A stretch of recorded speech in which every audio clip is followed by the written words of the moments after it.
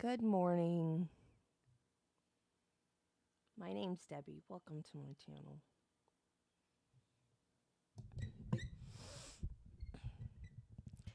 The burr under my saddle blanket is here. Good morning, Wiggles. Hey, Jennifer. Hey, Judy. Good morning. I almost made the stream start at 8:30. I came this close. This close. And I didn't do it just for Wiggles.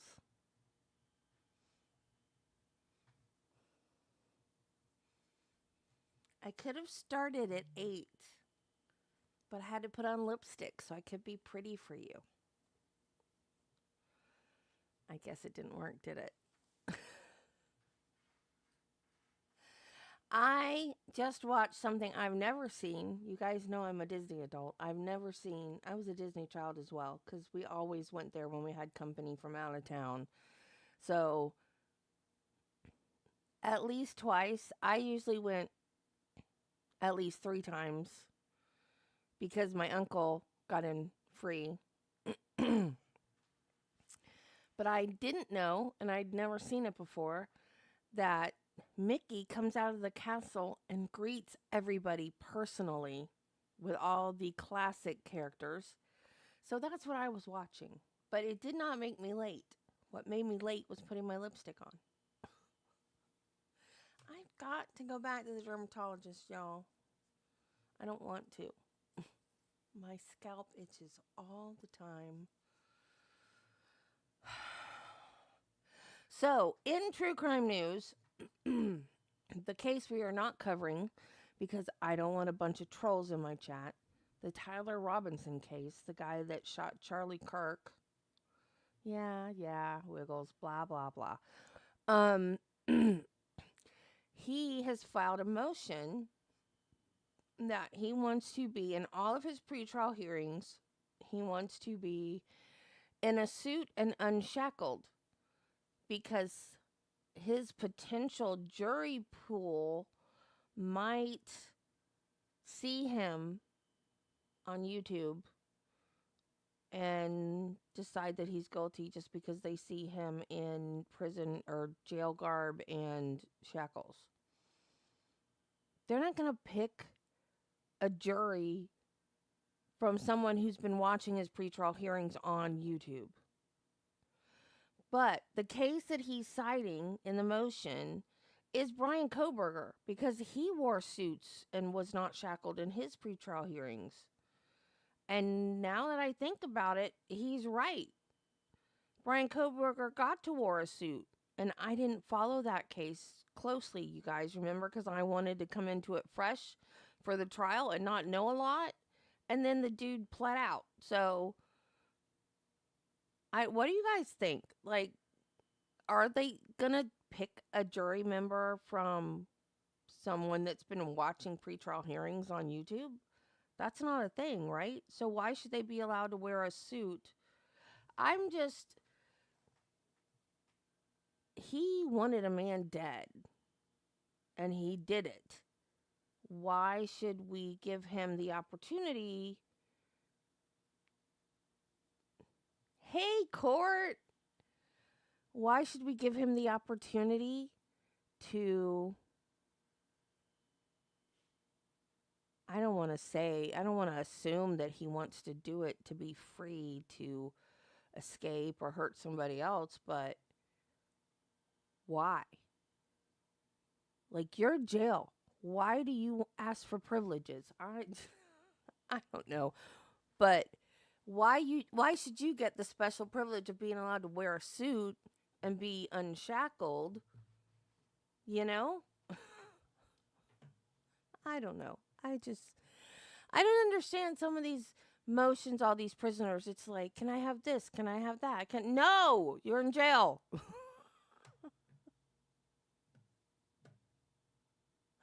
I just don't understand. Suck it up. You're being punished. Well, technically, he's innocent until proven guilty.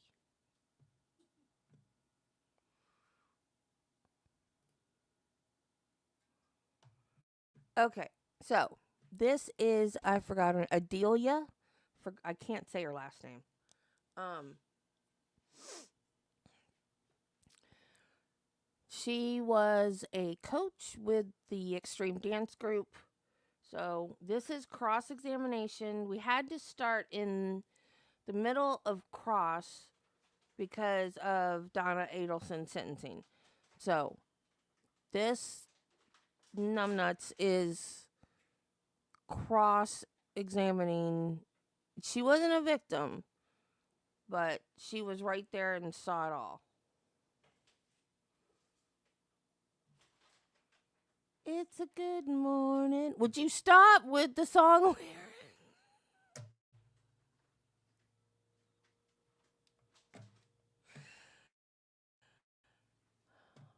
She loves me, you guys. I swear she does.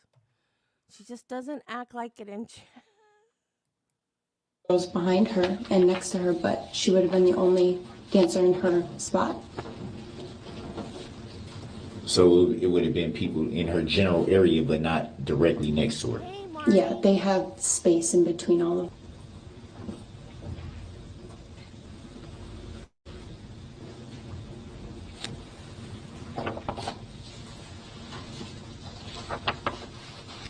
Do you remember what you did immediately after the vehicle passed you? Yep, I ran to Alice and I picked her up immediately. I'm so proud of her. She was in tears.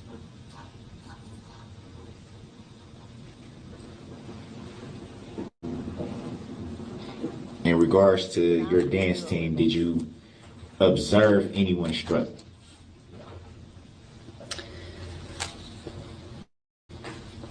I just remember seeing bodies in the air, but I can't say I remember seeing a vehicle hit them. I remember seeing bodies in the air and on the ground.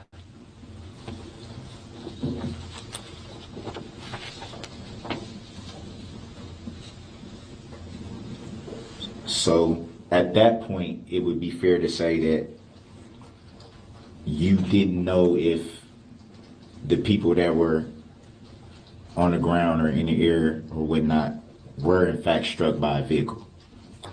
Well, I did know it was the vehicle because I turned around and I saw the vehicle coming towards them.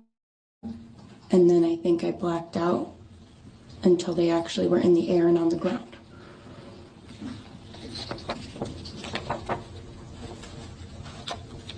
By blacked out, what do you mean by that? State that, what that means for the jury and for the record. So I can't see anything, but I can hear it. So when I say blackout, I mean I can't visualize it, but I can hear it happening. Was that the first time that you ever had a blackout? Yeah. So it's never happened before that day? Never.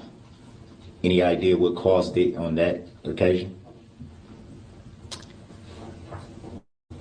No. Stress. Shock. Objection, speculation. You're not a doctor.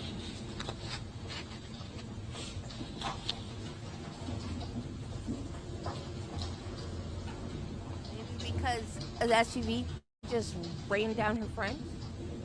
That would have been a good answer.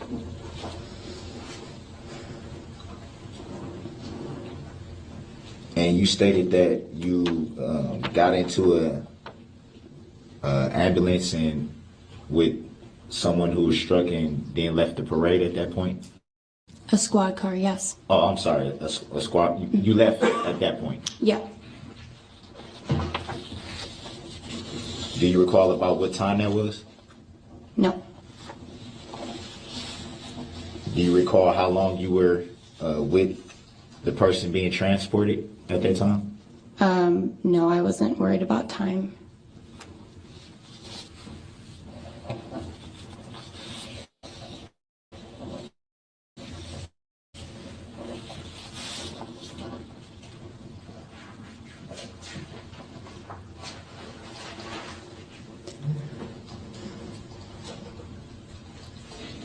Just an observation, and I could be wrong. Judy could maybe confirm or deny. because she's watched this trial so many times, but it seems like the people that didn't see him are less emotional toward him during the cross examination. But the ones that saw his face, they seem a little more emotional and upset with him during their cross. She never saw him. She was, when she was shown the videos during her direct, she was a mess. She was crying, of course, because she's rewatching videos of her friends get mowed down. But now that she's answering his questions, she's showing almost no emotion whatsoever. So I wonder if you think it's because she's angry? You think that's anger? Maybe. I guess it could be. But it's just like she's like a whole demeanor shift. I remember like Nick, the guy that was with Corey and Erica, he is mad. I mean, so mad when he testifies. So mad. And the guy that saw him in his backyard, like, those people are so different demeanor when they're cross-examined. So different.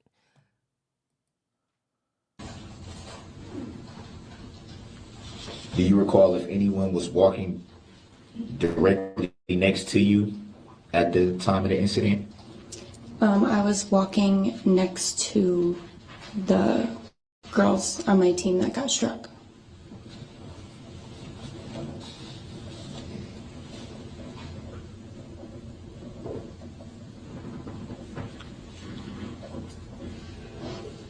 Do you recall walking next to Sam or Sam walking next to you?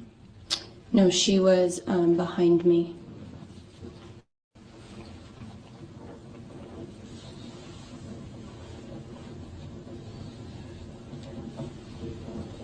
Do you recall making the statement that, and this is, I'm guessing, in a summary report given to Detective Schwartz? Do you recall being interviewed by Detective Schwartz? Mm-hmm.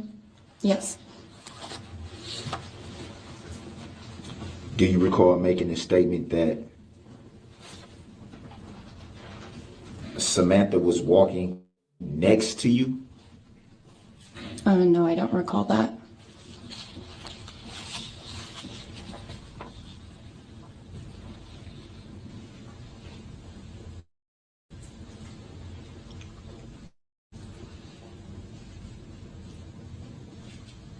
Do you recall making a statement that you did not have enough time to tell Sam to move? Yes. And this was the same Sam that you just testified that you did not see struck, correct? Yeah. Yes, I didn't see her hit.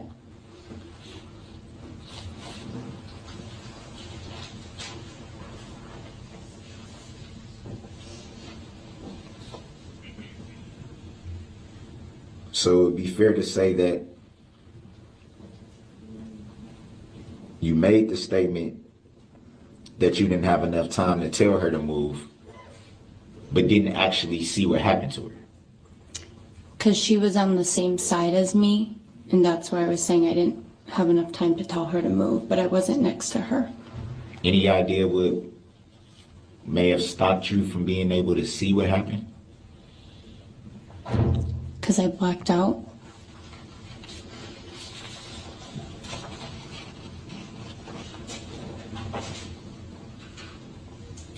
At the point that you blacked out, at that point you didn't see anyone struck. Would that be fair to say?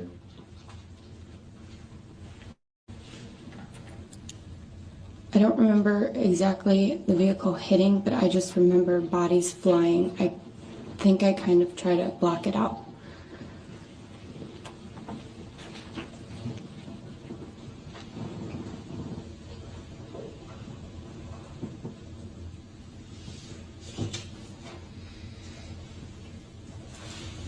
Do you recall making a statement that everything happened so fast?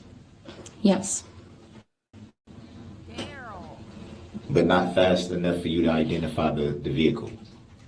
Nope. I remember exactly what the vehicle was.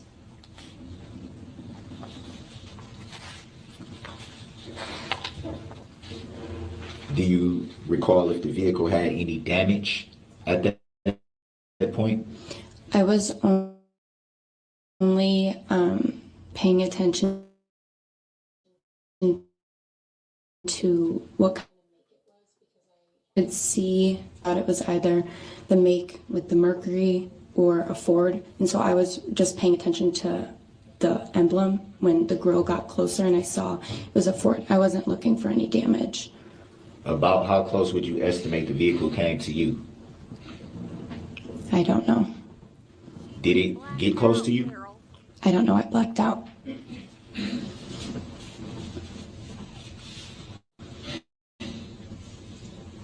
Do you remember what side of the road you were on when you blacked out? Yeah, I was on, if you are looking at the truck, I was on the left side. So if you're walking in the parade, I was on the left side. But I had turned around, and so I was on the right side because I was looking at the vehicle. So at what point did your memory go fuzzy? So I turned around and I saw a car or an SUV, and I told myself, "You're crazy. You don't see that." And then all of a sudden, I don't remember anything. I can hear it, and then after, I remember seeing the bodies. So I would say blacked out from when I saw the vehicle to after it passed. Any idea how long that may have been, roughly, if you recall? A second. So pretty much like the snap of a finger. Yeah, because it went by so fast.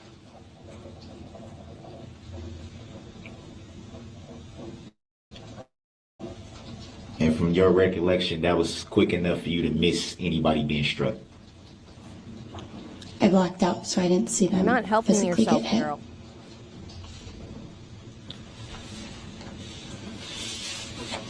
You're not helping yourself. Think about what you're asking, stupid. Outside of Detective Schwartz, were you interviewed by any other law enforcement? No, I only gave that statement, and that was it. What about at the hospital? Were you interviewed at the hospital? No, I was not. Did you call yourself to make a report about what you saw that evening? No, I went and gave the statement right after I left the hospital, and that was it. Did you do any follow-up to see if your report was received by anyone in law enforcement? No. Did anybody from law enforcement contact you about the statement that you gave? No. You're giving your statement to the cop. Why would you have to call for a follow-up? To see if they received it. You gave it to them when you gave it. Do you Darrell, make it recall at make any sense. time reading or seeing a complaint in this matter? No.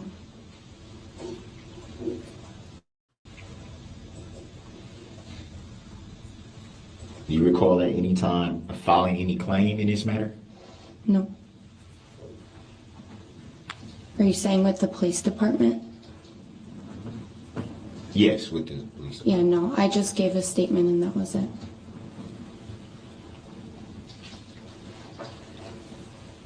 Would you consider yourself a party to this matter?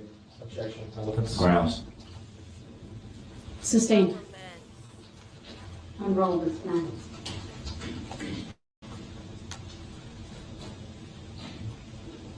Do you recall if you were contacted by the plaintiff in this matter? Objection. Grounds. Relevance. Grounds. Overruled. She may answer. Set the ground. Can you say who the plaintiff is? I'm asking you, are you aware of the plaintiff? Were you contacted by the plaintiff at any time? I don't know what the plaintiff is. The plaintiff would be whoever is bringing the claim for the charges in the matter. So not. Then yeah. Objection. Yeah, what, you were contacted by the plaintiff?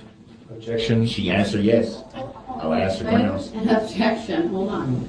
Objection. Move to strike Grounds, legal analysis grounds. and the defendant has testified.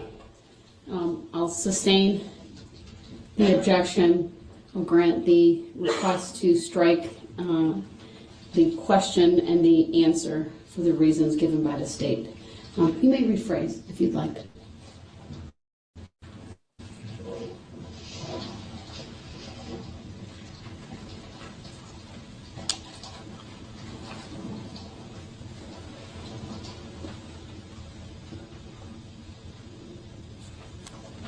Who were you contacted about testifying? The state. And that, I'm assuming the state of Wisconsin, correct? I just know them as the state. Right there. Right there, as in referring to the prosecution table? Correct. Let the record show that she identified the state as the three attorneys at the prosecution table. No objection. Record will still reflect.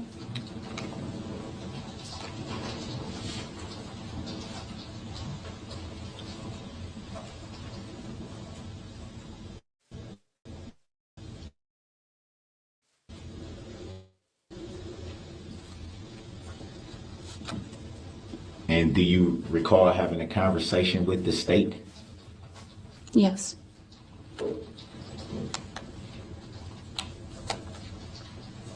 Would it be fair to say that you would identify the state as the plaintiff in this matter? Objection. Grounds. Sustained.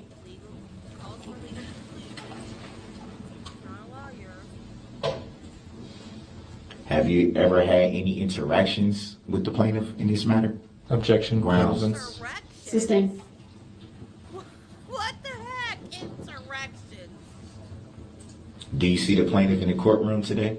Same objection. Grounds. Sustained. Do you even know if there's a plaintiff? Same objection. Grounds. Sustained.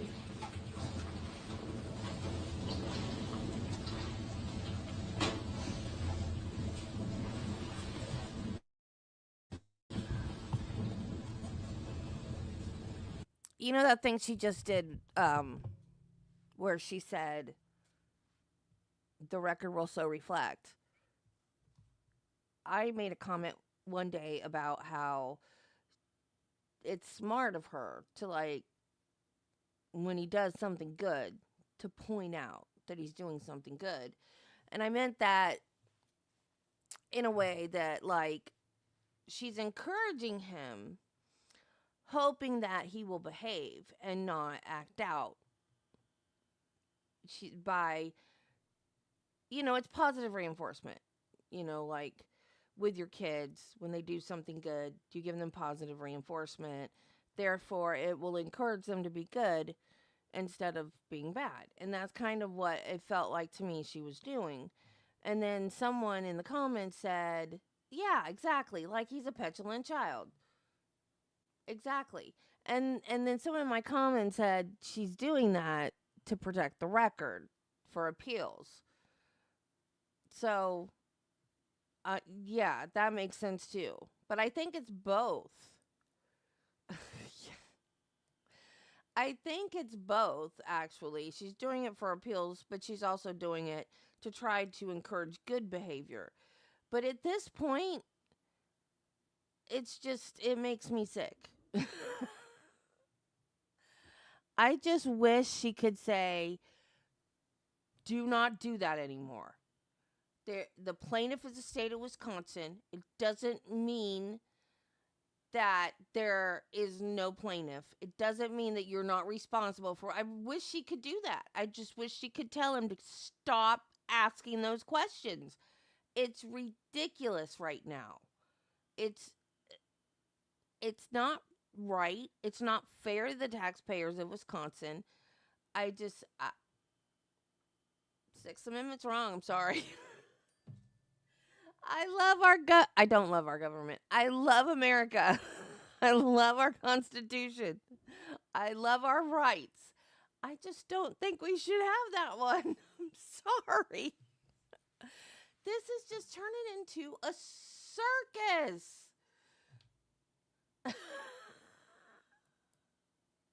I wonder if there's an AI of that on the internet somewhere. There should be. If there's not, there should be. I'm not going to make it. Somebody make it. I'm not going to do it. But he is. It's ridiculous. This is just his last swan song. Like I think Wiggle said the other day. He's just doing this to do it. It's ridiculous. He knows he's not going to get out of this. I don't know. Maybe he's that stupid that he does think he's going to. Maybe he is that stupid that he thinks he's going to get out of this. I don't know. He didn't. So as far as you know, in your opinion, who would you say is the plaintiff in this matter? Objection. Grounds. Sustained.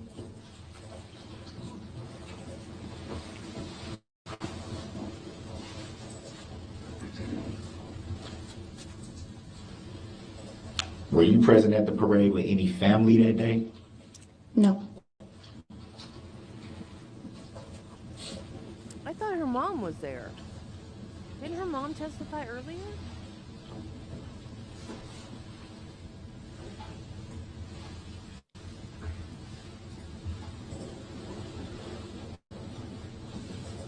I mean, how many Adelias are there in Waukesha? Just 1 second.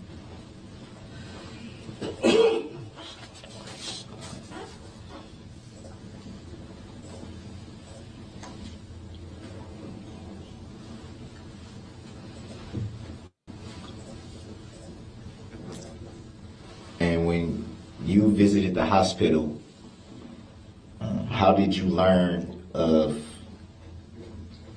the injuries to any of your dance team partners? Which hospital are you referring to? I only heard you say Memorial. You might have said it too. I think you said Children's one time too. Would that be fair to say? Yeah, that's correct. I guess I would be thought this was referring a to Children's. Memorial. So the only injury, well, not even injury, I only knew Julia had something wrong with her brain at the time because they saw spinal fluid coming out of her nose. And were you told that directly from a doctor? I heard them freaking out and rushing her to a CT scan because I was right next to her, helping them as she seized and vomited. So you overheard from the nurses what the diagnosis was. Yes. What about for Sam? Are you referring to the night of? Yes, when I'm guessing you saw her at some point that night. I did not see her that night. Did you see her at any point? I did. I was there at the hospital the first day she was able to have a visitor.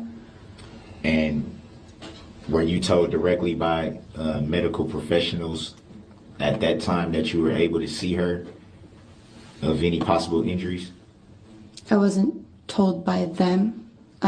She actually called me. Can I strike that answer for hearsay, Your Honor? No, you asked the question. But the answer was hearsay. But you asked the question. I have no idea, Wiggle.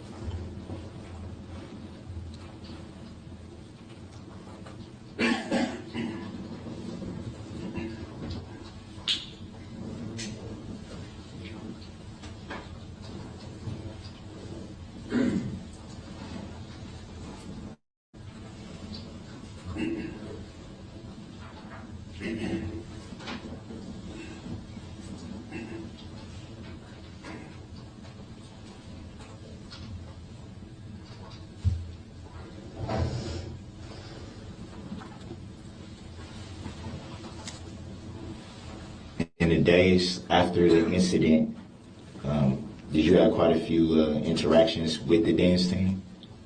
Yeah, we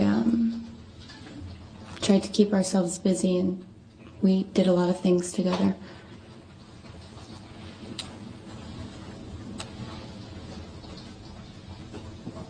Did you attend any visuals or any memorials or anything like that? Yes, I did. And would you state for the record and for the jury how many? I believe it was on Monday. I went to that vigil. And that would be the only one that you attended? Yeah, that was the only one they had.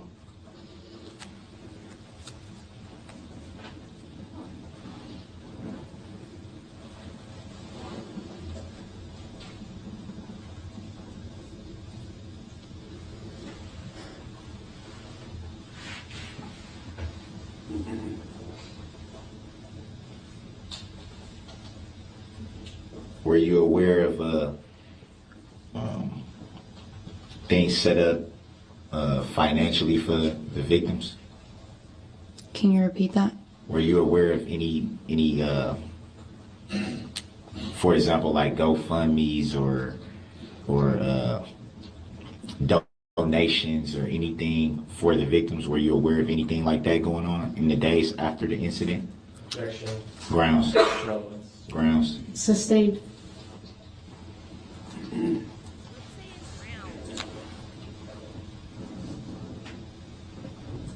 It's weird the things that are bothering me this time around that didn't bother me the first time.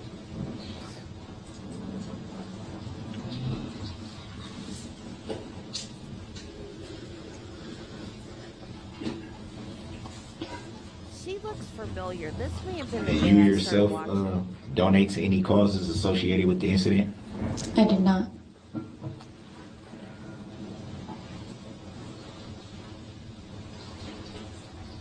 Are you still currently a member of the dance team?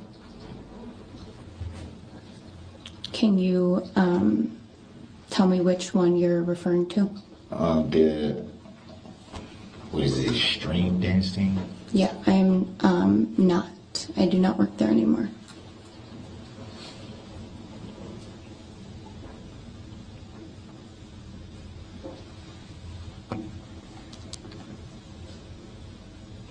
And was that decision made by the incident, or was it just a personal decision?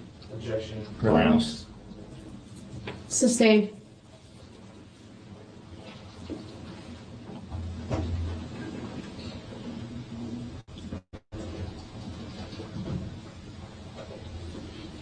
You testified earlier to having a blackout and that being the first time that happened. Would that be fair to say? Yes. Have you had any blackouts any time since that day? No. First and only time would be that day. Correct. No further questions. Yes, thank you. Ms. Kajewski, with respect to that blackout, you testified that you don't have a visual memory of the SUV actually striking any girls that day. Is that right? Correct. You testified, however, that you remember what it sounded like. Describe that. Yes, sorry. Yes, so it sounded like those big orange construction cones just being hit. That's what I remember it as. You do have a visual memory of the immediate aftermath of the strike? I do. And what is that memory? Hearsay. You may answer. It's overruled. Just pure chaos. Shoes everywhere, palms everywhere, bodies, people screaming, running around. Just chaos. When asked on cross-examination what caused your blackout, you said stress and shock. You remember giving that testimony? Yes. At any time in your life before November 21st of 2021, had you ever witnessed an SUV drive through a group of young women? Objection. Hearsay. Overruled. Objection. Relevancy. Overruled. You may answer. No. What about any time since November 21st, 2021? Objection. Relevancy. Overruled. No. That's all we have. Thank you. Thank you. You may step down. Your Honor, may this witness be released? She may. Thank you. The state will now call Jamie Sutton.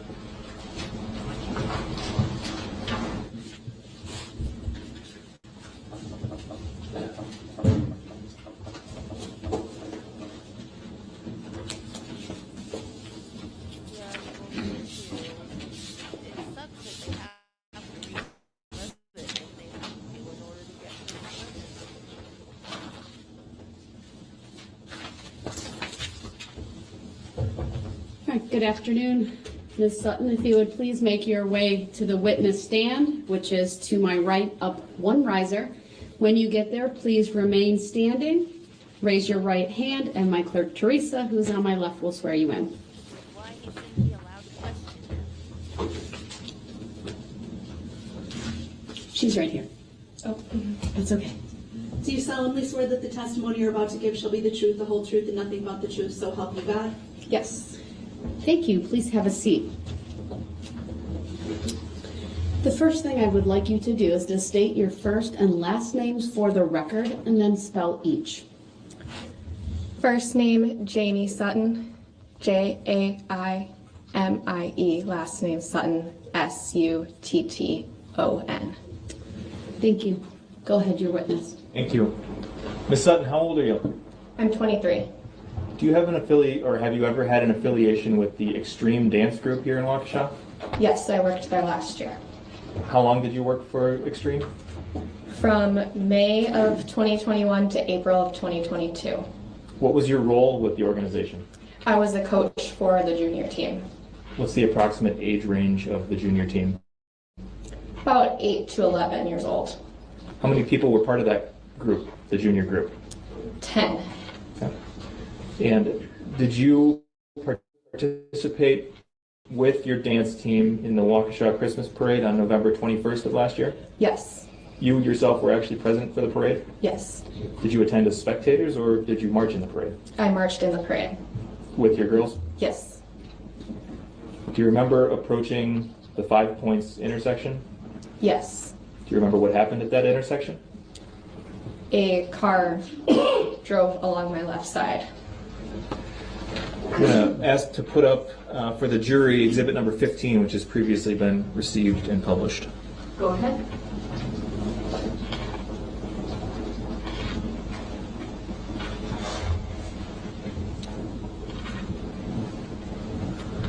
Okay. Do you see the screen in front of you? Yes. You see a group of names in a green box at the bottom of which is titled Waukesha Extreme Dance. Yes. Are you familiar with the names on that list? You can take a few moments to read through it if you'd like. Yes. And the black line connecting that box to a star, you see that? Yes. Does that star accurately represent the approximate location where you and your girls were when the car came through your group? Yes. Okay. I'm going to ask that we display exhibit 32 and publish it. It's previously been received and admitted. Excuse me, published. Go ahead.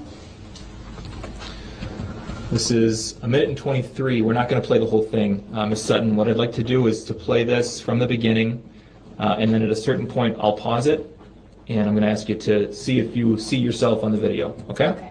So we're just going to take a look at this from the beginning.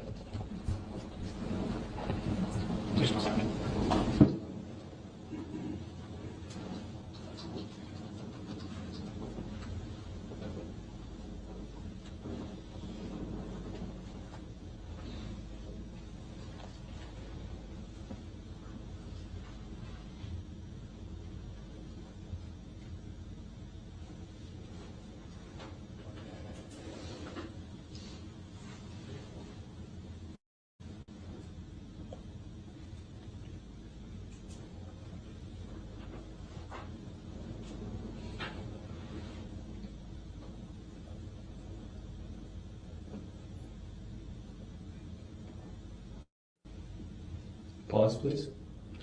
We've paused at the 43-second mark. Do you see yourself on the screen? Yes. So that's a touch screen in front of you. Can you use your finger and circle yourself for us? Okay, so what's on your head? I have a gray hat on. Gotcha.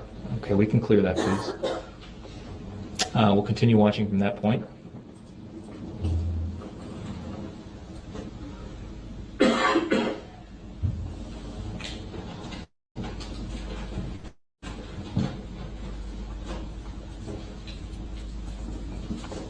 Pause.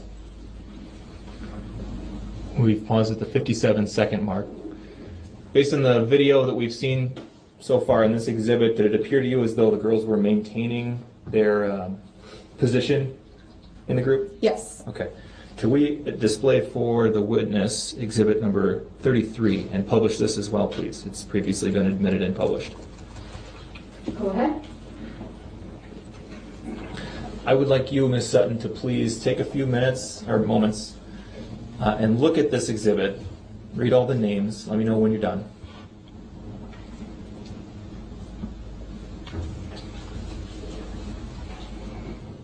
Okay. The boxes with names in them, are they accurately represented in this diagram based on where they were in the formation in real life? Yes. Okay. I now would like to play, for the witness only, exhibit number 36, please.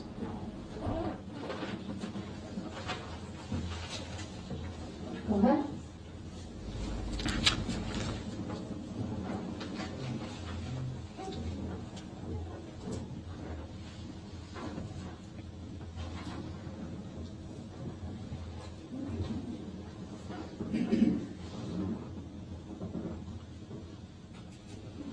Pause. So we've played about 11 seconds for you there. Do you recognize that video? Yes. Have you seen it before? Yes. What does it show? It shows a car hitting some of our girls. Is that video an accurate depiction of how the events unfolded that day? Yes. I'd move exhibit 36 into evidence and ask for permission to publish. Exhibit 36 is received. Permission to publish is granted. May I please have the total length of the video? This is 29 seconds. We're going to play from the beginning, and we're going to turn the audio on.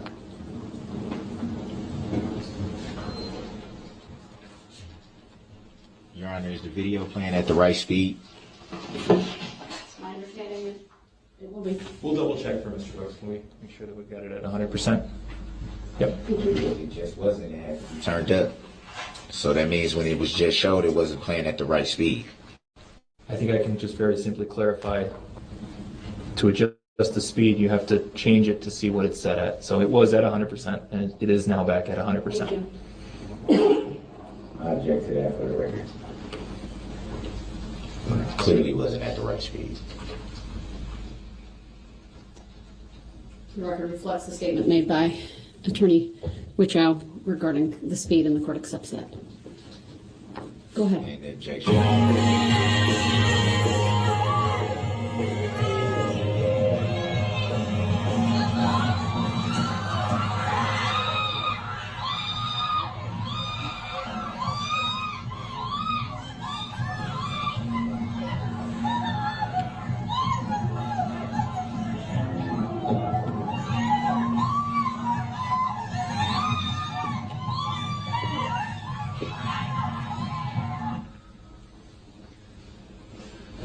Okay, I'd like to go back to the beginning of that, please.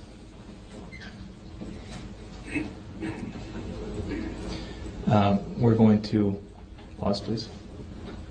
We're going to slow that down, Ms. Sutton, and I'd like you, at a certain point, we're going to pause, and if possible, if you can, I'd like you to identify some people in the frame for us, okay? Yes. All right, so we're going to play from the beginning at, can we reduce it, please, to 40%? And turn the sound off.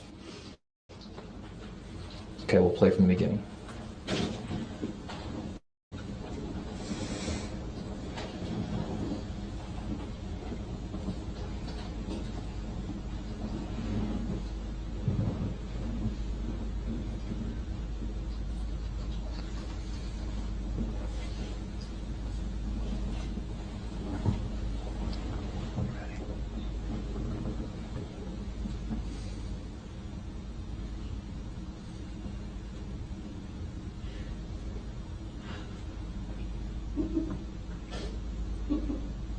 Pause. Paused at 12 seconds. How many people do you see laying on the ground, Ms. Sutton? I see one person laying on the ground in this frame. And can you circle them for us? Who is that? That is Vivian. I'd ask to preserve the annotation, mark it as Exhibit 36A, and enter it into the evidence, please. The annotation will be captured. It will be marked as 36A. It is received. Could we please remove the annotation?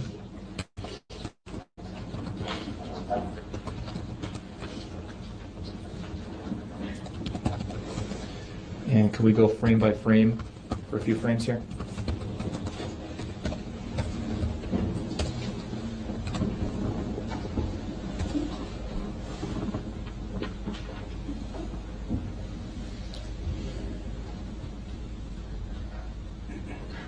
Pause. So we've stopped at 12-second timestamp.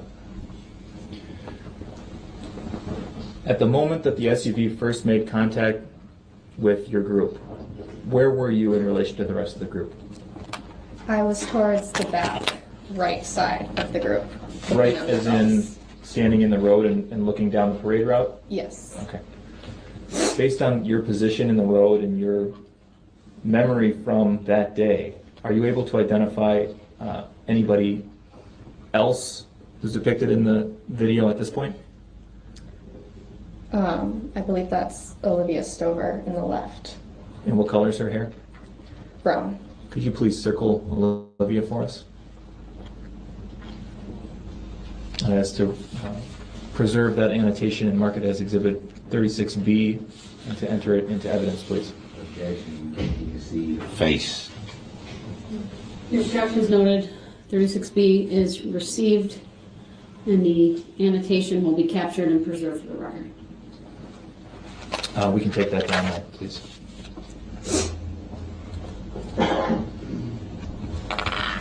Ms. Sutton, can you walk us through your memory of what happened as the SUV began to go through your group?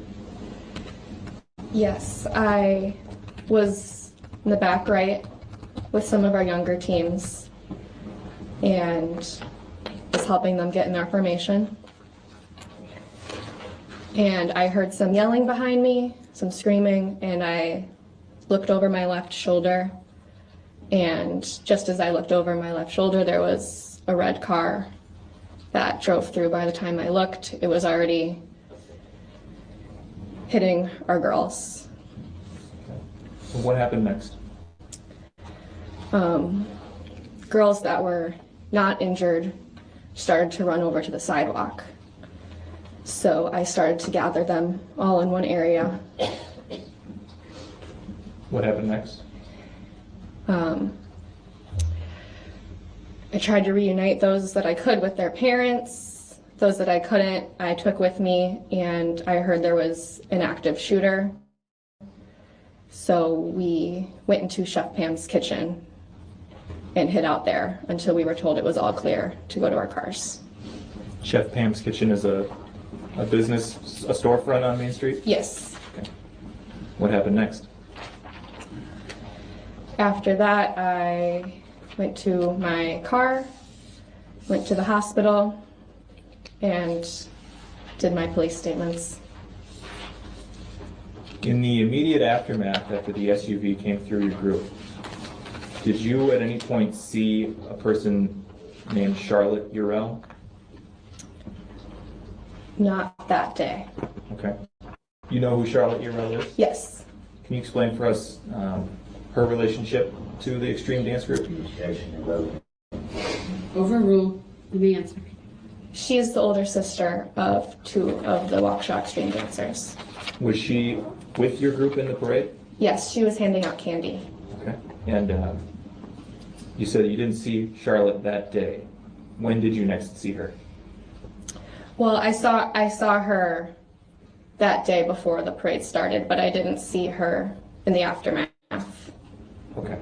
when did you see her after the SUV went through the group? When's the next time you saw Charlotte Urell? Weeks later at the dance studio. Okay, and did you make any observations of Charlotte at that time? She was on crutches. Do you know why she was on crutches?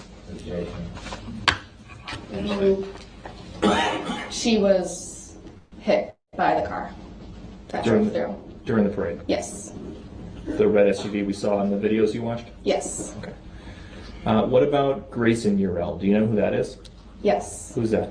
He is the younger brother of two of the Waukesha extreme dancers. Did you see Grayson Urell marching with your group during the Christmas parade? Yes. Before the SUV came through the group? Yes. Did you see Grayson Urell at any point after the SUV came through?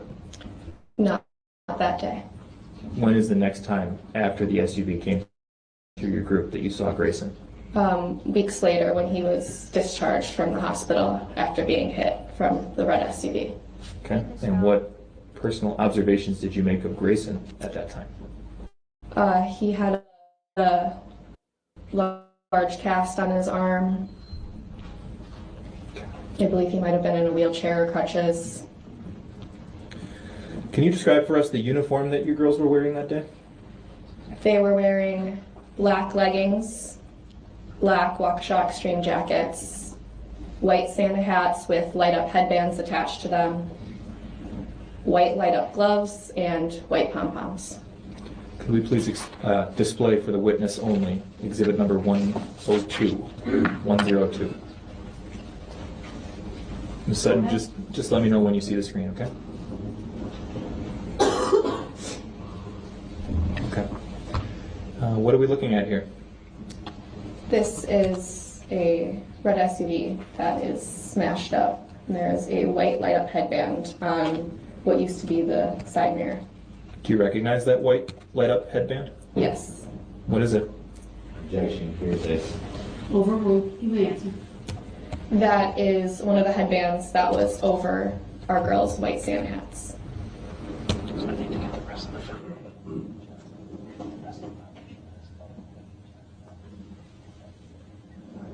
Is this photo an accurate depiction of how that headband looked the day of the parade? Yes. Before? Yep. Obviously, it's not on anybody's head right now. Yes. Okay. I move exhibit 102 into evidence and ask for permission to publish.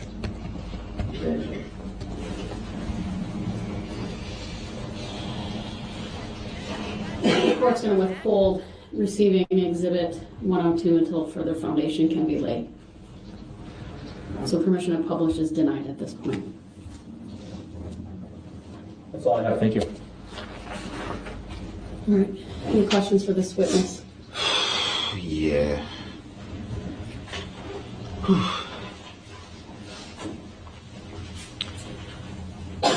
Do you recall what time you arrived at the parade that evening? The parade started at 4. I believe I was there around 3:30. Did you come with anybody, or? I came with Alyssa.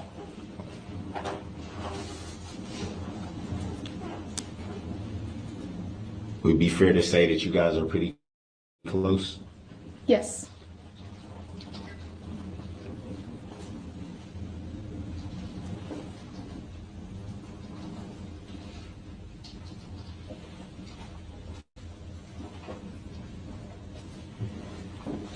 Do you recall giving a statement to Detective Schwartz? I gave a statement to a deputy. I don't know their name. Do you recall at what time that was, roughly after the incident? It was around 6:30 that night.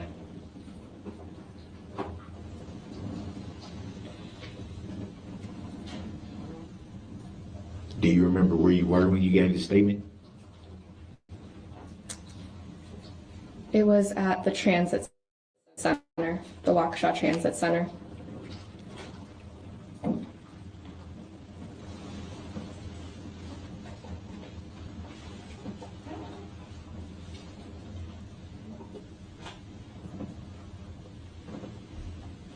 And when did you first notice a vehicle approaching? I heard screaming and yelling behind me, and that was when I looked over my left shoulder.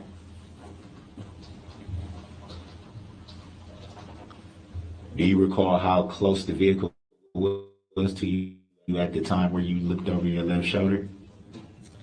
It was on the left side, and I was on the far right.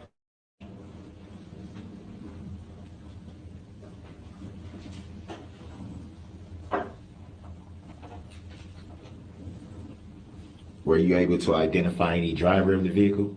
No. Would it be fair to say that you referred to the vehicle numerous times as car? Yes. Would it also be fair to say that you then identified it as an SUV? Yes. So what exactly did you see? What type of vehicle did you actually see, an SUV or a car? It was an SUV. Any reason why you would refer to it as car? I refer to all cars as just cars, no matter what they are. If it's a truck, it's still a car. Interchangeably, Darrell. Would it be fair to say that certain vehicles look different than others? Absolutely. What are you giggling for, idiot?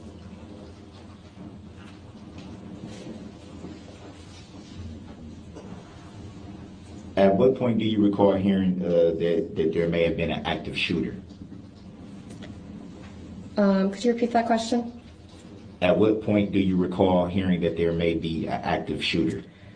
When I was gathering the girls who hadn't been hit, a man came up to me and said that there was an active shooter amongst all of that. Do you recall if that was somebody marching in a parade or a spectator, or I'm not sure. were they any law enforcement? No. Did you hear any shots? No. And where did you go from there after you were informed that there may be an active shooter? I went into Chef Pam's kitchen. Did you go in there alone, or? No, people were piling in there, and I had several girls with me, several dancers with me.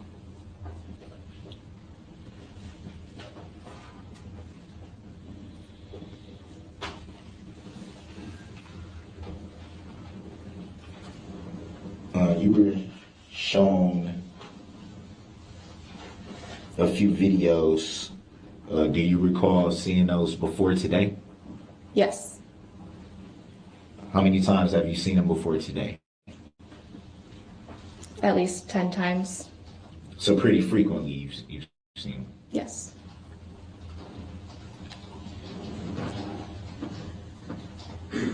Would it be fair to say that you saw those numerous times to maybe bring back something you couldn't recall? Yes. Can you state for the record and for the jury who showed you these videos multiple times? They were sent to me. So that would be, were they sent via email or Over text message. text messages? Yeah. And can you state for the record and for the jury who the text messages were sent from? Alyssa.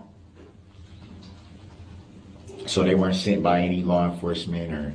No.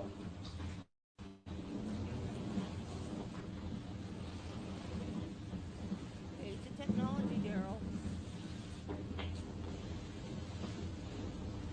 Darrell. To the best of your knowledge, can you recall how Alyssa was able to obtain the videos that you saw today? I'm not sure. So she never mentioned that to you in any way at any time? No. That would be hearsay, Darrell. Were you able to identify the driver? No. Or were you able to identify a license plate number? No.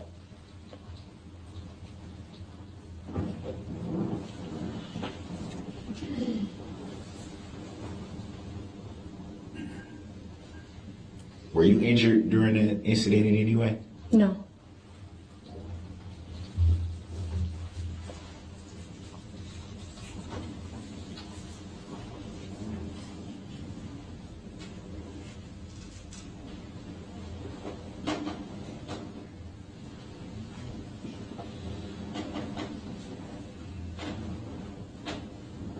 Did you go to the hospital after the event? Yes. Were you transported there, or did you drive there yourself, or? My fiance drove me there. Do you recall how long you stayed at the hospital? Not long. I was told just to go give a police statement. So it would be fair to say that you went to the hospital strictly for the police statement I went purposes? to the hospital to see if the girls that I had unaccounted for were at the hospital. And were you able to gain the information that you were seeking? Yes. So that would explain the brief stay at the hospital? Yes. Did you learn any additional information at that point? Nope.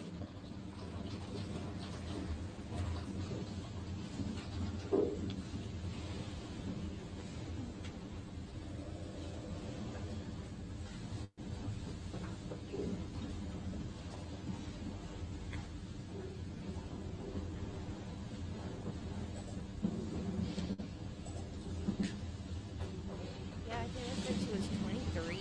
Do you recall in the statement that you gave to Detective Schwartz that you observed people running towards the sidewalk? Yes. Did you see anyone on the sidewalk struck by the vehicle?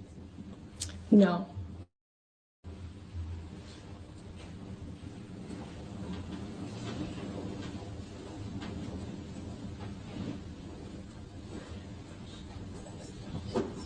Do you recall stating that you were waiting inside of a building for what seemed like a long time? Yes. And what would you estimate time-wise, what time frame that would be?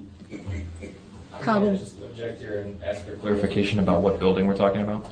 Sustain just to the form of the question, please rephrase.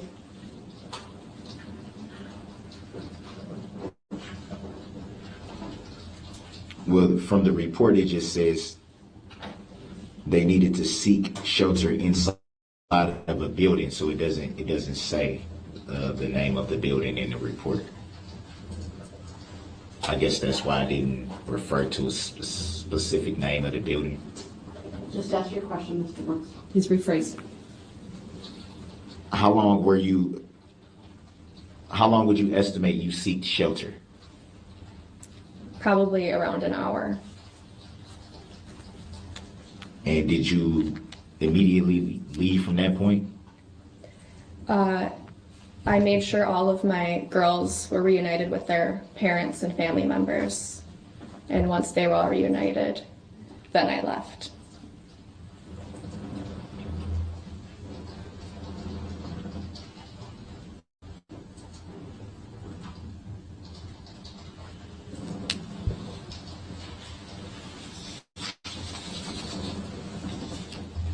Do you recall giving a written statement? Yes.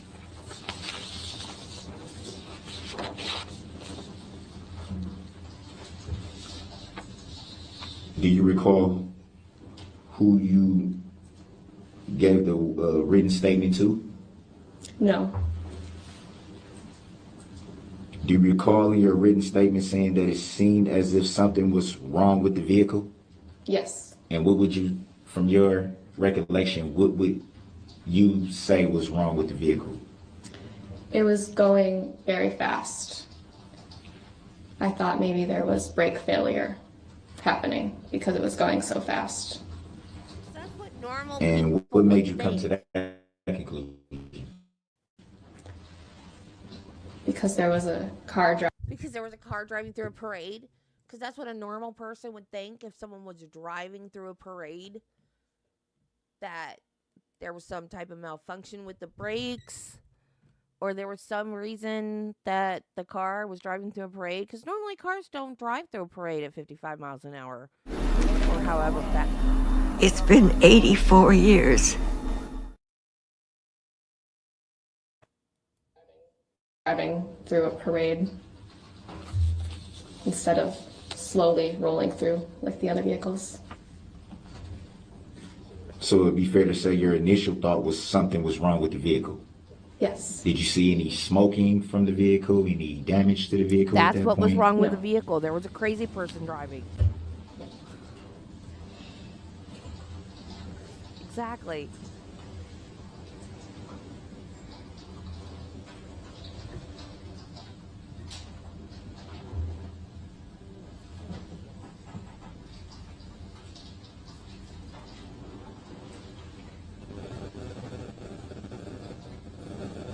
Did you observe where the vehicle went after it passed you? No. Did you see anyone struck after the vehicle passed you? Yes. But to the best of your recollection, you don't recall what the vehicle did after it passed you? Correct. Thank you for being a member. Good morning.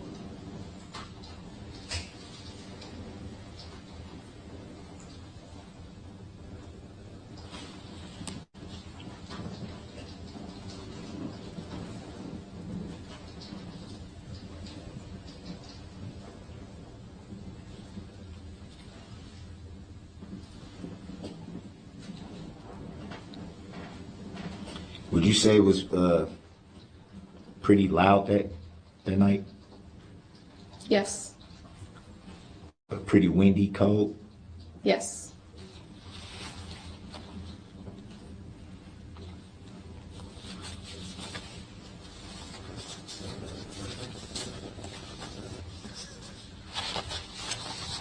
Thank you, Wiggles.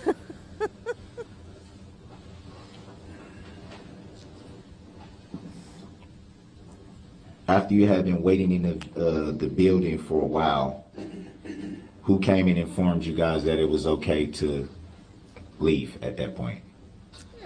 It was police. Thank came you and told so us we much. were- I appreciate Was it it. one officer, a couple Just of one. them? Two of them? Just one. You don't recall their names by chance? No.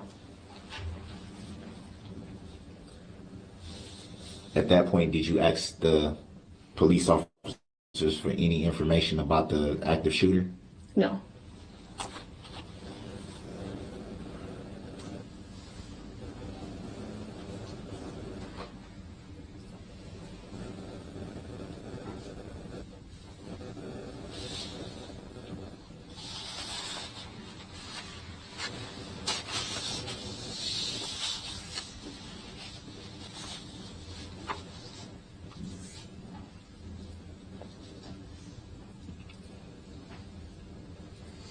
About what time would you estimate that you left the parade?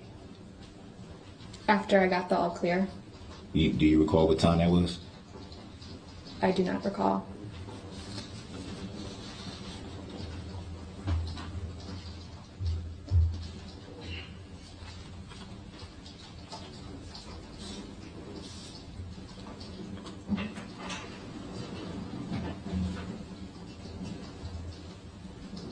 Do you recall if the vehicle had any tinted windows? I do not recall.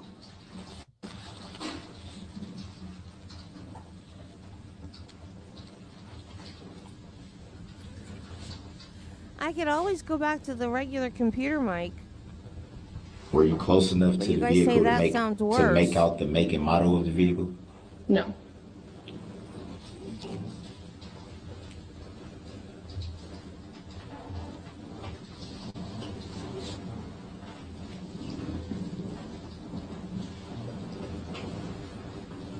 Do you recall any windows being down or anything like that? No. Do you recall anything being tossed from the vehicle, falling out of the vehicle? No.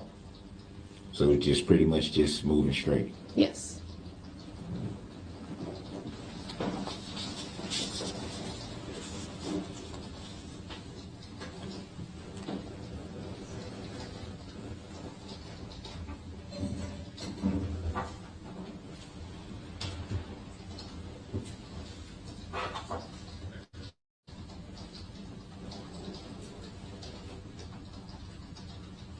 About how long would you approximate you watched the travel of the vehicle after it had passed you?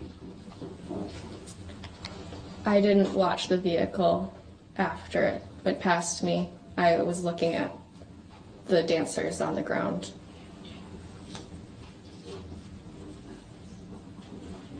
So it would be fair to say that once the vehicle passed you, you couldn't see if it struck anyone else at that point? Correct. No further questions. May I redirect? No, Your Honor, thank you. Thank you. You may step down. She may.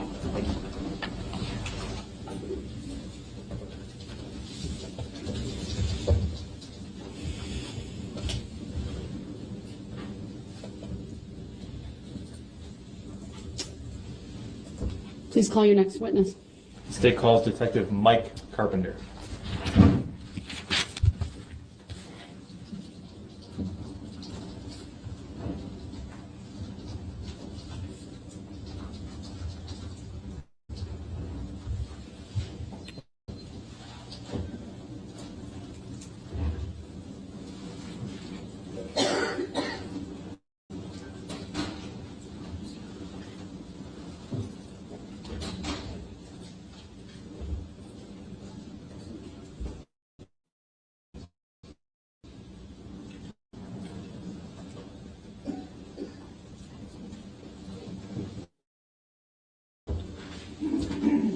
Good afternoon, Detective. If you would please make your way to the witness stand just to my right. When you get there, please remain standing. Raise your right hand. My clerk, Teresa, who's on my left, will swear you in.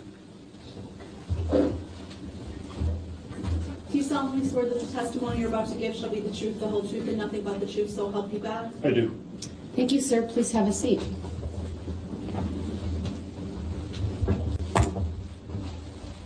First thing I will have you do is to state your first and last names for the record and spell each.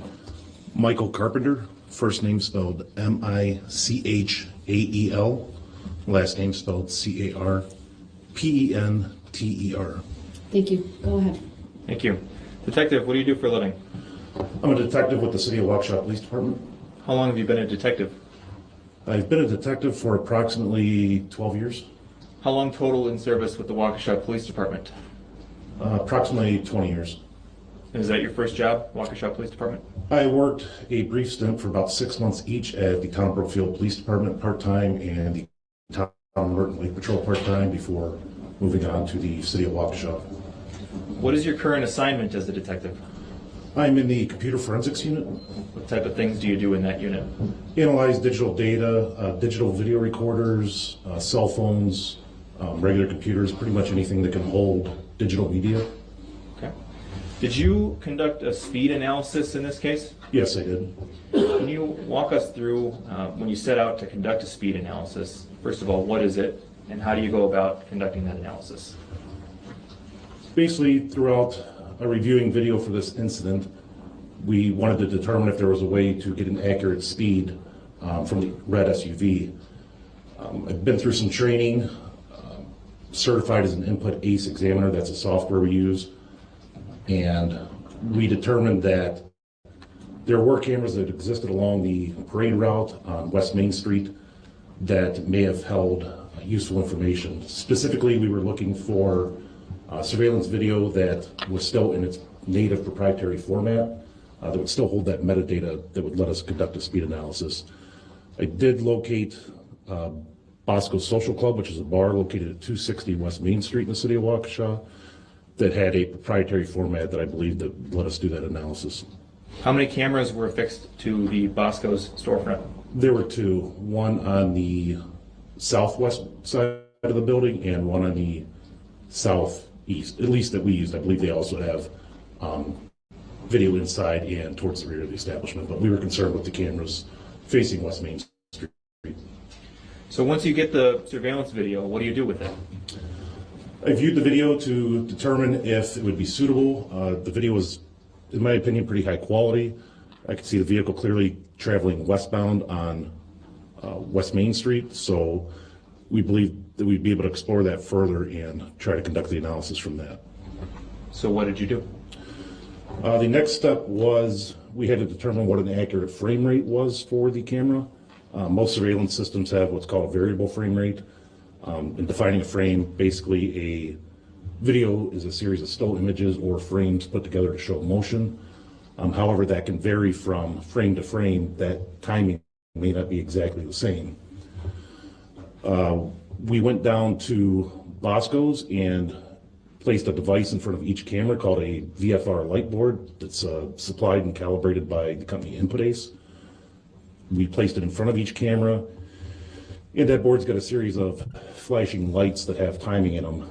Recorded a video of that board from each camera, and then returned to my forensic lab and placed that into the Inputace software, and we were able to calculate the timing more accurately between each frame, so we had a more scientific approach to it.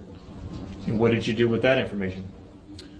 Once I had that information, let me back up. Prior to having that information, I had also asked Specialist Plata of our Criminal Evidence Forensics Unit, our traditional forensics, to respond to the area of Bosco's and use the department's, it's called FARO, F-A-R-O, their 3D laser crime scene mapping device.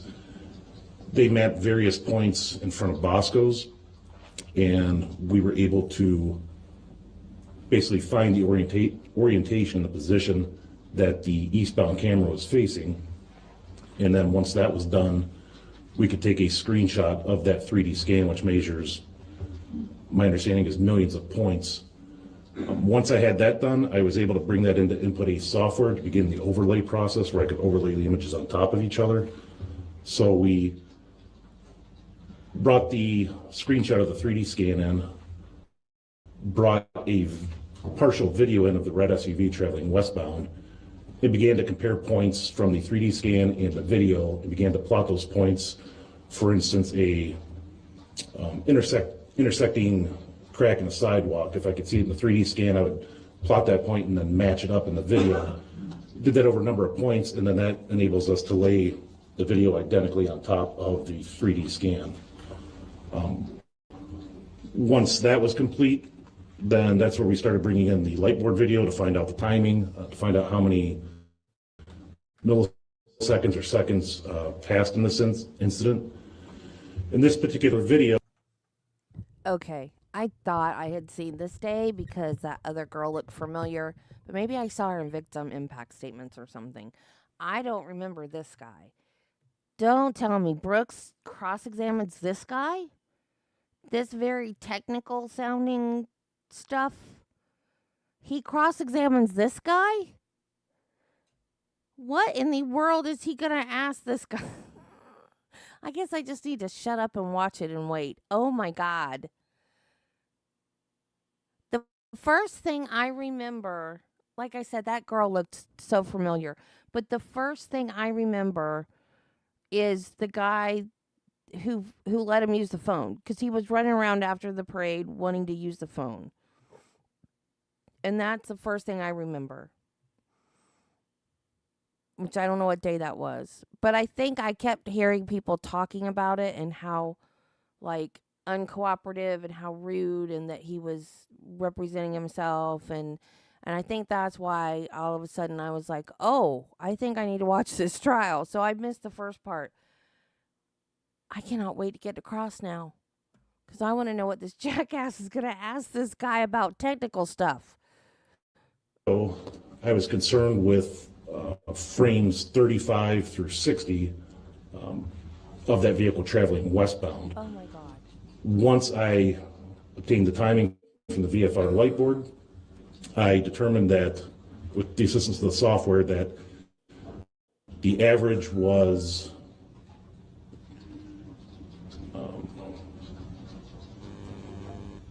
0.834 seconds had passed in those 25 frames that that vehicle, or I'm sorry, 26 frames that that vehicle continued westbound.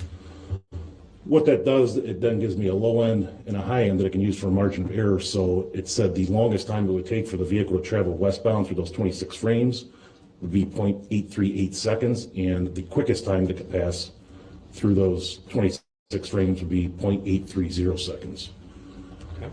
Once I had that information, I was able to completely overlay the video onto the 3D scan, and I could start at frame 35, and it enables me to overlay it within the 3D scanning software, and I was able to drop a small point. The clearest point of reference in this view, as there were people around and other things in the area, I was able to pick the front passenger's wheel and drop a point directly in the center of that wheel, advance frame by frame until I was at frame 60, drop another point, and then I can use a slider to go back and forth to either have the vehicle present or just the 3D scanning. Once I had just the 3D scanning, then I could take and measure the distance from that. Well, you notice he's not objecting. I don't think he knows what to do right now.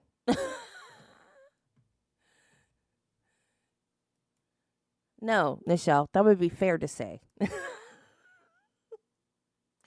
I think he's probably just sitting there thinking, okay, what do I do now? Oh, crap. What do I do now?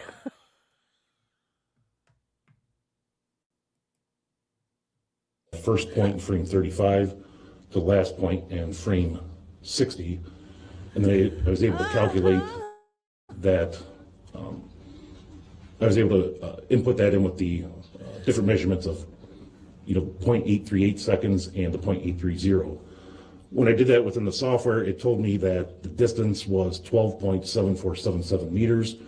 When I converted that to feet, I believe it was 41.8231 feet. That allowed me to compare that with the fastest that the vehicle could travel and the slowest that the vehicle could travel.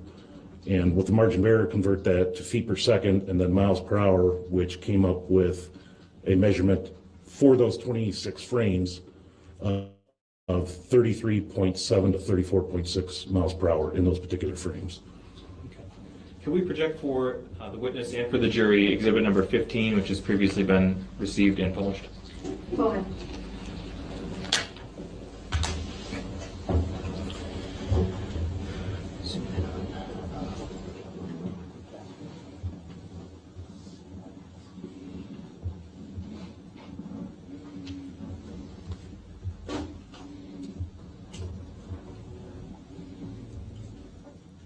Okay. Do you recognize the area on the map depicted in exhibit 15? Yes, it's the 5 Points intersection area of downtown Waukesha. The screen in front of you is a touch screen. Could you just draw a small little X to depict where the approximate location of Bosco's is?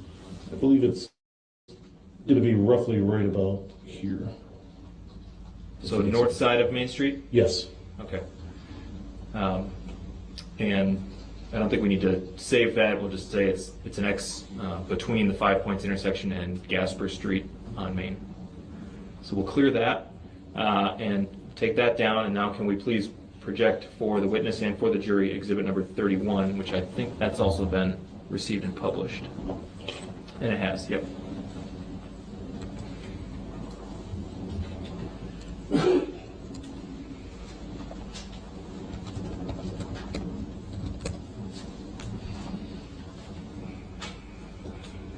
Okay, you see the screen in front of you? Yes, I do. Is this the video from Bosco's that you have been talking about today? Yes. Okay. Let's start at about the 10-second timestamp.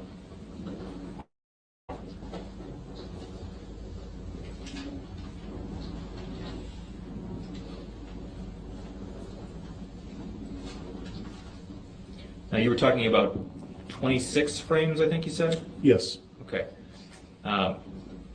Let's slow this down to about 50%, please. And we'll play from this point. 9 seconds? Sorry, yes, 9 seconds.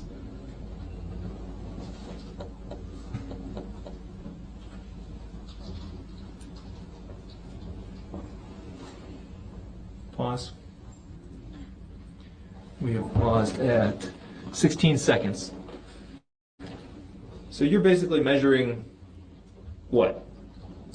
Walk us through the screen here. What are you measuring? So as soon as the red SUV came into view of the video traveling westbound, once I had a frame where there was no obstruction, I could see the full passenger side tire. That's where I dropped my first point, and then I let the SUV continue westbound until I found another spot where there was no obstruction. Now, when I overlaid it between the 3D software and the video I have here, during this video, there's no foliage on the branches. During the 3D scan, there is foliage, so that blocked a little bit, so I had to stop a little earlier than what I wanted. But I was just basically measuring how far that SUV or that wheel traveled during those frames in that amount of time. Okay, so you're measuring distance and time. Yes. And from that, you're calculating speed. Yes. And you've already talked about the different variables that you took into consideration, right? Yes. And that resulted in, what's your ultimate conclusion? 33.7 to 34.6 miles per hour. And the 26 frames that you're talking about, they are in this video? Yes. Okay, let's just play from the 16-second mark. Pause. And we've stopped at the 17-second mark. So the 26 frames are entirely within that 9 to 17 seconds. Yes. Okay. That's all I have. Thank you. Thank you. Go ahead, Cross. Very, very briefly.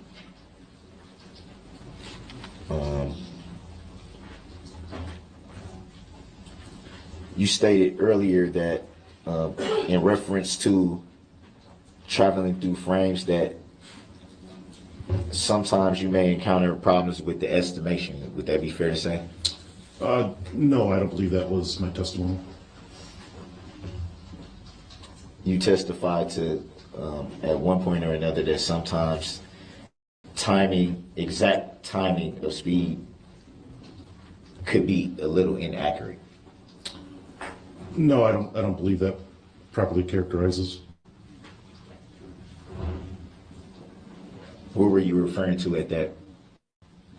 I was referring to that digital video recording systems, surveillance systems, they use something that's called variable frame rate. I can't say that every single one does, but almost all of them do. That from frame to frame, it could change by a millisecond, hundreds of milliseconds. To do this the most accurate scientific way possible, that's why we conducted it the way we did with the variable frame rate board. So there can be sometimes miscalculations. Is that fair to say? I don't believe so in the way we performed it, no. Well, I was referring to the process in general, which you just stated that sometimes by milliseconds, hundreds of milliseconds, a millisecond, that sometimes there can be miscalculation. I'm not sure I'm completely understanding the question. Are you asking in this specific example or just in general? The process in general. Somebody conducting an analysis a completely different way, it's possible, but in this analysis from my training experience is the most scientifically possible way we can do it. And before this occasion, had you used the same method that you used for this occasion? Yes. How many times? I had not used it in a live case yet. This was our first chance to do this, but I had done it a number of times in our training examples. But the first time you've done it in a live case? Yes. Can you state for the jury what is the difference between a live case and any other case? There really is no difference. The training examples are hands-on, and the process we follow through all those examples to establish competency is exactly the same way we'd do it for any other investigation.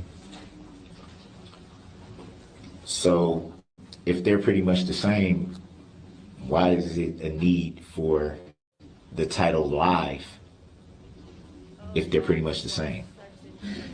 It was just a term I used to say this was the first investigation we used it in.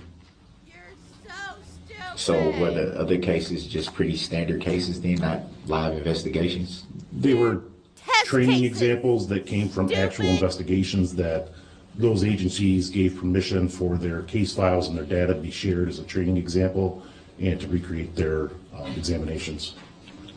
So they weren't active investigations to the best of your knowledge? Correct. They were adjudicated. No, he So doesn't. this time He that you does not used know how this fast a technology millisecond was is. the first time to your knowledge that it was during a live investigation? Yes. So would it be fair to say that that's like the first time it's being used? In the city of Waukesha or in general? I'm not sure I'm understanding. Is it fair to say that this specific investigation was the first time that you've used it? Did I personally use the software or that Yes. somebody has used it? You. This was the first time I personally used the software, as our agency recently purchased it, and this was the first case we were able to use it on. And so would it be fair to say that usually anyone's first time using new technology, there would be a learning curve? Would that be fair to say? I would say no. So you would say you came right into using this new technology the first time you've ever personally used it and knew exactly how to work it? I would say over my career, especially with conducting digital forensic examinations, I had over 1,500 hours of training in various aspects. I'm a certified trainer. I hold a certified forensic computer examiner certification through the International Association of Computer Investigative Specialists, along with other certifications as well. I obtained multiple certifications from InputAce, the company that put on the training for this process, for this device, for video analysis, and we tend to follow principles throughout all the different disciplines, and the training's quite intensive, quite difficult, so over that time you develop the skills necessary to be able to start using software, using your techniques to do these investigations right away. So you're stating some pretty nice credentials there, but you also just said that there's some difficulty in the training. Would any of that difficulty lean towards the learning curve of working the software? In my opinion, for myself, no. So you pretty much can come into new technology and just know exactly how to work it. You're just ready to go. Objection, argumentative, and Grounds. answer. Grounds. Overruled, he may answer it. This particular, if we're talking strictly about video analysis, I attended a 40-hour class using the software InputAce along with forensic video analysis at the National Computer Forensic Institute, run by the Secret Service in Alabama. And then I also obtained several certifications through InputAce themselves. So having approximately 80 hours in training through the video software, this was not much of a learning curve, as I had previously been using InputAce software for approximately 2 years. So this new technology was a variation of, well, let me back up a bit. What you're saying is this new technology was a variation of technology that you had already previously been using. Objection, mischaracterizes the evidence. Grounds. This is not new technology. Grounds. Sustained as to the form of the question. You may re-ask.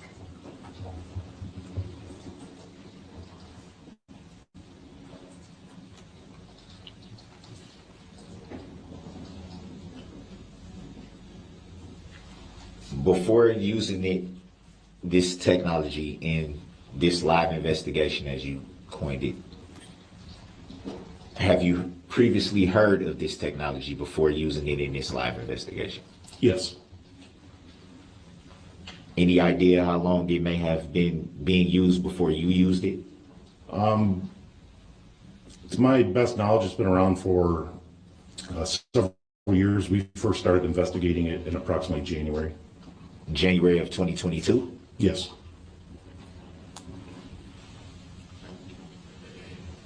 You are aware that this live investigation would have been 21. Would that be fair to say? Yes. So it will also be fair to say that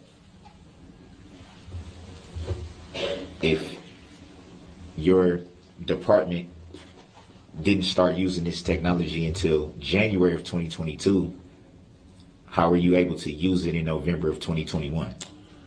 This was not conducted in November of 2021. Once we learned about methods and we were trying to locate a more scientific way to do a speed analysis, I discovered this method, the training that the company put on.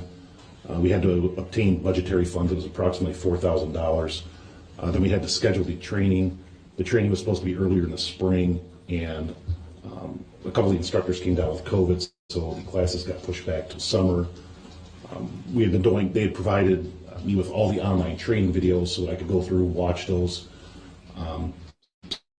start prepping myself as much as I could. And then this summer, we actually had the class with the hands-on examples, and that's when they provided the certification. And after that is when we actually went out and were able to do the speed analysis based on the videos that we had from November 21st. So the bulk of your learning to work this technology was done via video.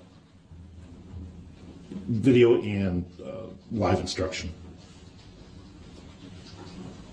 And that live instruction was in the summer, as you stated, correct?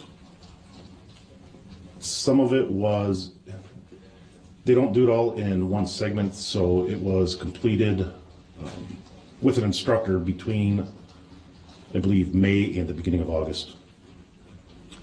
So when did you, around what time did you do this analysis? I believe I performed the actual analysis somewhere around the middle of August. I can't remember the exact date. So pretty recent. Yes. Any idea why so long, considering that this matter has been going on for roughly a year? Objection, asked and answered. Grounds. In the last 3 to 5 minutes. Grounds. Overruled. You may answer. We just wanted to make sure that we had on myself and the device before we went out and did the actual analysis. So your department thought it would be best to hold off on the analysis until you got everything in order? Yes, until we had the certifications to make sure they were valid. That doesn't even make sense. Make it make sense, Darrell. Make the question make sense. Would it be fair to say that that's a pretty lengthy amount of time to wait to do an analysis No, it would not in be fair a to say. case that's a pretty big case? No, I would not say that. Have you ever had that sort of delay before in any other live investigations? I can't recall specifically if there's been something that delayed our analysis of another piece of evidence, another investigation, but there is a delay to sometimes purchasing equipment for a new piece of technology or a new type of training. When we start talking about digital forensics, we're talking about tens of thousands of dollars for equipment, and often anywhere between $3,000 to $6,000 for a week long of training for something particular. So there's a delay because of the financial part of the investigations, or I'm not sure I'm getting with. Sometimes there can be. Any idea how that might apply to this live investigation? I'm not sure I understand the question. How the financial part of the equipment, and as you said, sometimes things can get expensive. Would that apply to this live investigation of why the delay was so long? Objection. Grounds. It was not long. Grounds. Overruled. You may answer. We're investigating. Yes, I believe in January, again, is when we first started looking at this. We had to obtain the funding, schedule the training, wait for the company to host the training and all of those things before we were ready to proceed with it. Do you recall who you were referred to do the analysis? As far as Basically who tapped you to do it? I'm quite sure you're not the only person that does what you does out of your department. Would that be fair to say? What you does? no, that would not be fair. I am currently right now the only one certified in forensic video analysis. So who tapped you to be the video analysis for this particular case? I was the only one at our agency that would be able to perform that at this time. Who contacted your agency? Detective Casey. And who does Detective Casey work for, from your knowledge? City of Waukesha Police Department. To the best of your knowledge, was Detective Casey made aware that it would be a long delay before the analysis can get completed? Yes, we had discussions about it. Was Detective Casey informed that it would be such a lengthy delay? Grounds. Overruled, he may answer. Not initially. Again, this was supposed to be done a lot earlier in the year. However, due to the limited number of classes they have scheduled, where they're scheduled, and the fact that COVID unfortunately canceled a couple of the classes, that did increase the delay, which I did have conversations with Detective Casey about, advising him that it would be a little bit longer. Were there any, I guess I would say, suggestions that maybe you could use a different technology that wouldn't have caused such a long delay? Not for video analysis, no. So what video analysis were you doing before this new technology that you just started using? This technology was specific to speed analysis. So there was no technology specific to speed analysis before this new technology? Not that I'm trained in, no. So would that have been someone else tapped to do the analysis if it wasn't for this new method? I was concerned with video analysis, and I'm the only one at our agency that can conduct video analysis at this time. As far as other methods outside of digital forensics or forensic video analysis, I wouldn't have any expertise or knowledge to speak on those. I'm a little confused because do you do video and speed analysis or one of the other? Because you just stated, and I think it would be fair to ask, did you just not state that this was pertaining to speed analysis? Yes, I do video analysis for all types of cases, whatever is requested. I am trained to measure speed from strictly video analysis. I am not trained to estimate speed through other means of investigation. So how were you able to come up with an analysis of the speed in this investigation? Based on the technique that I described earlier in my testimony of using the 3D scanning software, overlaying the video of the suspect vehicle traveling westbound on Main Street, plotting the points, and then measuring the distance over the time. Was there any other method? Well, let me back up. Was there any other technology that you could have utilized that same tiny bit method without a delay? Ground. Sustained.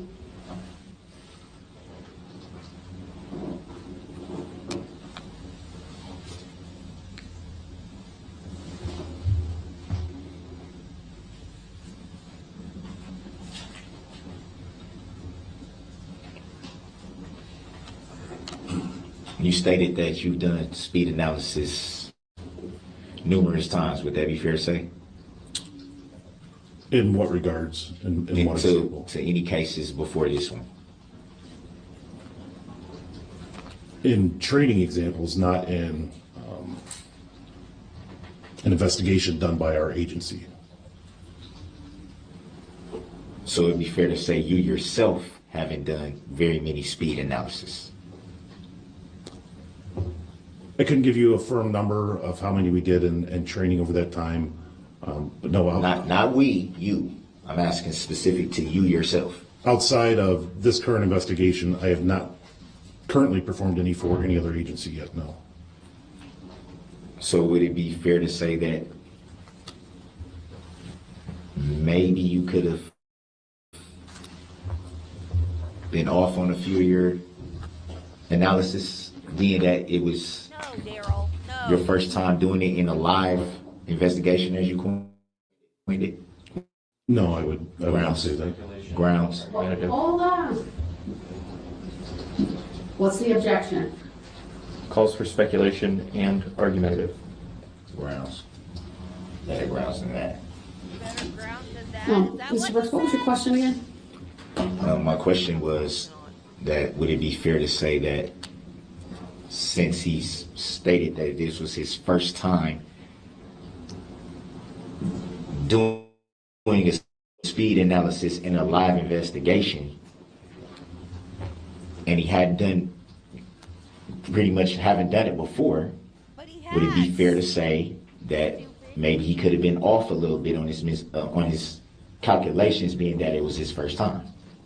Overall, he may answer. I would say no to that. With this, again, we're following the premise of digital forensics. It's a scientific process. We learn a technique. We follow the process. We follow the standards. It's designed to be verifiable and repeatable by anybody else that would have that training and that software performant.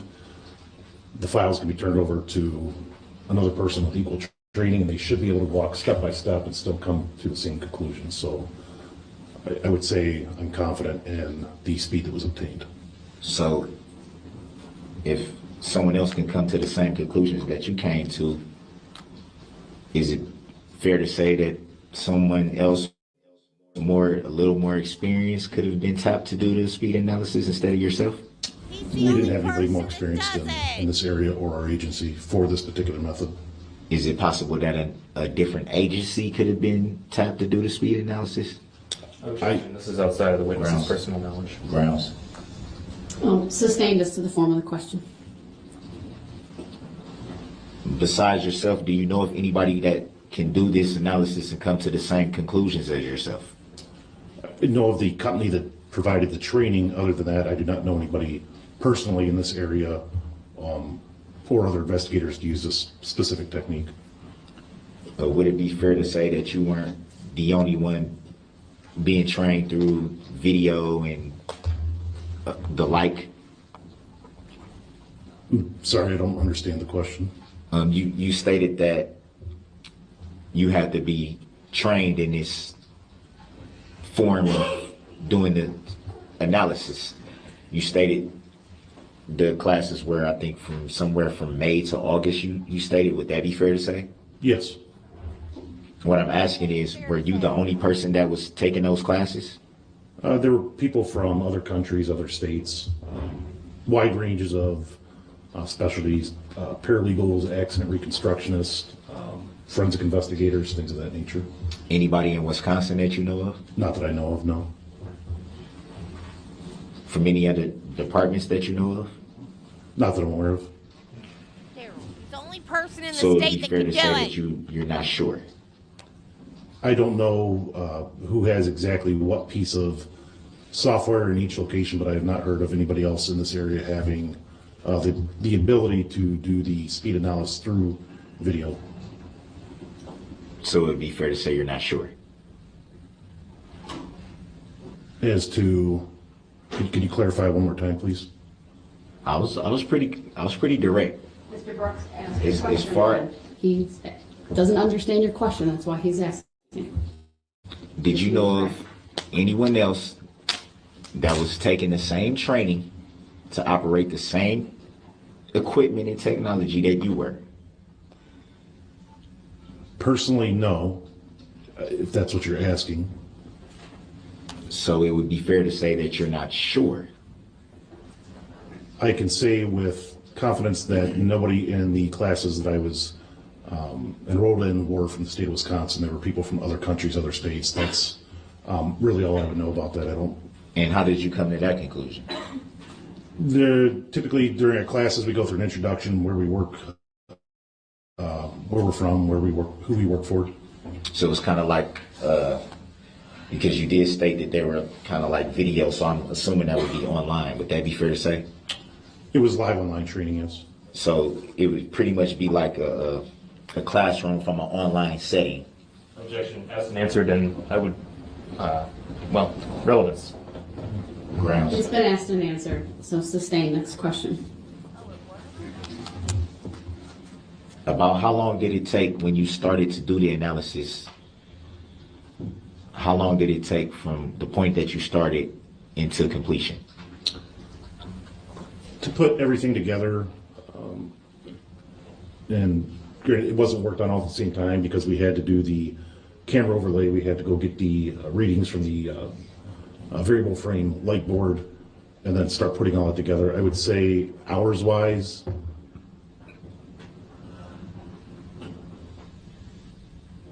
I would say probably someplace between 20 and 24 hours to put it all together. So about roughly a day. Well, work days probably about 3 days or so.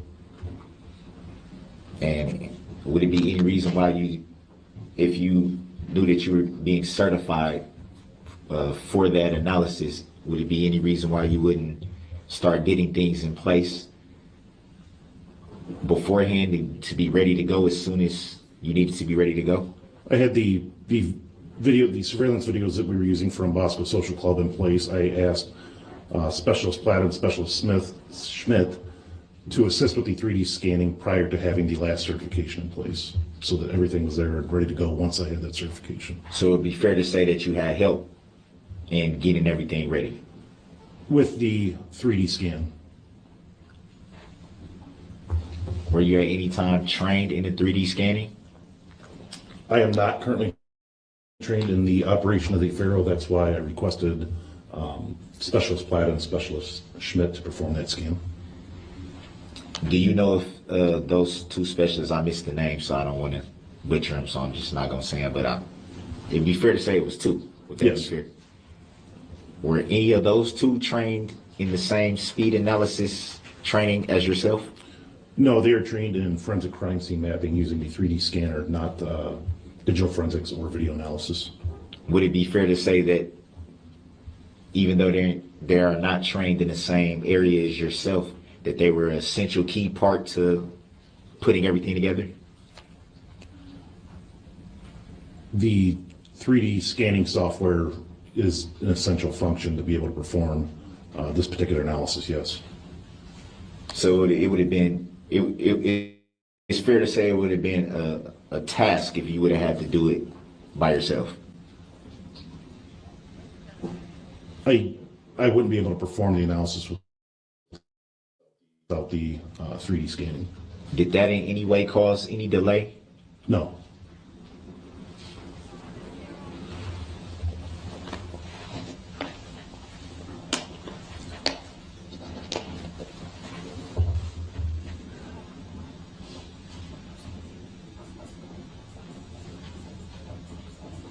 Do you recall about what date you started the analysis? Brown. Overruled, he may answer. I believe the 3D scanning took place on the early morning hours of, I want to say, August 10th. When I had Specialist Platt and Schmidt perform the 3D scan, they went back downtown early in the morning to try and do it when there was little vehicles as possible on the roadways so that it wouldn't interfere with the actual diagram scan. I want to say the last certification was obtained somewhere right around August 16th, and then it was putting everything together afterwards. I'm sorry, did you state the last certification was obtained around August 16th? The last training class, yes. So at the time that you started, you weren't yet certified? I had not started anything as far as the speed analysis prior to that. Why would you be starting the prep for the analysis if you were not yet certified? To annoy you, Darrell. Grounds. Sustain this to the form of the question. You just stated that the preparations to do the analysis started around August 10th. Is that correct? The preparations by Specialist Platt and Specialist Schmidt as to the crime scene mapping was done on August 10th. So when did you come into the fold to start doing your part of the analysis? My part of the analysis originally began with just simply reviewing the video, learning what video would be best, what frames I would want to use, which I obtained my training from the National Computer Forensic Institute in video analysis in April of 2021, and went back through the same training through Input Ace and was already certified through them, so I was already certified for the video analysis portion of itself. The only thing I was waiting on was the materials necessary for the actual speed calculations. And when did you receive those materials to do that part? The certification was obtained on, I believe, right around August 16th. I can't remember if it was that day exactly, but it is fair to say that you had already started work before the day of August 16th. Objection, asked and answered. Sustained. So when did you actually start to do the analysis? What date was that? Same objection. Grounds. Sustained. Do you know about the date that you completed your analysis? I believe it was somewhere around August 23rd, 22nd, 23rd. So it'd be fair to say roughly about a week or so? Roughly, yes. And do you recall when you actually turned in the analysis information? I believe it was around August 23rd, right around there. Do you recall who you turned the analysis information in to? I turned it into my supervisor, who then electronically forwarded it to the Waukesha County District Attorney's Office. Any idea how long it took for it to be viewed? No, I do not know.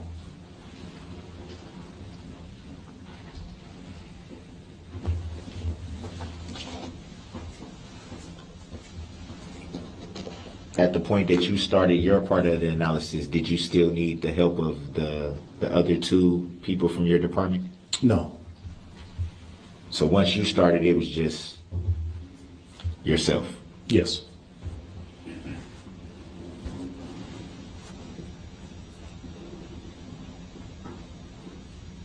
And you were confident that you were fully trained, you wouldn't have any hiccups working this technology for the first time? Correct. You were pretty sure that you would get everything on point? Yes. No further questions. Any redirect? Thank you.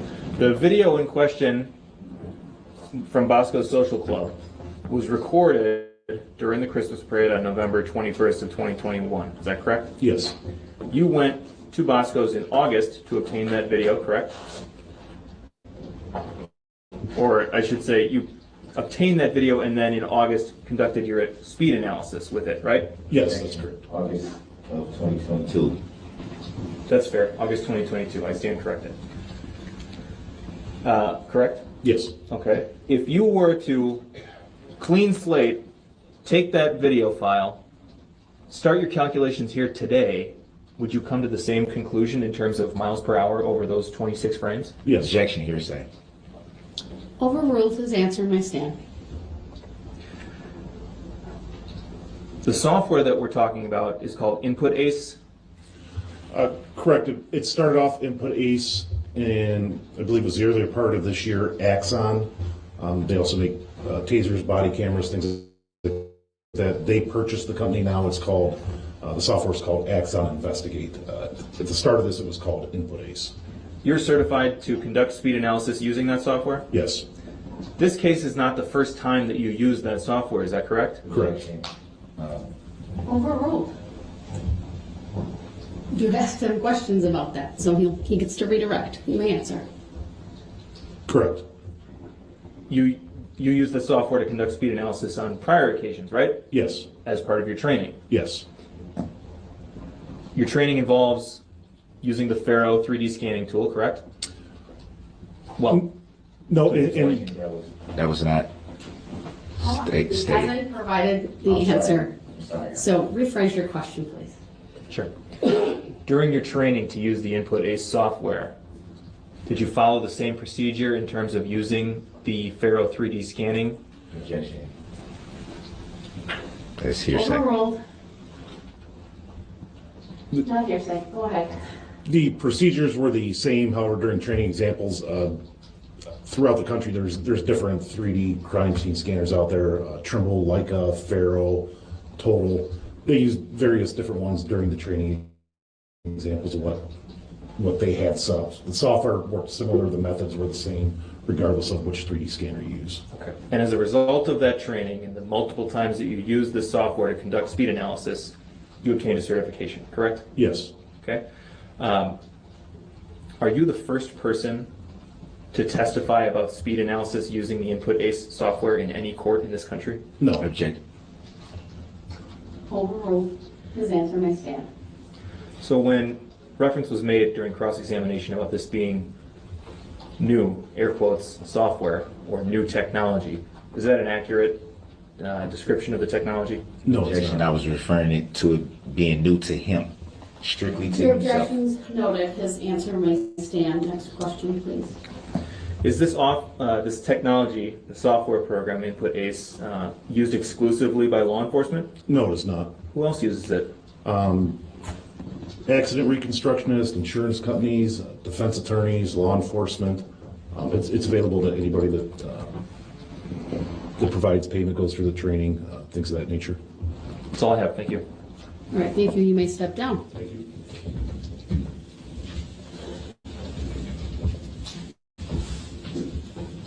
All right, this will be a good opportunity for an afternoon break. I'm going to keep it a little bit shorter, hopefully about 10 minutes for the jury and the parties. All rise.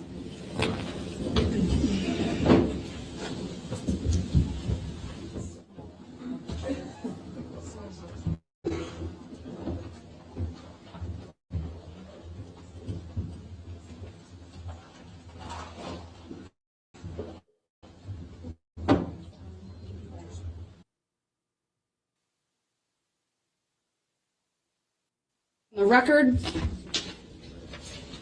All right, we are officially back on the record. Then appearances are as they were before. We'll bring the jury out, and then the state may call its next witness. So go ahead.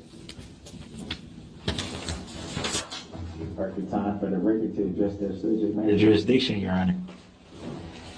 Be a perfect time. The What? request to address it is denied. Is that a judicial determination, Your Honor? It's denied. Is that I'm not going to address it right now. I've addressed it previously. There's no new information. Denied. Is it a judicial determination you're making, Your Honor? The record speaks for itself. Can it be filed in a motion? I don't understand the question. Can I file the motion that I've been I'm not going to answer raising? that, sir.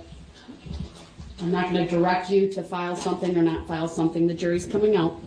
Is that a judicial determination, Your Honor? All right. It's a tacit agreement. It's a tacit agreement.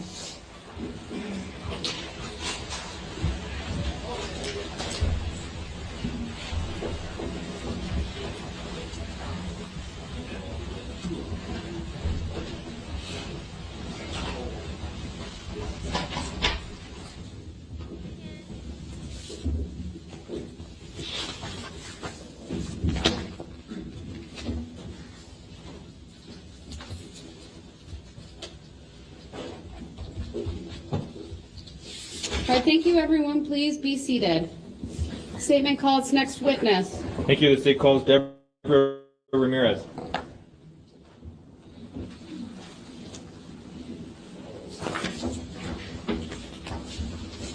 Good afternoon, Ms. Ramirez. If you would please make your way to my witness stand, which is to my right upper riser. When you get there, please remain standing. Raise your right hand, and then my clerk, Teresa, who's all the way across from you, will swear you in. Do you solemnly swear that the testimony you're about to give shall be the truth, the whole truth, and nothing but the truth, so help you God? I do. Thank you. Please be seated. The first thing I will ask you to do is to state your first and last names for the record and then spell each. Deborah Ramirez, Debora, last name Ramirez. Thank you. Go ahead, your witness. Thank you. Ms. Ramirez, where do you live? What city? Waukesha. Okay. Are you familiar with the annual Waukesha Christmas Parade? Yes, we go every year. Okay, so were you there last year, November 21st of 2021? I was. Who were you there with? My boyfriend, our 4 kids, and my dad. Okay. Was one of those kids a 12-year-old? Yes. What is that child's name? Isaac. And what's his last name? Foglia Ramirez. Do you remember where you and your family were seated during the parade? I can't remember the exact street name. We were across the street from Chef Pam's kitchen. Do you know if you were on Main Street? Yes. Do you remember what intersection you were near? I can't remember. Okay. May we please display for the jury and the witness exhibit number 15, which is previously published.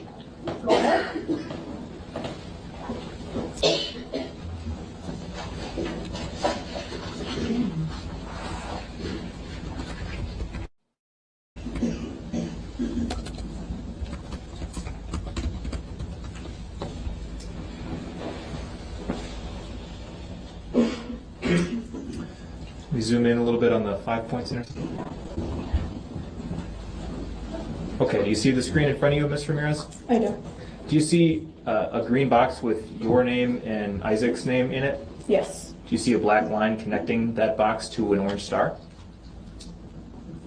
Yes. Are you familiar with the area that this map represents? Yes. Okay. In terms of the Sunday afternoon of the Christmas parade last year, is that orange star an accurate representation of the approximate area where you and your family were watching the Christmas parade? Yes, it is. Okay.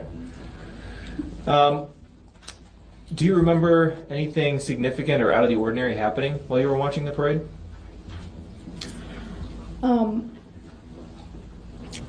At one point during the parade while we were watching, I remember my boyfriend suddenly screaming, "Whoa, whoa, whoa, whoa!" And then when he screams, I looked to my right, and that's when I saw a red vehicle coming right towards us. You previously said that you were across the street from Chef Pam's? Yes. So you would have been on the south side of the street? Yeah. Okay. Do you remember what the vehicle that was speeding towards you looked like? Speeding. Sustained as to the form of the question, please rephrase. Okay. My mistake. I thought that that's what you said.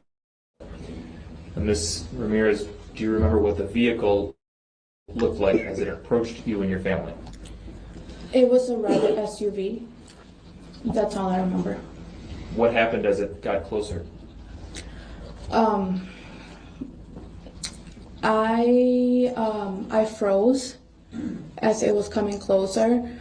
By the time that I finally tried to move, it was already like right at us, and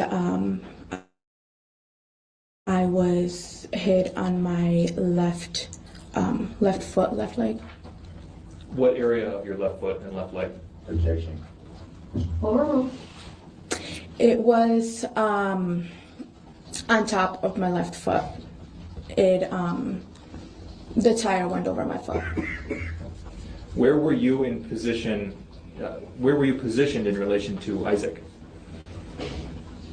I was standing to the right of Isaac. Okay. Did you notice whether or not Isaac was hit?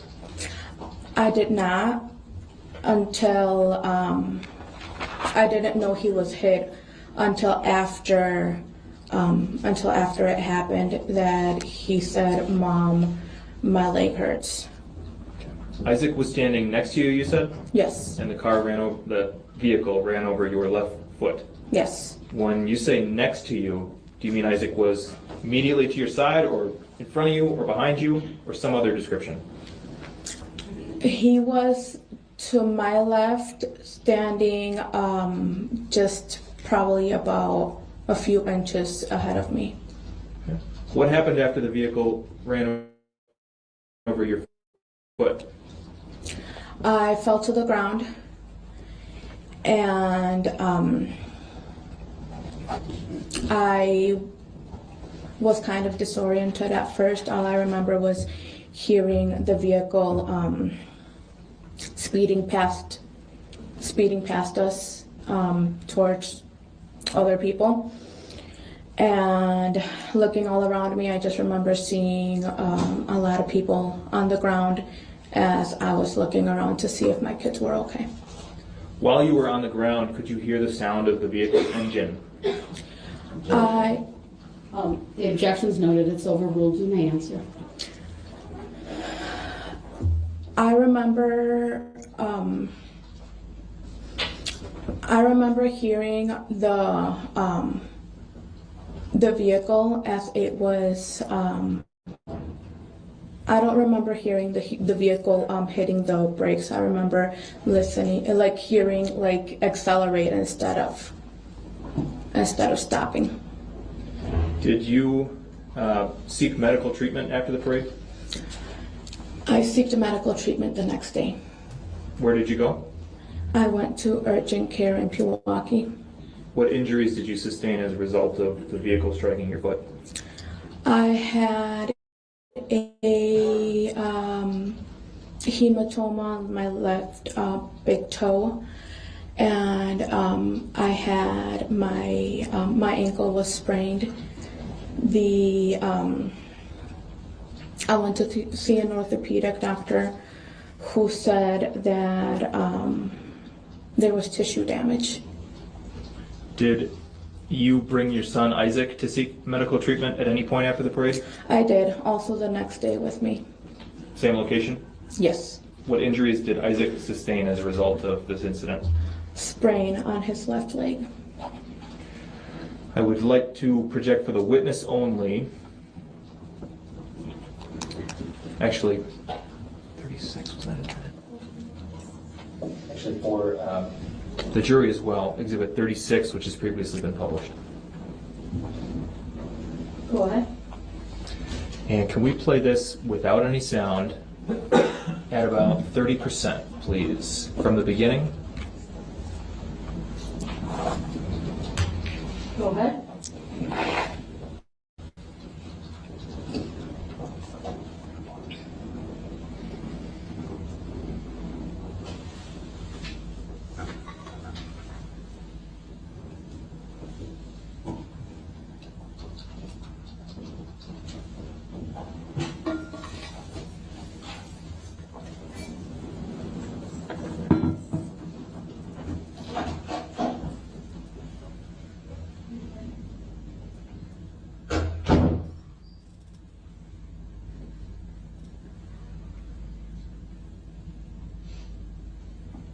And we can pause there at 9 seconds.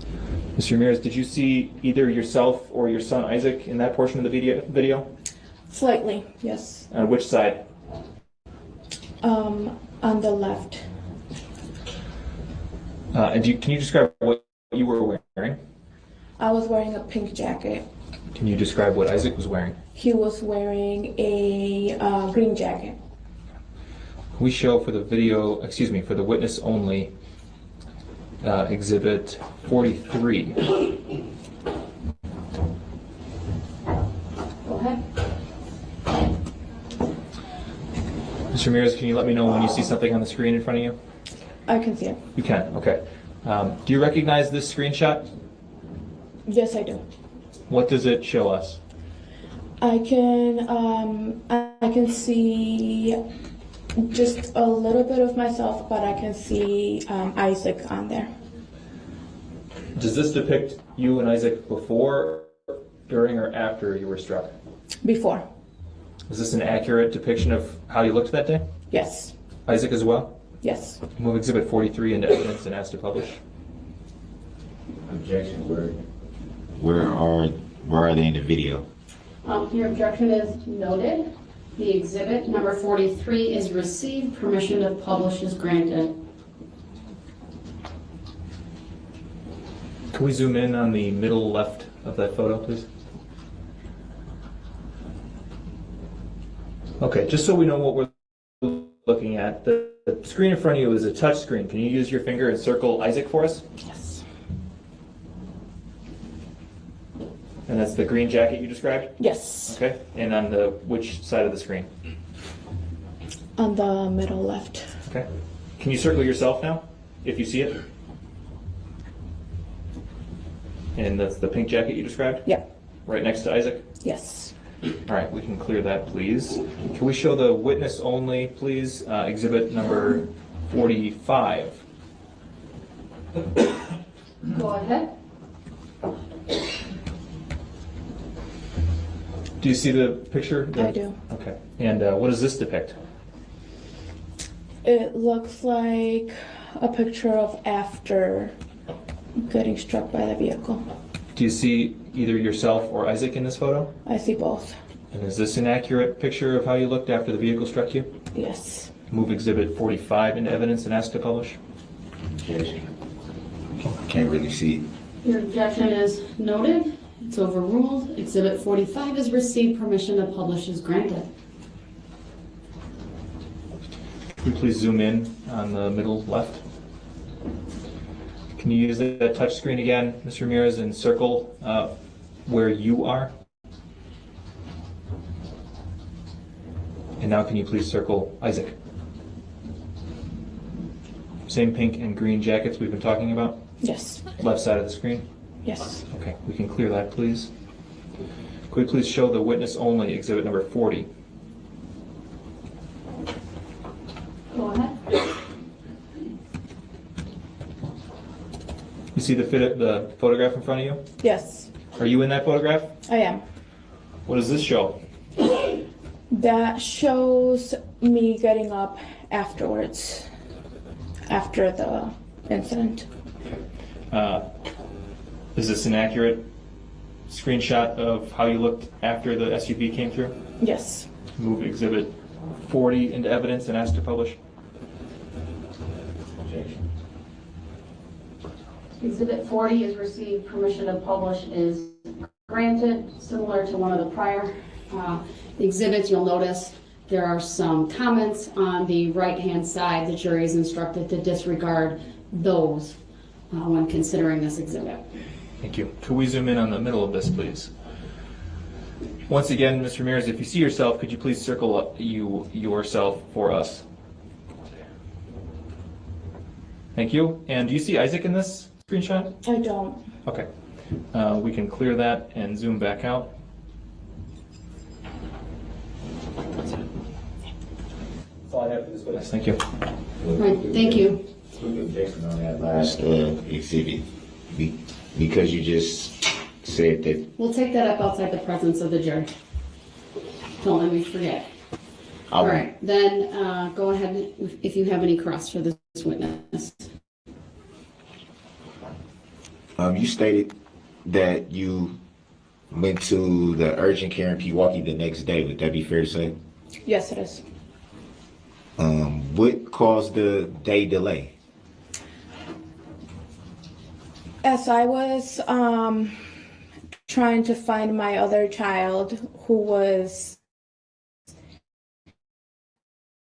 at the parade but not with, like, right with me, among all the other people that were injured, I was able to see how much blood was on the ground at that time, that I chose to wait until the next day, since I knew I was hurt, but I did not need immediate attention as other people did. So you had went home for the evening and decided to just go to urgent care the next day? Yes. So from your recollection, you weren't in need of immediate medical attention? I was in need of medical attention, but not immediately. Any reason why you didn't take your son to seek immediate attention? He was able to He was able to walk out of there with me. He was limping, but he was able to walk out of there with me. So that's why we decided to wait until the next day.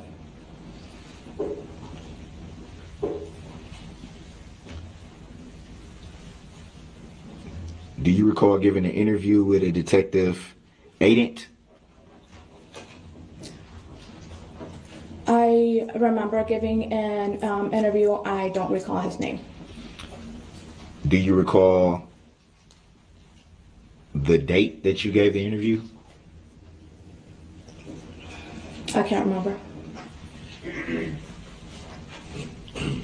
Was it a few days after the incident, a week, or It was a few days after. I cannot remember the exact date. any idea why it took a few days to make a report? We were in touch right away. It just took a few days for us to set up the interview. Did you seek to make a report the evening of the incident? No, Any reason why? I was in shock.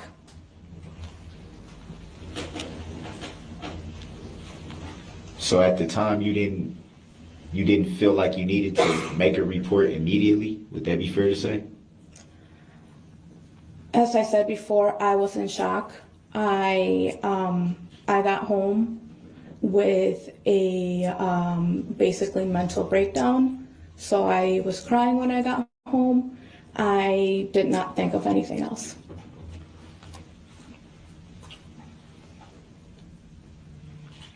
You stated your boyfriend was with you that evening. Would that be fair to say? Yes, Do you know if he was injured in any way?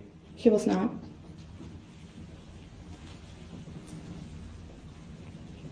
You stated that you heard him saying, "Whoa, whoa, whoa." Do you know where he went from that moment? He proceeded to move backwards to not get hurt. In the videos that you saw, did you see him in the video anywhere? I can't remember. So it'd be fair to say that you couldn't see him in the videos that you just saw like 2-3 minutes ago.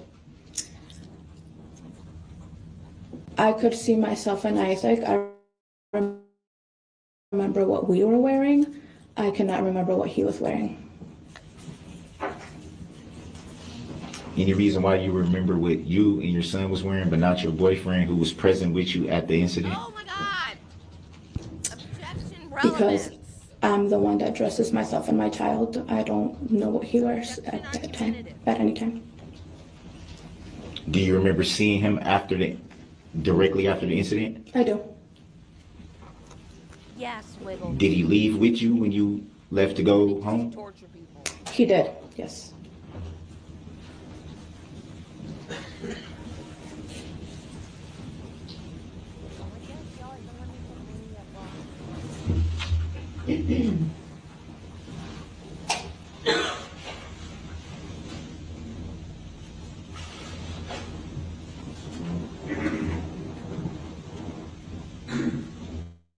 And you were also there with other children Yes. of yours, correct? Yes. Were any of those children hurt in the incident? Just scrapes from moving out of the way, but not hurt by the vehicle. So they weren't struck by the vehicle to your knowledge? They were not. Do you recall where they were when the vehicle passed you?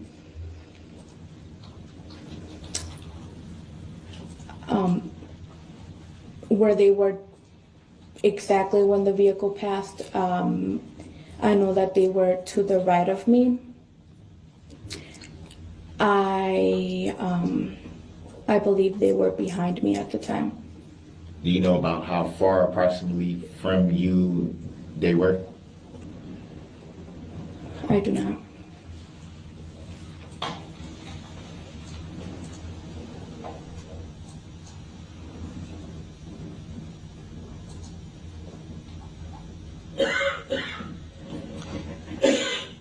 Do you remember if you were next to an intersection or a cross street? To the left of me, there was an intersection.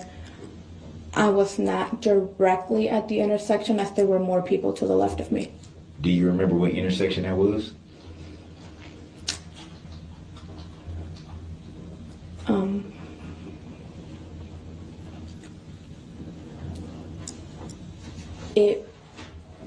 As I have stated before, I can't remember exactly which intersection it was. I just remember being across the street from Chef Pam's kitchen. Do we have exhibit 15, I believe it is? We do. Can you pull that up for us? Permission granted. Can you zoom in a little bit? We comes up on the big screen, okay? Oh, okay. I'm sorry. It comes up on our screens prior to anyone else, so. There you go. Is it zoomed in enough? Yeah. Can you see the screen right now in front of you? Yes. Can you make out your names on that screen? Yes, Can you see the black line pointing to a star? I can. And where would you estimate that is? That looks like it's on Main Street and Broadway. So it would be fair to say that that cross street was in fact Broadway? Yes. Can the record reflect that the cross street and Broadway is identified? Okay. The record will still reflect. Do you see the red line right there under the star inside of the police badge emblem? Yes. Do you know what that red line indicates? I do not. Do you know if there was a barrier at that intersection?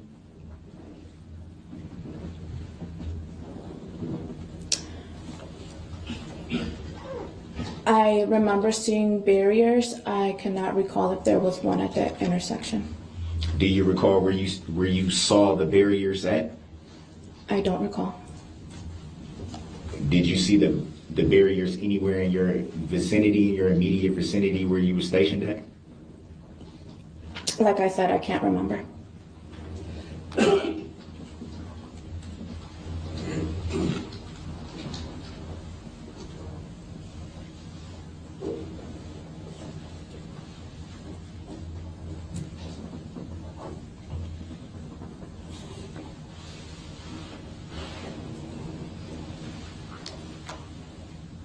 Do you recall when you first, oh, you can pull this down, I'm sorry.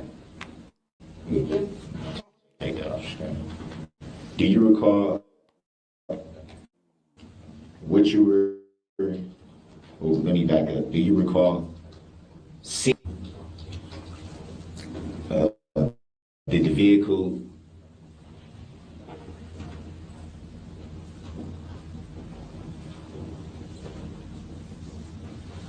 strike that?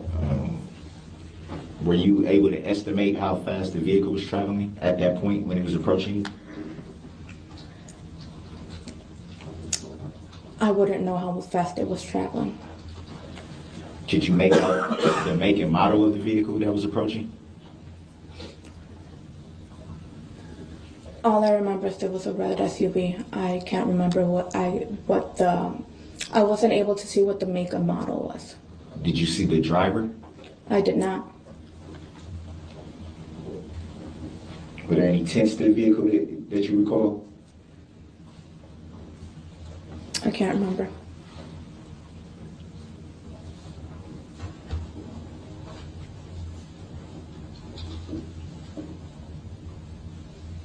Did you catch the license plate number? I did not.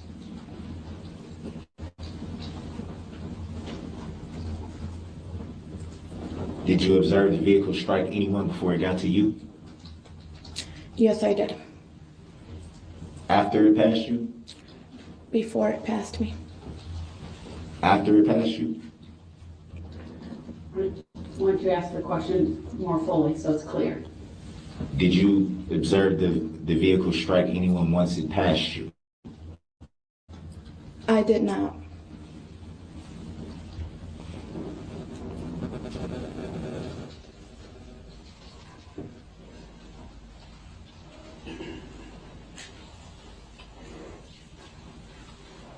Do you recall your boyfriend taking a video of the incident? Yes, I do. Have you seen that video?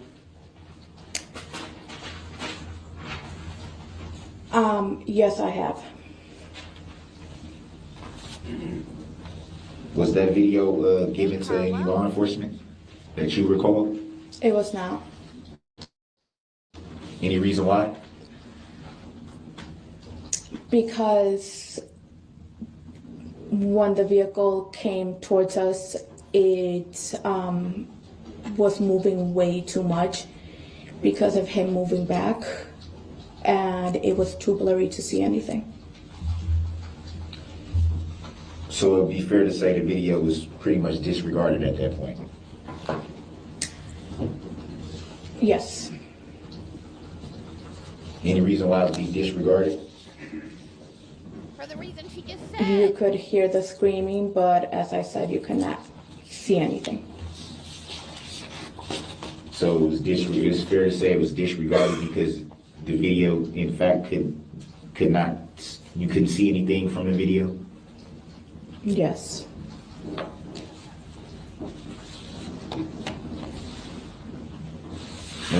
When you and your son were treated for your injuries at urgent care in Pewaukee, about how long did the treatment last before you were discharged? We were there for at least an hour. And why so briefly? Objection. Grounds. Argumentative. Sustained. Were you given any pain medication during your treatment? Objection, relevance. Grounds. Overruled. She may answer. I was not. Do you know if your son was given any pain medication at that time? No, he was not.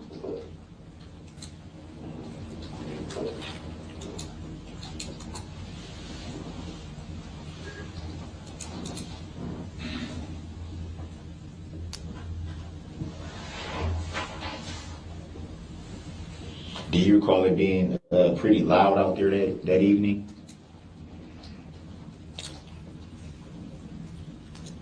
Yes, I do. Pretty windy, pretty cold? I can't remember. It'd be fair to say it was chilly enough to wear a jacket or a coat. Would that be fair to say? Yes. Would it be fair to say that maybe it was windy enough to wear a winter cap? Yes.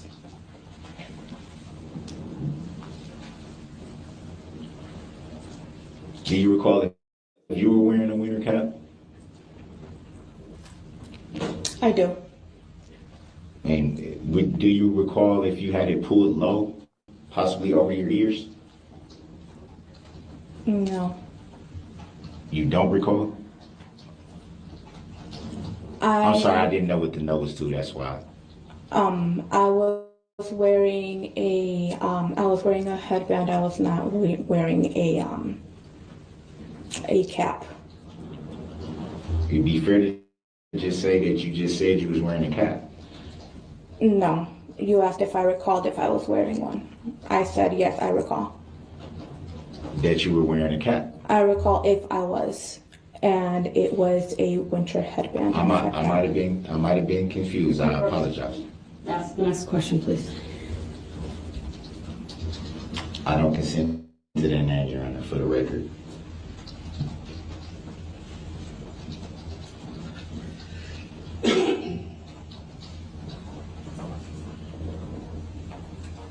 Do you recall if anyone else you was with was wearing a winter cap? I don't recall. Why does it matter?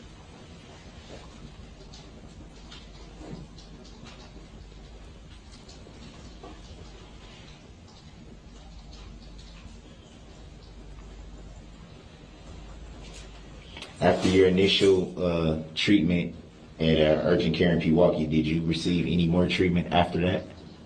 Yes, I did. Did your son receive any more treatment after that?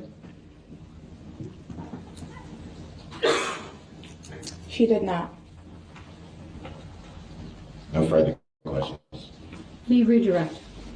On cross-examination, you testified that you saw other people get struck before the SUV got to you and your family, right? Yes. What group in the parade was in front of you at the moment that the SUV got to your family? Extreme dance. Did you see those girls get hit? I did. Did you see the aftermath after the SUV went through that area? Yes, I did. Based on what you saw with those girls getting hit, if you and Isaac had been standing 18 inches to the north, do you think you would have delayed until the next day to seek medical treatment? Objection, that's subjective. Sustained. I don't have anything else for this witness. Thank you. All right, thank you. You may step down.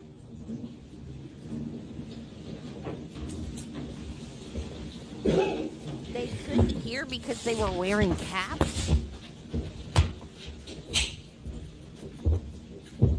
It doesn't matter, stupid. You shouldn't have been driving through a parade. They didn't. All right, we will please stop with testimony for the day. I do have the instruction to read to the jury. And then once I'm done doing that, you'll be excused for the day. Do not begin your deliberations and discussion of the case until all the evidence is presented and I have instructed you on the law. Do not discuss this case among yourselves or with anyone else until your final deliberations in the jury room. This order is not limited to face-to-face conversations. It also extends to all forms of electronic communications. Do not use any electronic devices such as a mobile phone or computer, text or instant messaging or social networking sites to send or receive any information about this case or your experience as a juror. If you come in contact with the parties, lawyers, interpreters, or witnesses, do not speak with them. For their part, the parties, lawyers, interpreters, and witnesses will not contact or speak with the jurors. Do not listen to any conversation about this case. Do not research any information that you personally think might be helpful to you in understanding the issues presented. Do not investigate this case on your own or visit the scene, either in person or by electronic means. Do not read any newspaper reports or listen to any news reports on radio, television, over the internet, or any other electronic application or tool about this trial. Do not consult dictionaries, computers, electronic applications, social media, the internet, or other reference materials for additional information. Do not seek information regarding the public records of any party or witness in this case. Any information you obtain outside the courtroom could be misleading, inaccurate, or incomplete. Relying on this information is unfair because the parties would not have an opportunity to refute, explain, or correct it. Do not communicate with anyone about this trial or your experience as a juror while you are serving on this jury. Do not use a computer, cell phone, or other electronic device, including personal wearable electronics applications or tools with communication capabilities, to share any information about this case. For example, do not communicate by telephone, blog post, email, text message, instant message, social media post, or in any other way on or off the computer. Do not permit anyone to communicate with you about this matter, either in person, electronically, or by any other means. If anyone does so, despite your telling them not to, you should report that to me. I appreciate that it is tempting when you go home in the evening to discuss this case with another member of your household, but you may not do so. This case must be decided by you, the jurors, based on the evidence presented in this courtroom. People not serving on this jury have not heard the evidence, and it is improper for them to influence your deliberations and decision in this case. After this trial is completed, you are free to communicate with anyone in any manner. These rules are intended to assure that jurors remain impartial throughout the trial. If any juror has reason to believe that another juror has violated these rules, you should report that to me. If jurors do not comply with these rules, it could result in a new trial involving additional time and significant expense to the parties and the taxpayers. You are to decide the case solely on the evidence offered and received at trial. With that, you are excused for the day. We'll see you tomorrow morning. All rise for the jury, please.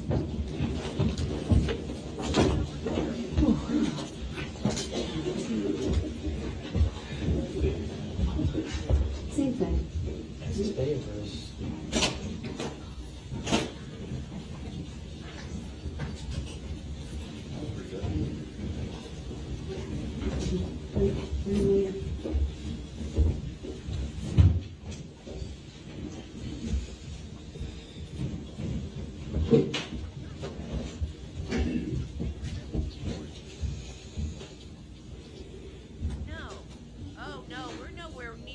Michelle. All Nowhere right, thank you. near. Please be seated. All right, Mr. Brooks, I cut you off because I wanted you to raise whatever the issue was outside the presence of the jury. I don't know if you had a question or an objection or a comment, but go ahead.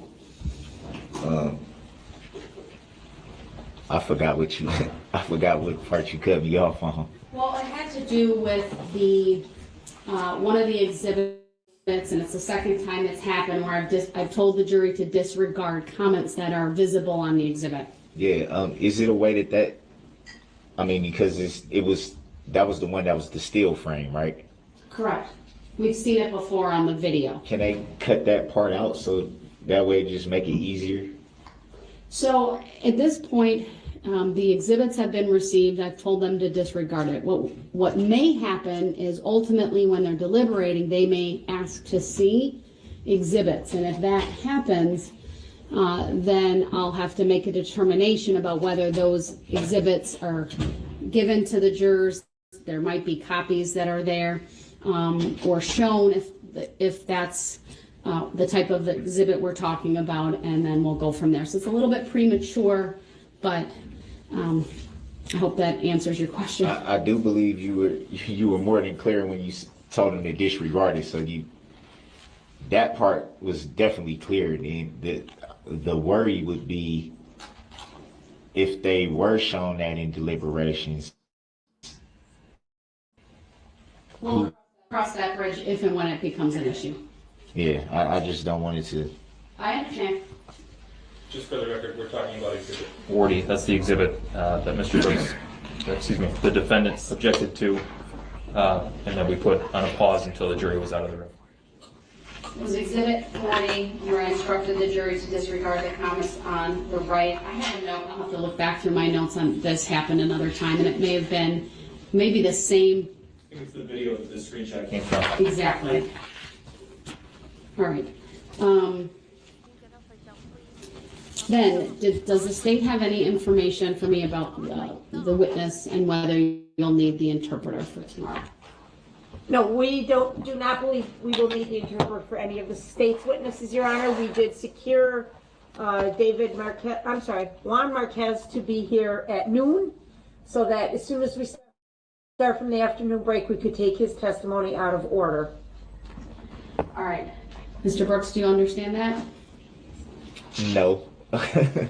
But well, let me advise you, sir, that since there's the need for an interpreter and this court had been going through making, not myself, but the clerk's office, to make arrangements as it relates to this interpreter, I'm going to have you call that witness. It will be out of order. That's not unusual. That happens sometimes, but we at least have that witness available starting at noon. If all goes well, we'll take an early lunch about 11:30. We'll take an hour, and then we'll put Mr. Marquez on at 12:30. You'll do the initial questioning. The state will then do the cross, okay? Did you hear me advise you of that? I'm informed. All right. And then the other thing I just want to put on the record today is that, again, Mr. Brooks does not have the headphones on. I did not notice any apparent difficulties with your hearing. I wanted to also make a record that, especially as it relates to the cross-examination of Detective Carpenter, which I would describe as a technical expert witness, there was some very articulate, clear, cogent, and salient questions were asked by Mr. Brooks, especially regarding when the technology was obtained. He questioned him about such topics as it was a live case and what that meant, the reliability of the software, the equipment, even the financial issues, not issues, but just how it was obtained, his training, his experience, asking questions regarding did he provide, for example, speed analysis for any other cases and things of that nature. You're certainly questioning other witnesses about whether they've watched videos previously that would go, to their credibility, which is ultimately a jury determination. But I just wanted to put that on the record and commend you for that. Any other issues from either party today? From you, sir? We still got the issue about the 13th subpoena. So my understanding is you filled it out, or do you need to fill it out? It's been filled out. I just wanted to know. I didn't know when it was going to be addressed. And so my understanding, and let me confer with the state, did the subpoena get turned over to the state? The 13th subpoena. I don't believe it has, no. It's the witness is the one who the state previously advised us was lived out of state. That's the person we're talking about, correct? And that's the issue. So the state's not obligated, I'm just going to cut to the chase. The state's not obligated to make any kind of travel arrangements or otherwise serve the subpoena on someone who's out of state. There's procedures in the statutes. I'm not going to lay those out for you. This is one of those things. I'd refer you back to when we went through the waiver of right to attorney form and about how the court can't explain procedure or the law, that you're put in the same position as an attorney who's been practicing here in the state of Wisconsin. I am not going to require the state to make arrangements for an out-of-state witness. That falls on you. For the record, I have to be licensed to be held to the same standard as a licensed attorney. I don't want to get into that because I don't want you to think I'm trying I to disagree argue. with your legal assessment, sir. So your objection's noted for the record. But you're a party to this case, sir, and parties that are self-represented can do things that attorneys can do. A party doesn't need an attorney, for example, to secure a subpoena. So with that, I believe that addresses the 13th subpoena.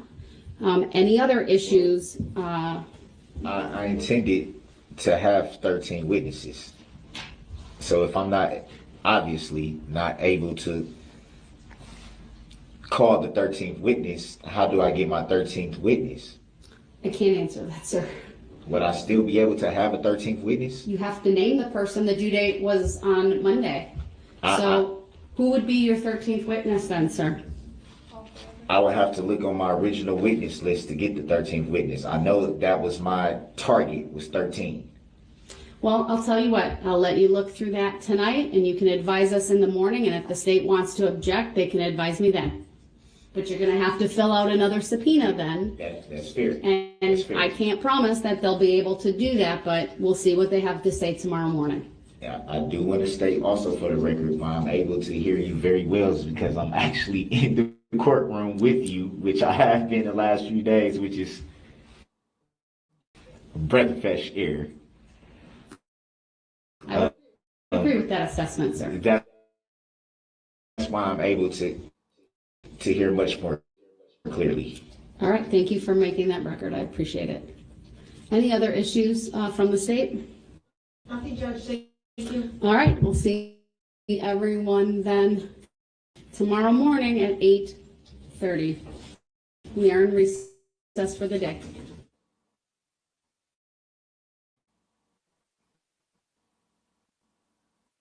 I don't know the next.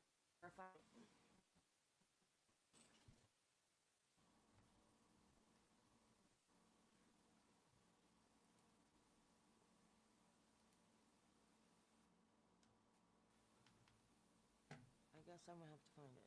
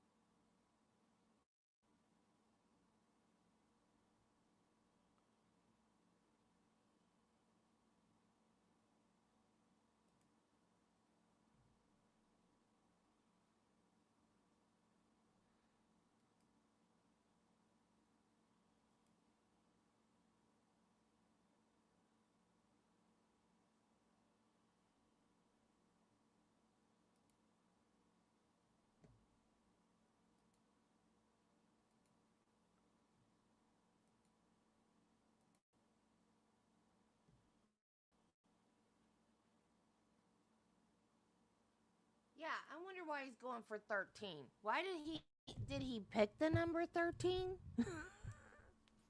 Did he decide I need 13 witnesses? 13's my lucky number.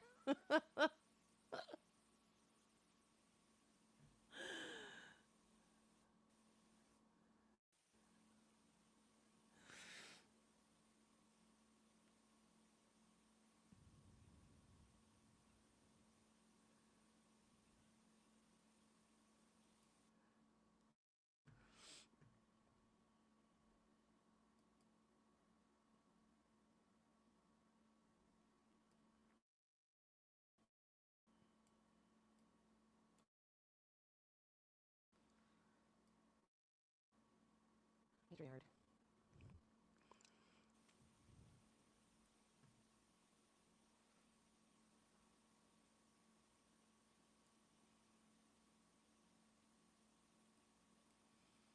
It's unreal that it kept driving.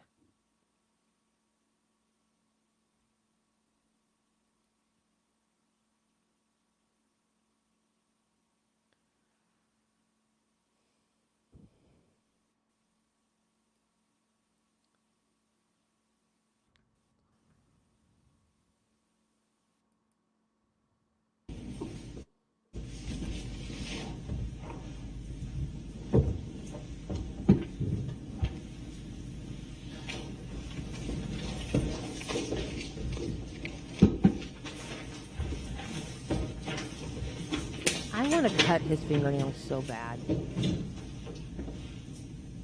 They're scary looking.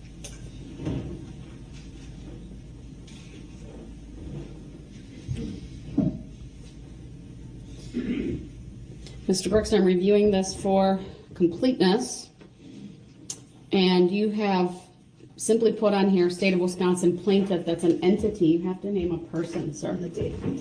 Well, the date we would fill in. So I'll have it shown to the state, and they can let me know their position on that. Legal basis why that would not be accepted, Your Honor. The plaintiff? Subpoena? You have to have a person named, sir, so that they can come and testify. You only have an entity named. Is it not true that under the Sixth Amendment I have the right to face my accuser? Mr. Brooks, let me hear from the state. Yes, Your Honor, I agree with the court's assessment. The subpoena does not state a person. The subpoena trying to form subpoena the specifically plaintiff? indicates that the person requesting the subpoena is to indicate the witness's name and address. Mr. Brooks has simply written the word State of Wisconsin plaintiff for the witness name. The State of Wisconsin is an entity, it's not a person. The State of Wisconsin cannot testify at these proceedings, so the subpoena should be rejected, Your Honor. Your Honor, on the grounds that every document that was filed in this matter stated that the State of Wisconsin was the plaintiff, which would lead me to believe that the State of Wisconsin is who's bringing the claim against my client. How could they not be subpoenaed to testify if they're the plaintiff? And under the Sixth Amendment, I have the right to face my accuser. My accuser in this matter is the plaintiff, which is the state of Wisconsin. Attorney Opper also brought up that it didn't have an address on there. None of my subpoenas had addresses, as we went on the record, and that was stated that a lot of the paperwork that I have don't have a lot of the people's addresses on there, and those subpoenas were accepted. So I don't see the difference with this subpoena not being accepted for the reasons that Attorney Opper just stated. Mr. Brooks, in relation to that subpoena, based upon my review for completeness, this court would note you have not named a person, you have named an entity, and the subpoena will be kept on file as part of the court record, but I'm not going to require the state of Wisconsin to testify in this case because they are an entity and you have not named a person. Are they not, or are they not the plaintiff, Your Honor? They are the plaintiff in this case, sir. And why are they not able to testify, being that Sir, you've named an entity, not a person. People are called to the witness stand to testify. You have had an opportunity to cross-examine every single person who has been called by the state to testify in this trial. I believe that your Sixth Amendment rights have been complied with. Not if I'm not allowed to face my accuser, Your Honor. My accuser in this matter would be the state of Wisconsin. And with all due Sir, I believe your respect, Sixth Amendment rights in that regard have been complied with. I'm requesting a written judicial finding of fact and conclusion of law on this issue for the grounds that I just stated. It was seen, based on the Sixth Amendment, that I'm not being awarded the chance to face my accuser, which I should be awarded that based on the Sixth Amendment. If I'm not able to face my accuser, then how? Every single person that has been on that stand, Darrell, every single person that was injured, had a loved one injured or killed, that saw you drive through that parade, every single person that has been on that stand is your accuser. You have had the opportunity to confront your accuser. Your Sixth Amendment rights have been overwhelmingly held, as far as I'm concerned, to the point of your detriment. You need to shut it. You need to shut your hole, dumbass. You dumbass. You're a dumbass. Such a dumbass. You're an ass. Can a claim even stand? How can a claim be brought against my client if I'm not able to face the accuser? So this case is a criminal case in a court of competent jurisdiction in the state of Wisconsin, Waukesha County. This case was initiated initially by the filing of a criminal complaint. Then there was a preliminary hearing where probable cause was found. After that point, there was an information that was filed. And at some point, an amended complaint, perhaps even a second amended complaint, was filed as well, putting you on notice of the charges and the factual basis for those charges, along with the statutes that are alleged to have been violated. I'm not going to explain any further why you can't call the state of Wisconsin in the way that you've subpoenaed them or attempted to subpoena them for the reasons I've already stated. I understand where you might disagree with the court's ruling, but my ruling stands, and I'm not requiring the plaintiff in this case to serve that subpoena in any way for the defects I've already noted. May I state for the record? And I'm also not going to issue a written decision on that. The record speaks for itself. May I state for the record, Your Honor, that I have not even seen a complaint in this matter. And the jurisdiction still has yet to be proven, which is another thing that needs to be challenged. There has not been proven that there's subject matter jurisdiction as of yet. There's no verified proof of it. There's no verified proof of even a claim, especially if I'm not allowed to face my accuser. And I don't understand how you can make that judicial decision, Your Honor, when it's clear discrepancies in the paperwork of this matter. Like I said, I have yet to see jurisdiction be proven. It has not been proven. I have yet to see a complaint. I have not seen that. The court has provided you with, I believe it was the second amended criminal complaint, along with the information that was provided to you previously and noted on the record. I've already addressed your motion to dismiss previously. I'm not going to revisit that. There's no legal basis requiring me to do that, sir. The plaintiff in this matter has presented witnesses to establish venue.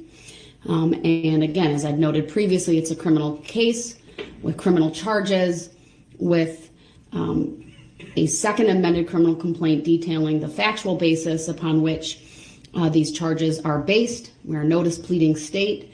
And along with the information, you've been made aware of all of the charges and the penalties you face and the factual basis upon which the state has brought these charges. We are in the middle of trial. Your objections are noted. We will continue today with the jury trial. For the record, may I respectfully move for interlocutory declaratory appeal on this matter, Your Honor? Your request is noted for the record. I am not an appellate court, sir. For the record, may I move to stay these proceedings until this instant matter is adjudicated by a court of competent jurisdiction? Your request is denied. Based on what law or fact, Your Honor? I've previously addressed the issue, sir. So based on law of the case. Are you making a judicial determination that I'm not awarded my Sixth Amendment right to face my accuser? I'm not making any such determination here today. All right. What law or fact? I'm going to turn to the district attorney's office. Do you have a witness available? Yes, we're ready to proceed, Your Honor. All right, our jurors here. All right, the jurors will be brought out, sir. Your Honor, with all due respect for the record, you're avoiding my questions. Mr. Brooks, I've addressed the issues that need to be addressed this morning. I've also addressed the same issues probably every day we've been in court. I know you may be dissatisfied with the response that I'm providing to you, but my responses stand. It's not a dissatisfaction, Your Honor. It's a lack of understanding, which I don't have. I don't even understand the true nature and cause of the charges. And without Mr. Brooks, you've been made aware of them multiple times. I do not understand them, is what I'm saying. I encourage you once again, if you don't understand anything, to seek the advice of an attorney. I cannot give you legal advice. I'm not asking for that, Your Honor. I'm really asking why are my constitutional rights being prejudiced? It states under the Sixth Amendment that I have the Sir, right. I've already addressed this. Okay, we're not going to have any further argument on this topic. All right, your Sixth Amendment rights are being honored no differently than any other defendant that has appeared in my court. Have any other defendant not been awarded the opportunity to face their accuser? You are facing your accuser, sir. Every single witness who's been on this stand, you have cross-examined. None of those witnesses are making a claim. None of those witnesses are the plaintiff. None of those witnesses are identified as an injured party has to make the claim, Your Honor. A living. Sir, it's my opinion that your belief meant, and it's frivolous. I've directed your attention once again to the Beneby decision. Is that not a federal case, a United States? You're asking. It's a good thing that I don't get paid till tomorrow and we have no food in our house? Because I want a stress seat right now so bad. So bad. So bad.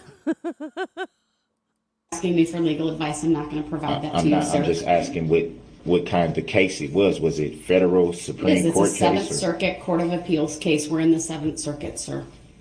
But you just stated that you're not a court of appeals. So, but you're citing a court of appeals No, but Court case. of Appeals case law applies to this court, sir.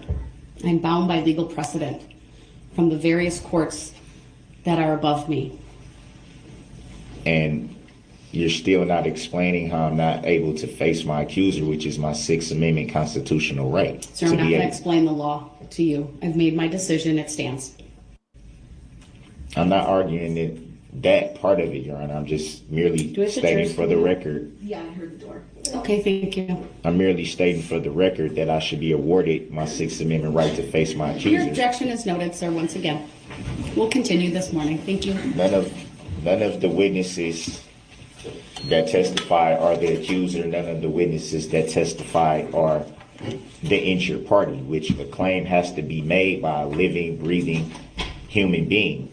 Sir, I think you're confusing civil law with criminal law. That's what I'm saying. No, I'm confusing. I'm not confusing any law.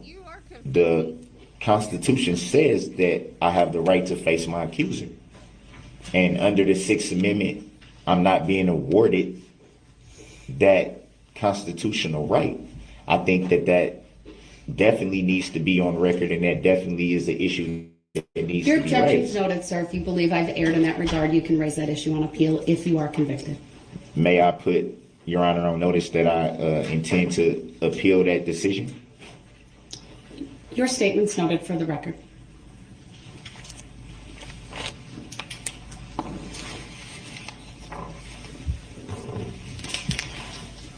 Is that a judicial determination I will not be able to face my accuser, Your Honor? I have not made any such determination, sir. Will you be making a judicial determination? Sir, I have not made any kind of determination that your Sixth Amendment rights have been violated. On the contrary, I believe this court has honored those rights. Even with me not being able to face my accuser, which is the state of Your Wisconsin. position is noted, sir. Is that a Noted for the judicial? record. I've already addressed it. Is that a judicial determination? Sir, the record speaks for itself. Is that a judicial determination? All right, I believe the jurors are coming out. All rise, please. Are you going to answer that, Your Honor? Or is No. that a tacit agreement? I'm not going to answer that further. I've answered it multiple times. Is it a tacit agreement? It is not. Then I should be awarded my Sixth Amendment right to face my accuser. Or a judicial determination should be The made. record should reflect that the jurors are coming in for the morning. Good morning, ladies and gentlemen. The record should also reflect that I received no answer to that question.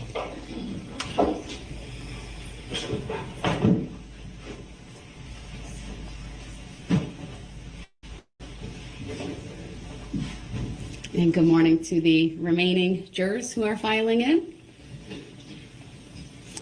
Of course, we stand for you, so when you come in, you can have a seat. And thank you, everyone. Please be seated. State may call its next witness. Thank you. The state will call Stephanie Bonesteel. Good morning, Ms. Bonesteel. If you would please make your way to the witness stand, which is to my right. It is up a riser. When you get there, please remain standing. Raise your right hand. My clerk, Teresa, who's on my left, will swear you in. Do you solemnly swear that the testimony you're about to give shall be the truth, the whole truth, and nothing but the truth, so help you God? Thank you. Please have a seat.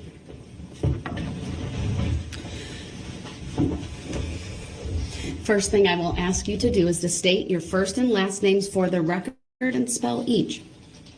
My name is Stephanie Bonesteel, Stefanie Bonesteel. Thank you so much. Go ahead, your witness. Thank you. Good morning, Ms. Bonesteel. Morning. Could you please tell me your occupation? I am the head of the marketing area of Citizens Bank. And directing your attention to November of 2021, were you tasked with assembling some co-workers to march in the Waukesha Christmas parade that year? Yes, I was. That is a common thing that we do, is participate in parades. Okay. And did you have a co-worker by the name of Jane Kulik? Yes, I did. What was Jane's role at the parade, please? Jane was a teller at our Waukesha branch. Okay. And did Jane agree to part 21 of 21? She did. Were you there? Yes, I was. Did Citizens Bank have a float in the parade? Yes, we did. Could you describe that, please? Yes, we had a float that was pulled behind a vehicle. It was decorated for the season, and we do not have anybody riding on our floats. Typically, we have people who walk alongside the float and hand out candy. About how many people were participating with your group that afternoon? That afternoon, we have 15 in our group, 8 employees plus 7 friends or family members. Okay. Did you actually walk in the parade, ma'am? Yes, I did. Okay. And did Jane actually walk in the parade? Yes, she did. I'd like to display for the witness only exhibit number 47, please. Go ahead. In a minute, it'll show up on your screen. Just tell me when you see it, please. I see it. Okay. Do you recognize the people and the events that are depicted in exhibit number 47? Yes, I do. Do you see Jane Kulik in this picture? Yes, I do. Does this, are you in this picture?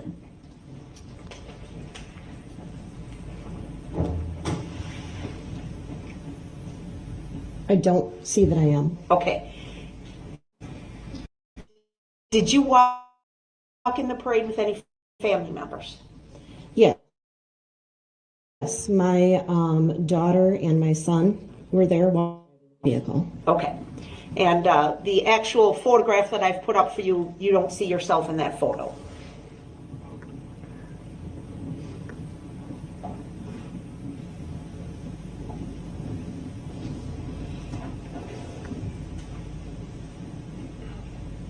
I don't think I see myself in this photo. Okay.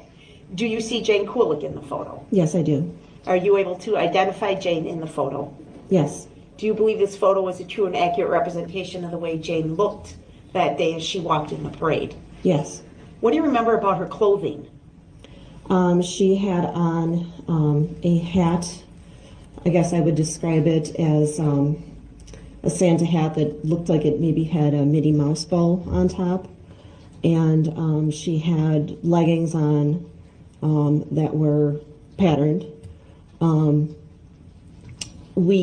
Several of us were wearing red ponchos that we provide to anyone who's participating in a parade. If they wish to wear them, we don't make them, but it's just another layer of warmth, and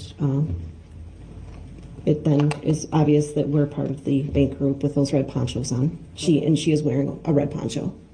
All right, permission to publish, or move to admit and permission to publish number 47, please. Okay. Exhibit 47 is received. Permission to publish is granted. Objection. So, Ms. Bonesteel, the screen in front of you is a touch screen. Could you just circle or mark with an X where Jane is in this picture? Whoops.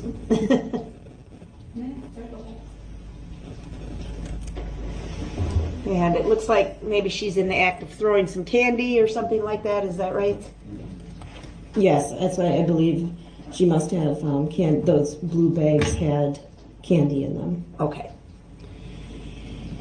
Now, did there come a point you could take that down, please. Did there come a point in time when you were marching in the parade when something awful happened? Objection.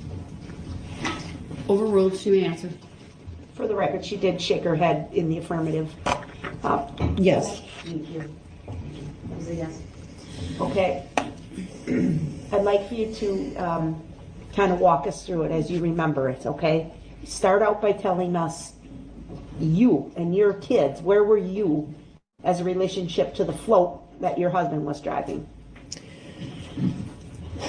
My kids and I were on the driver's side of the vehicle, but behind the vehicle a ways. I would say I was probably 10 to 15 yards behind the back corner of the float. Okay.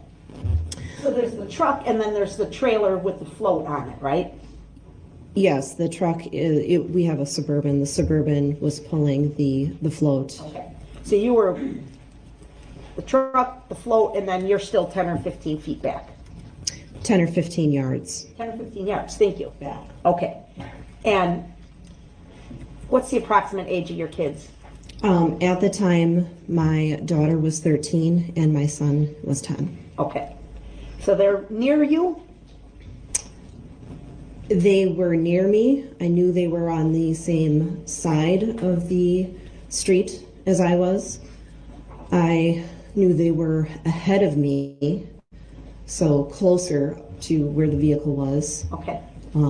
But I didn't know exactly where they were. They were also walking along and throwing out candy. Okay.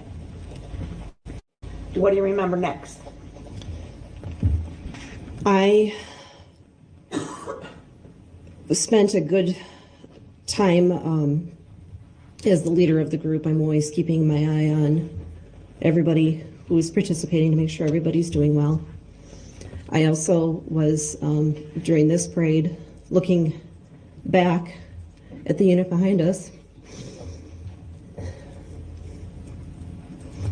Coincidentally, my daughter's two friends were part of the Waukesha extreme dance team, so they were performing Okay. in the unit behind us, and I, when I could, would look behind and glance at the girls dancing. Okay.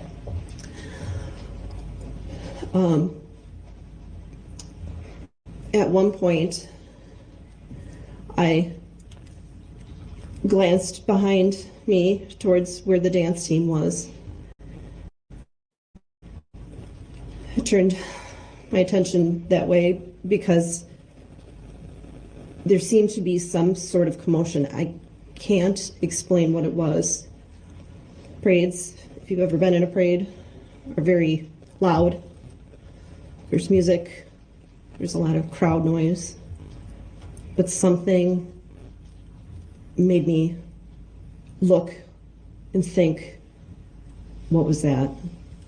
Okay. Something unique, something that wasn't right. Correct. Overruled, her answer may stand. Keep that in mind going forward. Go ahead. I turned my attention back forward towards our group, and I again turned back towards the dance team because, again, something maybe I had heard, something maybe that again seemed out of place, and that's when I realized I saw headlights. Now, were these headlights part of the extreme dance team or something else? I realized within a second or two that no. I could see the truck. I believe it was a larger black truck that was part of the dance team's unit. Okay. I saw that, and to the right of that, so it would be the, again, driver's side of the truck is where I saw this other set of headlights. Did the headlights get closer to you? Yes. I quickly realized that the headlights were coming basically straight at me. Were you able to get a description of this vehicle with the headlights driving in your direction? As it passed, I realized it was an SUV. Do you remember the color? I do not. Okay. You remember it was an SUV? Yes. Where were you when it passed by? I was on the street. I was near the curb, but not up on the sidewalk. Okay. Would that be the south side of the street or the left-hand side of the street as you're marching westbound? No, I'm sorry, south side of the street. Yes, it would have been the south side of the street. Okay. And again, it appeared the headlights were coming straight at me and then turned a little to the right, so more towards the center of the street. Okay. Shortly before it passed me, I would say the vehicle passed me within 3 to 5 feet. Okay. Were you able to see the driver of the vehicle? No, I was not. Okay. What did you do when this vehicle went past you?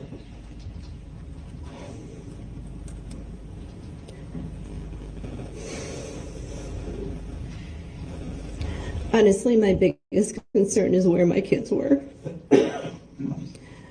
I didn't know exactly what their positions were. More than I was concerned about getting out of the way, I was concerned that they were not in the path of this car. Did you see the car continue past the float for Citizens Bank? Yes. After it passed me and I was searching, I did notice that there was a clear area on the street ahead of me, about to where the vehicle was. Not so much the float, but the vehicle. So there was The one your husband's driving? the one my husband was driving. Okay.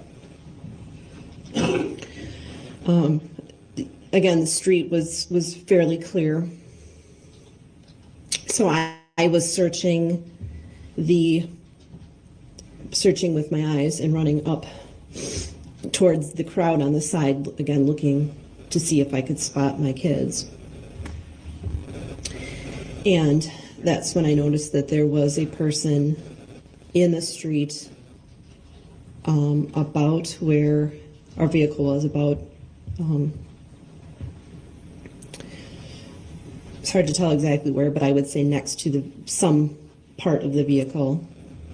Your husband's vehicle? Right. Okay. And this person was running forward. I assume trying to get out of the way. Could you see who the person was? At that point, I couldn't tell exactly who it was.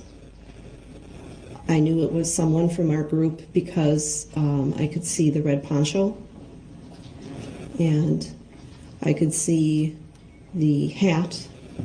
I should mention that Jane was not the only one wearing a hat. There were 2 other people that were wearing the similar hats. Okay. Did you see the SUV strike the person running in the red poncho? I did. Tell us what you remember, please. I remember seeing the vehicle basically moving at a pretty high rate of speed towards the person that was running. I do remember seeing taillights, but not brake lights. And I, again, am watching this from the back. I think before I even remember seeing anything, I heard a very loud impact. What did it sound like? A very, very loud thud. And then what? At that point, I also remember hearing a very audible gasp. I don't know if that was from the crowd, the people watching, or if it was from the person that was struck. I then saw from the back, I guess it maybe wasn't enough of an angle. I could see that there was a person on the vehicle, and I did see the red poncho above the roof of the vehicle at one point for a second. Did the SUV then pass around your husband's truck on the driver's side? Yes. Overruled. Her answer may stand. Where did you see it go? I saw it continue forward around the front of the vehicle, and from there I lost sight of the vehicle, and at that point I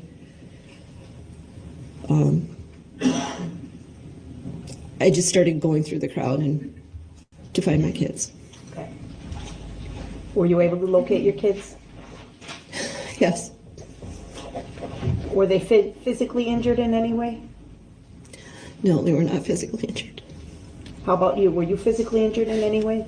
No, I was not physically injured.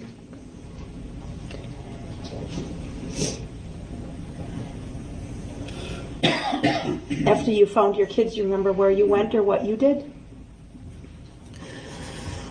I found my son first, and then I found my daughter within a few seconds of one another. I grabbed onto them. And a few seconds after that, my husband came running from where he was and grabbed onto us. At some point, I don't know who, I don't know if it was people from our group, I don't know if it was the crowd, but people grabbed us and moved us up onto the sidewalk. All right, thank you, ma'am. I don't have any other questions at this point. Thank you. Mr. Brooks, any questions for this witness? Yes, I do. For the record, I don't consent to that name. You stated that you were part of the parade as the Citizens Bank. Is that correct? That is correct. Was that your first time participating in the parade, or have you done it before that evening? We have participated in probably 20 parades over the last 5 years. I have been in that particular parade at least once before.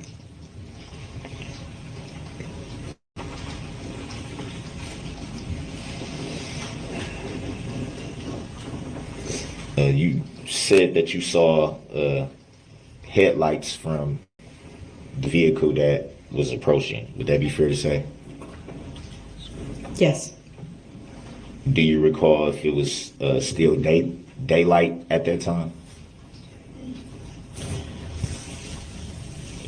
I would say it was dusk. And what would you consider to be dusk? Still light, or? It was more dark than light. Do you recall about what time of evening that was? Based on when the parade started, I would estimate it to be about 4:30. So from your recollection, it was more dark at 4:30 p.m. than light? Yes.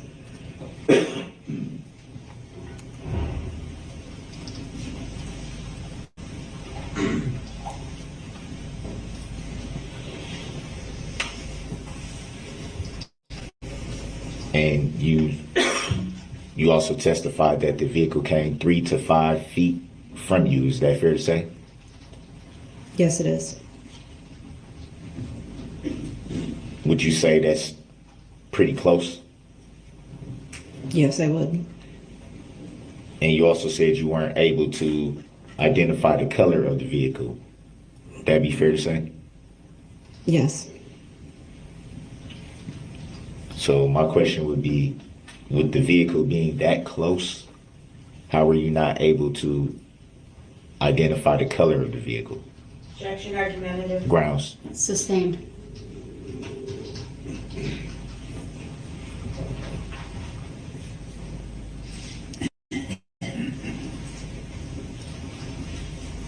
Were you able to see a license plate from the vehicle? I'm sure I would be able to see, but in a state of fear and panic, I wasn't able to register what it was. So would it be fair to say that because of that same reason is why you wouldn't be able to identify the color of the vehicle? Correct.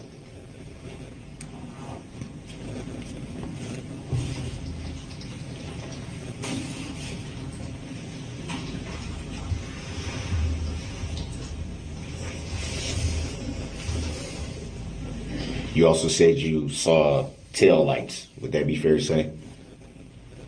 Yes, I did. Were the tail lights bright?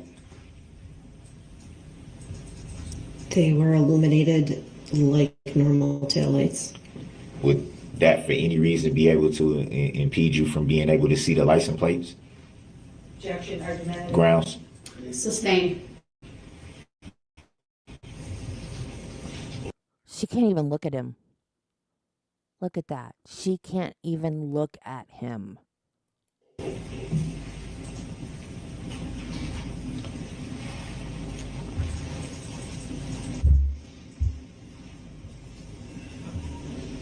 Do you recall where you, or let me back up, did you go inside of any buildings after the incident? Yes, we were asked to go inside of the Nice Ash cigar bar. About how close was the Nice Ash cigar bar to where you were participating in the parade? It was pretty much right there. Would that have been on the side of the street that you were on or the opposite side? That was on the same side of the street that I was on. Do you recall if you were close to any intersections at that time? I was more in the middle of the block than closer to an intersection. Do you remember any cross streets? Because you said you were in the middle of the block. Do you remember the cross streets or the next cross street that would have been ahead of you? I would not be able to name the street by name. I am not that familiar with downtown Waukesha. Do you recall any side streets at all during the parade route? I do remember crossing several of them. Do you recall if they were barricaded in any way?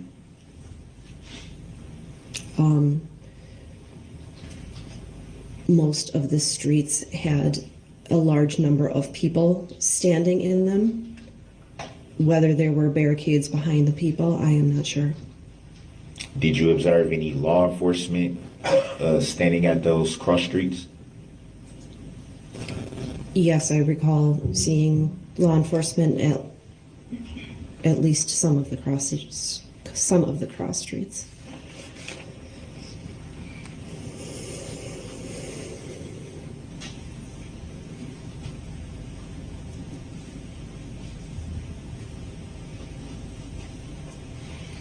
And you testified that you did not see the driver. Would that be fair to say?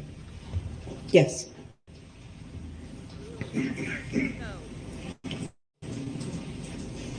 Do you recall giving any police report or being interviewed by any law enforcement?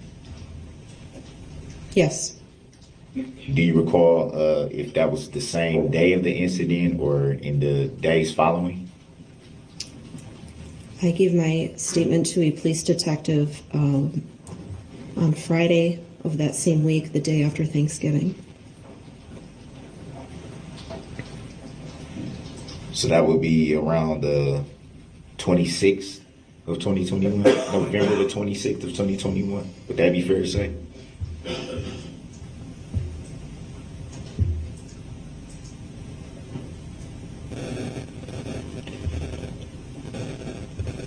believe, yes, it would be November 26th. Do you recall why it would take almost a week to be interviewed or to make a report? Objection, Grounds. argumentative beyond the scope of the Grounds. witness's knowledge. Grounds. Also calls for speculation on the part of the witness. It's sustained.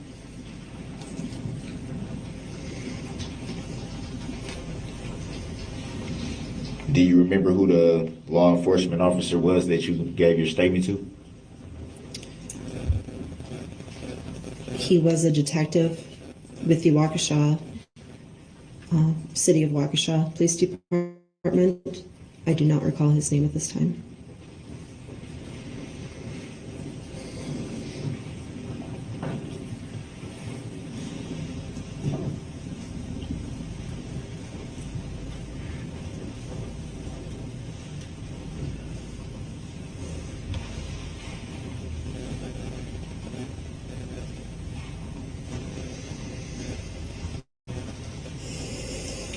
You stated that you don't recall seeing the path of the traveling vehicle after it had passed you. Would that be fair to say? I did not see the vehicle once it had traveled beyond my husband's vehicle. Did you see it strike anyone at that point? I saw it strike a person when it was parallel next to my husband's vehicle. Did you see it strike anyone after that point? No, I could not see the vehicle past that point. Did you see the vehicle strike anyone before it got to the location that you were at? No, I did not.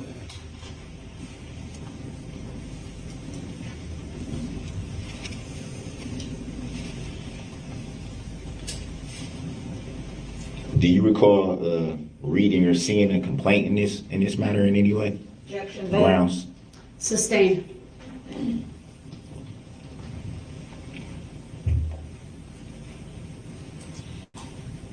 To the best of your knowledge, have you filed any claims in this matter? No, I have not.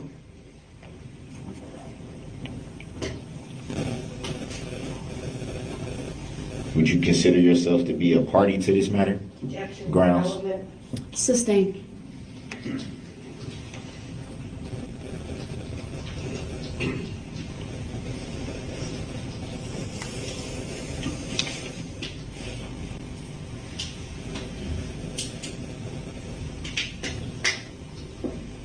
Were you aware that it might be a possibility that you would be called to testify in this matter? Yes, I did.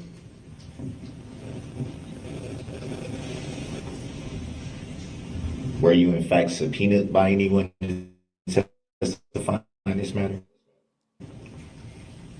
Yes, I was. Do you recall by whom? Wisconsin. And when you say the state of Wisconsin, who do you refer to? Objection. Argumentative. Grounds. Sustained.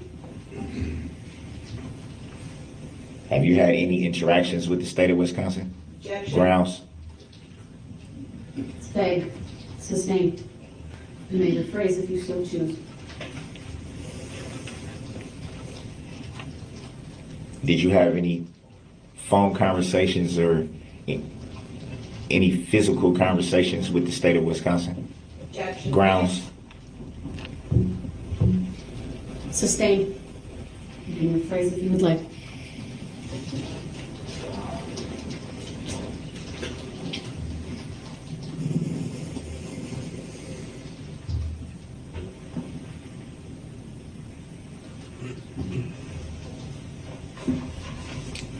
Do you even know the state of Wisconsin? Objection. Grounds. Argumentative. Grounds.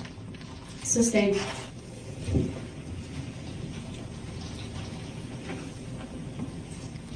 It would be fair to say, based on your testimony, that you were in fact called to testify by the state of Wisconsin. Objection. Asked and answered. Grounds. I didn't even finish the question. Can I have the grounds on that? Finish your question and then I'll rule. Seeing as how that you were called to testify by the state of Wisconsin, it would be fair to say that you've actually saw the state of Wisconsin. Objection. Grounds. It's vague. Grounds. Sustained.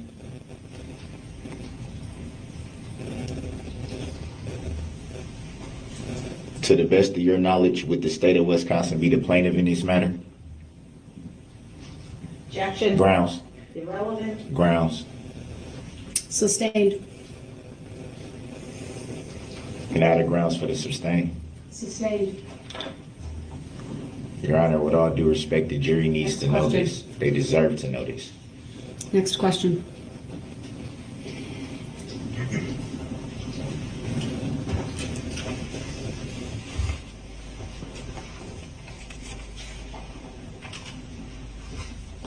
Are you aware that to the best of your knowledge, are you aware that for a case, there has to be an injured party? Objection. Grounds. Irrelevant. Grounds. Sustained.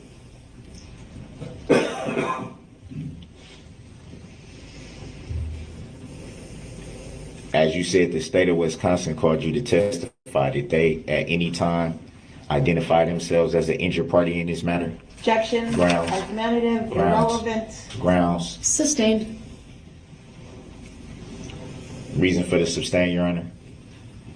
Continue, Mr. Brooks. Any reason for the sustain? It's sustained. May I have the grounds, Your Honor? Keep going, Mr. Brooks. This is information that the jury deserves to know, Your Honor. The jury is the judge of the facts only, and the court is the judge of the law. Keep going, Mr. Brooks.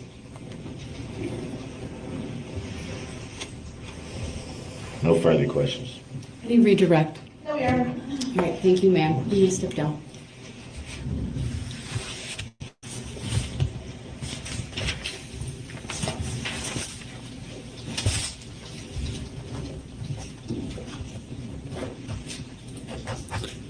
You may call your next witness. Thank you. The state will then call Adam Bone Steel.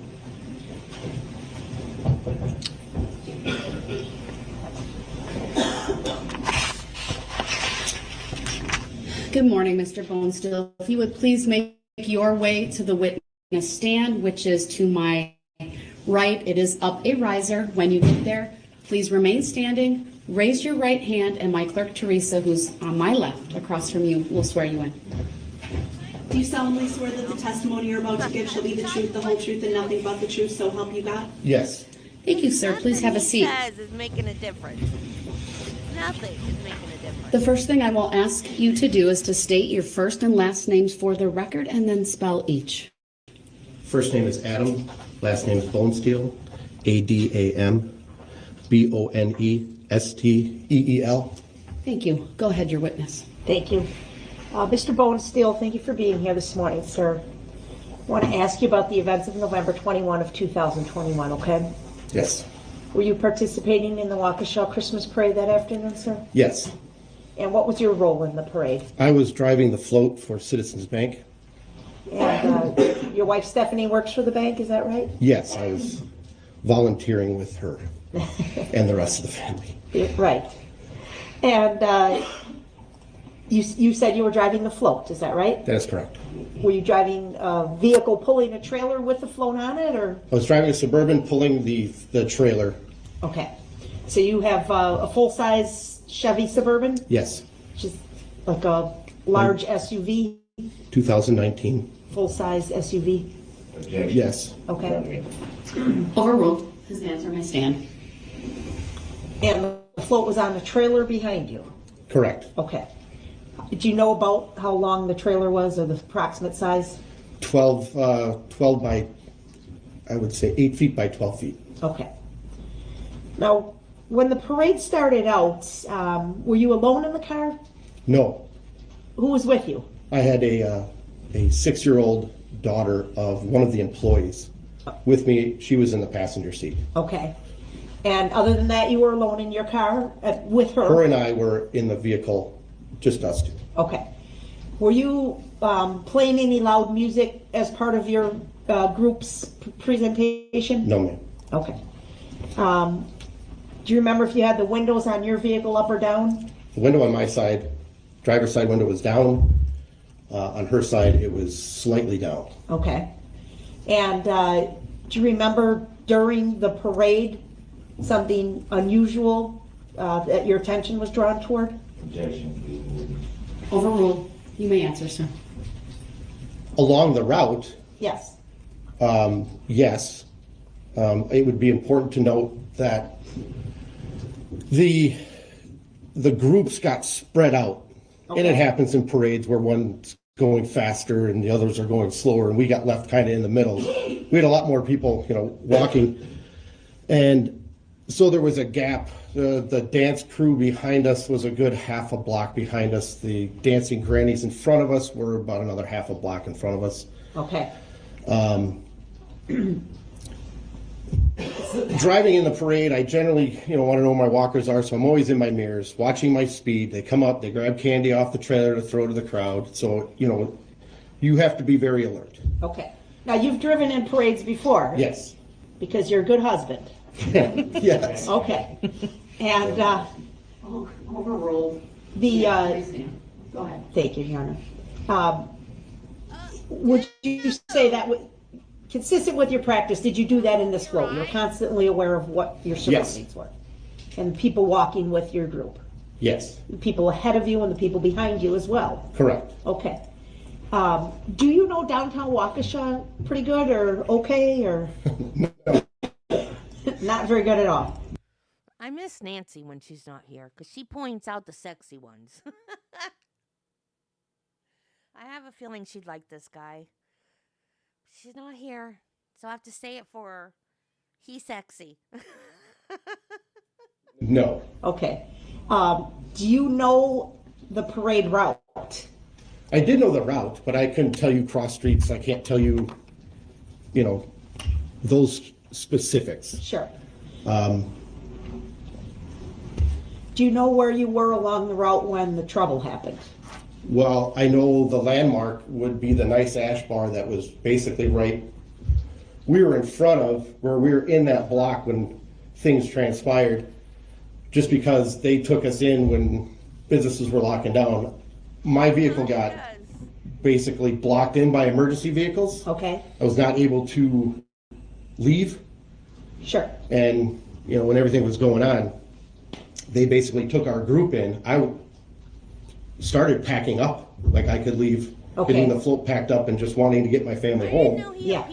And it got to the point where police officers came by as they were taping off the area and said, "You can't be here." Okay. So my vehicle ended up staying there overnight. Okay.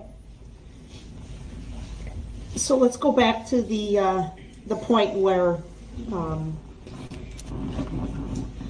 you noticed something was going on in the parade. So, we had started, the parade route had gotten, with our groups kind of separated. I noticed when I had looked out my driver's side mirror that I saw headlights behind me, and I remember thinking briefly, what's the dance guy doing behind me? Why is he so far off to the left? Okay. Basically, when that thought was over, I heard the roar of an engine, and I was watching in my side mirror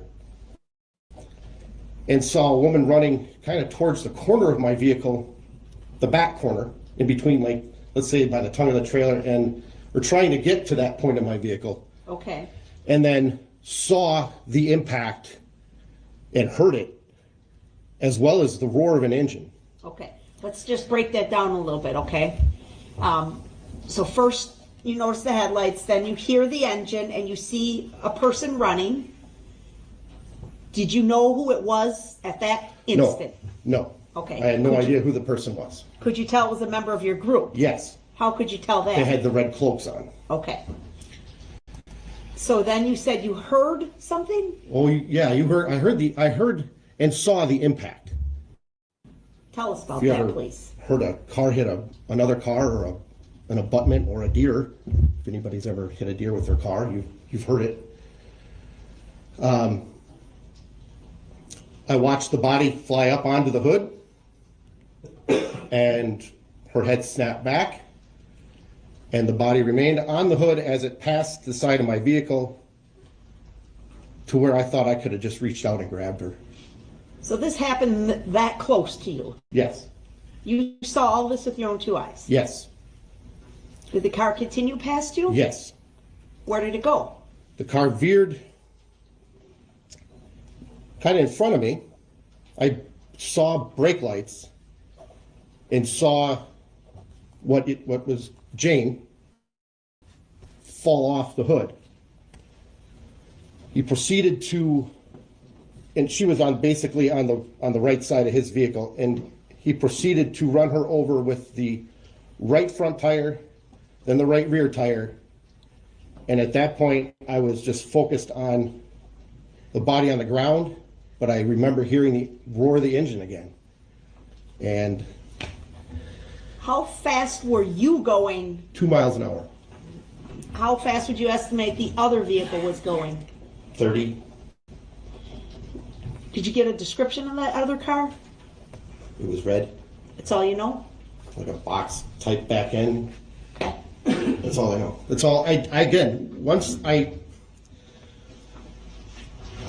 thought my wife was the woman on the car. So you see your whole life going by you, you know, and what you think is an act of terror because you don't know what's going on. And then a body's laying on the ground. And at that point, that was my only focus. My vehicle, I threw it in park and ran to decipher if this was really who I think it is. Okay. Details of which direction the vehicle went after that, I cannot tell you. I'm sorry. It was tunnel vision right to the ground. Of course. You do distinctly remember, though, seeing the red vehicle that you've described roll over the person on the ground? Yes. With both tires? Yes. I'm going to show you an item that's been marked as Exhibit 46, please. And we're going to put it up for you first and have you take a look at it.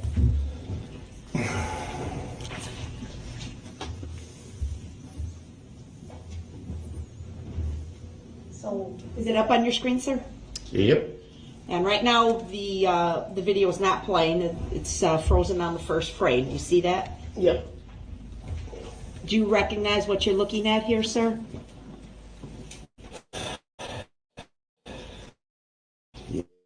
Yep. What are you looking at? It appears to be Jane. What'd she look like when you ran up to her? She was on her side, face down, yeah. I'm going to ask Those are the pants, yeah. Okay. I'm going to have my assistant play this video through for you. It's a total length of 15 seconds, okay? Yes. I want you to watch it, and then I'll have some questions for you, okay?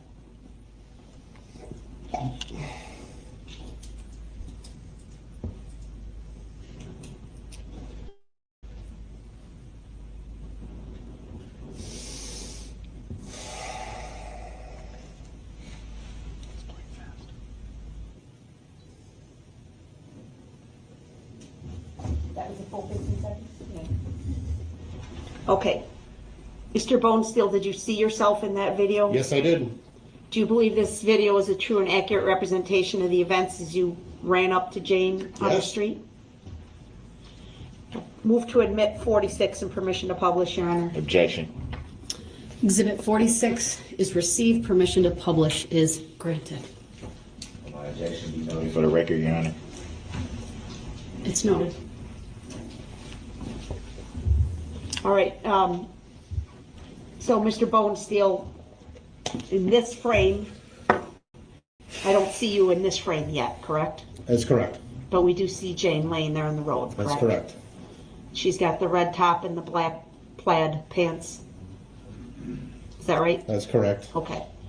We're going to go ahead and play it all the way through, 15 seconds at normal speed.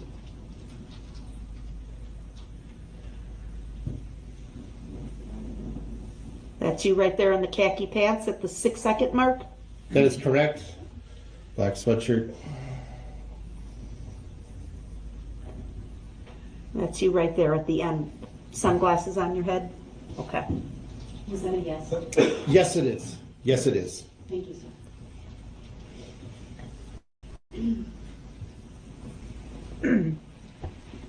Do you know if medical assistance was provided to Jane? I do not. What happened? Once I realized that it wasn't Steph, I ran back to find her and the kids. And I found them back by the vehicle. Okay. After I had found them, my next thought was, oh my God, Addison's behind us. That's my daughter's good friend. And another friend was also there. And I ran back to find her. With the extreme dance group? Yes. Okay. Did you find those girls? I found Addison. Sam had been struck. What's Sam's last? Coelho. Okay. I asked Addison if she wanted to come with us. Her mother was actually waiting at the end of the parade route, so she was en route to get her. But then I went back to my family and the rest of the group that we were in the parade with, and at that point the Nice Ash Bar was taking them in. Okay. And then I was just focused on getting out of there. Yeah. Which didn't happen.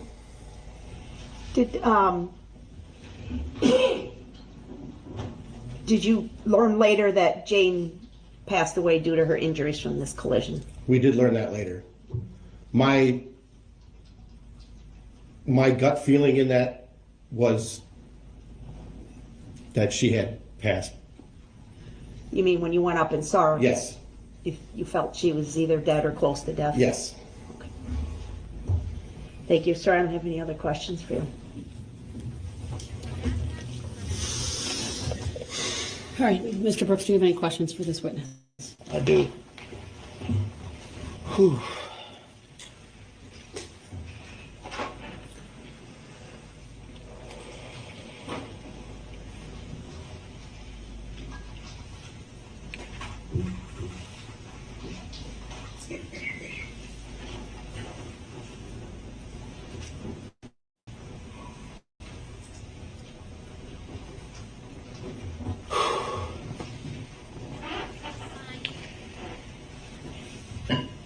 Stop it. I apologize. I just needed a quick second.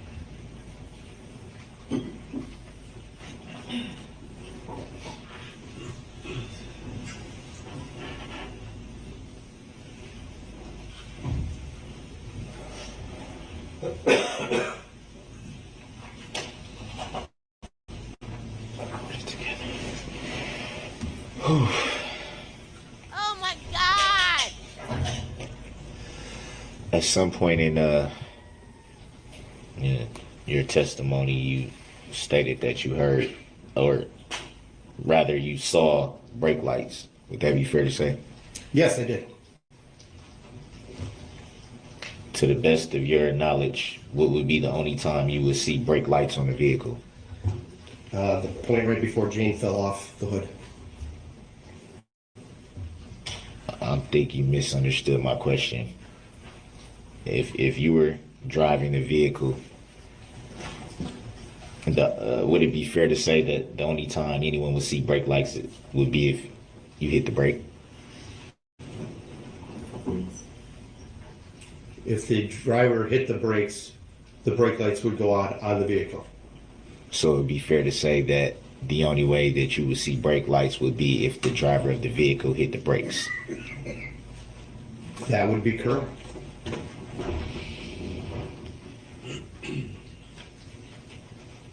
You did state in your testimony that you did not get a look at the driver. Would that be fair to say? That was never part of my testimony. Nobody had asked me that question. Are you asking me that question if I had seen the driver? I do recall you saying that you did not see the driver, so I guess that's... In my testimony? Yes. Oh. Hold on. He's going to ask you a question, and I'm going to ask that you answer that, okay? Okay. So go ahead, ask your question. Did you at any time see the driver of the vehicle? No. You did testify to when you were describing what you saw, you referred to the driver as he. Any reason why you would refer to the driver as he if you did not see the driver of the vehicle? That would be like the proverbial we. He doesn't know what that means. Well, there's males, there's females. There are singles and there are togethers. I mean, when you say we, it's the proverbial we. So collectively, he would be Doesn't know what that means, dude. along those lines as well. is it fair to say that you could have just answered as we instead of he? Objection. Grounds? Sustained. Next question, sir. Now the grounds on that? It's argumentative. Rephrase your question.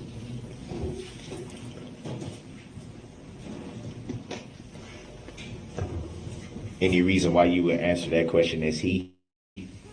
Objection. Irrelevant. Argumentative. Grounds? Asked and answered.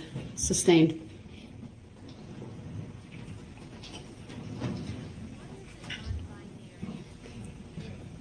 Were you able to get a license plate of the vehicle?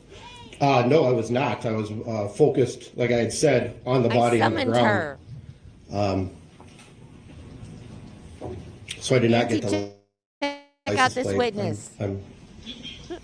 After the vehicle had passed the vehicle that you were in, did you see the vehicle strike anyone after that point? I did not see the vehicle strike anyone after the vehicle had passed me, other than driving over, like I had stated, the body that it had already struck. Did you observe the vehicle strike anyone while it was approaching your position? Clarify your question, please. Did you observe the vehicle strike anyone while it was approaching your position? Yes, I saw it hit Jane. While it was approaching you? While it was coming or up. your vehicle, rather? Yes.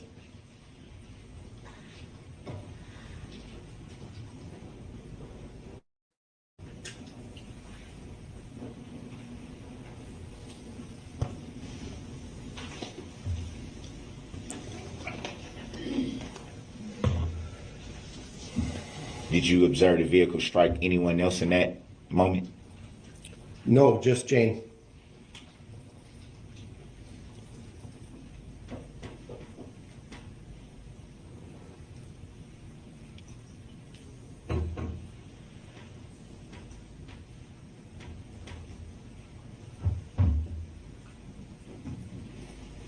And you said you went into a building called the Nice Ash after that moment?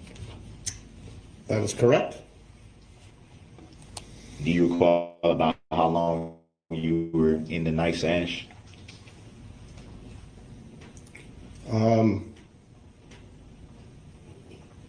Hour and a half, maybe.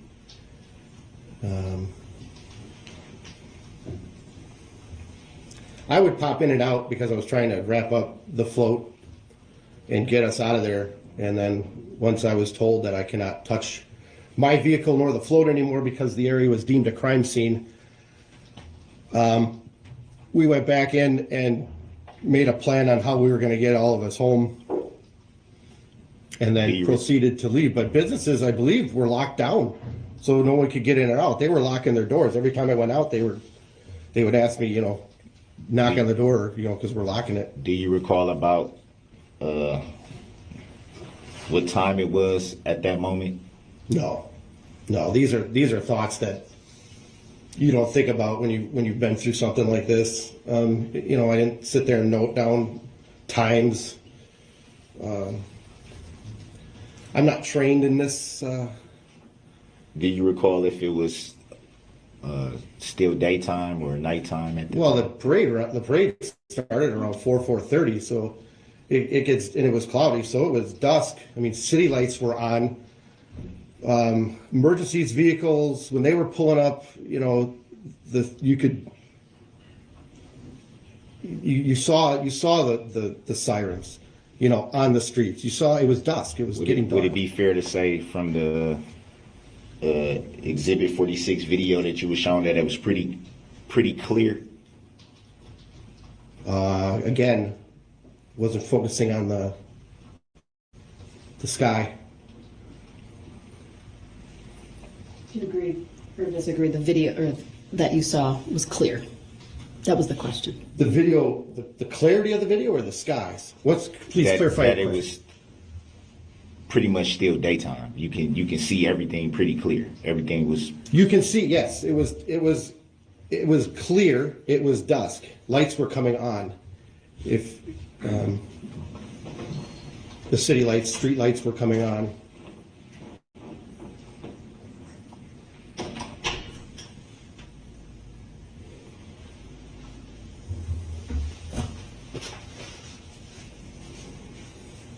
Would it be fair to say you can recall lights coming on, but not the driver of the vehicle? I think that's asked and answered, Your Honor. Objection. Grounds. Overruled. He may answer. I can remember lights coming on because they are stationary. The vehicle was traveling past me at a rate of speed with a woman that I thought was my wife on the vehicle. Was not really paying attention to who was driving the vehicle. Again. So would it be fair to say you were paying attention to the lights? No. So what would lead you to believe that they were in fact coming on at that time? Objection. Argument Grounds. asked and answered. The video that I... Hold on. There's an objection. I have to rule on it first. That's okay. The objection is sustained. Next question, sir.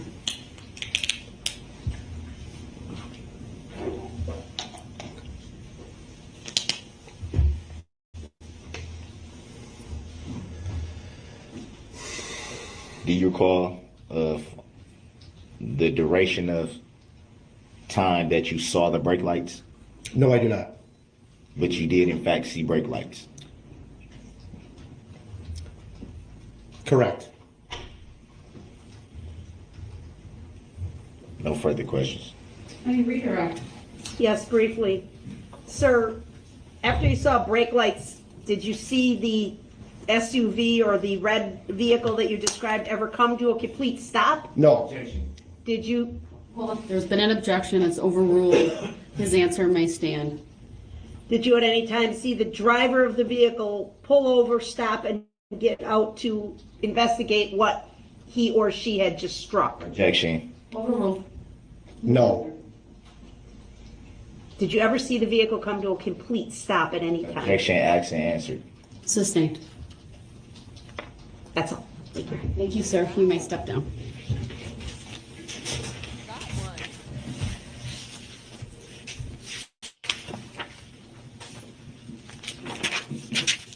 Statement called. Next witness. The state will call Heather Rashadi.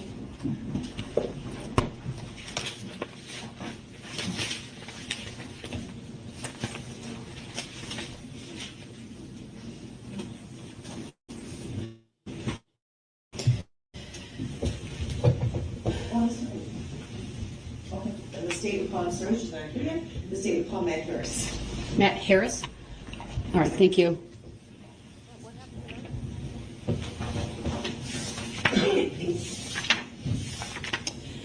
All right, Mr. Harris, thank you for making your way up to the. When you get there, please remain standing. Raise your right hand. My clerk, Teresa, will swear you in. Do you solemnly swear that the testimony you're about to give shall be the truth, the whole truth, and nothing but the truth, so help you God? I do. Thank you, sir. Please have a seat. First thing I will have you do is to state your first and last names for the record and then spell each. Matthew Harris, Matthew Harris. Thank you. Go ahead, your witness. Thank you. Mr. Harris, I'm going to draw your attention to November 21st, 2021. Were you at the Waukesha Christmas parade on that date? I was. Okay. And were you a spectator? Were you a participant? Spectator. Who were you with? There was a large group of friends and some family in that group. Okay. So did you bring your family? I brought my two daughters. Okay. And was your wife there? My wife was not there. Okay. And how about just generally, approximately how many people were with your group? I think our group had about 19 or 20 between kids and adults. And where were you sitting or standing to view the parade? We were right on the corner of Main Street and Clinton, right in front of the Steaming Cup. Okay. I'm going to show you State's Exhibit number 51. It's going to display in the front of you on your screen. If you can just let me know when it's displayed in front of you. Yes. Does that accurately depict the corner that you were at to watch the Christmas parade? It does. I would ask the court to admit it into evidence and to publish it to the jury. What is the relevancy of this particular exhibit? Overruled. Exhibit, I'm sorry, can I have the number again? Is it 51? 51. Exhibit 51 is received, permission to publish is granted. Sir, the screen in front of you is a touch screen, so can you kind of put in maybe a circle around the area that the 19 people that you were with kind of encompassed? Pretty much this whole corner. Okay. And were you standing, sitting? Standing. Was everyone standing? Everyone was standing. And there's a curb. Were you guys up on the curb and the bump out, or were any of the people that were watching with your group in the street? Most of the children were sort of in the front area on the curb and out into the street, and most of the adults had sort of huddled behind. Okay. I'm assuming that the purpose is candy's handed out so the kids got it first? Sure, correct. Okay. And where were you, if you look at that circle, were you, as we're looking at the diagram, towards the right of that circle, which would be east, or were you to the left of the circle, which would be west? I know I'm drawing on this a lot, probably right here in the back, towards right in the middle. And how about your kids? Right out here in the front. Thank you. And were there other people, as you were standing looking at the street, which way is the parade coming? Is it coming from, as you're looking at the street, your left down to your right? If you draw an arrow. Right, yeah, sure. Thanks. And what, approximately what time did you get there, do you know? Most of us had just come from a soccer game in Brookfield, so I think we got there probably right before it started, 3:45, 3:50. I believe it started at 4. So again, there were there a lot of people in to the right and to the left of you, spectators? It was pretty packed, correct, Okay. yep. Thank you. At some point, and we can take this exhibit down, at some point did you hear some type of commotion? I did. Do you know where in the parade route, like what floats had just gone through or what floats were in front of you? Did you? Yeah, I didn't recall at the time what float was about to come in front of us, but I do know that the Dancing Grannies had just passed us. Okay. And then that's when I heard the commotion, an audible gasp. There was a large vehicle kind of blocking our view of what was coming, kind of obscured anything, and then that's when I saw a red SUV from the north side come around in front of that vehicle. It headed straight for that corner where our children were, so it was kind of coming dead on at us. And then at the last second kind of clipped that corner and then veered off, and I saw it continue on into the Dancing Grannies group. So as you were looking to your left, which would be, and I'm horrible at directions, it would be to the east. As you were looking there, when you said you heard a gasp? Yeah, like an audible gasp, commotion, just an eerie sound of not parade sounds, just a loud, like, draws your attention to something is going on, but we couldn't see because, again, there was a large vehicle right there. And I'm assuming the large vehicle that you're describing was part of the parade? Correct. Approximately how far to your left, as you're looking at the parade, was the vehicle when you first saw it, the red SUV that you've described? Hold on, there's been an objection. I was mid-question, so if you could just re-ask it, I didn't hear it all. Approximately how far from your position was the red SUV when you first saw it? It would have been. Oh. Is there There's been no objection to that, so he may answer. Okay. It would have been on, I believe that's the south side of the street, so maybe 30 feet. So you first saw it approximately 30 feet to your left, and it would have been on the opposite side of the road from where you were seated. Yeah, just on the other side of the large vehicle, that Suburban that was there. So on the driver's side or the passenger Driver's side of side. the vehicle? Thank you. So the vehicle comes on the driver's side of that car that was in the parade. What do you see next? I saw it come along the side of it, and then once it cleared that vehicle, it made it which would have been a right-hand turn right towards our corner.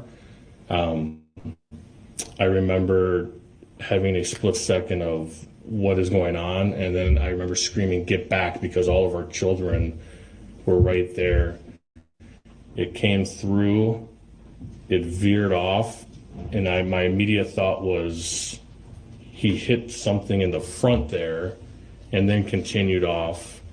I would say the parents, mostly the dads, kind of ran up there and kind of check on the children, and I recall at that moment, after a second pause, looking down the road to see where it was going.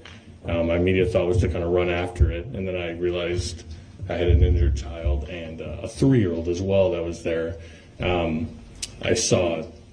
distinctly remember seeing 2 victims laying in the street, and then I looked up the other way where I had come, and I saw a woman with plaid pajamas lying in the street up the road, and that's when I grabbed my daughter and grabbed her to pull her back. So you said that you looked to your right and you saw 2 other people in the roadway. Were they from your group or were they from a different group? This was after probably 3 to 4 seconds in duration. It was advanced up into the Dancing Grannies group that had just passed us. Could you tell the path of travel as you said it was heading towards your corner and then it veered away? Do you recall, can you describe that? Yeah, it veered away and then headed right back, continued down Main Street, seemingly right down the middle of the road. Okay. And did you see it impact the grannies, or I did did you not. just see bodies after I the just car saw went through the them? victims on the ground. Thank you. Sure, do me a favor. Try to wait until she's fully asked the question. I know it can be a little nerve-wracking, just so that the record is clear. You bet. Thank you so much. Sir, how old are the children, your children that were at the parade? Objection. Overruled. My children at the time was 7, and my youngest was 3. And you indicated, if I can have Exhibit 51 back up?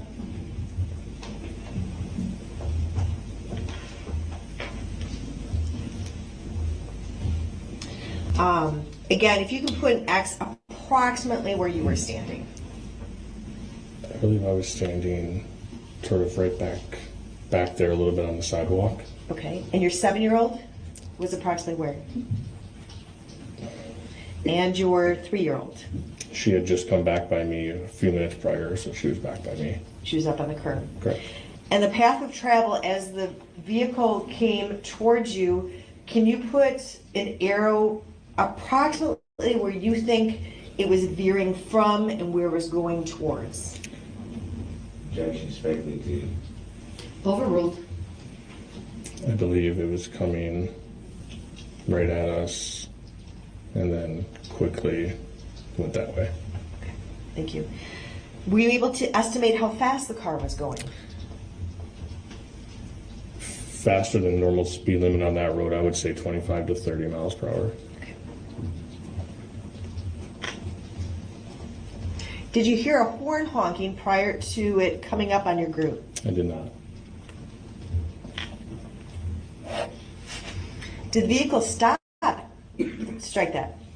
Were any people that were with your group injured? Yes. Who was injured? My daughter, my 7-year-old daughter, had her foot ran over, her left foot. broke 4 toes and also her tibia and fibula in her leg. And then there was another friend of ours, younger daughter, who was next to her. I believe she got sideswiped from the vehicle with some face damage. Sorry. And what was that girl's last name? Knapp. Knapp? Correct. And your 7-year-old, what is her name? Brinley. Brinley? Correct. Okay. Did you said that there was something with her tibia and Fibula, correct. fibula. Were they broken They or? were broken. Yes, sorry, they were Okay, broken. sorry. What did you do? When, at that moment, Right after the car went past your daughter? so we leaped up. My daughter was crying. Many of the children were crying. We were trying to triage through and just seeing who was injured, and because it came that close. And again, I had looked down, kind of just assessed the situation a little bit. I had grabbed my daughter, had set her back on the curb a little bit, grabbed my oldest daughter, sorry, with the injuries. I grabbed my 3-year-old and set them there as well. And then at some point, a few moments later, got them. The other parents were lining up the children on the side of Clinton Street, on the side of the Steaming Cup, over in this area. So we eventually moved the kids back there. Did you take Brinley that evening for medical care? I did not. Okay. How did you know that she had broken toes? So there's a couple of variables that came into play there. We did not know at the moment. I knew that she had a foot injury, and I did the typical dad thing, and I downplayed the initial injury. I carried her to the car. At the time of walking to the car, as a leader at Pearl Healthcare where I work, I got an alert that the hospital was on lockdown. So my initial thought was to take her up to the hospital myself. Her acuity versus other victims laying in the road didn't warrant her waiting for an ambulance, that I could take her. At that time, when I got the lockdown notice on my phone, I decided to call my wife, who is a nurse practitioner in urgent care at the time, and I said, you're going to want to check this out. She was almost done with her shift anyways. We live 15 minutes from the house, so we kind of convened there. She looked at it and decided to take her in at that moment. So what foot was run over? Her left foot. When she, after the car drove over her foot, did she still have her shoe on?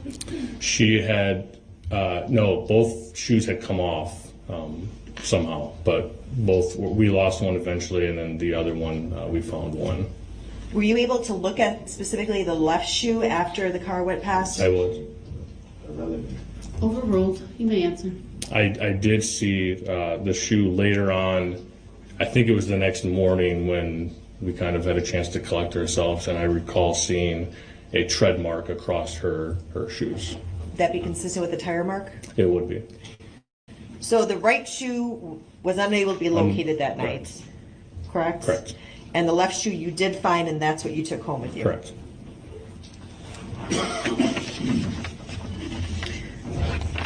Now, you said that at the time you didn't feel that your daughter should be taken by ambulance because of what you were seeing. Can you describe to the jury what you were seeing? Just mass chaos. Nothing like I'm a combat veteran. I've been around mass hysteria most of my career, and I had never seen anything like this in such a safe environment where it was just hysteria, screams, sirens everywhere, just and unknowing, are there other vehicles coming down? Like what is actually going on here? So it was just an odd, eerie feeling for a very long period there. And you would indicate you had seen a woman with plaid pants? It seemed like pajama pants. Correct. Okay. To the left of you? Correct. And did you see her being treated? I saw many individuals standing around her. I know that one of the parents in our group is a physician. I believe she went on to render aid somewhere. I don't know if it was her or not, but I remember seeing a large presence around that woman. And then, did you see any bodies to the right of your position? Yes, that's where I saw two within which would have been part of the dancing granny group. I don't know if they were the grannies or not at the time. I just knew that there were two people laying on the ground.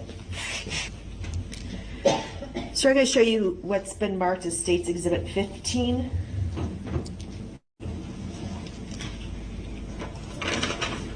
And I'm just going to have it viewed in front of you initially. Do you recognize generally this map? I do. And do you see the position that you and your family were on November 21st of last year? I do. And do you see your daughter's name in a box that's above the word steaming cup? I do. And it's connected to a star that's orange in color? Correct. Is that the approximate location of where you and your family were when your daughter was run over? That Your foot is. was run over? May I pop- Nancy, that depends.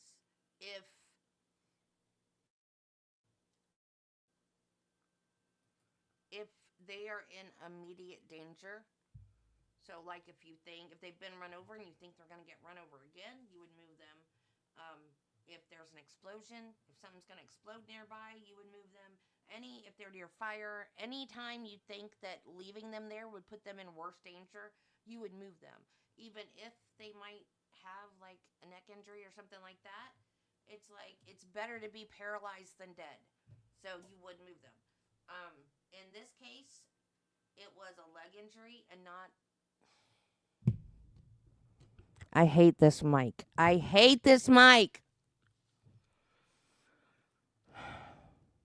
So, what I said was, sometimes you have to move them if they're in immediate danger, because paralyzed is worse than death. So, if there's immediate danger,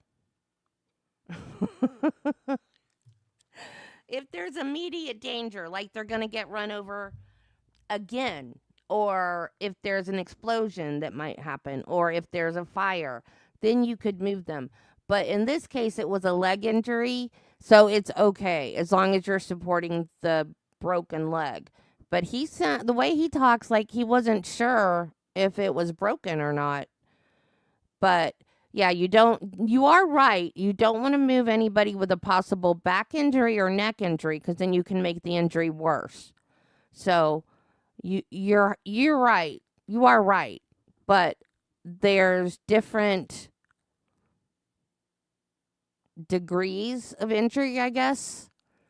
So some are movable and some aren't. And then you've got your emergencies where, like I said, paralyzed is better than dead. So you would want to move them away from more immediate danger. Oh, don't be sorry. I'm sorry that my mic sucks. The wheel is green. If I mess with it, it's either going to get worse or it's going to be up so high that it will mute me. So we're screwed either way. I just need a new mic. Bullshit to the jury, it's previously been admitted. You may. Again, showing the jury State's Exhibit 15. If you can circle the orange star that's associated with where your daughter was struck. Thank you. And the approximate location that you observed the woman to your left. Objection. Overruled. You may answer. And to your right.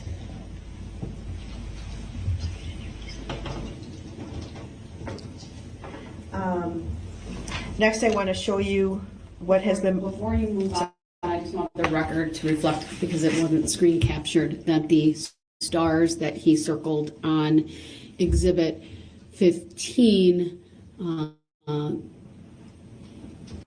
Yeah, who knows? I mean, that's a valid thought, because who would have thought someone would go driving through a parade? Nobody knew what he was thinking. Nobody knew that he was just pissed off at his ex and was just driving mad. Nobody knew. They could have thought, well, maybe he's got a grudge against somebody and he's trying to hit someone specific. So, Matt, what if he turns around and comes back through? That's a very valid point, Michelle. Maybe somebody thought that. Anybody could have thought that. And then added with the cops going, shots fired, shots fired. They were shooting at his vehicle, and they made people think there was an active shooter on scene as well. So that contributed to the chaos. They should have just kept shut about the shots fired. That was ridiculous. So the whole entire thing turned into this giant chaotic scene where nobody really knew what was going on, and people were injured and everybody was scared. I cannot imagine the chaos this whole thing. I think we were Christmas shopping at the time. I know we were in Gainesville. Travis and I, we heard it on the radio at the time when it happened. I think we were out Christmas shopping at the time. And I thought, oh my God, how horrible did this happen at a Christmas parade of all things? Oh, really? That more were coming behind him. Wow. Wow. Wonder why did you listen to interviews with some of the people, or is this just testimony from the trial, Judy? Why would they think that? See, I'd be more inclined. I think I would be more inclined to think that he would turn around and come back than that there would be more people coming behind him.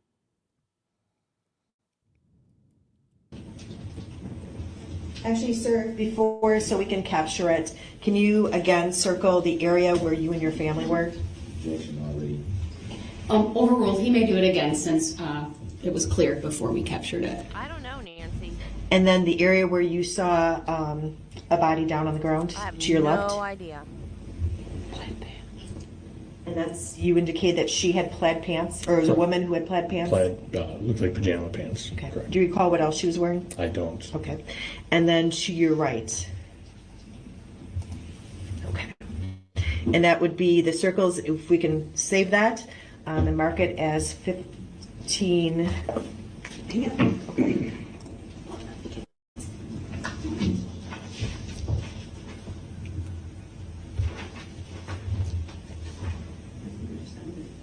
I think we're on B as well. It'll be marked as Exhibit B. Thank you. Sorry, 15B. And where you marked the circle to your left, that was associated with the same place where there's a name Jane Kulik? Yes. Overruled. And where you circled to the right, there are 7 different names under Dancing Grannies. Is that fair? Overruled. You may answer. Yes. Thank you. I'm sorry, I didn't hear the last part that you said, Mr. Brooks. Are you withdrawing that? No, I'm not. What did you say then? I said it's pretty obvious from the picture. It's leading the witness. All right. Your objections noted. It's overruled. His answers may stand. Thank you. Sir, I'm next going to show you Exhibit 49, which is a video. I'm first going to have it played or put in front of you on your screen. If you can just let me know when you see the depiction on that screen. I see it. And you saw first couple seconds of that. Let me play it one more time and then ask you if you recognize that. Okay. I stopped it at 3 seconds. And do you recognize that area? I do. What is that area? That's the corner right in front of People's Park where we were at the parade. Okay. And you had said, is People's Park across from Steaming Cup? Oh, sorry, Steaming Cup. Yeah, People's Park is directly across from Steaming Cup. And that would have been the corner that you were located with your family? At the Steaming Cup corner. Correct. And do you see yourself depicted in this video? I do. Do you believe it accurately represents what you observed that day and what you did? I do. Okay. I would ask that Exhibit 49 be admitted into evidence and published to the jury. For the record, how long is the video clip? It is 8 seconds. All right, thank you. Exhibit 49 is received. Permission to publish is granted. Thank you. Noted for the record, Your Honor. It is. Okay, if we can play it starting at 0, going through the entire 8 seconds.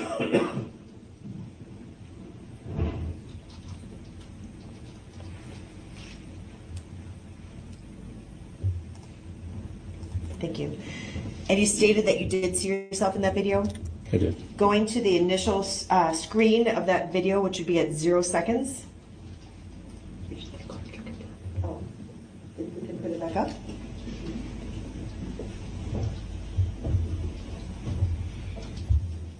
Do you see yourself in, it's at 0 seconds, do you see yourself in this still frame? Yes. Can you circle, again, using the touch screen, where you are? And are you carrying Brindley? I am.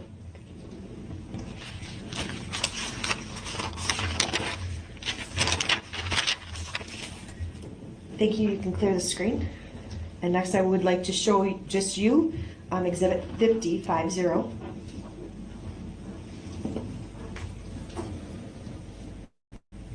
And see if you recognize this intersection as it plays through for approximately 5 seconds.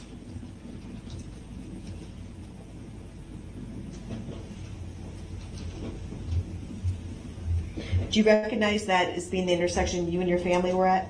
Just forward of our location, yes.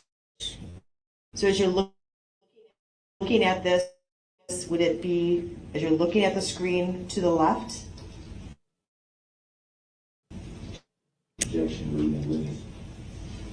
This is your family have been in relationship to this, where this video was taken? To the left. Okay. And the person taking the video, are they on the same side of the street as you are, or a different side? Objection. Overruled. You Looks may to be answer. the same side as our street. Okay. And you just saw the dancing grannies go through? Correct. Does that accurately depict what you observed prior to the car coming through the parade? Yes. Okay.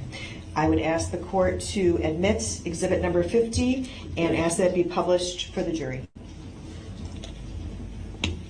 Your objection is noted. Exhibit 50 is received. Permission to publish is granted.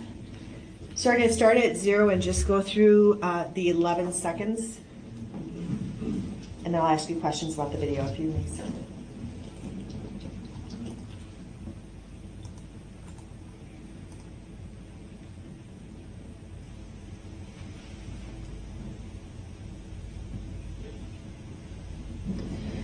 Sir, is that the red SUV that you previously described as striking your daughter?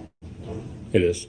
And that white vehicle that you saw in that frame, was that the vehicle that you saw that was impeding your ability to see it initially, or is that a different vehicle? Objection, hearsay. Overruled. You may answer. I believe that was a different vehicle. Okay. And was that the path of travel that you observed that vehicle take, which was on the north side, thank you, north side of the street? It is. And then after it passed that intersection, you indicated that it went towards the middle and into the grannies? It felt like that. Definitely. Thank you. Thank you. All right. Any questions for this witness? Yes. Just want to say.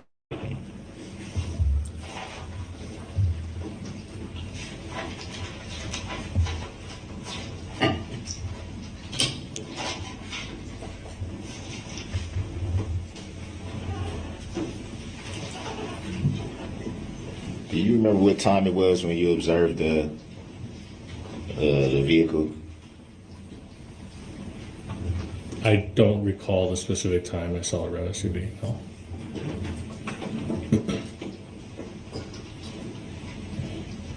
You stated earlier that you saw the vehicle clip the corner. Would that be fair to say? I saw it clip the corner where the children were standing, correct. And what do you mean by clip? Come into contact with children that were in the front of that group of kids. Is that how you would define clip? That's my definition of clip, correct. You stated also that it veered quickly away from, I'm guessing, that corner. What do you mean by veered quickly away? The vehicle at one point was coming straight at us, and then the next moment it was heading 45 degrees back on the original route, so it quickly turned to get back onto the street.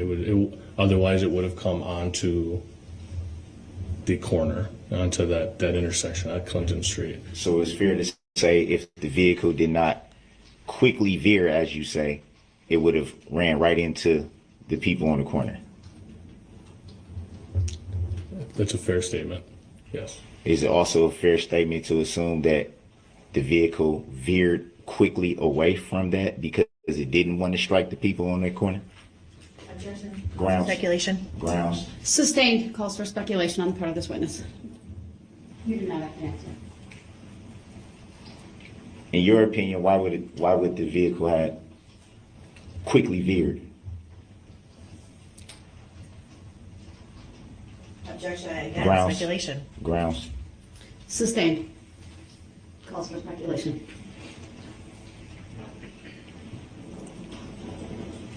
If you were driving the vehicle and were able at any time to see people directly in your path, would you veer away? Objection. Relevance for this Grounds. trial. Sustained. And I had a grounds for the sustain? It's not relevant for this witness to answer that question. Calls for a hypothetical that he has not been qualified to answer. So it's also on foundation grounds.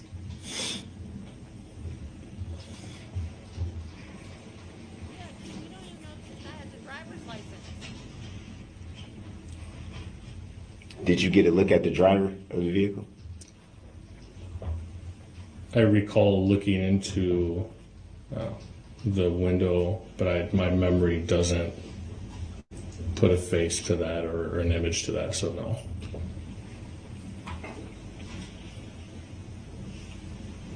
Did you get the license plate number of the vehicle? No. You see any tents on the vehicle that you recall?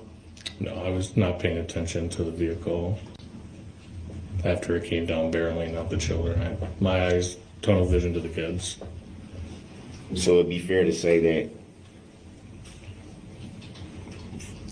with you focusing on the kids, it would be difficult to describe the vehicle at that point. Outside of it obviously being a red SUV in my mind as I saw it come down, I couldn't recall any other details about the vehicle. So it'd be fair to say the only thing you can recall about the vehicle was the color of it. That it was a red SUV, a larger vehicle. So the color of it. Correct. You stated that you initially waited before you seek medical attention. Any reason why you would wait? I walked through the variables earlier. The hospital was on lockdown.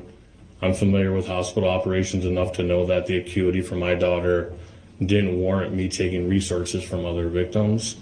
My wife's a provider, an urgent care nurse practitioner. I felt she would be in a better position 15, 20 minutes later to assess and handle that from there. You stated you did the father thing, as you put it, and downplayed the significance of the injury. Any reason why you would downplay it? I think my initial reaction was a little confusion of what was going on, and not seeing any bones sticking out or any blood. I immediately went into this sort of you're okay, meaning compared to everything else I'm seeing around us, you're in an okay position right now to get home. So I don't know if it was downplaying the injury per se, but it was more of just a triaging in my own mind of going, it's not that, it's okay. It would be fair to say that the language you used was you downplayed the injury. Would that be fair to say? Yep, that's correct.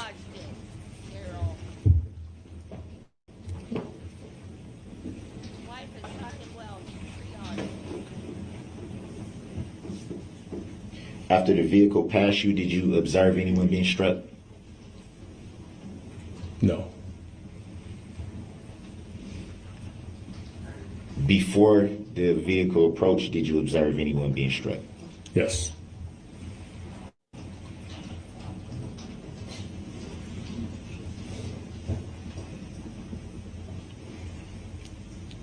You also stated that at one point after you...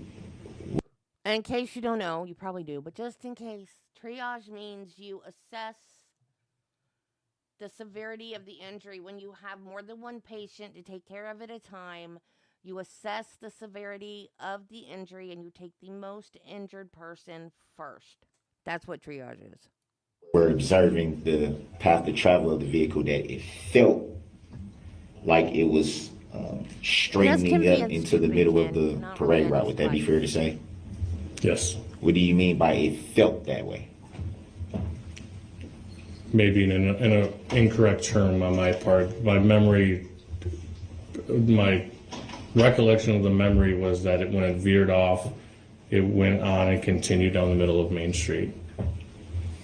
So would it be fair to say that you really don't recall? I certainly recall the vehicle heading back down Main Street, down the middle of Main Street. I'm referring to you saying that it, what it felt like, as opposed to what you recall it doing. I used the incorrect term there. When I said felt, it was more of the word choice of recall I should have used.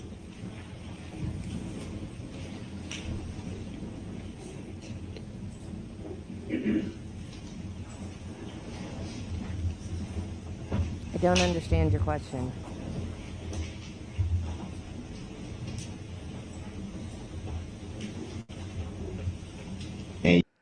Marty, I can't explain legal terms. I can't explain medical terms. Let me have it. You stated that you would estimate the speed of the vehicle to be about 25 miles an hour? I said 25 to 30 miles per hour. So somewhere in between that? Correct. And you also stated that it was the vehicle was about 30 feet away from you? When I first the vehicle was 30 feet away. It was just on the other side of the vehicle, the large suburban vehicle. So how could you come to the determination of the speed? Because it was barely right at us. So as it came around the vehicle, started coming towards us. Oh, I thought that was IAD. I was like, what do you mean triage with incision and drainage? Labor and delivery triage? That's not self-evident?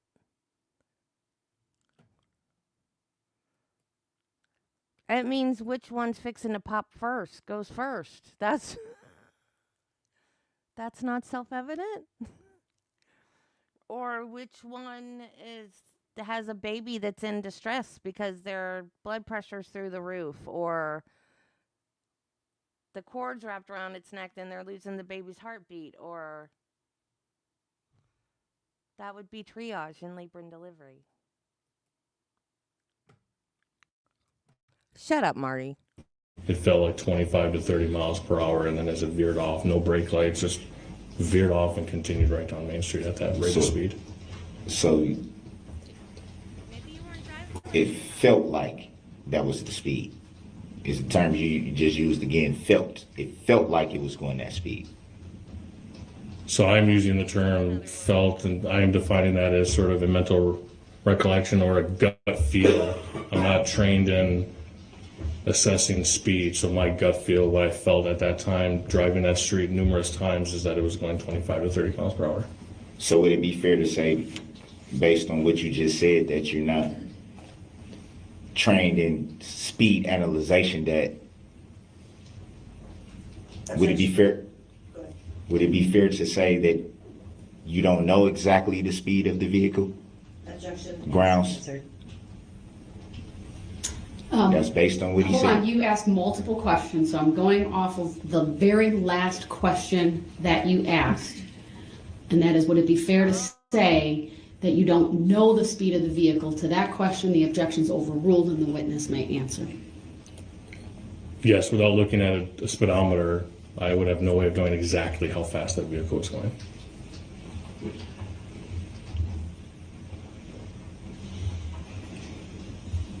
Did you notice any damage to the vehicle at that point that it passed you?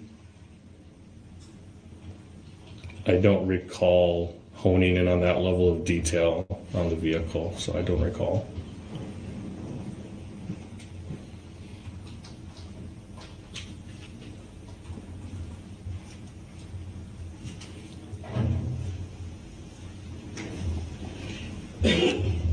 Do you recall if you may have seen anyone else present in the vehicle? I don't recall.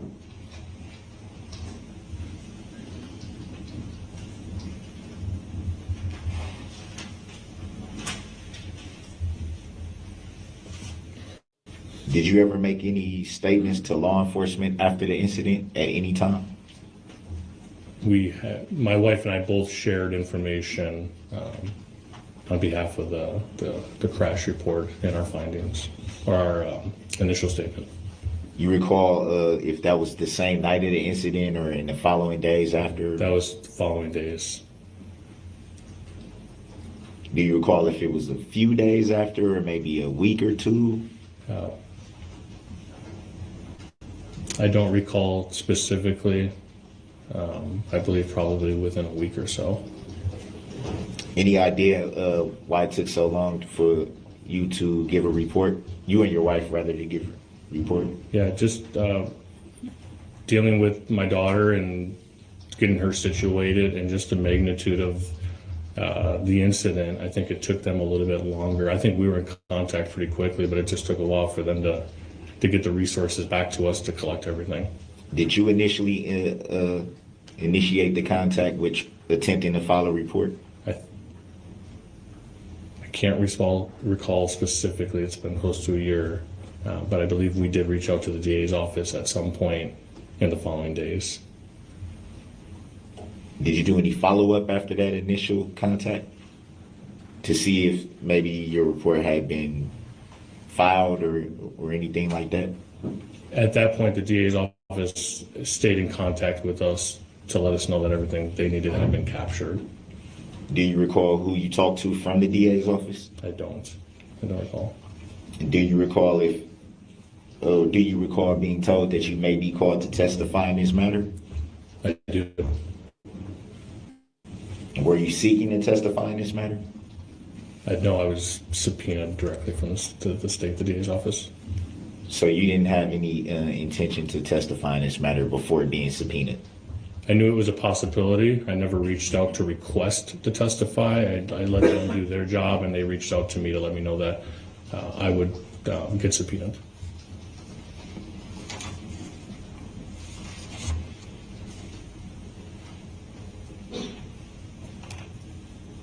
Have you read or seen any complaint in this matter? Objection made. Grounds? Sustained.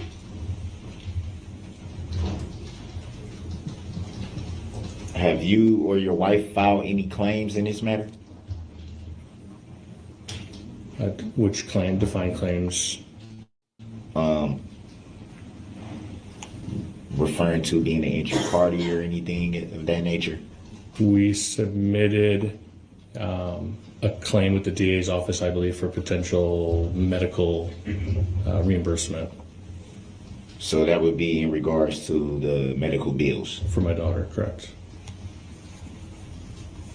So would it be fair to say that you have a financial interest in this matter? Objection. Grounds? Relevance. Grounds? Sustained. Would you consider yourself to be an injured party in this matter? Me personally, no. Not physically. So you weren't injured in any way in this? Not physically injured, no.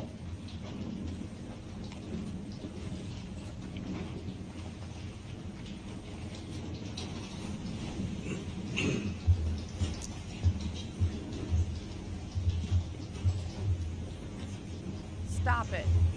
Are you aware of the plaintiff in this matter? Objection. Relevance. Grounds? Sustained. Ever had any contact with the plaintiff in this matter? Objection. Grounds? Vague. Sustained. Ever had any phone conversations or personal interactions with the plaintiff in this matter? Objection. Grounds? Again, with regard to the nature of the question, say. Sustained. I don't believe that's vague, Your Honor. I asked specifically if there were any phone conversations or personal interactions. I don't think that's vague. I think that's pretty clear. Sustained. And I also believe the jury deserves to know if there is a plaintiff in this matter. Your objection's noted. It's to that particular statement. Your statement is noted. To the objection from the state, it is sustained. Next question, please.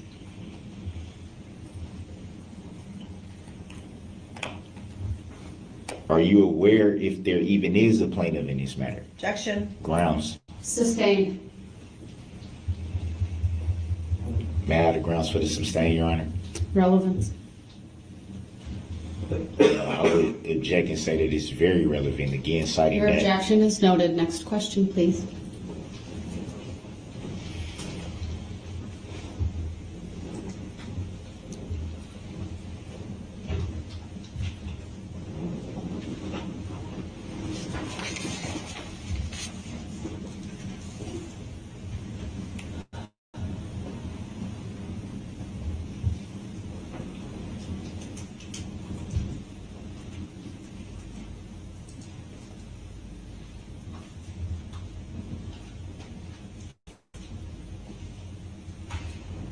Were you ever contacted by anyone who identified as the plaintiff in this matter? Objection. Grounds. Sustained. Still vague. That's pretty clear, Your Honor. The jury deserves to know this information. Mr. Brooks, the objection has been sustained. Next question, please. No further questions. Thank you. Any redirect? Briefly. Sir, at cross-examination, you had testified that you did not see any brake lights. Is that correct? That's correct. Objection. Ground. Relevancy. Overruled. Sorry, correct, yes. Okay. You testified further on cross-examination that you observed the red SUV strike an individual to your left. Is that correct? Objection. He also stated that he was focused on his children and not focused on... That's an argumentative statement. What's the legal basis for your objection, Mr. Brooks? That is hearsay. Overruled. I did not see the individual to my left get hit. I just saw her on the ground, or the victim on the ground. After you saw her on the ground, did the red SUV stop? Objection. Hearsay. Overruled. You may answer. I did not see the red SUV from that duration of the parade. I didn't see the red SUV until the vehicle had already passed that position and came around the other large SUV. So I can't speak to what happened back there. Was there anything that you could see in the roadway that would have prevented that red SUV from stopping before it started veering towards your group? Objection. Hearsay. He didn't see. The objection to hearsay is noted. It's overruled. You may answer. Can you ask the question again, please? Certainly. Did you see anything in front of you that would have prevented the red SUV from stopping as it passed that car that obstructed your view initially? Objection. Irrelevancy. Overruled. You may answer. Nothing that I saw would have stopped him. That wouldn't have allowed him to stop. Okay. And after he impacted your group that was watching the parade and it continued on towards the dancing grannies, was there anything that you stopped the red SUV? Objection. Who's the he you're referring to? I don't understand the objection. Were you done asking your question? I was. Overruled. You may answer. I don't consent to being called he. We don't even know the he that's being referred to. Overruled. The witness didn't identify a he. Overruled. I don't recall seeing anything in the road that would have stopped him from stopping, prevented him from stopping. Thank you. Nothing further. All right, thank you. You may step down. This will be an excellent point to take our mid-morning break. We'll be in recess for about 15 minutes. All rise for the jury, please.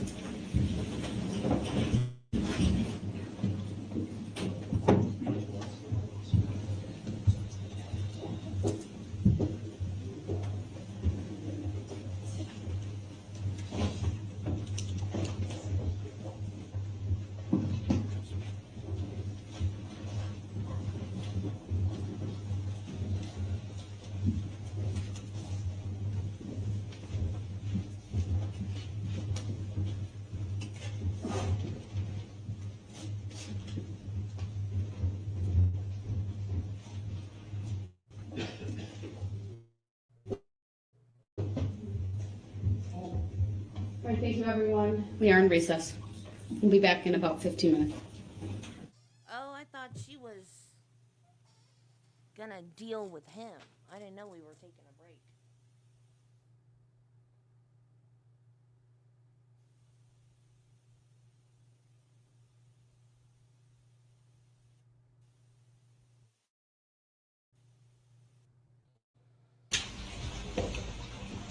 As a living human being. Also would like for the record to address subject matter jurisdiction again, Your Honor, if you would like to answer that now. No, I would not. And will not. Is that a judiciary determination? The record stands. I've previously addressed that issue. So you will not be answering that. All right, the record should reflect the jury is coming in. Is that a tacit agreement again, Your Honor? I'm not answering that. So is that a yes or no? Look up tacit agreement, see what it means. I don't know what it means. He doesn't either, by the way. I'll take that as a yes for the record, Your Honor. That's not either, sir. I'm not answering You didn't that. reply. Remember, non-response is consent.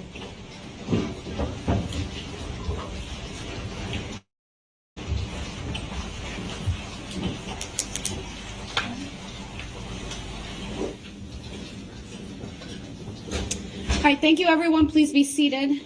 Statement called. It's next witness. The statement called Heather Rashadi. All right, good morning.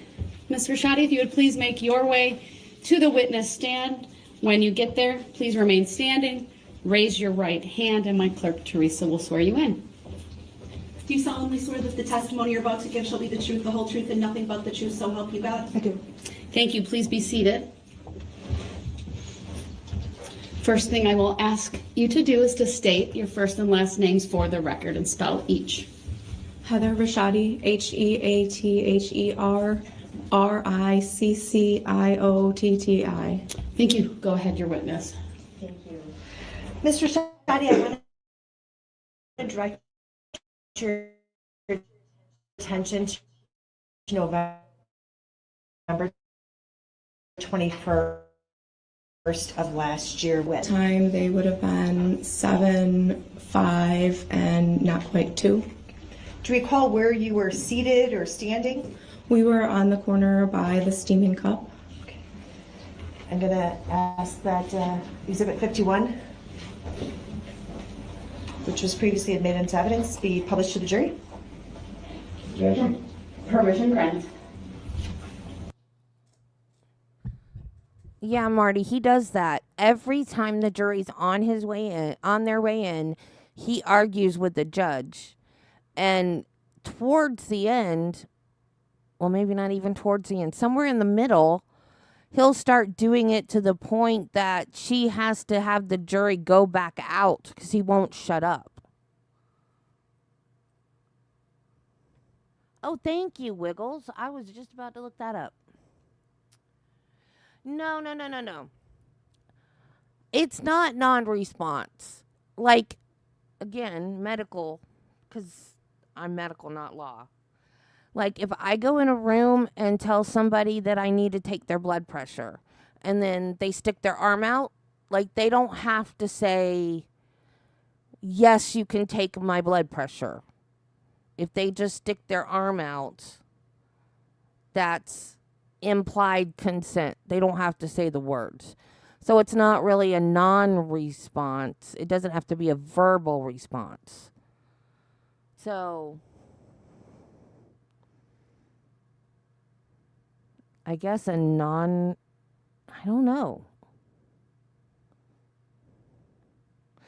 But when she asked him a question and they don't give a direct answer, I think that means no in law. So I guess it's different with law and medical. Because if I go in and say, I'm going to take your blood or I'm going to take your blood pressure or whatever, and they don't say anything, but they let me do it, that's implied consent.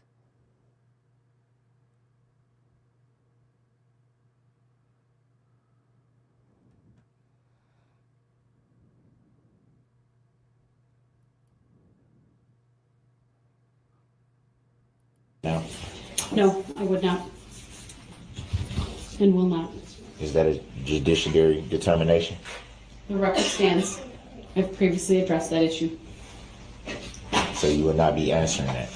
All right, the record should reflect the jury is coming in. Is that a tacit agreement again, Your Honor? I'm not answering that.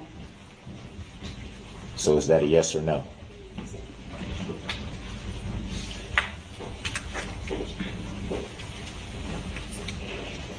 I'll take that as a yes for the record, Your Honor. That's not either, sir. I'm not answering You didn't that. reply. Remember, non-response is consent.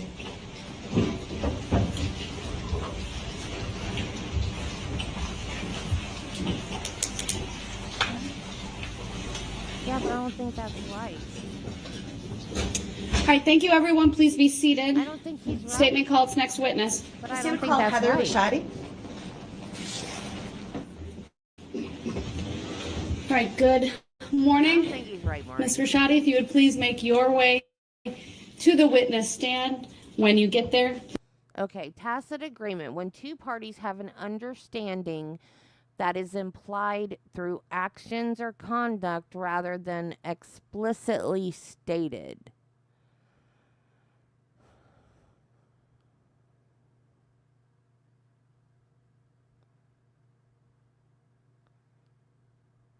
Of course they didn't.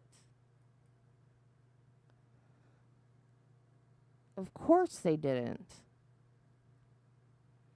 He's not right.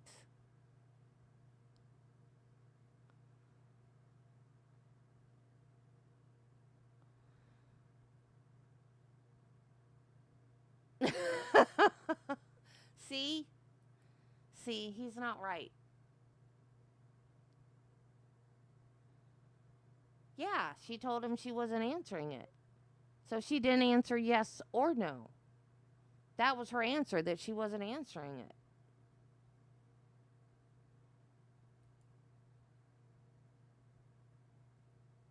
But she's already answered these questions many, many, many times. And he just does not take her answer for the answer. Please remain standing. Raise your right hand, and my clerk, Teresa, will swear you in. Do you solemnly swear that the testimony you're about to give shall be the truth, the whole truth, and nothing but the truth, so help you God? I do.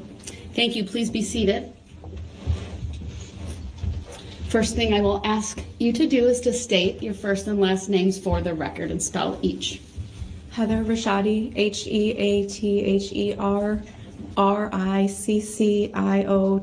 Ricciotti. Thank you. Go ahead, your witness. Thank you. Mr. Rashadi, I want to direct your attention to November 21st of last year. Were you He's at the gonna be Christmas waiting a parade long held time. on Main Street in the city of Waukesha? I was. Who were you there with? I was there with my 3 children. How old are they? At the time, they would have been 7, 5, and not quite 2. Do you recall where you were seated or standing? We were on the corner by the steaming cup. Okay. I'm going to ask that Exhibit 51, which was previously admitted into evidence, be published to the jury. Permission granted. Ma'am, do you see the area highlighted on the screen in front of you? Actually on the table right in front of you. Oh, sorry. Yes. Okay. And does that look familiar as the steaming cup? Yes, we were on the paver portion of the corner there. Okay. Can you circle or put an X in the area that you and your 3 kids are at, approximately? Sure. It's a Touchscreen, okay. Yes. So I would have been a little bit further back from my kids, maybe like over here. And my 2 older kids would have, they were in the street right about there. Okay. And at some point, were you standing, I'm sorry? I was standing and my youngest was in a stroller with me. Okay. And the other 2 kids, were they in the street? Yep, they were with the other kids that were just waiting for candy from the floats. Were their kids on like your right side as you're watching the parade? They were kind of just in front of me, a little to the side though, yeah. Okay, thank you. What, was that the approximate area that your kids were standing? Even out probably a little bit further than probably a little bit further than where I circled. Did anyone raise a concern about where they were standing at some point during the parade? There was concern about it. A police officer had come by and actually moved all the kids back a little bit. And there was another mom there, and her daughter was near my kids. And she had actually said to me, gosh, they're out a little bit far. And I said, everything's going so slow, they're not going to get hit. They'll be fine. So at some point during the parade, was your attention diverted from what was the floats and the participants and the spectators to something else? Was your attention drawn away? Yeah, there was one point when there was a break in the actual parade, and an SUV came down the road, and it was coming faster than any parade float should have been coming, so it was confusing, and I didn't know what was happening at the time, but it did veer into the crowd just right in front of me where my son got hit. Okay.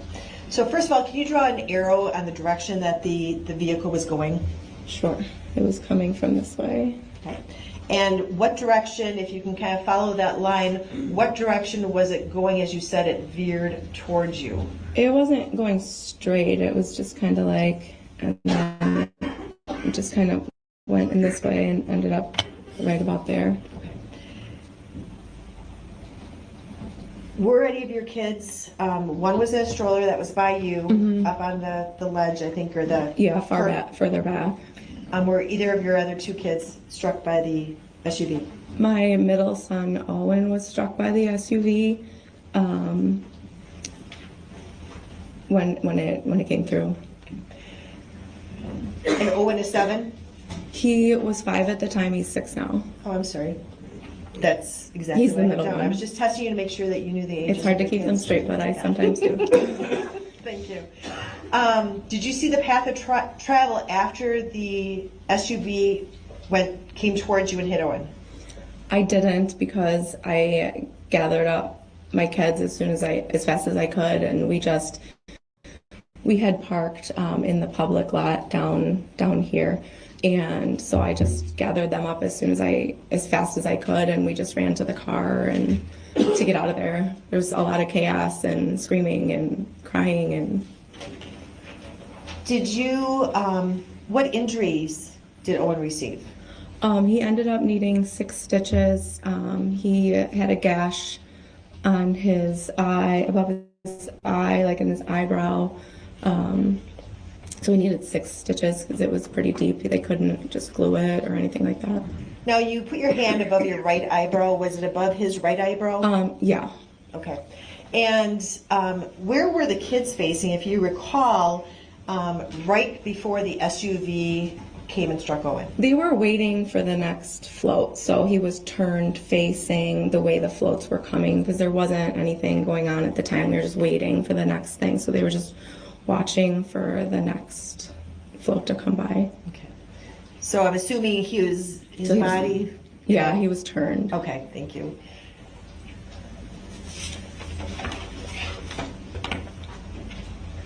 Did you get medical attention right away? I dropped my youngest and my oldest off at home, and then I quickly took Owen to Waukesha Memorial. And that's where he was treated? That's where he was treated. Did you see, first of all, what color was the SUV? It was a maroonish red. Okay. Did you notice anything distinctive about it other than it was a maroonish red SUV? No. Did you see the vehicle prior to it striking Owen strike anyone? I didn't. Did you see the vehicle strike anyone after it struck Owen? I didn't.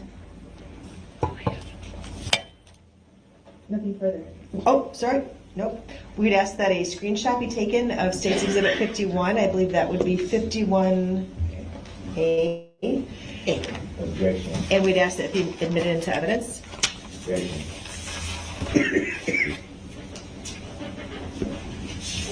Overruled. My objection was to clarification on whether she was done or not. I believe it is 51A. It is also captured, and did you move that one in to evidence? Thank you. Sorry, did you move 51A? I did. All right, and 51A is also received. And the state would have no other questions for this witness. Thank you.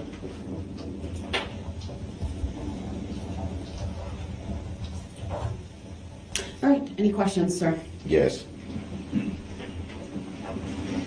You stated a few minutes ago that at one point before the vehicle came through that you were having a conversation to the effect of things were going slow, they're not going to get hit. I never said I was having a conversation. Well, let me back up. Who were you talking to when you said everything's going slow, pretty slow, they're not going to get hit? Another mom. So would it be fair to say that's a conversation? Yes. And why did you make reference to getting hit at that point? Because I didn't expect my kid to get hit at a parade. So you had already made the determination that they were going to get hit at a parade at that point? Objection. Grounds. Argumentative, sustained. You do not have to answer that question. Why would getting hit be in your head at that point? Objection. Grounds. Relevance. Grounds. Overruled. She may answer the question. I wasn't concerned about my children being hit at a parade because typically at a parade floats are going very slow.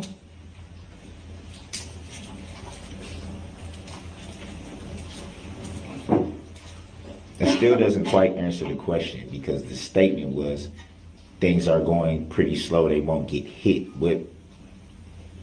What prompted the statement they won't get hit at that point? Another mom was concerned about how much into the street the kids were waiting for candy. So it'd be fair to say that the initial concern was from another parent? Correct. And not yourself?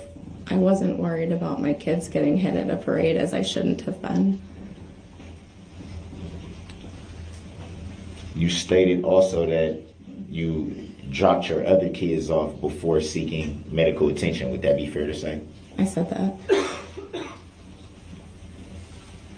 Any reason why you didn't seek medical attention immediately? I did seek medical attention immediately.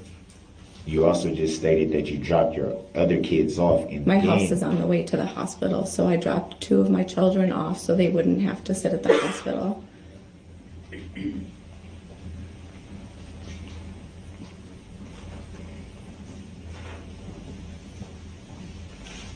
So your intention at that point was to seek medical attention? I sought medical attention. Was that your intent? That's what I did. Was it your intent? Objection. Already missed it. Grounds. Sustained. Asked and answered.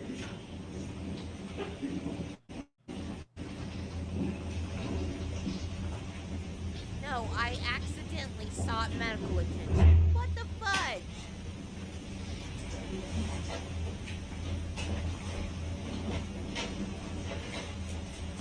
Do you recall about what time you arrived at the parade? No. You recall what time you left the parade? No.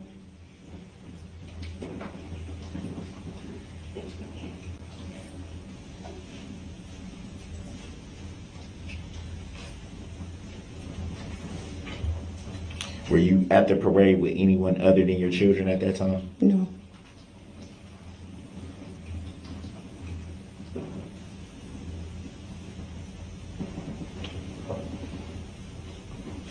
Which one, Marty? I have 2. Before you were able to see the vehicle that struck your son, or was it your son? Yes. Before you saw the vehicle, did you observe anyone else struck before that moment? No. After that moment? No.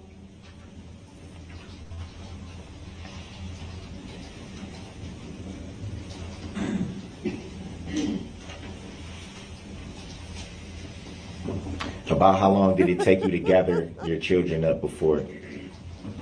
Not very long.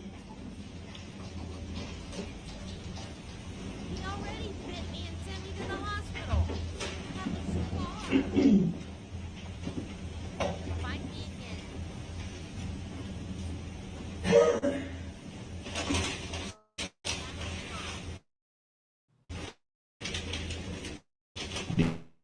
Do you recall how long you were treated at the hospital?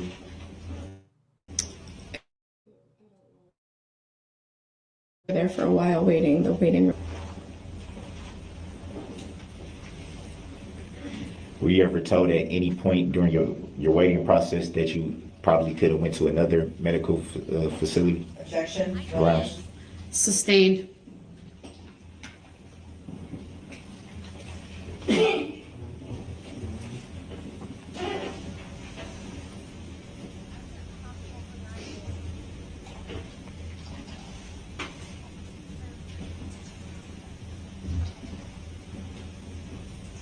You recall giving a statement to law enforcement? Yes.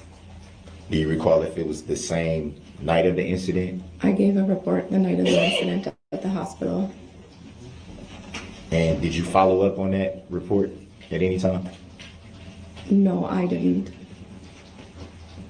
Any reason why? Why would I follow up? Well, it would be fair to say, would it not, that after making a report to law enforcement, you would want to follow up maybe to see what's going to be done about the report. Would that be fair to say? I knew that the police were going to do their jobs, so I didn't have a reason to follow up. They contacted me when they needed to contact me. So it'd be fair to say you just gave the report and then just left the rest up to law enforcement? Sure.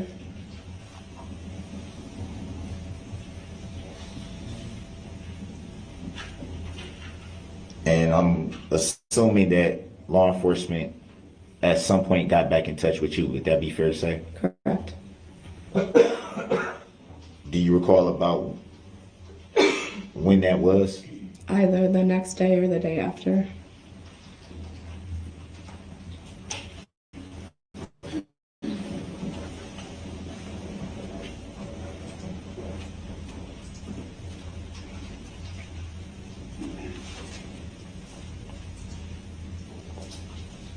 Do you recall if it was a detective or a regular officer? I believe it was a detective. Do you recall the name of the detective? No. Were you at any time given a card by the detective to be able to keep in contact? I don't recall.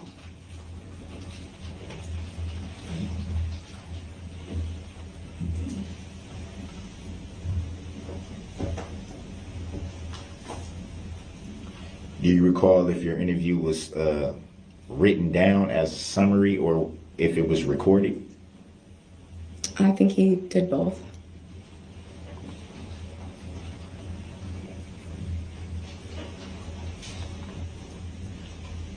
Did you file any claims related to this matter? No. Ever read or saw a complaint in this matter? No. Grounds. Sustained. You may rephrase if you want. But sustained as to the form of the question.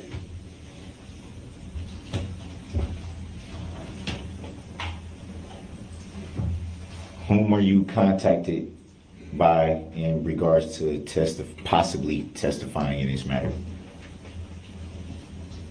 I don't know. Probably the DA's office. I don't know. Were you subpoenaed? I was subpoenaed to be here.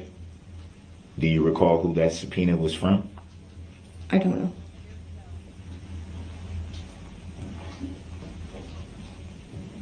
So it'd be fair to say that you received a subpoena and never read who it was from.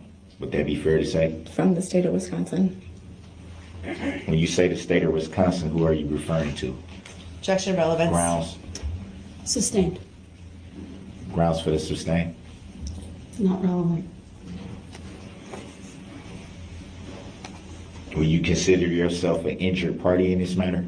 I was not physically injured myself.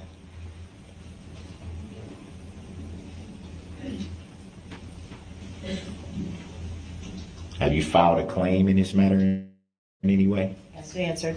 Sustained.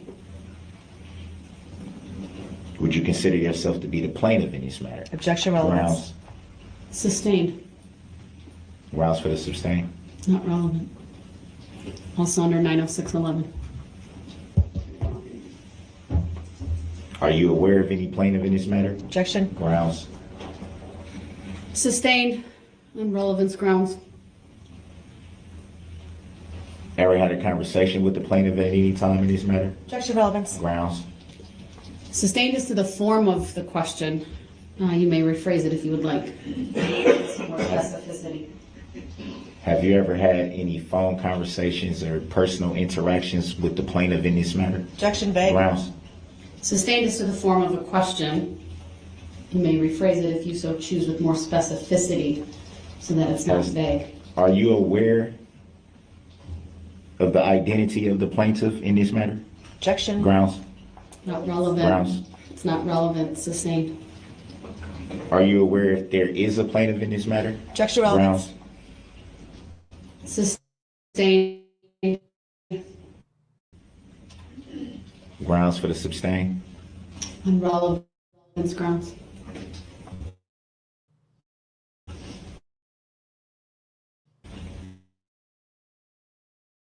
To know this information. We're withholding important information from the jury. They deserve to know this. The jury will disregard the statement made by Mr. Brooks as not being an accurate statement of the law. Next question.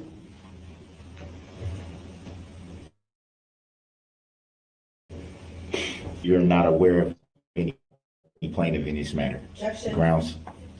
Sustained. Mr. Brooks, please move on to another topic under 90611. You are hereby advised that if you do not move on to a new topic, I will close the cross-examination. With all due respect, Your Honor, this is important information the jury deserves to know. Mr. Brooks, ask a relevant question, please. That holds a lot of relevance, Your Honor.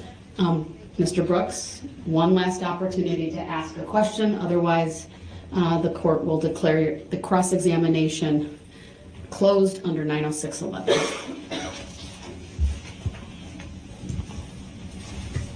No further questions. Can you redirect? No, Your Honor. Okay, thank you, ma'am. You may step down.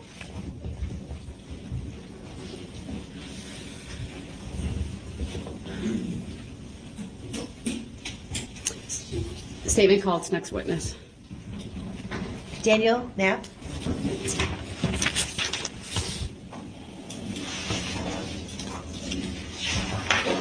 All right, Mr. Knapp, if you would please make your way to the witness stand, which is to my right, up one riser. When you get there, please remain standing, raise your right hand, and my clerk, Teresa, who's to my left, will swear you in. Do you solemnly swear that the testimony you're about to give shall be the truth, the whole truth, and nothing but the truth, so help you God? I do. Thank you, sir. Please have a seat. First thing I will ask that you do is to state your first and last names for the record and then spell each. Daniel Knapp, D-A-N-I-E-L, Knapp, K-N-A-P-P. Go ahead, your witness. Thank you. Morning, sir. Morning. I can direct your attention to November 21st of 2021. Were you at the Waukesha Christmas parade on that date? I was. Who were you with? I was with my family, my wife, and 3 children, as well as 3 other families. There was a group of 19 of us. And by chance, were you with I'm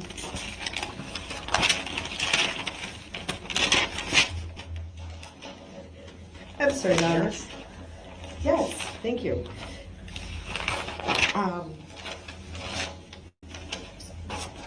Ben Harris? Yes.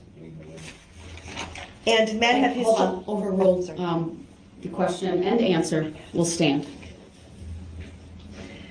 Sir, how old are you kids? My kids at the time of the parade were 11, 7, and 3. Where were you seated for the parade?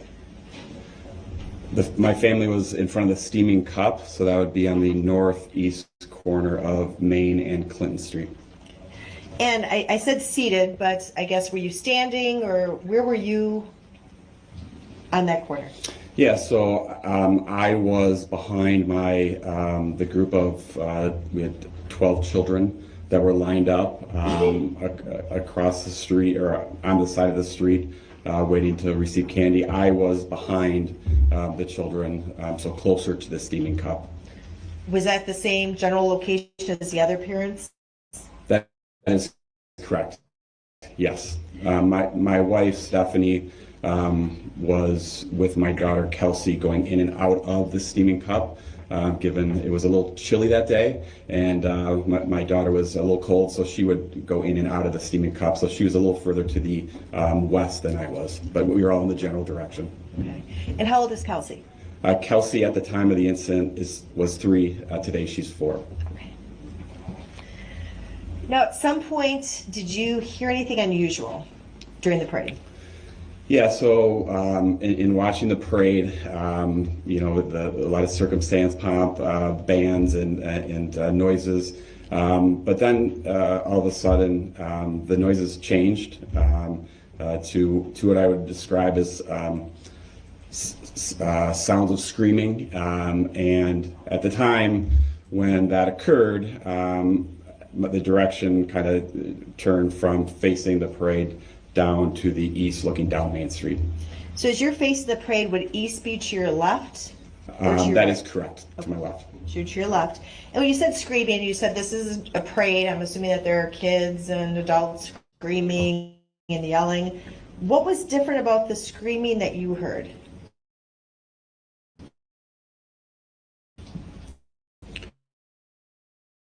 And having a joyful time, as compared to screaming out of fear, terror. It was just a noticeable difference. And the screaming that you heard out of fear or terror, that was the screaming that you heard when you looked left? That is correct. What did you see? So what I saw when I looked left was there was a SUV pulling a float that was down to our left side that had not got to the position that we were at, and all of a sudden a car, red SUV, pulled around that float and headed directly in our direction. Okay. You said a red SUV. Did you notice anything unusual about it as the car came at you? Other than obviously a car coming at us during a parade was something that was very unexpected. And as it got closer, as I mentioned, it was coming at maybe a northwest direction as it passed the SUV coming directly at our location. And in terms of anything else at that point, no. I'm going to show and ask the court to publish Exhibit 51. It will show up in front of your screen. Go ahead. First of all, sir, is this, does this area look familiar to you? It does. And where's the steaming cup? The steaming cup would be the building I'm circling right now. Yep. Okay. And where were you seated or standing, approximately? Yeah, so I was standing somewhere right about here. Okay. And where were your kids? So we had, like I mentioned before, a group of 12 that were lined up.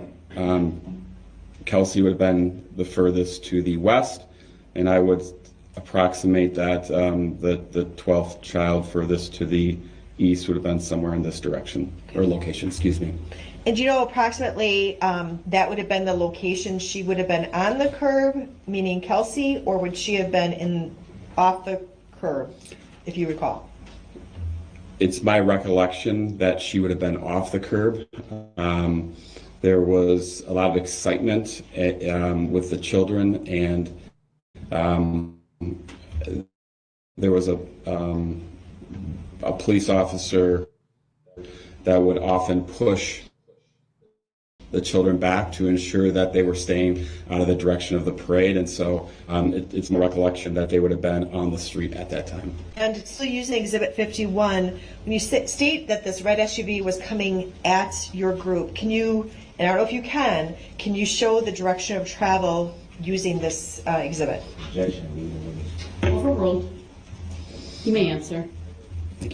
I would, the direction I would have, based on my recollection, was coming here, and again, right at our location. So coming here, and then would have come back this direction into the middle of the street. Okay. So let's kind of go through that.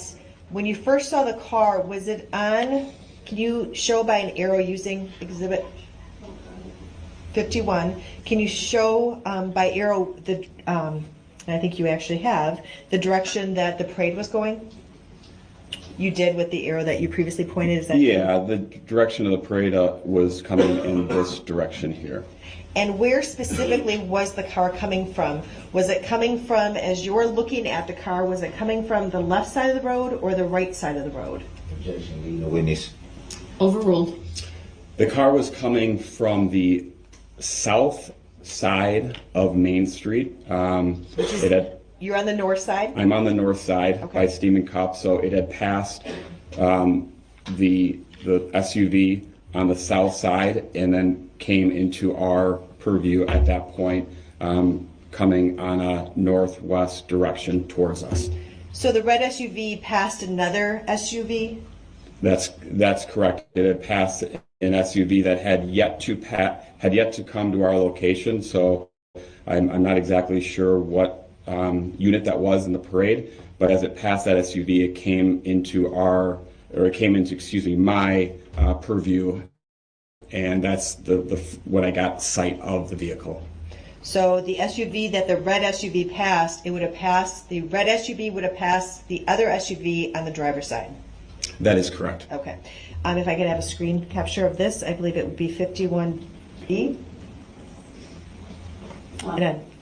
It is captured. We'll save it as 51B. I'd also ask. Hold on. I'm sorry, was there an objection? Yes.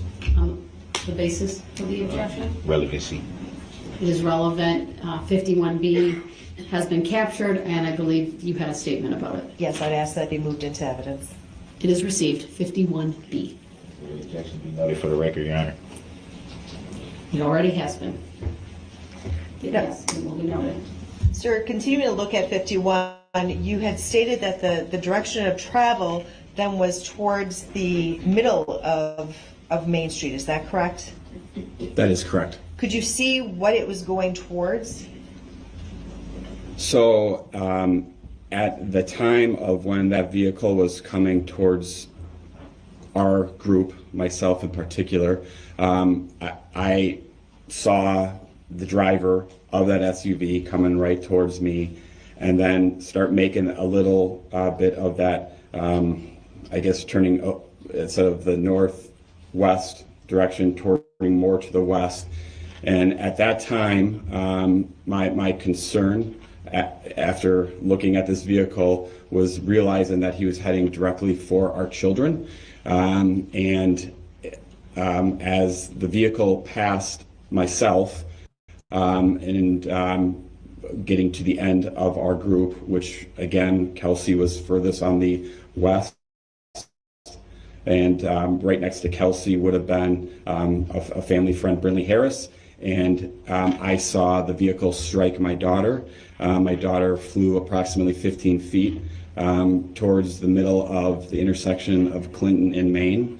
So at that point, a fatherly instinct kicked in, and my sole focus was at my daughter at that point. So I did not have any contact, visual contact with the vehicle after that point. So you said Kelsey flew approximately 15 feet into Clinton Street? In estimation, Your objection is noted. What was the objection? That was already answered. That's not my recollection, so it's overruled. I believe she was seeking clarification or additional details. Can that be clarified? I mean, in the question? No, go ahead and ask your question, Attorney Basie. Your objection's noted, it's overruled. Is that a judicial determination, Your Honor? Go ahead, Attorney Basie. So what did you do upon seeing that? So after seeing my daughter get hit as the vehicle was turning again into the parade route, noticing my daughter was hit by the front right side of the vehicle, and watching my daughter and where she ended up was my sole focus. I ran over to her to check on the condition she was in. So you actually saw the red SUV's front right bumper strike your daughter? That's correct. Okay, and that's what caused her to be propelled into approximately 15 feet away? That's correct. What did you notice once you got to your daughter? I noticed my daughter had a significant amount of blood on her face. She was conscious, but I would consider it a look of, now mind you, she's 3 years old, a look of just complete fear and misunderstanding, just not understanding what just occurred. What did you do? So I picked up my daughter, and not knowing exactly the situation that we were currently involved in, not knowing if there was another vehicle, just not really understanding the situation, I picked her up and I ran north on Clinton Street for about 10 yards. I stopped at that moment.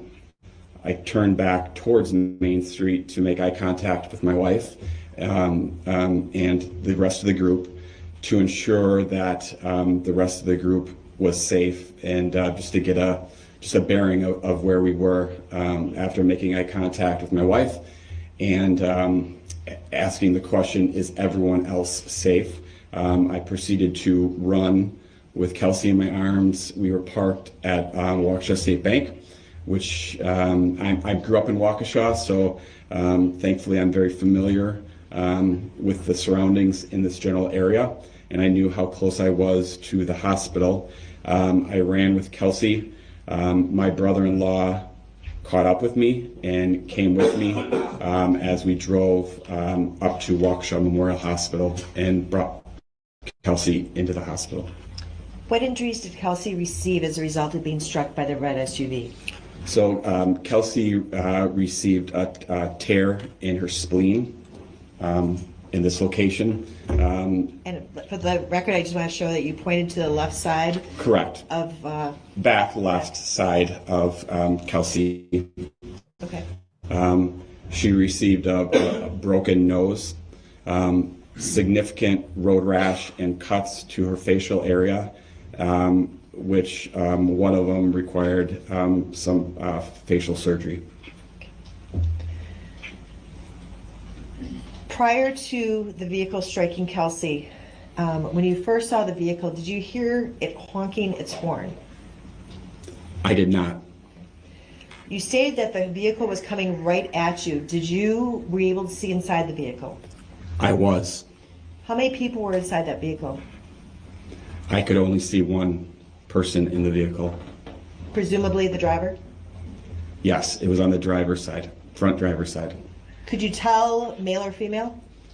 Yes, it was a black male, and at the time, the eyes is what drew me in. Were completely wide open, and made eye contact with the individual driving the vehicle. So you looked eye to eye with the person who hit your daughter? I did. Did you see him in the courtroom today? I do. Can you point him out by where he's seated and what he's wearing? He's seated I ask in. that Mr. Brooks take off his face mask. Thank you, Mr. Brooks. He is seated at the table, located over here. He's got a gray suit on, a blue shirt, and a tie. The record reflects that witness has identified the defendant, Darrell Brooks. Objection, I do not consent to being called that name, nor do I know any individual by that name, Your Honor. The record will reflect that the witness has identified the defendant as the driver of the SUV that struck his daughter. May my objection be noted for the record as well, Your Honor. It's noted. From your observations, you didn't see anyone else in the car, correct? I did not. Did the defendant, was he flailing his arms? Do you recall where his hands were? I do not recall any hand movement. My main recollection is the face, specifically the eyes. Do you appear to be in control of the car? Yes. Did the vehicle stop after hitting your daughter? The vehicle did not stop after hitting my daughter, although, as I stated before, I do not have recollection of exactly where the vehicle went, other than getting back towards the center of Main Street. As the car was coming towards your location, could you estimate the speed? I have no way of estimating the exact speed, but I would say way too fast for the situation.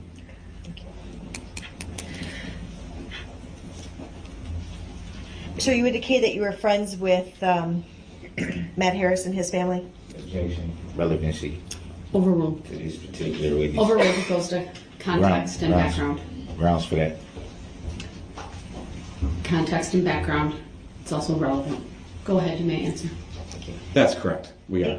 And you say that Brindley was standing near Kelsey when Kelsey got hit? Objection, relevancy. Overruled.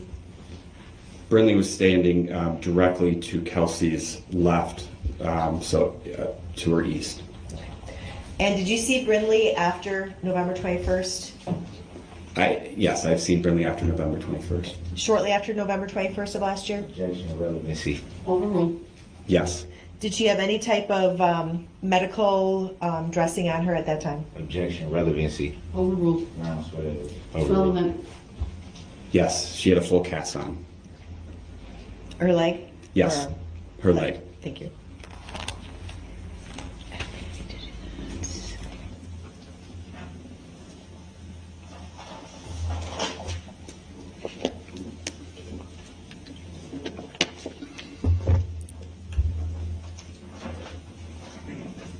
Thank you, sir. All right, thank you.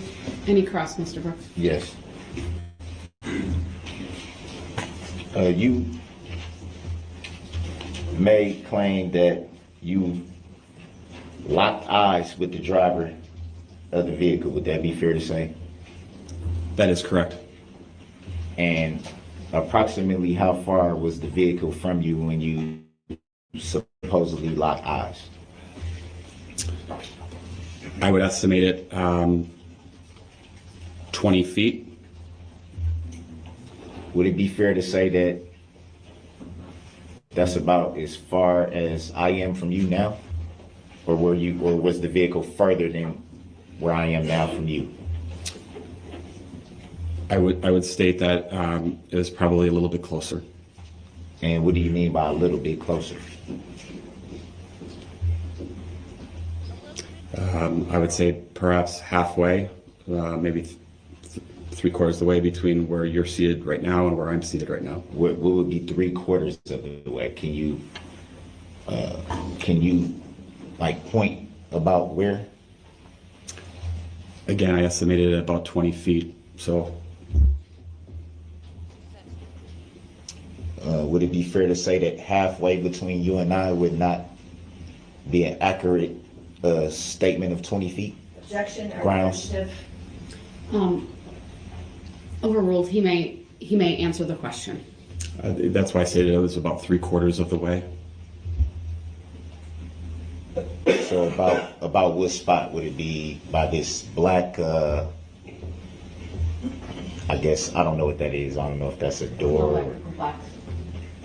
Excuse me, what is that? It's an electrical box. Would it be by this electrical box? Would it be this square directly next to the electrical box? I mean, specifically, what would you say would be 3/4 of the way? So the electrical box would be a good estimation of the distance. However, it was a little further to my left than where the electrical box was because it was coming at us at more. So it would be a little further this way, coming back towards the table here. Your Honor, I just ask that the defendant allow the witness to answer the question before he asks the next question. And I agree. The record should also reflect that as the witness was answering the question, he was motioning with his left arm in a direction outstretched kind of from front of his body to the left of his body, probably at a 45-degree angle to demonstrate that his observation of the vehicle was in that direction. You may ask the question again then so the witness can answer from there. So you would estimate that it was in relation to where the electrical box is, probably approximately around like this general area right here? To my direction, probably a little bit to the left of there. Just so the record is clear, Mr. Brooks is standing up at his table. He's pointing what would be pretty much directly in front of him, but to my left of the electrical box. We have large squares of carpet and would be a square and a half to the left, my left, Mr. Brooks' right. For the record, I'm a third party, Your Honor. Like that stated for the record, I don't identify by that name or consent to being called that name, Your Honor. Your lack of consent is noted. Next question, please. Your Honor, just for the record, I don't think some of the jurors in the back can see the black electrical box. Why don't we have our jurors stand for a moment so that we can be clear that they're seeing that. Thank you. All right, so the record should reflect that the jurors are all standing to take a look at where the electrical box is and, of course, the squares of carpet next to that. All right, thank you. You may be seated. Next question, sir. And you would say from that general distance, you were able to clearly lock eyes with a vehicle that was passing you at a speed that you say was too fast? As I stated before, the vehicle was not necessarily passing me, it was coming straight at me. And yes, I was able to lock eyes.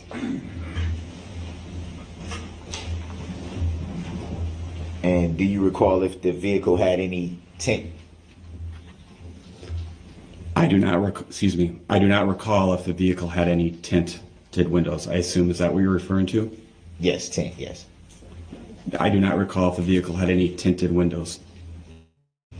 Were you able to, you clearly were able to make the color of the vehicle, would that be fair to say?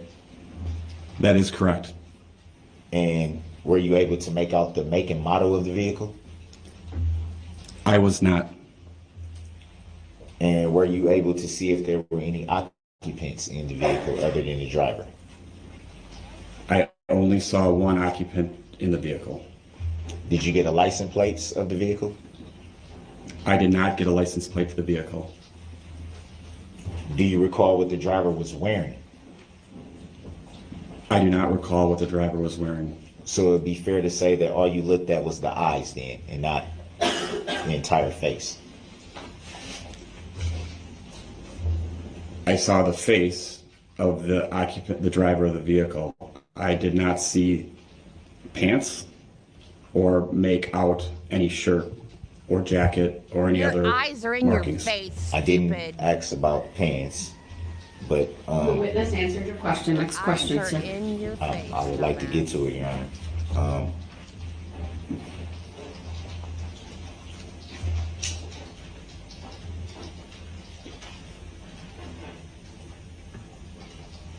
Did you observe the vehicle strike anyone while it was coming towards you?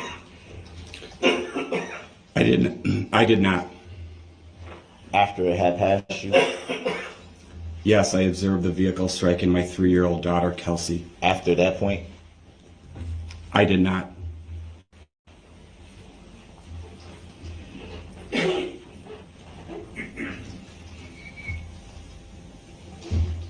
You stated that when the vehicle was coming towards you, it turned away. It was turning away. Yes, as the vehicle was coming directly towards our group, it did make a turn from a northwest direction to a westerly direction down Main Street. Would it be fair to say that that direction that it turned was turning away from you? Correct. It was turning towards the middle of the street. But generally turning away from the area that you and your children were standing at that point in time. Correct.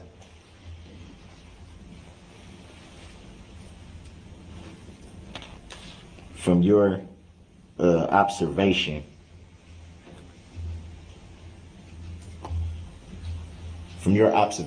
why do you think the vehicle would have been turning away from you? Objection. Grounds. Calls for speculation. Grounds. Sustained. Grounds for the sustain, Your Honor. Calls for speculation.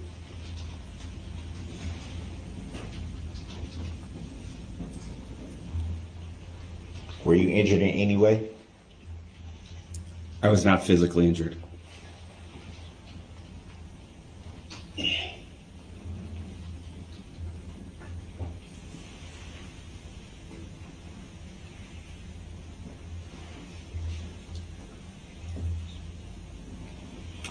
And would it be fair to say that you would describe the scene as pretty chaotic at that point? Absolutely.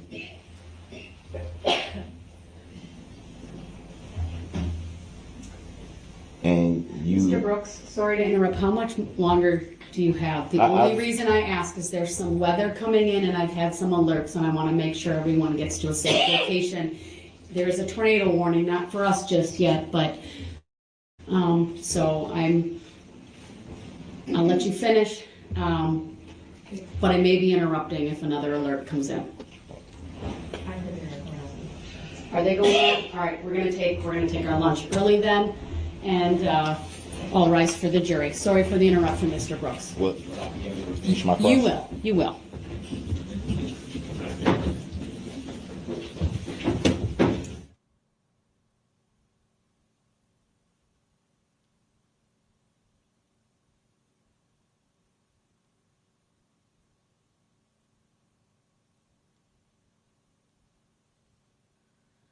So there's a no.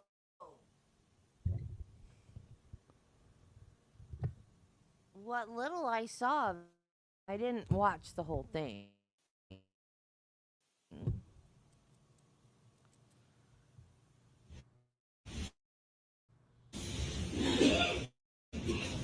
Coming up. No, Vallow, what little of it wasn't anywhere near this bad.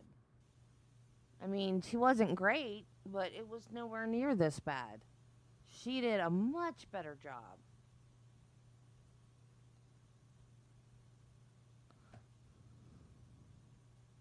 So they're going to lunch when there's a tornado warning? Why didn't she just let them go home?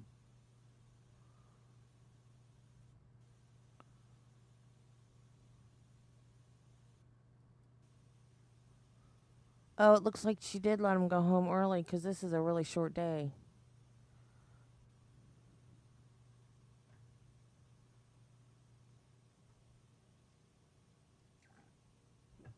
I didn't watch all of Lori Vallow's trial. I just watched Peter Tragos's recaps. Because I have no use for any... Well, of course, I have no use for Darrell Brooks either, but... I have no use for anyone that uses religion as an excuse to do evil acts. So, I didn't want to sit through It is 12:43. I do have the parties in the courtroom. Appearances are as they were before. And now we can all hear better because the audio is turned on. The record should reflect that when we last broke, the court had received information regarding nearby tornado warnings. Ultimately, there were a number of warnings that were issued, some of which affected the immediate area. Our alert system ultimately went off with the lights and the audible voice telling everyone to take shelter.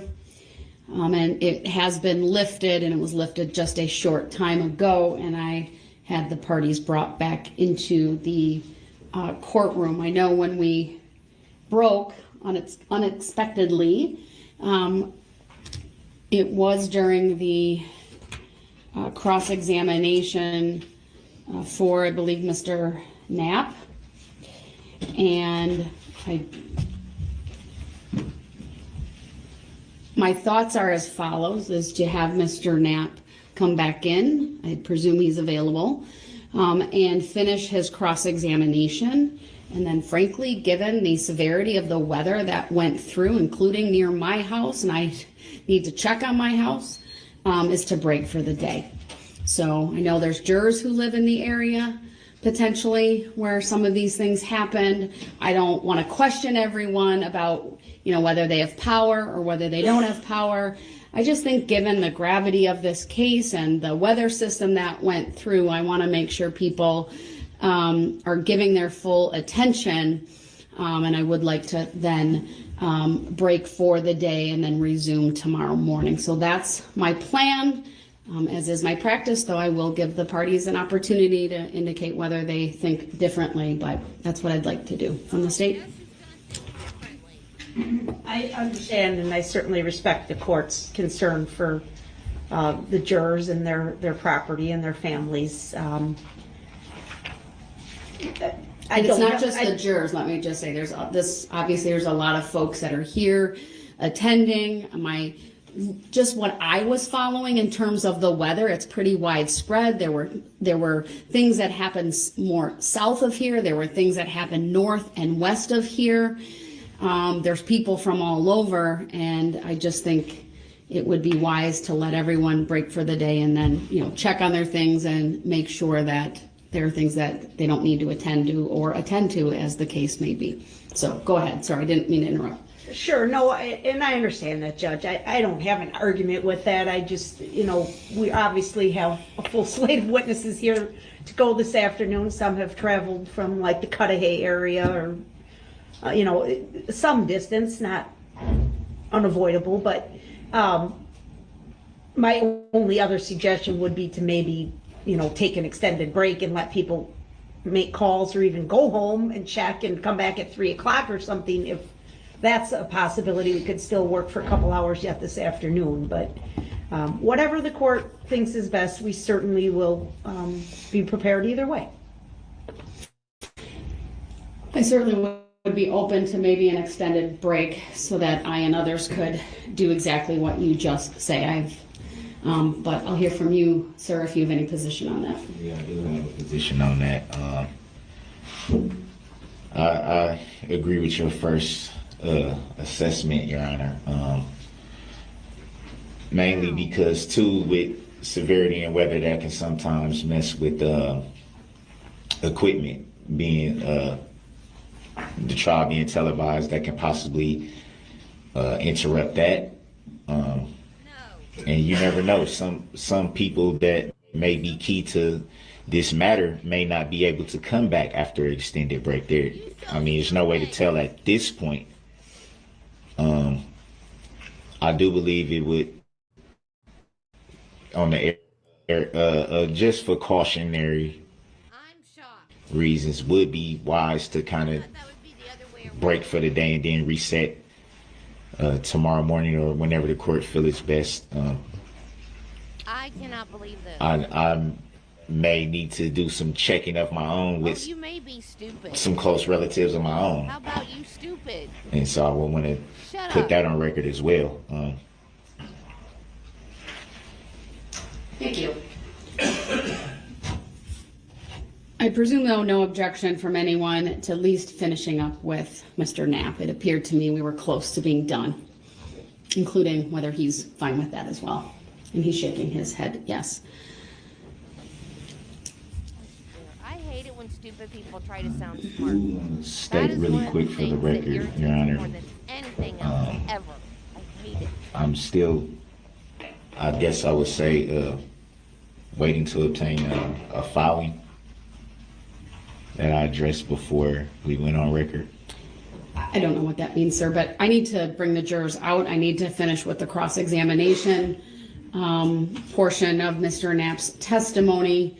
And then, in all likelihood, we'll just break for the day. I'll make, so I understand wanting to maybe come back at a little bit later, but I think it's just best to break for the day. I will entertain, though, over the next 2 days, whether we go a little bit extended to make up for the loss of the afternoon. I'm well aware we have the interpreter here as well, and so I'll have to have the clerk's office communicate with her when we're not on the record as to when she can come back and when we can get that witness back or here. He's here and ready to go, Your Honor.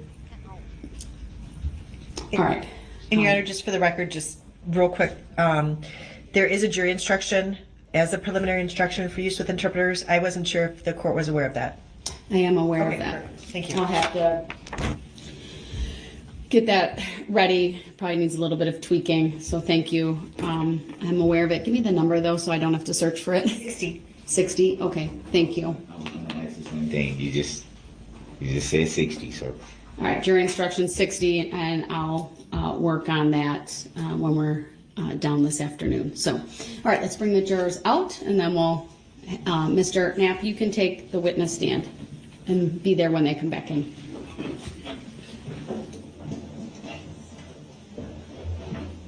Still no addressing of the subject matter jurisdiction, Your Honor.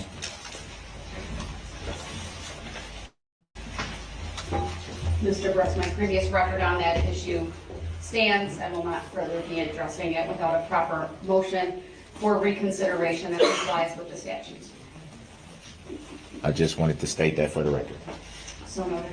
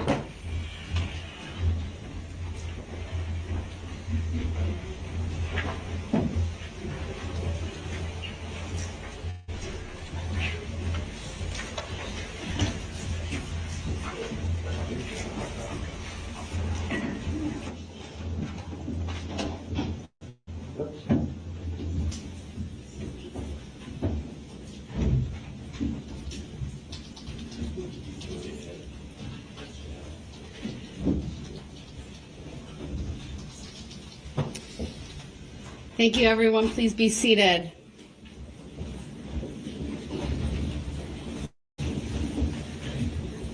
When we unexpectedly broke prior to the lunch hour, Mr. Knapp was on the witness stand and he was being cross-examined. Sir, you may continue.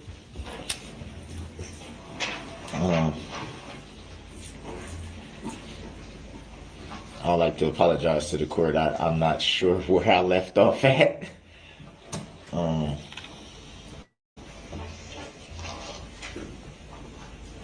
ahead and just start back up. Okay.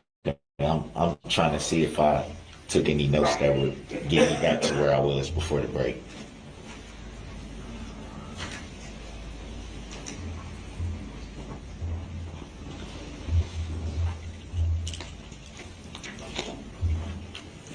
Do you recall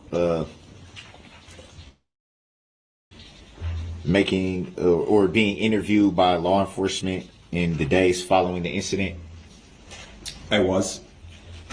Do you recall what date that was? I believe it would have been the 23rd. My daughter was released from the hospital after a stay overnight, which would have been the 22nd, and I believe it was the 23rd.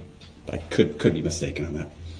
Do you recall if that was just to make arrangements for the interview at that time? The recollection I have was actually being questioned about the incident.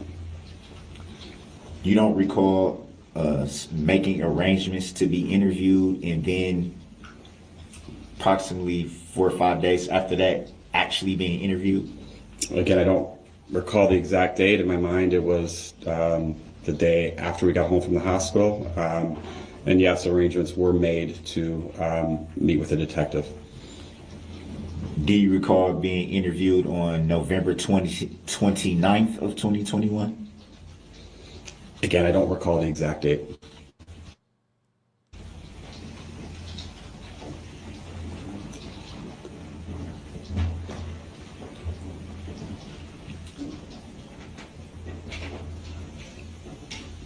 You made reference to Clinton Street being a cross street that was close by. Would that be fair to say? That is correct. Do you recall if Clinton Street had any barricades? I do not recall. Did you go down Clinton Street at that moment? Yes, I did, as stated. Did you recall any law enforcement being present at the Clinton Street side crossing, I guess? Yes, there was a law enforcement officer on the south side of the street, and as I mentioned before, he helped save a lot of lives by pushing our children back.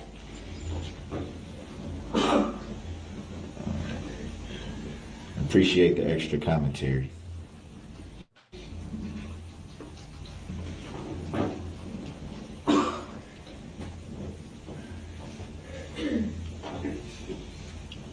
Do you recall describing the driver as an African American male with long hair and facial hair? I remember describing the driver of the vehicle that I made eye contact with as a black male with facial hair. I don't necessarily recall stating long hair. I have the summary right here of the interview that you gave with law enforcement on November the 29th of 2021.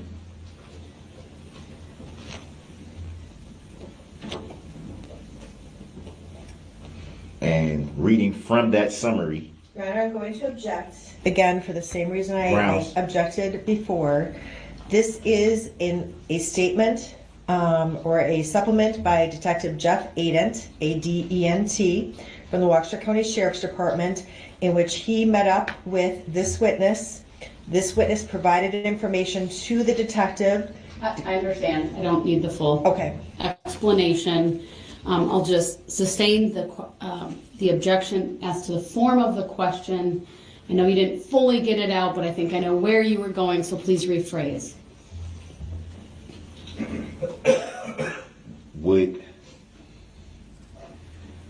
With the reference to the statement that I referred to about the long hair, if I was able to show you, would it bring any recollection of what you may have said during that interview? No, if I stated it at that time, then that was my recollection at that time. 11 months later, my recollection of the statement is that I made eye contact. I'm not referring to that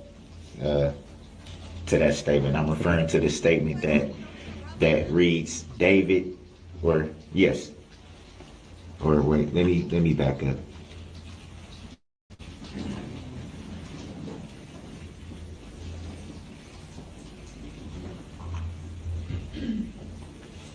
Were there some confusion with your name in this report? Not that I'm aware of.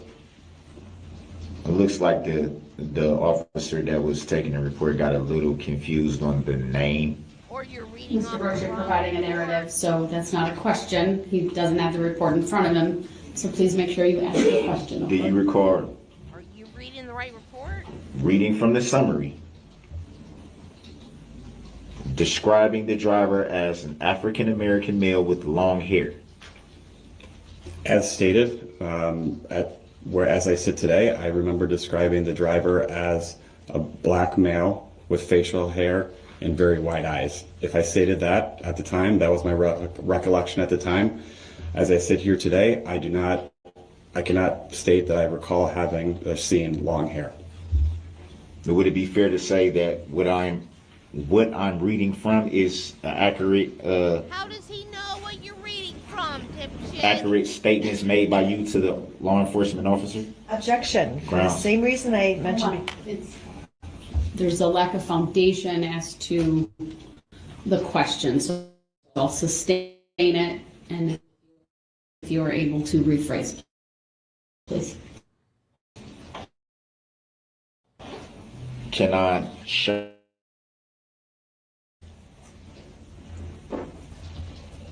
Maybe that may bring some recollection back of what was said in the interview.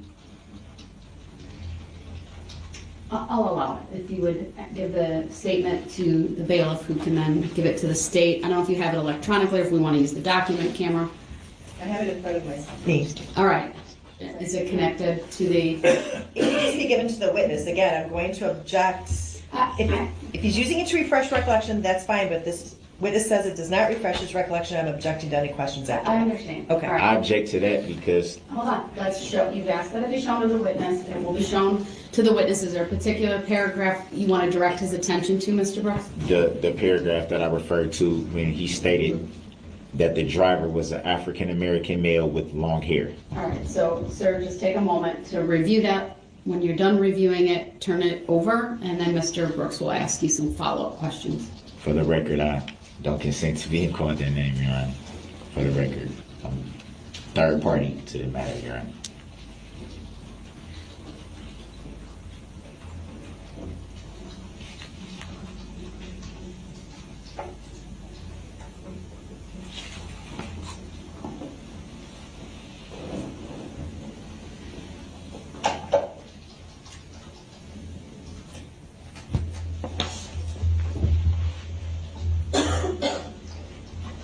Go ahead and ask your question to see if it helped refresh his recollection. From reading that summary of the interview that you gave with law enforcement, do you recall stating that the driver was an African American male with long hair? I recall stating what I stated before, that it was a black male with facial hair and white eyes. I don't recall stating long hair, but would it be fair to say that the summary that is in front of you states that that's what you said? It would be hearsay. Grounds. I'm stating directly what it says on the paperwork. It's still hearsay, Mr. Brooks. So the objection is sustained. Next question. Is it fair to say that that's what That's hearsay. So, it's hearsay when it's right there for him to read? Mr. Brooks, I direct your attention to the hearsay statute, all right, for a definition in 908.01 and the rule in 908.02. So it's not a fair. Sustained. Next question.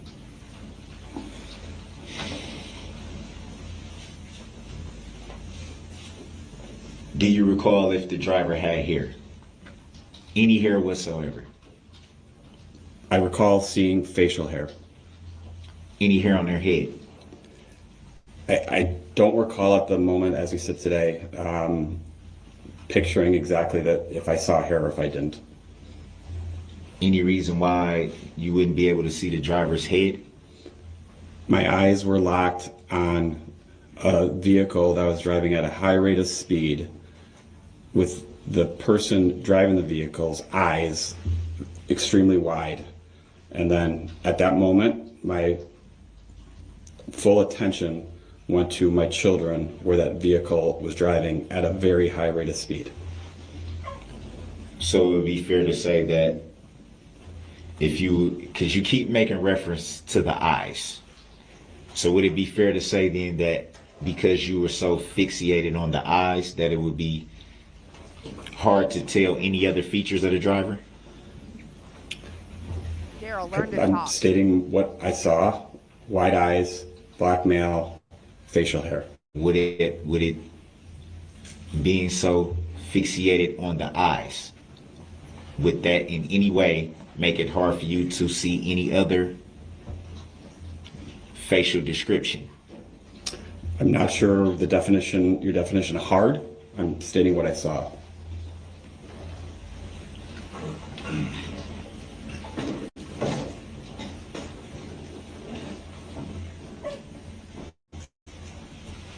Do you recall if there was anything on the driver's head, a hat or anything of that nature? I don't recall.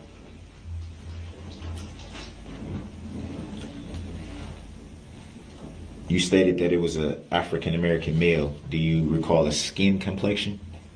I do. Was it a dark skin complexion? It was.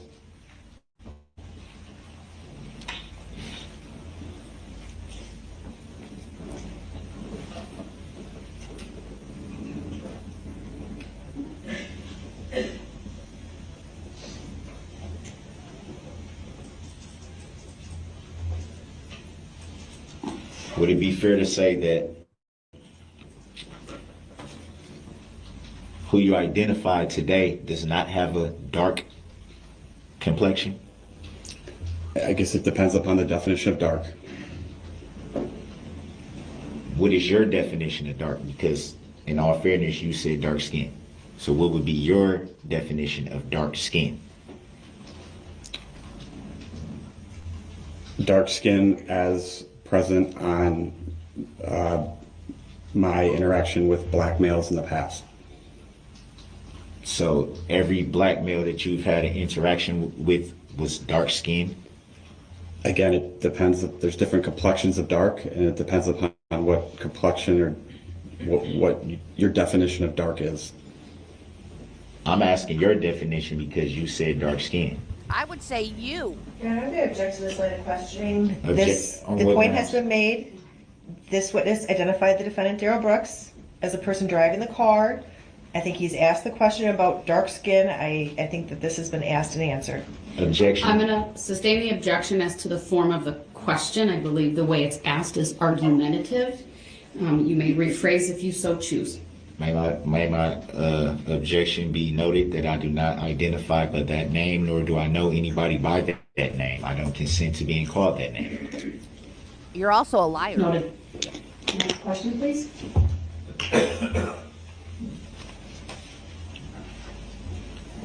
Have you ever had any other interactions with any black males that were not considered dark-skinned by your definition? Dark-skinned? What does skinned mean? I don't understand your question. Have you had any previous interactions with African Americans that were not dark-skinned? Objection to relevance. Grounds. Overruled. It relates to his identification. He may answer. As stated before,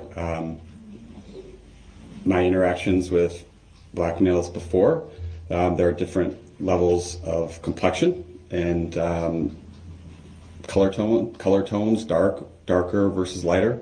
And I have interacted with black males before that have been both lighter and darker skin tones, yes. Would it be fair to say that you didn't give that clarification when asked before? I don't understand your question. Would it be fair to say that you did not give that clarification when asked the same question before? What clarification are you referring to? You strictly said the skin tone. You came to the conclusion that it was dark skin based on your interactions with African American males before.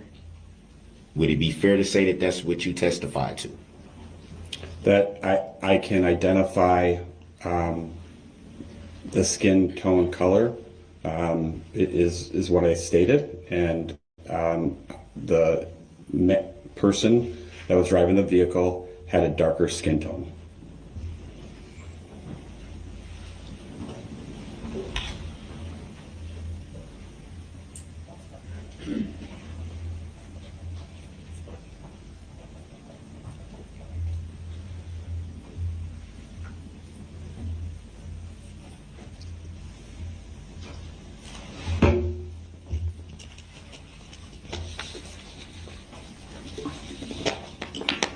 May I have that paperback that he has? I may have a question from the chat. That specific part of it. Margaret George Block, the one page of the police report has been handed back to the defendant.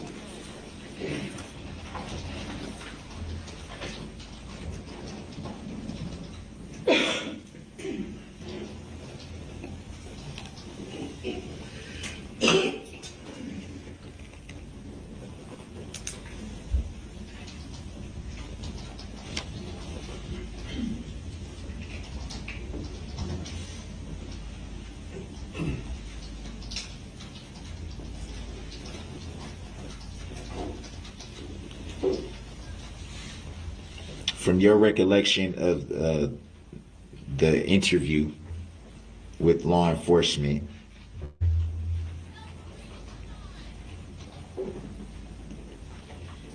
do you recall stating that you don't vividly recall any acceleration?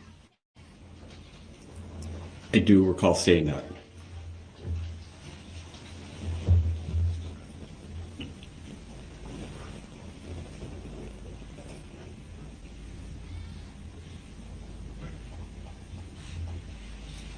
And just for clarification for the record, you did not see the vehicle strike anyone once it was past your location?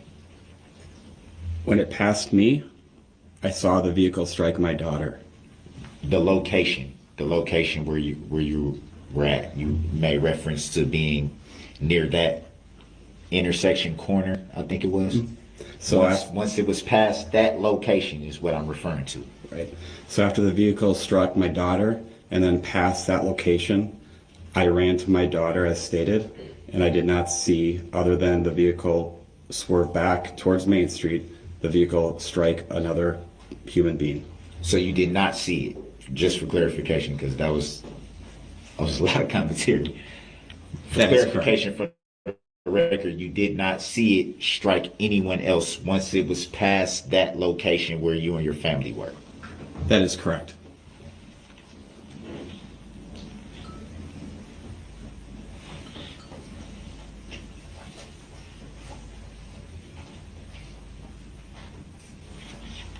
No further questions. Any redirect?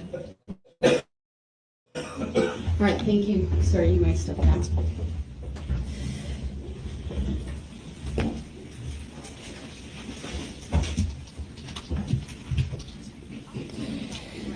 So ladies and gentlemen of the jury, I have made a determination that today we are going to break early, just given all of the weather issues that happened earlier today. Frankly, including the need on my part to check on my house and other things. I just felt it best, just given all of that and the disruption, that we would break for the day. I do want you, as you go back home today, to look at your schedules for the next 2 days, because I may keep us here a little bit later to make up for some of the lost time, at least tomorrow. So just let the civilian jury bailiffs know tomorrow when you come in. I do want to read to you the instructions that I've been providing to you regarding not starting your deliberations and the extra research, etc. So, do not begin your deliberations and discussion of the case until all the evidence is presented, and I have instructed you on the law. Do not discuss this case among yourselves or with anyone else until your final deliberations in the jury room. This order is not limited to face-to-face conversations. It also extends to all forms of electronic communications. Do not use any electronic devices such as a mobile phone or computer, text or instant messaging or social networking sites to send or receive any information about this case or your experience as a juror. If you come in contact with the parties, the lawyers, interpreters, or witnesses, do not speak with them. For their part, the parties, lawyers, interpreters, and witnesses will not contact or speak with the jurors. Do not listen to any conversation about this case. Do not research any information that you personally think might be helpful to you in understanding the issues presented. Do not investigate this case on your own or visit the scene, either in person or by any electronic means. Do not read any newspaper reports or listen to any news reports on radio, television, over the internet, or any other electronic application or tool about this trial. Do not consult dictionaries, computers, electronic applications, social media, the internet, or other reference materials for additional information. Do not seek information regarding the public records of any party or witness in this case. Any information you may obtain outside the courtroom could be misleading, inaccurate, or incomplete. Relying on this information is unfair because the parties would not have the opportunity to refute, explain, or correct it. Do not communicate with anyone about this trial or your experience as a juror while you are serving on this jury. Do not use a computer, cell phone, or other electronic device, including personal wearable electronics, applications, or tools with communication capabilities to share any information about this case. For example, do not communicate by telephone, blog post, email, text message, instant message, social media post, or in any other way on or off the computer. Do not permit anyone to communicate with you about this matter, either in person, electronically, or by any other means. If anyone does so despite your telling them not to, you should report that to me. I appreciate that it is tempting when you go home to discuss this case with another member of your household, but you may not do so. This case must be decided by you, the jurors, based on the evidence presented in the courtroom. People not serving on this jury have not heard the evidence, and it is improper for them to influence your deliberations and decision in this case. After the trial is completed, you are free to communicate with anyone in any manner. These rules are intended to assure that jurors remain impartial throughout the trial. If any juror has reason to believe that another juror has violated these rules, you should report that to me. If jurors do not comply with these rules, it could result in a new trial involving additional time and significant expense to the parties and the taxpayers. You are to decide the case solely on the evidence offered and received at trial. With that, you are excused for the day. We'll see you tomorrow morning. All right.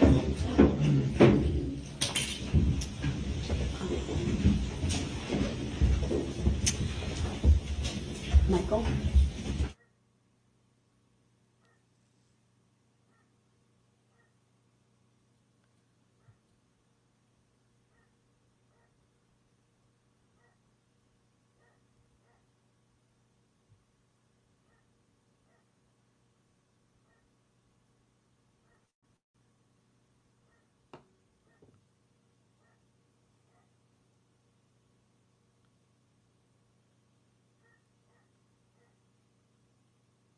Tomorrow at 8 a.m. I'm going to check with the jurors, and if anything changes, we'll let the parties know. 8 a.m. tomorrow. Will there be an interpreter? Will you be calling? I won't know. We'll do that off the record. I don't know if Dawn Maldonado stayed or not, but if not, we'll contact her and we'll be in touch with you very quickly so that we can tell you if that witness needs to come back tomorrow or another day, because it might not be her. They could turn to one of our other interpreters. Okay. All right. Thank you, everyone. We are in recess.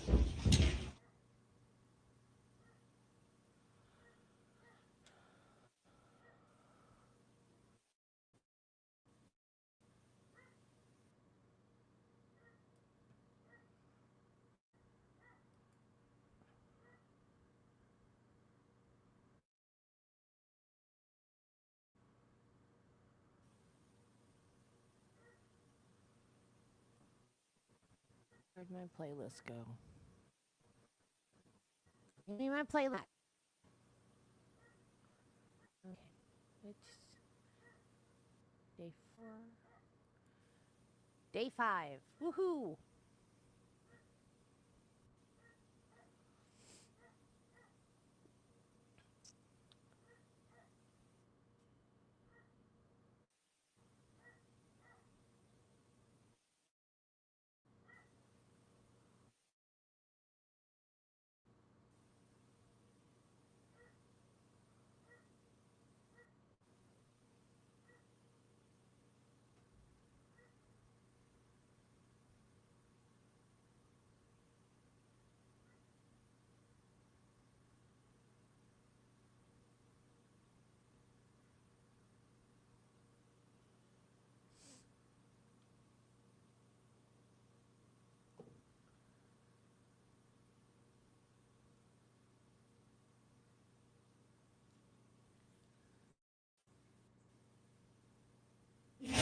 Calling State of Wisconsin versus Darrell E. Brooks, case number 21 CF 1848. May I have the appearances, please?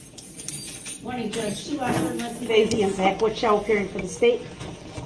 Sir, would you please state your name for the record? I'm here as a third-party intervener in that matter, appearing as authorized representative for my client. I accept for value in return for value all of the charging instruments in this matter and make my exemption available for discharge of all obligations and charges connected with this case. I do not dispute any of the facts in the charging instruments. Right, the record to reflect that the individual known to this court as the defendant, Darrell Brooks, is present in court. He's in custody, but he is wearing street clothes. He's wearing a suit and tie and a mask. And good morning once again to everyone.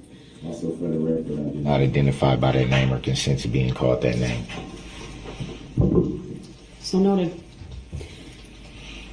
All right, Mr. Brooks, do you have a 13th subpoena? As we discussed yesterday, you wanted to call 13 witnesses. I told you you had until this morning to fill out another subpoena and give it to the state so that they could review it. Yes, I do. All right, can you hand that to the bailiff, please? She asked him at one point just what take a she look wants at to it be called quick. by, and he never tells her.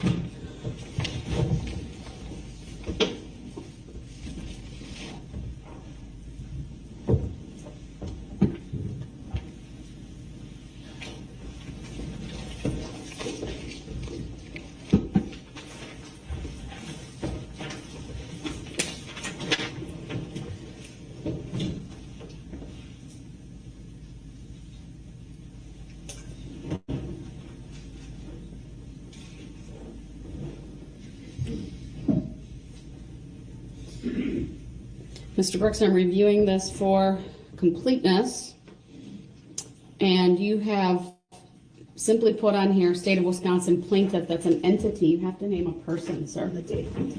Well, the date we would fill in. So I'll have it shown to the state, and they can let me know their position on that. Any legal basis why that would not be accepted, Your Honor? You have to have a person named, sir, so that they can come and testify. You only have an entity named. Is it not true that under the Sixth Amendment I have the right to face my accuser? Mr. Brooks, let me hear from the state. Yes, Your Honor, I agree with the court's assessment. The subpoena does not state a person. The subpoena form specifically indicates that the person requesting the subpoena is to indicate the witness's name and address. Mr. Brooks has simply written the word State of Wisconsin plaintiff for the witness name. The State of Wisconsin is an entity. It's not a person. The State of Wisconsin cannot testify at these proceedings, so the subpoena should be rejected, Your Honor. I object to that, Your Honor, on the grounds that every document that was filed in this matter stated that the State of Wisconsin was the plaintiff, which would lead me to believe that the State of Wisconsin is who's bringing the claim against my client. How could they not be subpoenaed to testify if they're the plaintiff? And under the Sixth Amendment, I have the right to face my accuser. My accuser in this matter is the plaintiff, which is the State of Wisconsin.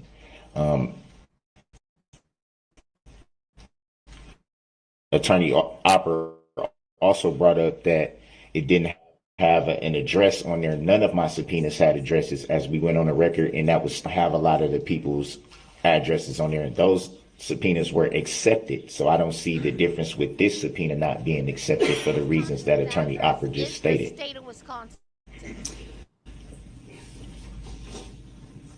Mr. Brooks, in relation to that subpoena, based upon my review for completeness, this court would note you have not named a person, you've named an entity, and the subpoena will be kept on file as part of the court record, but I'm not going to require the State of Wisconsin to testify in this case because they are an entity and you have not named a person.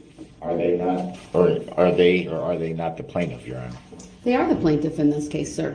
And why are they not able to testify, being that Sir, they? you've named an entity, not a person. People are called to the witness stand to testify. You have had an opportunity to cross-examine every single person who has been called by the state to testify in this trial. I believe that your Sixth Amendment rights have been complied with. Not if I'm not allowed to face my accuser, Your Honor.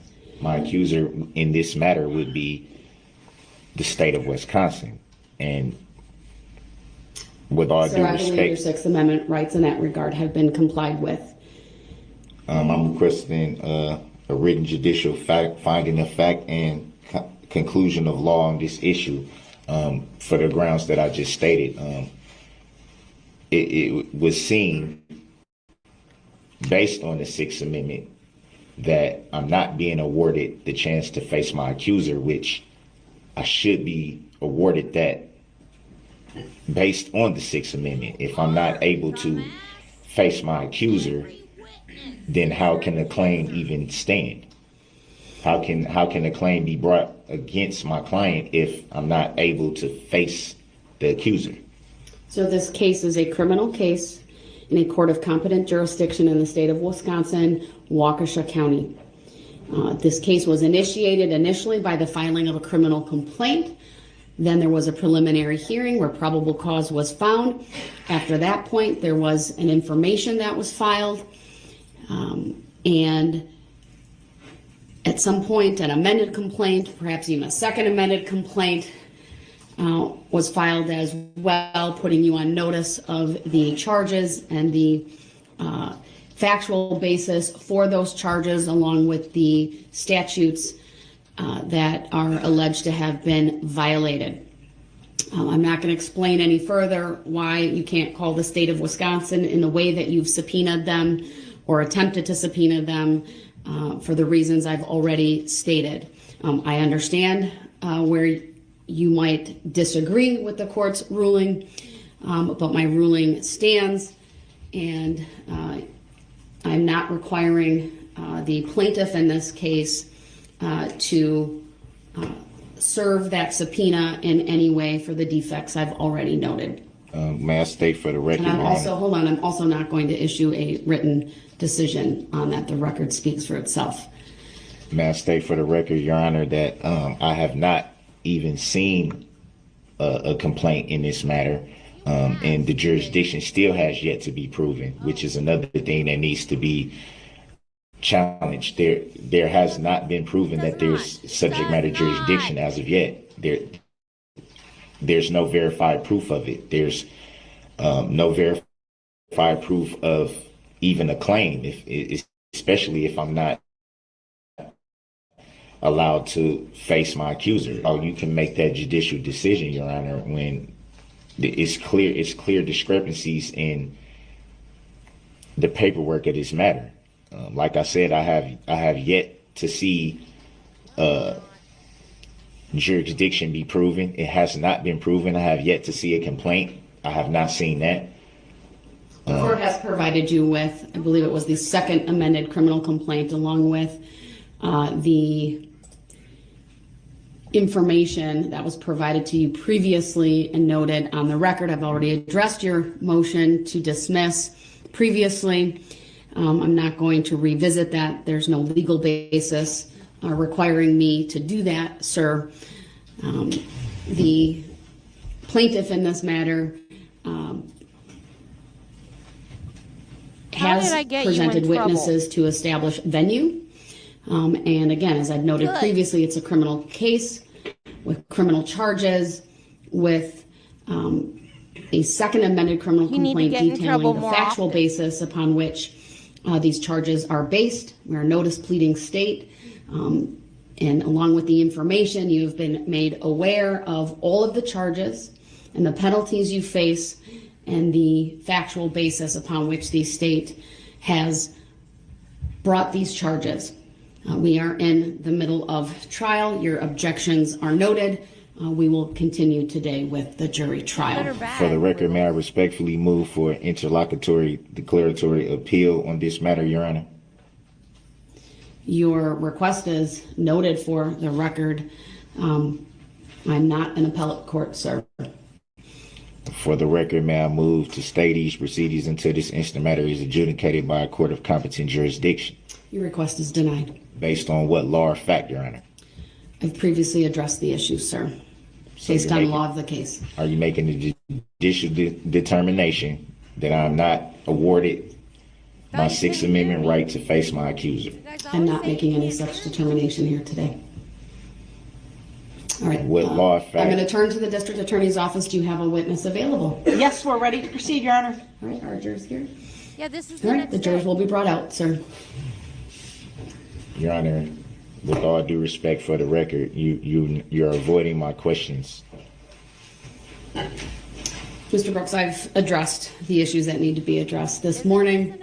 I've also addressed the same issues probably every day we've been in court. I know you may be dissatisfied with the response that I'm providing to you, but my responses stand. It's not a dissatisfaction, Your Honor. It's a lack of understanding, which I don't have. I'm sorry. I might have screwed it up.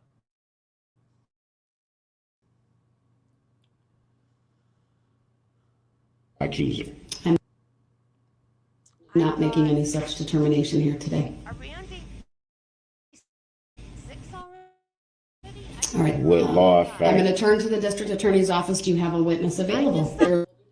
I just thought they were doing it again because they keep doing it over and over and over. Are we on day 6? Oh, yeah. I guess we are, because that day was 4 hours, and this day is like 10 hours. Okay, I'm sorry, guys. We're on day 6. Thank you, Ken. I just thought they were rehashing it, because they rehash it every day.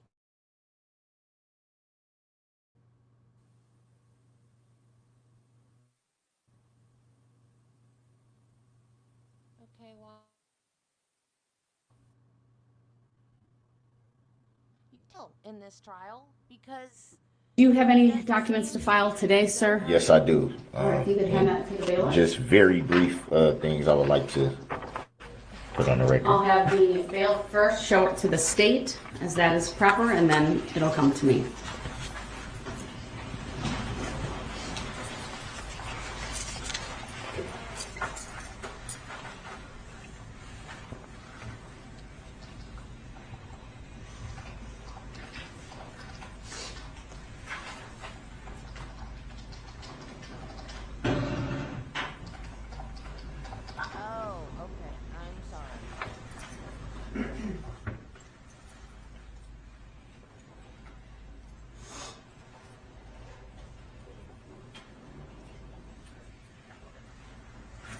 Thank you, Deputy.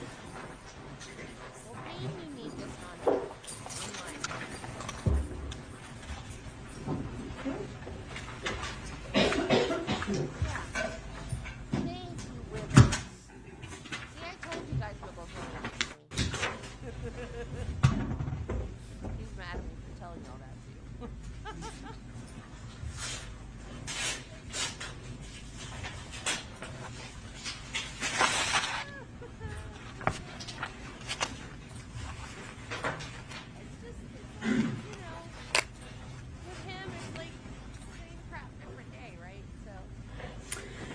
All right, the record to reflect, I have received a document that has a caption for this case, a heading that says bond, then 2 short paragraphs, and then a signature at the bottom with the name Darrell Edward Brooks Jr., authorized representative of Darrell E. Brooks, all rights reserved. I've reviewed it, sir. I would note it will be made part of the file. You do not reference any law as it relates to this request, or what I would deem a request. There's no constitutional provision, statutory provision, or common law associated with this.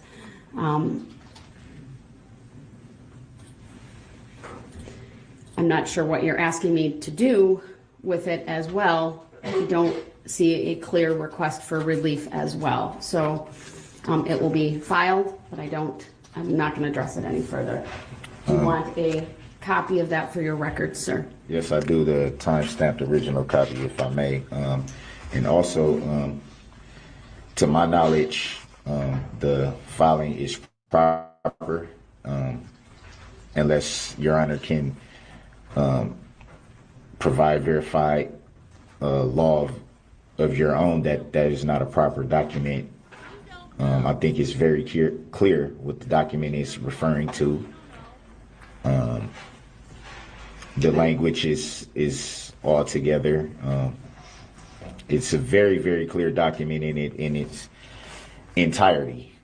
And Mr. Brooks, I would direct your attention to section 802.01, which governs motions, how made, and the form. That document does not comply with that. As far as receiving a time stamped, we have a date stamp. It will be scanned and it will be then uploaded into the file. I would just note for the record, it's now 8:07, and I've had that for a couple of minutes now, but we don't have a time stamp in the courtroom here. What was the law that you cited? I draw your attention to section 802.01, which is the statute related to motions. And does that refer specifically to that filing? It refers to any request that's made to a judge or in a court of law. Could, I suppose, go to a court commissioner, but that's not where we're at in these proceedings. That, to me, does not provide a legal or factual basis for the request that you're making.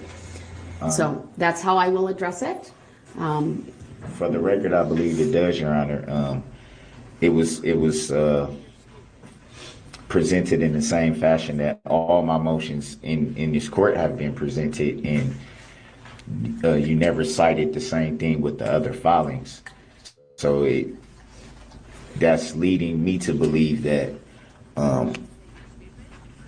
it's just that document that's not being accepted when I have the other timestamp filings for the same documents that I filed. Every other document is filed in the same manner. Every last one of them, and no exception with that one, Your Honor. I understand my obligations with individuals who are representing themselves to review their pleadings and to construe them liberally. However, you were notified the other day that future requests needed to comply with section 802.01. Even with a liberal reading of that document, I'm not sure what it is you're asking me. It's not going to prevent this court from proceeding forward and continuing on with the trial and having the jury brought in and the next witness called. For the record, Your Honor, can you state why? Because it's clear what this is referring to. It's referring to why there's no bond mentioned or stated in the court document, the docket sheet. There's no bond in any of these writings. Not one time does it mention it. And so that was what this was referring to. I understand what it's referring to, sir. Also, there's no legal basis for your argument. Also, for the record, this docket is not a certified copy, which is what I requested. I do not control the clerk's office. You need to make a specific request to the custodian of the court record, which is the clerk of court, for a certified copy. I did that can't be done here in this courtroom. You have to do that through an inmate communication form. That's what I did, Your Honor. The ICF should be on record that I specifically requested. I specifically requested a certified copy. So my ending is a certified copy was provided to you. This is not the certified copy that I'm holding, Your Honor. Again, you can take that up with the clerk of court. That is beyond the scope of what I am addressing here. I am not the custodian of the record. I would not be the judge to address any concerns that you have if you believe your request was not complied with. It clearly wasn't, because this I'm is not the a- person to do that, sir. It's not the proper venue in this case or forum. All right, the custodian of the record needs to reply to that. That is our clerk of court. If you believe she did not do that, then you have recourse available to you, but it's not through this case. So with that, I'm going to move on. Let's have the jury brought out. I was not provided with exactly what I asked for. If I'm told by the court to submit an ICF for any requesting, and I requested specifically a certified copy of the docket sheet and was not provided with what I specifically asked for, then Sir, how? I can't address that any further. So I again, would like you need that to take stated. that up with the clerk of court, and you can communicate directly with her office. Can But I I'm not be- going to do it through this court proceeding. I would like that stated for the record, that I did not receive what I specifically asked for, and I'm sure that the ICF is on record. I can get, Mr. Brooks, for the record, we're on the record. And so Okay. everything that we're saying is on the record. So it's noted. Bring the jury out, please. also, I had one more thing I wanted to state for the record, Go ahead. which was also submitted via inmate communication form. So that should be on the record, and it should be filed. I know it should have been received by now. It was addressed to Miss Monica Paz, and it was it was asking for the complaint that was filed. It was 3 different complaints, and they're found in the docket sheet. One from 11/23 of 2021, one from 11/29 of 2021, which would be the amended complaint, and then one from January 12 of 2022, which would be the second amended complaint. I specifically asked for copies of those to be provided, as they were not in any discovery. Go back out, Teresa. Hold on 1 second, okay? Sorry. Mr. Brooks, I am not going to answer for Clerk of Court Paz. She is the custodian of the record. All right. So you're going to have to communicate directly. If you're looking for just copies, I'm happy to print those off for you. I've already provided some of those things to you. I hear you saying you want certified copies. That would not be provided by me. Are you looking for certified copies or just copies? Certified copies. All right, then that will have to be addressed by Clerk of Court Paz. So how would I do that? Because I can't, sir, I've already told you need to make the request to her. That's how I have to leave it, sir. I'm not the custodian of the record, so. I addressed it that way, Your Honor. I addressed it the way I was told to address it from My the court. understanding is it went to her. So with that, let's have the jury brought out. Your position's noted. All right. Your Honor, can we address the subject matter jurisdiction before the jury comes out? The jury comes out? We've already done that. And is that a judicial determination that you're making, not to address the subject matter jurisdiction, which has yet to be proven at this point? It has not been Mr. Brooks, verified? please, the jury's coming out. I know what you're doing, but I've already addressed that. So is that a judicial determination that you're making? My decision on the record stands, sir. And I would like the record to reflect that you have not shown verified proof of subject matter jurisdiction whatsoever. And that by refusing to answer, that is a tacit agreement by you, Your Honor, which you understand what that means. I know you do. Mr. Brooks, I have not entered into any such agreement, and because the jury is out and you are claiming that there's some issue, I'm going to take this up later, but I will entertain a request from the state for a curative jury instruction. All right, thank you, everyone. You may be seated, and welcome back, ladies and gentlemen of the jury. We are proceeding with this trial, and the state may call its next witness. And Your Honor, before the state calls the next witness, I just want to let the record reflect that I did put Exhibit 54 on the witness stand, and it will be introduced through the next witness, who is Laura Thien. All right, thank you.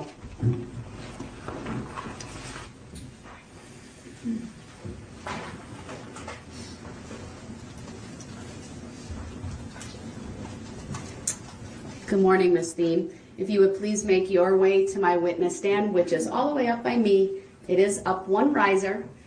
When you get there, please remain standing. Raise your right hand. My clerk, Teresa, will swear you in. Do you solemnly swear that the testimony you're about to give shall be the truth, the whole truth, and nothing but the truth, so help you God? I do. Thank you. Please be seated. First thing I will ask you to do is to state your first and last names for the record and spell each. Laura, Laura, Thein, Thein. Thank you. And sorry I put an M on that previously. All right, go ahead, your witness. Thank you. Good morning, Mrs. Thein. How are you today? Very good. Okay. Ma'am, I'm going to direct your attention to November 21st, 2021. Were you at the City of Waukesha Christmas Parade on that day? Yes. Were you there as a spectator? No, I was in the parade. I was in one of the units. Okay. And which group were you with? The Milwaukee Dancing Grannies. How long were you with the Milwaukee Dancing Grannies? How long? Yes. 8 years. Okay. And how would you describe, first of all, how many people at that time were in the Dancing Grannies approximately? There were 9 of us in the parade. Could you describe, were you guys friends, close? Did you see each other often? We were like sisters. We were a sisterhood. Did you meet regularly for practices? Every week. Okay. Without fail, pretty much? And we had some social outings, and then we've seen each other again every weekend for a parade. So would it be fair to say that the 9 people that were at the parade on November 21st, you knew pretty well? Very well. Is it normal for the Dancing Grannies to be part of parades? Oh, yes. We do lots of parades. We do about 21 of them in summer and about 5 to 6 in winter. Okay. You talked about practices. Did you have certain numbers that you did for example, for the Christmas parade this past year in November? Yes, we do Christmas routines and for the holidays, and then we do different type of routines for summer. Okay. In November, would you have a pretty standard formation that you would keep to do each of your routines during the parade? Yes. Did you have uniforms? Yes, we did. Can you describe them for the jury? Objection, relevant. Overruled. You may answer. Grounds for They were long skirts with white fur. They were blue with white fur on the bottom. Blue jackets with white fur for cuffs and around the neck, and a white fur hat. Did you have, I'm assuming if you were dancing to music, that you had something that played the music? Yes, we have a music vehicle. Where would that music vehicle be in relationship to the group who was performing? Right behind the group. Hold on, there's been an objection. It's noted, it's overruled. Her answer may stand. Just in the future, if there is an objection, wait until I've ruled on it and then answer if I say overruled, okay? Okay. Thank you. Overruled. Relevant. Grounds for the relevancy. Keep going. Thank you. So did you also have people walking with the performers in the parade to give support?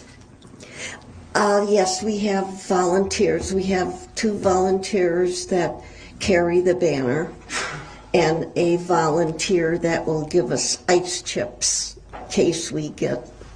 Okay. Do you recall who were the 2 volunteers who were carrying the banner that day?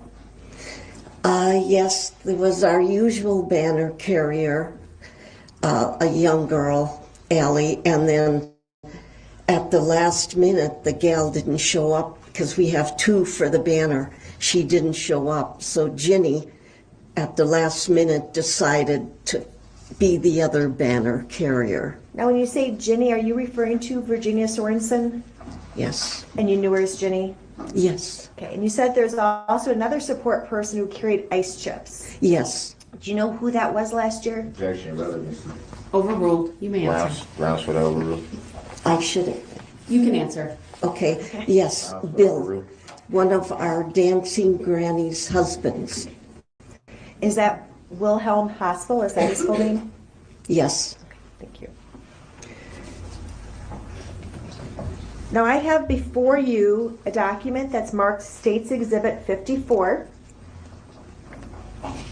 Okay. Do you see that in front of you?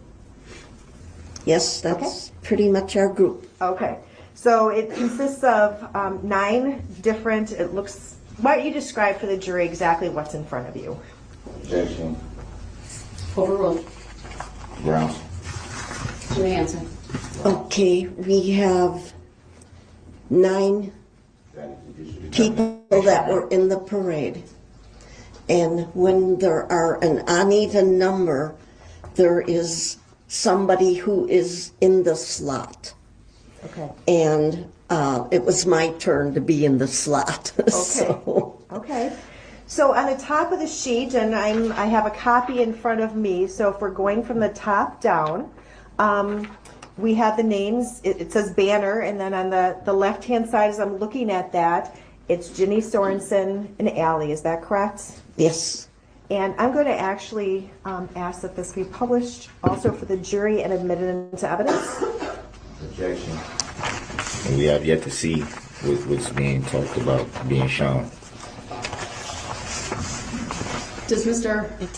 Brooks have a copy? I believe it's up in front of him now. All right, give him a minute to look at it. Objection. I do not consent to being called that name, nor do I agree to being called that name. All right, the record should reflect that To me, other than just with all the Exhibit objections. 54 is being displayed on the monitors too. at the present time to the parties, to the court, and to the witness. There's been an offer or a request by the state that the court receive the exhibit based upon the testimony of this witness. Exhibit 54 is received permission to publish as I granted. think ice chips is enough during the parade to keep them going, and then they can get fluids out. Grounds. Mr. Brooks, I'm not going to be specifically addressing, so please respect that. I respectfully request a legal reconsideration of your ruling. Mr. Brooks, now is not the time for that. The objection has been overruled. I expect that you will honor that, and we will continue without interruption. Go ahead. I do honor it, Your Honor. For the record, I respectfully reject that ruling and take exception to that ruling. No, you may Thank not. you. So in the upper left-hand corner, the name Ginny Sorensen. In the middle, it says Banner, and then Allie. Ginny was Virginia Sorensen. She was carrying the banner with Allie, correct? Yes. And they would be in the front as the group is going down the parade route? Yes.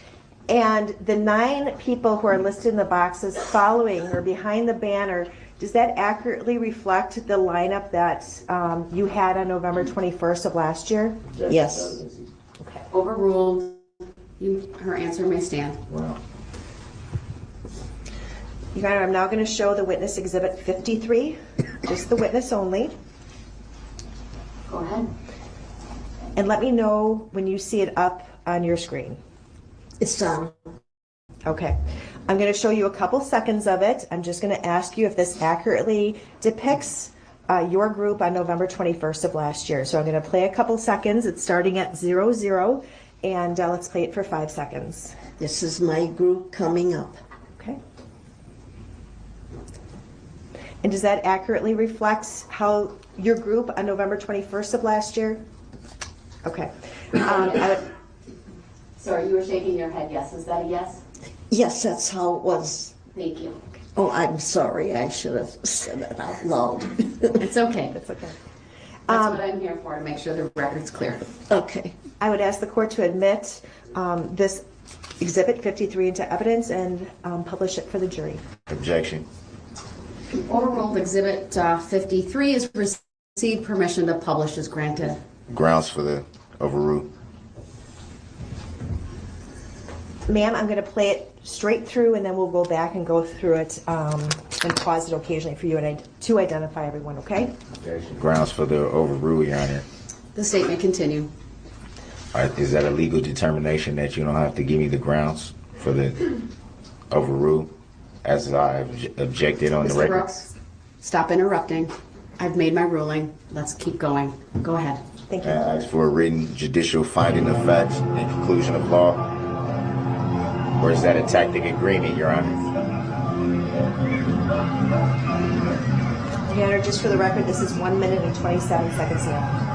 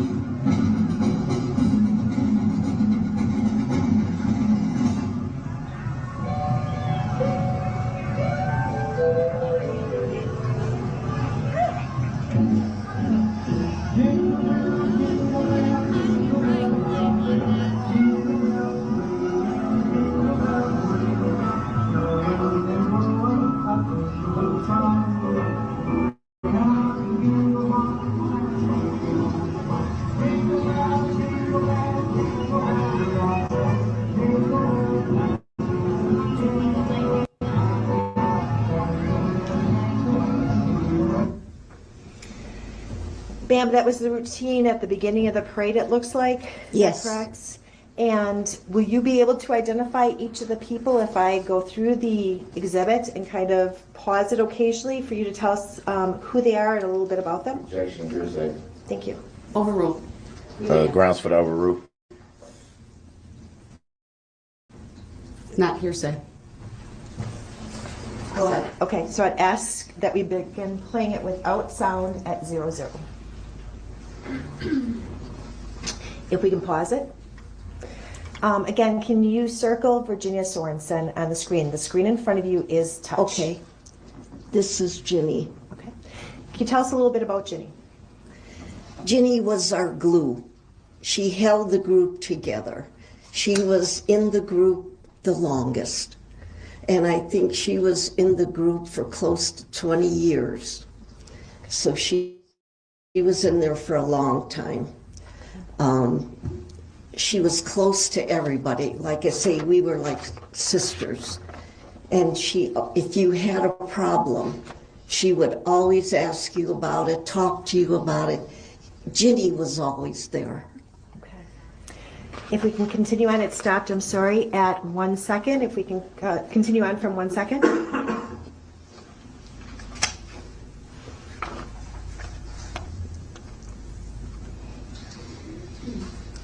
If we can pause it.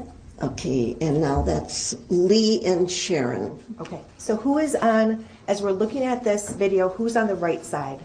The right side would be Sharon. Lee is on the left. She was right behind Ginny. And I'm just going to direct you to Exhibit 54. I'm That's sorry. in front of you. I didn't hear you. Oh, I'm sorry.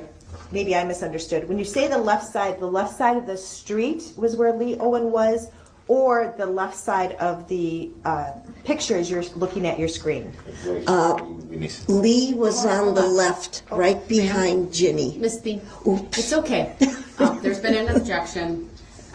It's overruled, but I would caution the state about leaving the witness. Okay. Go ahead. You may answer. Okay, so Okay. right behind Ginny was Lee Owen. Yes. What's her name? Full name Leanna Owen? Lee was Overruled. Lee was very close to Ginny. They worked together a lot for the group, and she taught a lot for the new people that were coming in. She was more or less the leader to teach them the routines. And I rode with Ginny to not Ginny, but Lee. I rode with her to every practice. We rode together. So we were quite close too. Okay. And next to Lee, you stated according to Exhibit 54, that would be Sharon Millard? Yes. Okay. And I'm going to focus on the people that were injured during the parade, okay? So next, if we can continue on, we stopped. Before you move on, can you tell me where that was paused? At 11 seconds. Thank you. If you continue on from 11 seconds.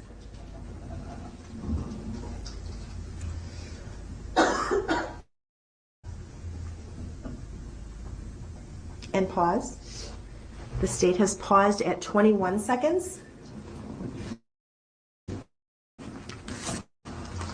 Okay. There's a woman who seems to be between, in back of Lee and Sharon. Do you recognize that person? That would be Betty. And do you know Betty's last name? Betty String. Okay. And did you know her very well? She was fairly new. She was only in the group for a couple years. Okay. And so, but we knew each other quite well. Would she go out on the events with you and you do social events? Absolutely. Okay. And I think I said it, I stopped at 21 seconds. If we can continue on.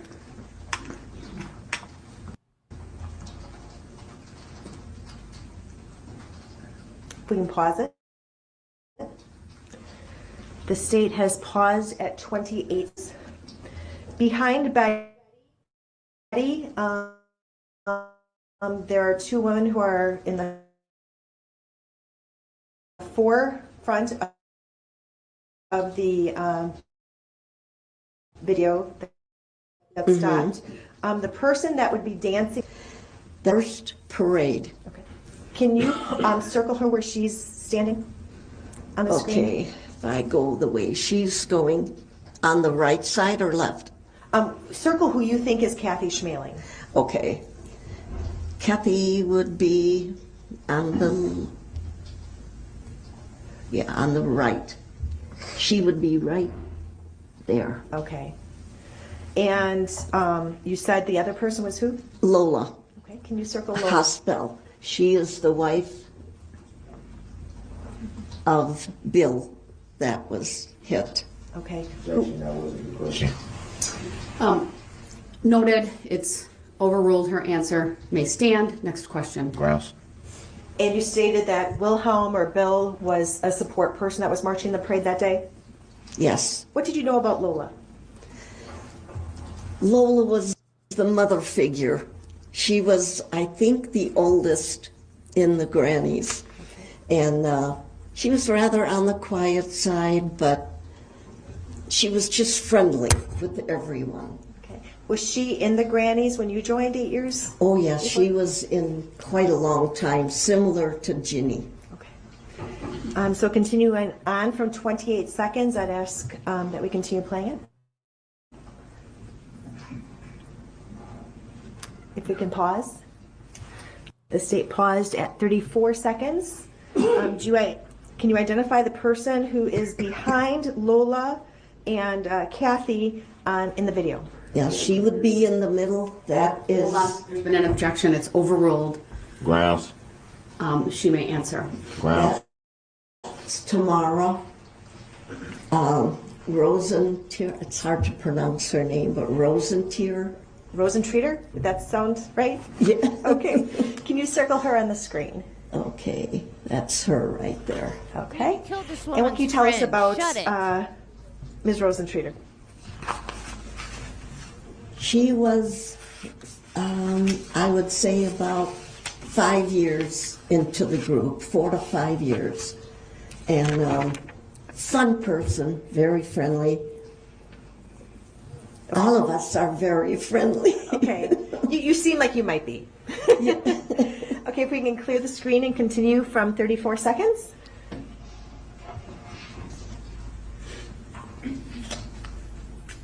And if we can pause the screen here. Okay. Okay, the next two people are behind Ms. Rosentreater. Tamara, yeah. And can you identify those people? Yes. This is Tamara Duran. So you had two Tamaras on your team? Yes, we do. Okay. And two Kathys, too. Okay. And this is Kathy. Is that Zartek? Zartek or Leading the something witness. like that. Hold on, there has been an objection. Okay.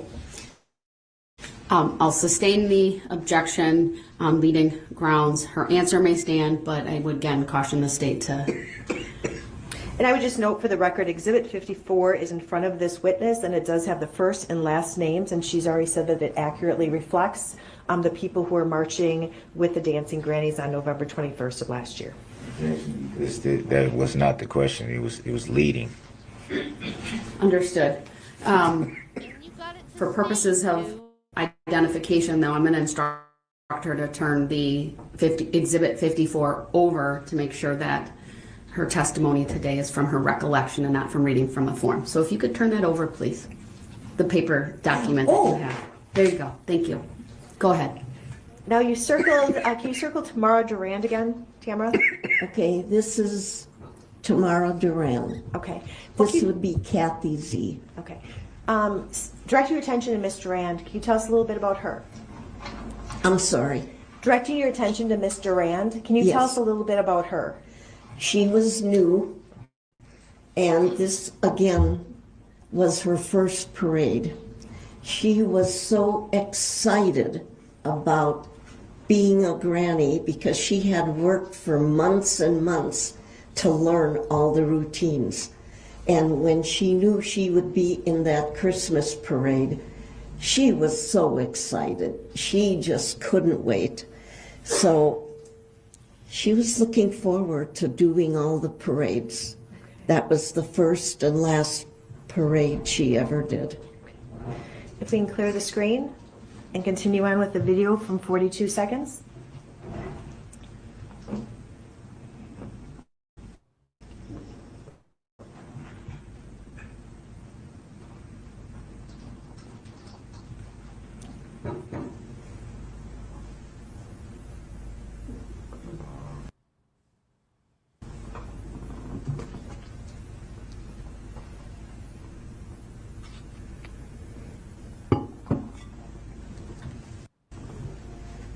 If we can pause it. Okay. Last but not least, That hopefully would you be get this me. one. Okay, that's you. That's me. Okay, if you can circle you on the diagram, I think there's only one person in it. And you said you've been with the Dancing Grannies for 8 years, correct? Yes. Okay, if we can clear this, and I stopped it at 1 minute and 9 seconds. If we can continue forward.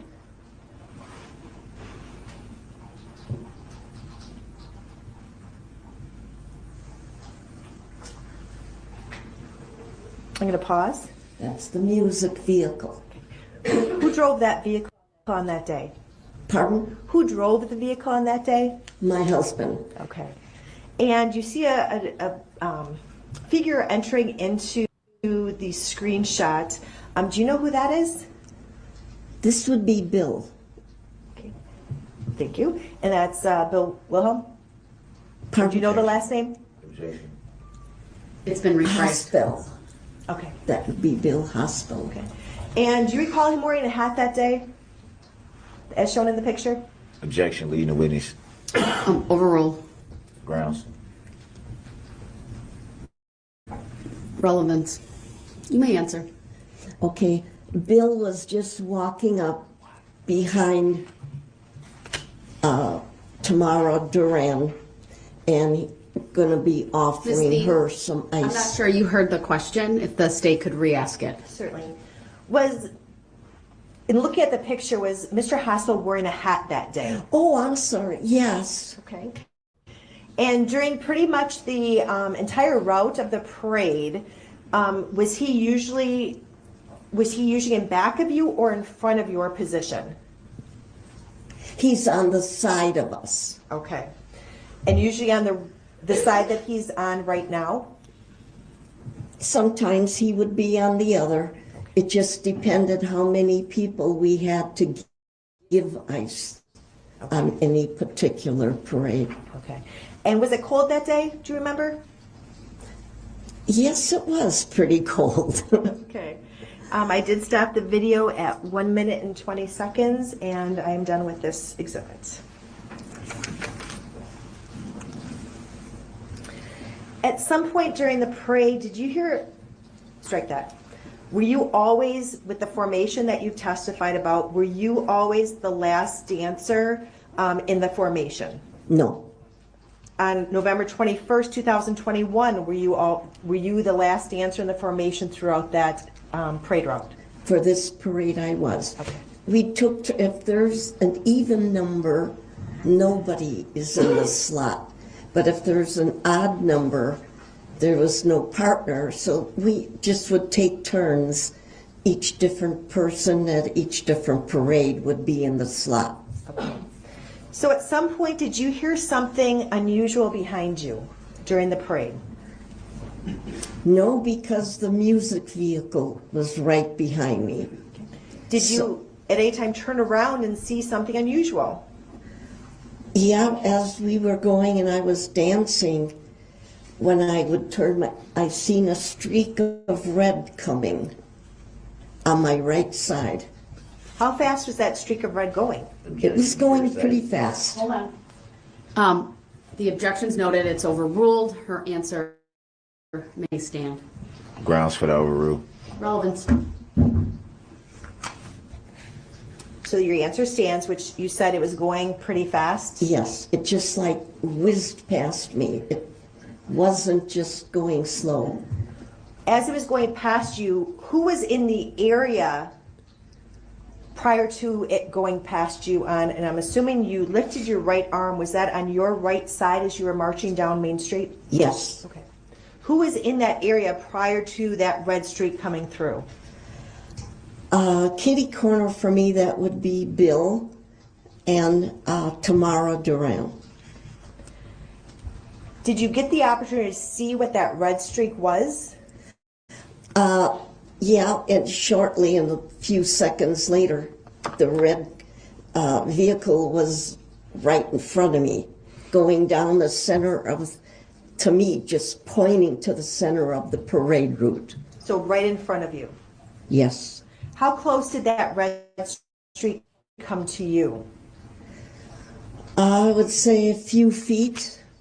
He had to go around the car, the music vehicle. Okay. And then the right on the right side, and that's when Bill and Tamara were hit. So when you were in front, in the back of the parade lineup, how far were you directly in front of the music car? Several feet. And the red vehicle that you've identified. Okay, I'm gonna pause it for a minute. Jill tried to put it in chat, but YouTube did not take her comment, and she's upset right now. But she wanted you guys to know when her dad called, he called to tell her that his lung cancer is back. He has an appointment with his pulmonologist.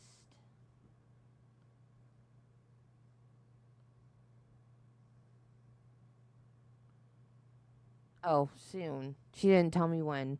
And they'll know more then. So, you guys just keep Jill and her family in your prayers. She's having a hard time right now, so she's not going to be in the stream for the rest of the day. Hopefully she'll be back tomorrow, but just keep her and her family in your prayers. She's just really upset about her dad right now. Identified, it went to the right of the... It came from the right side, yes. And you stated it hit Bill and Tamara, correct? They were the first ones, because they were just kitty corner from me, several feet. Then where did it go? This vehicle. Then I noticed, I didn't see them get hit, because it all happened so quick that I was still dancing, and all of a sudden I seen the red car in front of me, and I screamed either in my head or out loud, I don't know which, but I said, "What is he doing? Where's he going?" And I just screamed it because it was so unusual, and I knew if he was going down the center of the parade route, he was going to be hurting a lot of people. And he wasn't going slow. He was going at a good clip. Did, from the time that you saw the red vehicle on your right, striking Bill and Tamara, did you see it slow down at all? Did I what? See the vehicle slow down? No, it just hit them, and as he was coming in, he started then going toward the middle, where he hit two more people, and then veered to the left and killed two more. You said it was a red vehicle. Did you get a general description of the vehicle? What type of car? Was it a car, a sedan, a pickup truck? No, it was like a SUV or something. It wasn't just a car. It was a van or, something on that order, SUV. So as the vehicle went through, did it stop after it struck? I think you said it struck the people in the front. Who were the people that you just testified to that died? Objection, lead the witness. Overruled. Grounds. He came from the right. Hit two. Whoops. Sorry. Was not leading. Go ahead. You may answer. It came from the right, hit two people, and then veered toward the middle. That's when I really seen him, and then hit two more people, veered to the left, and hit two more. And the last two people that were struck, do you know who those people were? Yes, I believe they were Ginny and Lee. And you testify that both of those people died as a result of being struck? They were killed instantly. And because the car came from the back, oops. That's okay. There's not a question. Wait till the question is asked. Okay.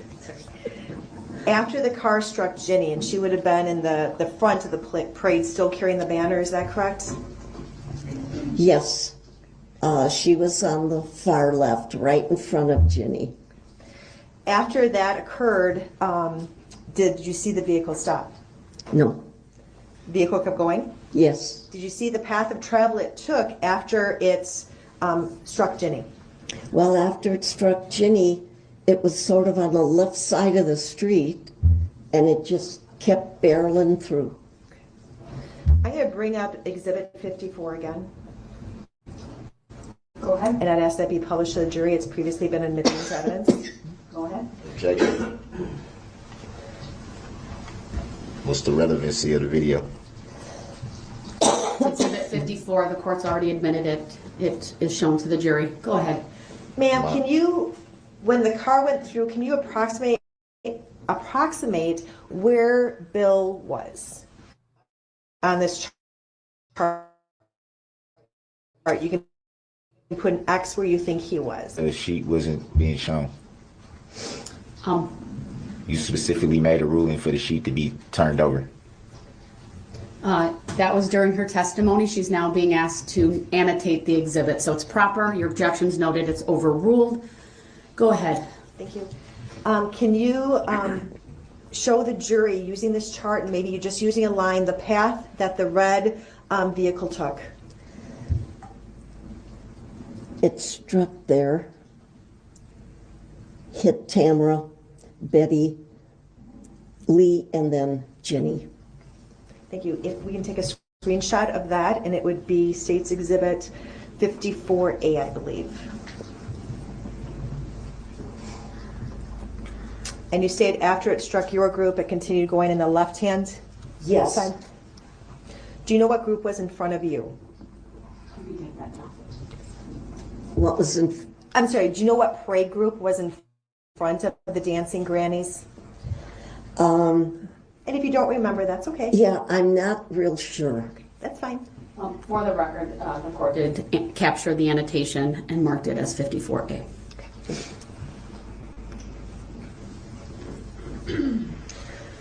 After the vehicle went by, what did you do? After when I noticed that vehicle in front of me, and then it went toward the left and continued going down, it all happened in a matter of seconds. And after the car kept going, I looked on the road, and all I seen were bodies. I thought I was in a war because there were just so many. And I just went into shock, and I just grabbed my jacket like this and went to each body to see who it was and if I could help. You said that you grabbed your jacket, you held both sides of your jacket up to your neck area. Would that be a fair statement? Yes, I think I needed. The objection's noted, it's overruled. Her answer and the description provided for the record by Attorney Basie, I would note, was accurate. You may continue. Grounds for the overrule. Already noted. Go ahead, Attorney Basie. So you said that you were in shock. I just went into shock seeing the bodies. I needed to hold on to something, I think. So I just grabbed this and just went from body to body. And then the people were running into the road with blankets, and anybody that was in the medical group quick came and were helping the people that were laying in the road to see if they could help. The people that you saw laying in the road, were all of those people from your group? Objection, Yes. hearsay. Overruled, not hearsay. Just a reminder, once again, let me rule on the objection before you answer. It's okay. I'm sorry. Go ahead. Thank you. Can you walk us through who you went up to and what you observed after you said you started going to each of the bodies to check and see if you could help? Like I say, the people from the sidewalk, they just ran into the road to help. Spectators? Spectators from the sidewalk, yes.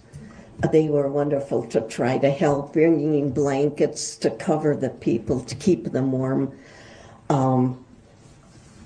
Then there was someone from I think it was the tavern, the bar right there, and someone came out and had us, kind of corralled us, me, Sharon, and Kathy, into the tavern to give us some warm coffee or something to drink.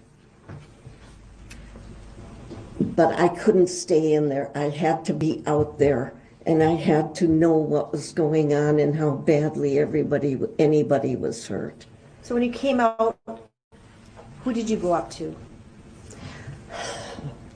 Then I went back. I was on the road again, and just looking who was being helped and who was not quite being helped yet, and how badly they were hurt. I could not even find Tamara and Lee. Okay. And when you say Tamara Durand or Tamara Rosentreater? Durand. Okay. So you couldn't find Tamara or Lee Owen? Okay. Sorry. Did you hear her ask, was that Lee Owen? Oh, I'm sorry. Yes, the two of them. I couldn't find. The rest of the people were accounted for, but I didn't know where they were, so when they were hit, they went flying on the sidewalk. Okay. So, and that's why I didn't see them on the road. Okay. You said yourself, Kathy Zdarsdek, Kathy Schmaling, the three of you went into the bar initially. Is that correct? When they came out, they told us, come on in here and get warm and have something warm to drink. And were you injured as a result did you get struck by the red vehicle? No. Did you see injuries, or do you know if Kathy Schmaling or Kathy Zdarsdek got hit by the red vehicle? I don't believe so, because Sharon, Kathy, and I were, Kathy Z, were kind of walking in the road trying to see if everyone was being helped. How about you said Sharon was also looking to see if people were being helped. Did you observe any injuries on Sharon? No. Okay. We were the three more or less and the fourth one was Kathy Schmeling, and she immediately went on the sidewalk, and I think it was a sister or someone was on the sidewalk watching the parade, she quick ran up to Kathy and took Kathy right home. Kathy's sister, Kathy Schmaling's sister, took Kathy Schmaling home? Yes, because she was crying, standing there on the sidewalk, and she was kind of uncontrollable. Okay. So let's go, who were the first people that you saw as you walked out to check on people?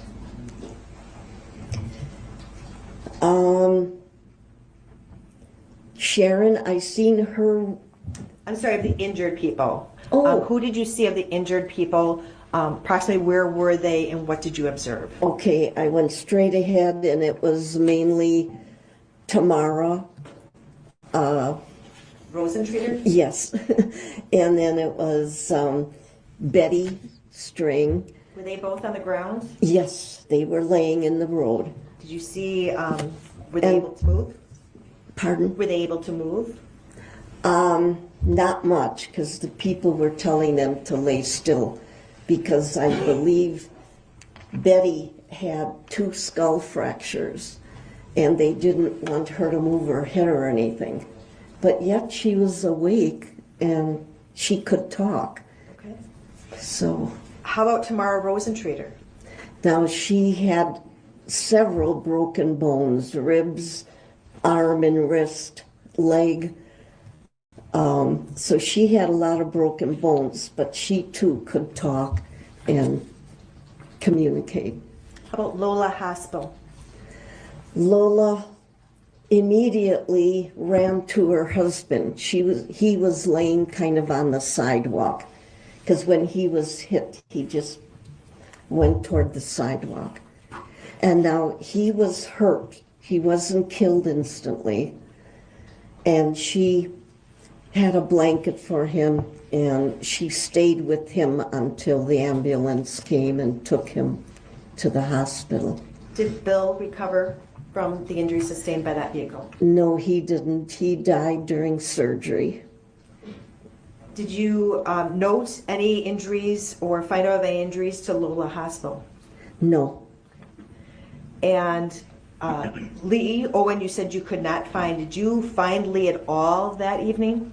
Yes. Later, the police had me identify her. They had her picture on their phone, and because I asked where Lee was, and they showed me, is this Lee? And it was her. She was thrown on the sidewalk. That's why I didn't see her in the road. Do you know what side of the sidewalk she was, or what side of the road she was thrown on? She was on the left. So as you're marching down Main Street, she was on the left side? Yes, she was right behind Ginny. Okay. And the picture that they showed you of Lee, was she alive when they took that picture? No, she was killed instantly. And Ginny, did you see Ginny that night? Ginny was killed instantly also. She was right there on the road. Again, on the left-hand side? Yes. And did you go by Bill Haspel? Bill was on the right side. He kind of was thrown on the sidewalk. Did you go by him at all, or? Yes. Objection. I talked to him. Hold on, there's been an objection. Oh, I didn't hear him. It's overruled, and her answer that she gave me. I didn't even state the objection, but.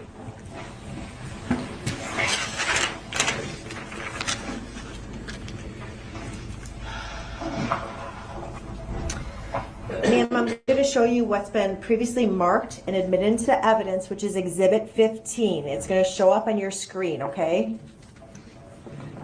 Let me know when you see it in front of you. And I'd ask that be published to the jury as well. It's previously been admitted into evidence. Go ahead. Thank you. Ma'am, can you, is this look to be Main Street, the parade route from November 21st of 2021? Objection. Leading the witness. Sustained as to the form of the question, please rephrase. Do you know what Exhibit 15 is? No, I don't know what this really is. Okay. Do you see, does it appear to be a map or something else? Objection. Pardon? Leading the witness. Overruled, she may answer that. Does it appear to be a map or something else? Yes, where there's a lot of names and kind of a map. Okay. Do you see a purple line on that map? Yeah, with all the purple stars on. Or I don't know if they're purple stars, but I see some yellow stars, some orange stars. Yes. Objection, leading the witness. This has previously been marked and admitted into evidence. I think I can direct her attention to these items. Agreed. I think Your objection is noted. It's overruled. This exhibit has previously been received. I think the stars the color are pretty obvious what they are. There's various color stars, and It's again, only the two exhibit's color been stars. received. The jury can determine for itself later on what colors they are and the meaning of them. But go ahead, you may ask your next question of this witness. And you see the street that, the long street that's depicted on Exhibit 15. Do you see a name on that street? Okay. Do you see it? Yes. And what is it? I see all the stars. I don't know what the question. Do you see a name on the street on the map? Okay. Let me see. For example, go Main ahead. Street, Broadway. Yes.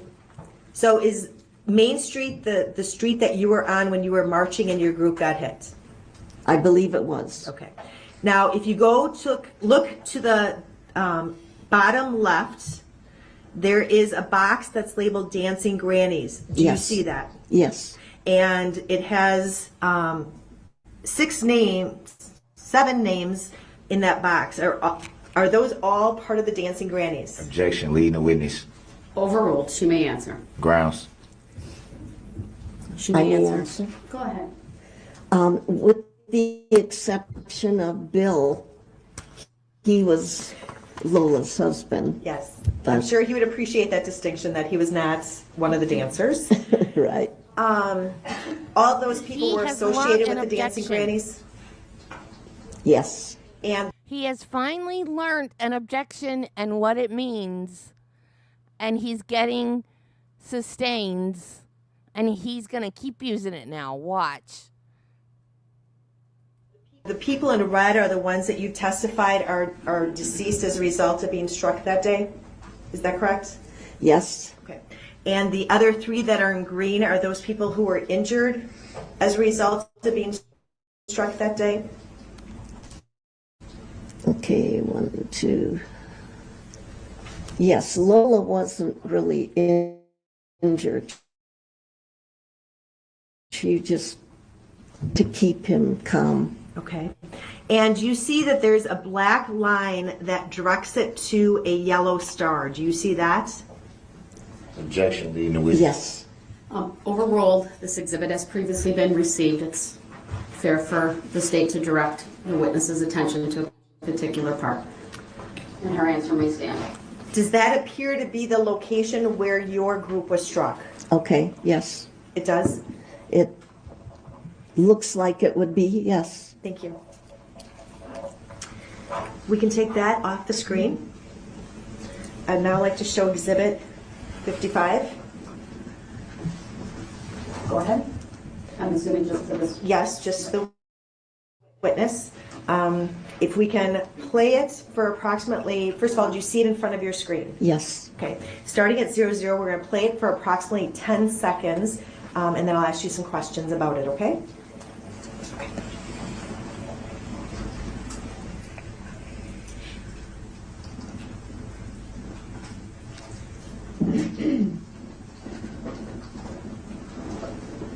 Thank you.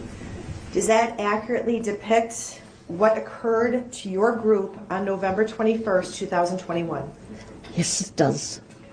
I'm going to ask that it be admitted into evidence and published to the jury. Objection. Overruled. Grounds. It's relevant. Permission to publish is granted. Exhibit 55 is received. And Your Honor, this clip is 15 seconds long. I would ask that the full clip be played at this time. Go ahead.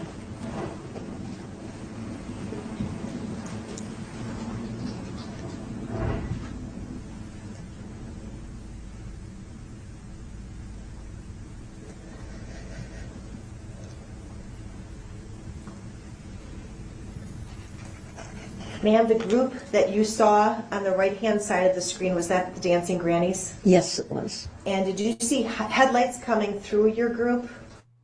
No, because it came from the back. I'm sorry, in the video, did you see headlights Oh, coming through? yes. Objection, leading the Yes. Overruled. She may answer. And you answered? Yes. Okay, thank you. And was that the path of travel you recalled seeing the red vehicle take as it went by you on the right and went through your group? Yes.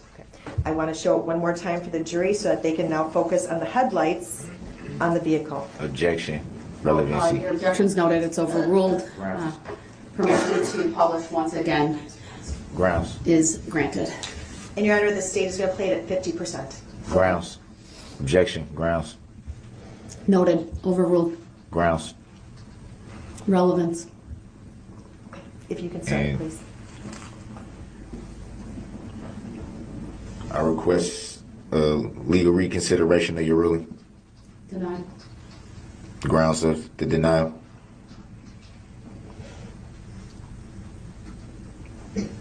For the record, may I request a legal or factual basis for your ruling?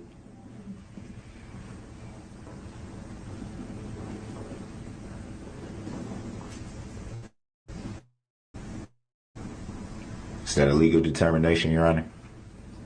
Are you making a judicial determination? You may continue, Attorney Ma'am, Basie. did you see the body come forward and fly in front of the truck? No, me being in I'm back. sorry, in the video, did you see the body Objection. flying in front of the truck? It's not No. bleeding. In the video that you just saw, you didn't see a body? Oh, yeah, on the video, but not. Right. And do you know who that was?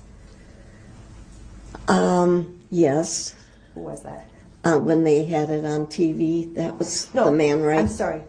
Who was the body that went flying in the street that came towards the front of the screen? Hold on one second. That last answer, I'm going to, because it was non-responsive, but I'm going to strike it, instruct the jury to disregard it, and then if you could state your question again. Certainly.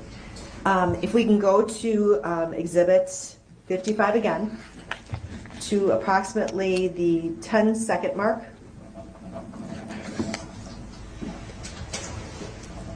Are you withdrawing that last question then? Yes, I am. Okay, thank you. Can that be struck? The question? It's been withdrawn. Can it be struck from the record? It's been withdrawn. May it be struck from the record? There does not need to be struck. So the request is denied. It's been withdrawn. May I ask for a legal and factual Remarks basis of for the your ruling? attorneys and questions of the attorneys are not evidence. It's the answers that are evidence, so that's why it's not being struck. You may continue, Attorney Basie. Thank you. Do you see a body probably in the middle of the screen on the left-hand side? On the ground? Yes. Do you know who that is? Well, it's hard to tell who it's, but that would probably be Ginny. Okay, thank you. I'm now going to show you just you. It'll be in front of you on the screen, Exhibit 152. Exhibit 152 is 14 seconds in length. I'm going to show it to the witness, the entire 14 seconds, to see if she recognizes this.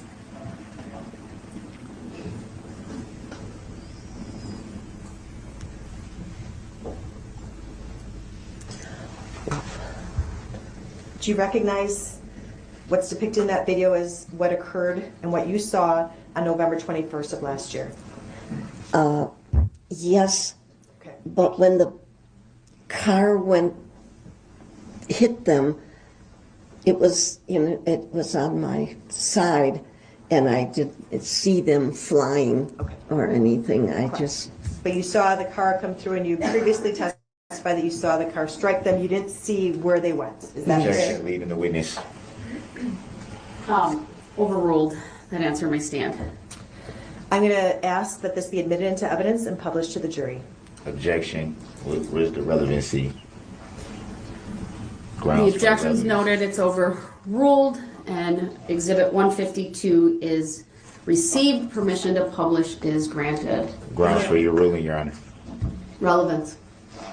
I'm going to play it at full speed initially, and then I'm going to play it at 50%. So I will ask you questions after I play it full speed, okay? Mm-hmm. If we can play the whole 15 seconds. with somebody.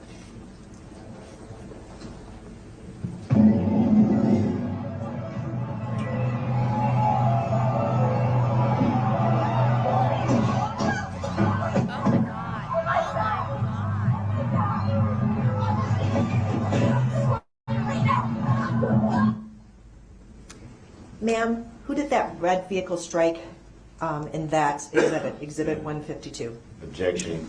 Leading the witness. Saw the video. Tomorrow Saw the video. Hold on, there's been an objection, everyone. The objection is noted, it's overruled. Now you may answer the question. Grounds for the overrule, Your Honor. It's overruled, you may answer. Grounds for the overrule, Your Honor. You're an idiot. That's Go ahead, you may Tomorrow, Duran. Thank you. I'm now going to play it at 50% speed for the jury.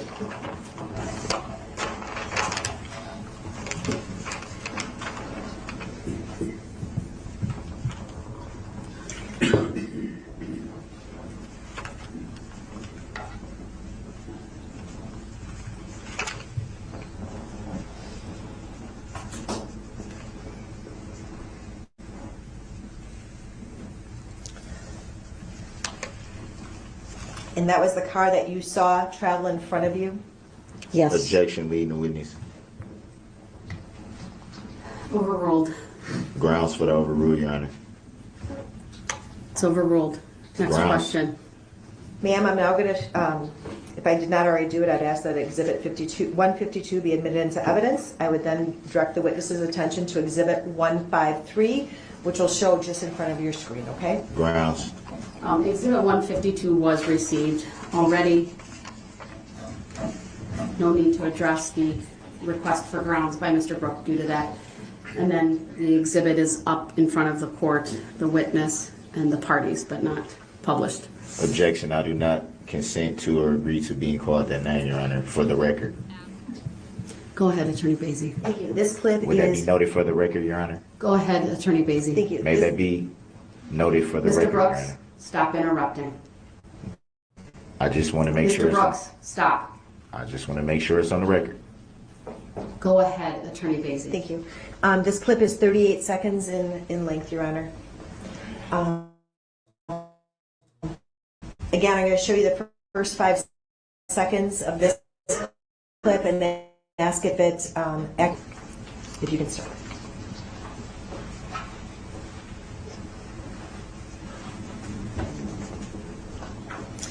Ma'am, is that your group in the Waukesha Christmas Parade last November? Yes. Okay. I'd ask that Exhibit 153 be admitted into evidence and be published for the jury. Objection. Relevancy. Exhibit 153 is received. It may be published to the jury. The objection is noted and overruled. Ma'am, I'm going to have it played at full speed, and then I'll ask you some questions and then play it at half speed, okay? Mm-hmm.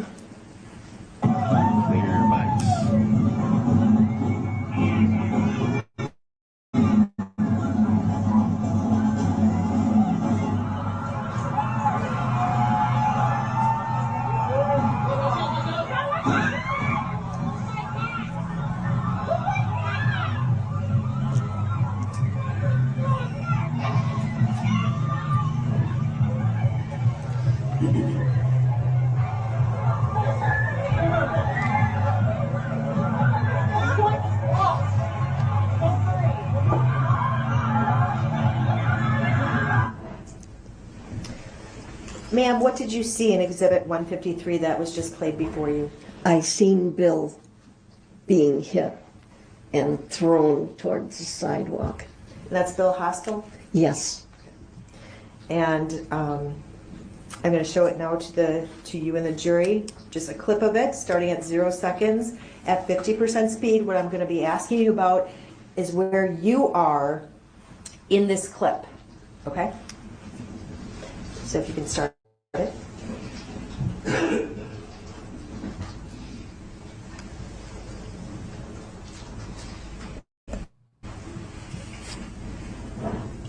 I see we may have a future granny in front of us here with the green hair. Sure looks like it. Objection.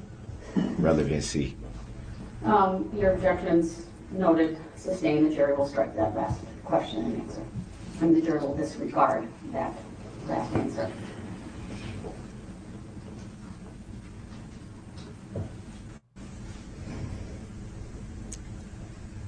Now, if you look at the street, pause. Sorry, keep going.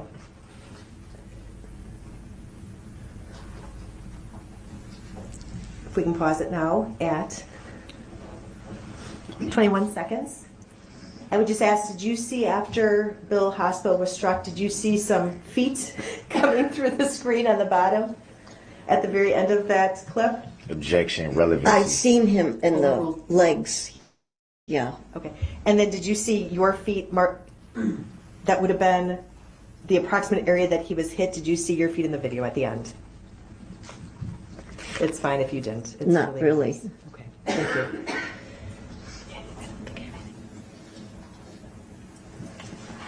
Nothing further. Thank you.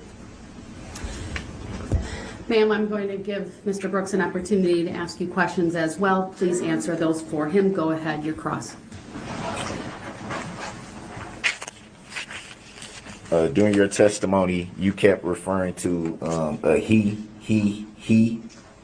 Who were you referring to when you said he? I can't understand him. Can you please state your question a little bit louder? She was not able to hear. I apologize. I'm sorry. You need to be closer to the microphone or project your voice, okay? I got it. Thank you. During your testimony, you kept referring to a he. Like a lot of times you would say he. Who were you referring to by the he? Who did you mean by the he? He? Yes. When it was showing Bill. No, not Bill would be the he.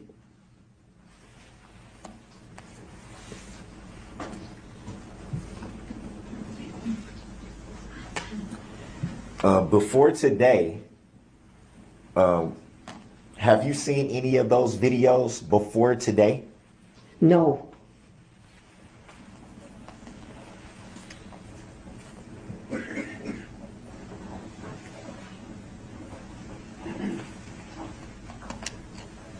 You stated that you saw a red vehicle strike the grannies. Do you remember if that was, or let me back up. Do you remember what type of vehicle you saw? It was like an SUV. It wasn't just a car. It was, the flat back. I'm bad for cars. And all I know is I'd seen the red streak, and then all of a sudden, I seen the car in front of me. So, would you describe it as a car? It was a vehicle.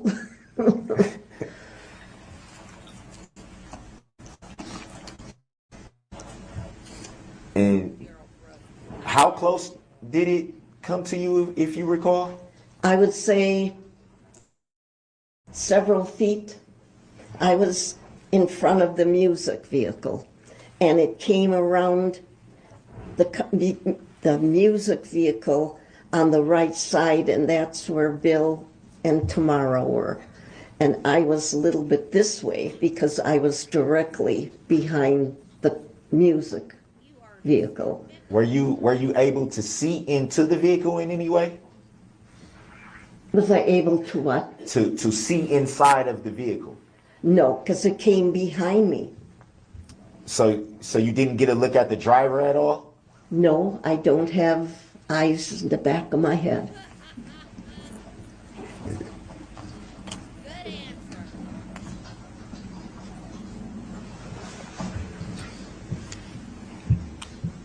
Do you recall what happened when people were struck by the vehicle?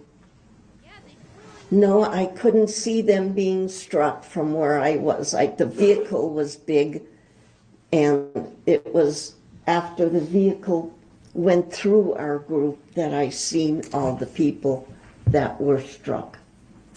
Earlier you testified to people being thrown to the side of the street. Would it be fair to say that, and I'm going off your last answer to the last question, would it be fair to say that you didn't see that with your own eyes? No, that's where they were found. But you didn't see it with your own eyes? No, I couldn't. Sorry about that. You also stated that a few of the people that were struck died instantly. Would that be fair to say? That died instantly, you mean? Yeah, you stated that a few people that were struck died instantly. Would that be fair to say? Some of them, yeah. And 2 were injured, and how would you know for sure that they died instantly if you didn't see them struck?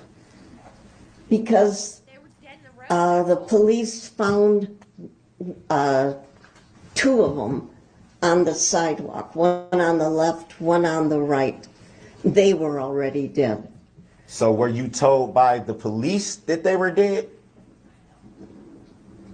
That what? Were you told by the police that they had passed away? I could see they were working on them and weren't getting anywhere. They were trying to get the heart started with the heart machines. Nothing was working. And you know that for sure? I seen them working on them, yes.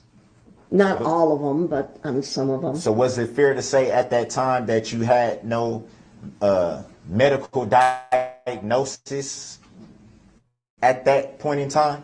Nobody gives nobody diagnosis. They just were working on them and trying to get them revived, but they couldn't do it. So it would be fair to say at that time you had no knowledge of the injuries sustained? No.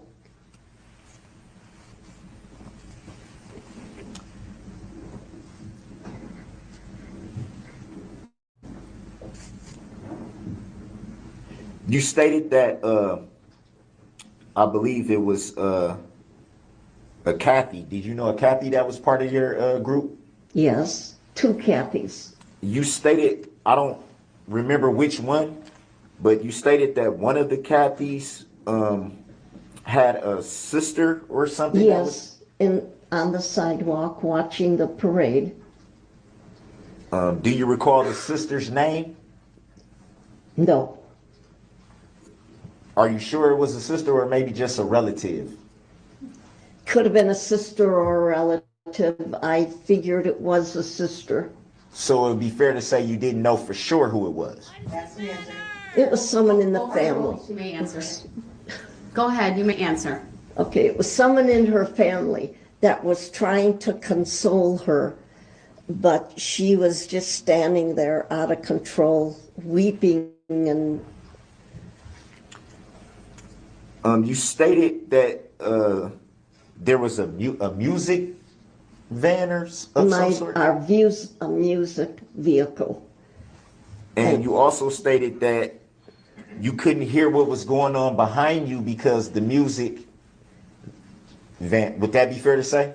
That's right. I didn't hear anything. I just seen a red streak when it came past me.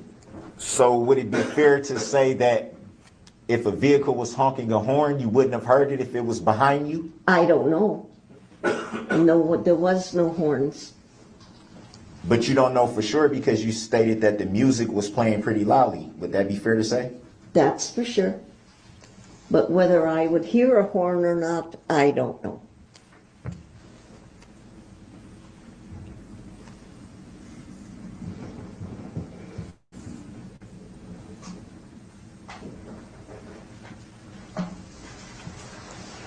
Were you able to see a license plate number of the vehicle?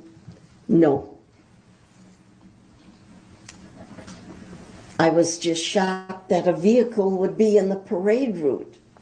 I didn't have time to read a license plate.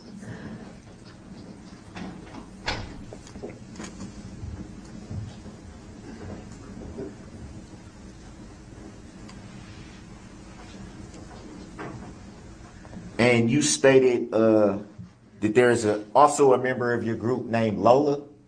Named what? Lola? Lola, yes, it was her husband, Bill. And she, to your knowledge, to your recollection, Lola was not injured? No.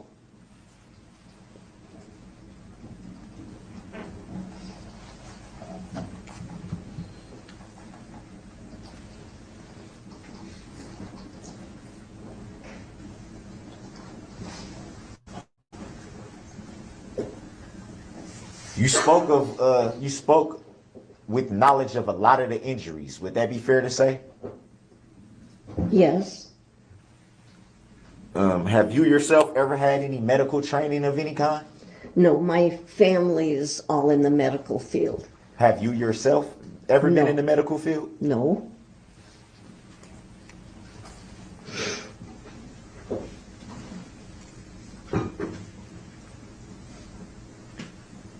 Did you see anyone behind you struck? No, because I was behind the music vehicle. I mean, in front of the music vehicle. And you yourself weren't injured, right? No. The car couldn't get at me because they would have to go through the car.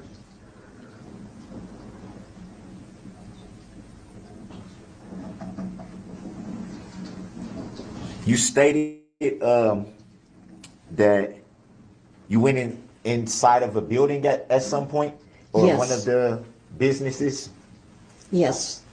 and you stated that you couldn't stay in there because you wanted to see how bad everything was outside. Would that be fair to say? Well, I was outside first, walking and seeing everybody, then watching them work on them, and the tavern was trying to comfort us by inviting us in for coffee or water or something to get us. But I couldn't stay in there. I had to be out there with them people. Do you recall about how long you stayed in the tavern? I think you said it was before you went back out. I would say between 5 minutes and 10.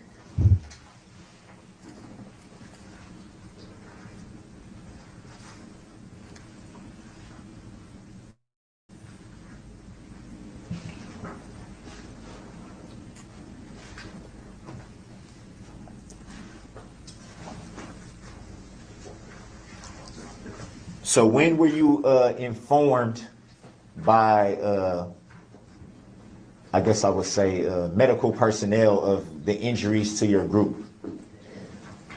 When I seen them working on them, they had the heart machine on Ginny, and blood was pouring out of her mouth, and I knew she was gone. There was no doubt about it. At any time during the incident, did medical personnel come to you and tell you injuries? No, just the police came to me to know that where Lee was, because I was wondering where she was, and the police showed me her photo and said that she was gone.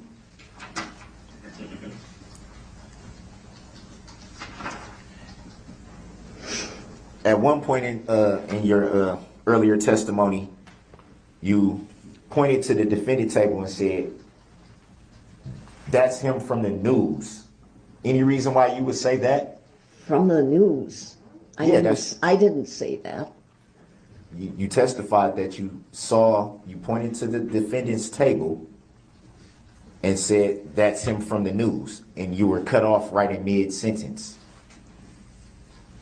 I wasn't saying that at all. So have you ever seen any news coverage of the incident? From Lola, I knew that Bill had died during surgery that evening. And so I knew that from her, because she was at the hospital with him. I knew about... Ma'am, did you hear the question about seeing news reports, and just be a little more specific on the time? I don't know what you mean about news reports. Fair enough. On the regular news, or? He'll rephrase. Okay. at any time, do you recall seeing any news reports related to the incident? At any time? It was on the news. Yes. So it would be fair to say that you watched reports of the incident. When it was on the regular news in the evening, Was it? they didn't cover much of it. They just showed that the dancing grannies, that. Would it be fair to say you learned additional information that you didn't have when you were at the incident from the news? Not from the news, I didn't know. Okay. I knew from the family.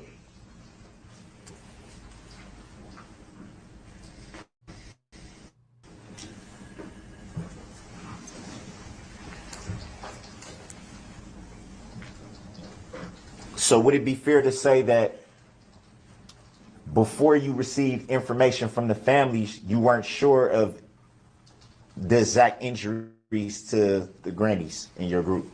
Some of them I knew right away And because of the police. Did you know just from observation, or were you told? I was pretty much told.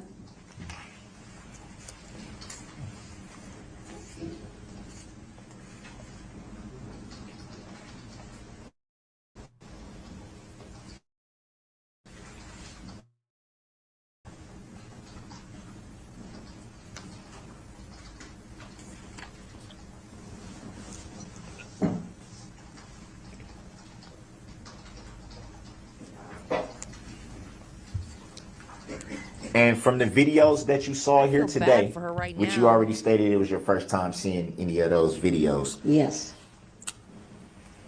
Did you see anything in those videos today that you didn't see at the time of the incident? Yeah, the people being hit and flying.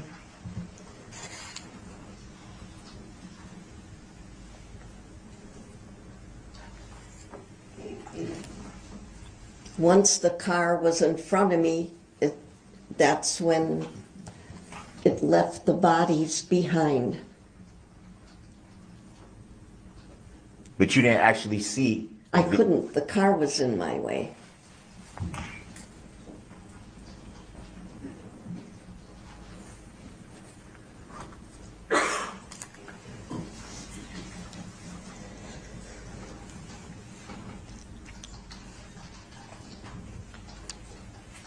And do you recall who else was not injured from your group besides Lola? The four of us were not injured. Do you recall the names of who was not injured? Kathy Z, Sharon Millard, me and Lola and Kathy.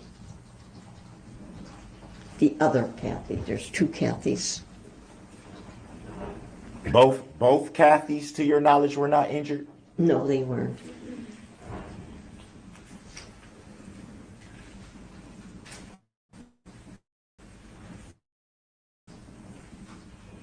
We were all that was left standing.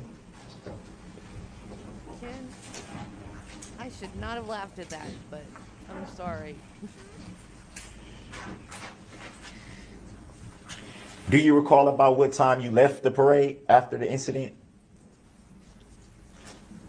What do you mean after the incident? Do you recall what time you left the parade? That was when everybody was taken away, and I think then we were in the bar having a cup of coffee, and then I had to find a way home because the music vehicle had to stay there because it was a crime scene. So Kathy Z's family took her home, so they gave me a ride right away too. And you don't recall about what time that was? No. That would be fair with everything else going on. How do you know what's fair?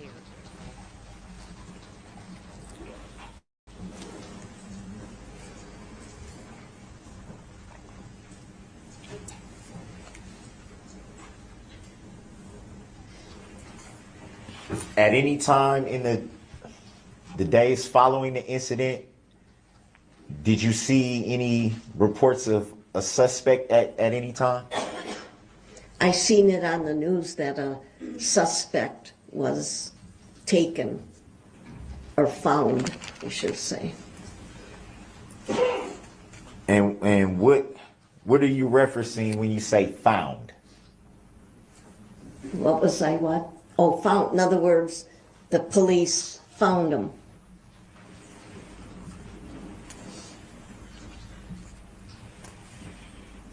I didn't know who, where, or who he was at the time.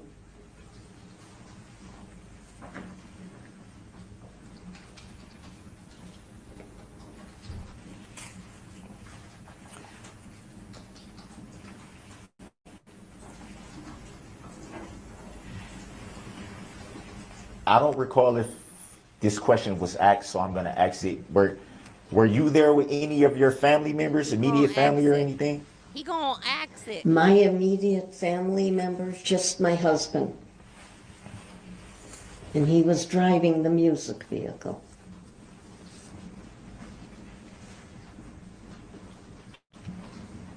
Was he injured in any way? No.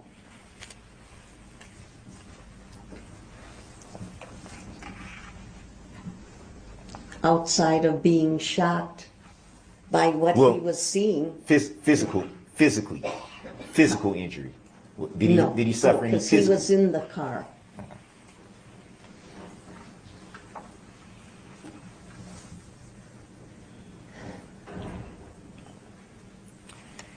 Do you recall giving any police statement, or were you interviewed by any law enforcement after the incident? Yes. Do you recall if it was the same night of the incident or in the days following? Both. Both? Right there at the time, and then the next day.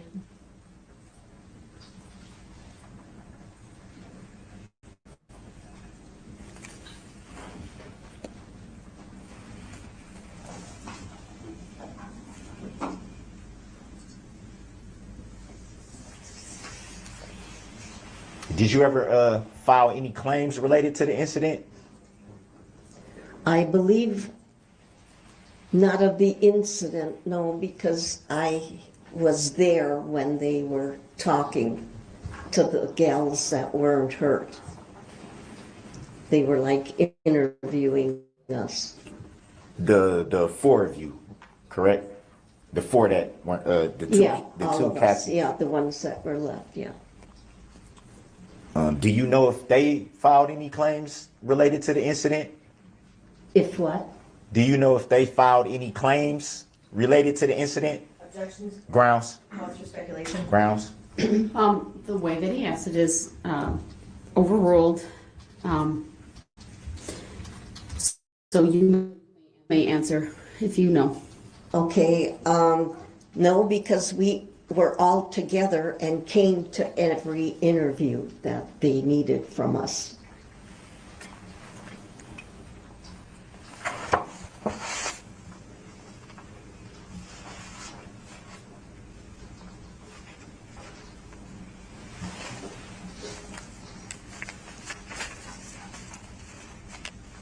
Do you recall seeing or reading any complaints related to the incident? Objection. Grounds? Sustained as to the form of the question.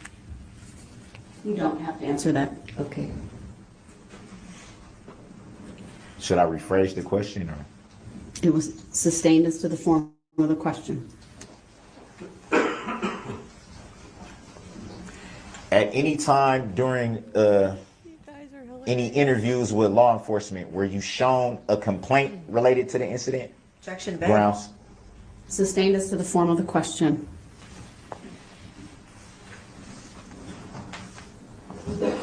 Were you informed that it may be a possibility that you might be called to testify in this matter?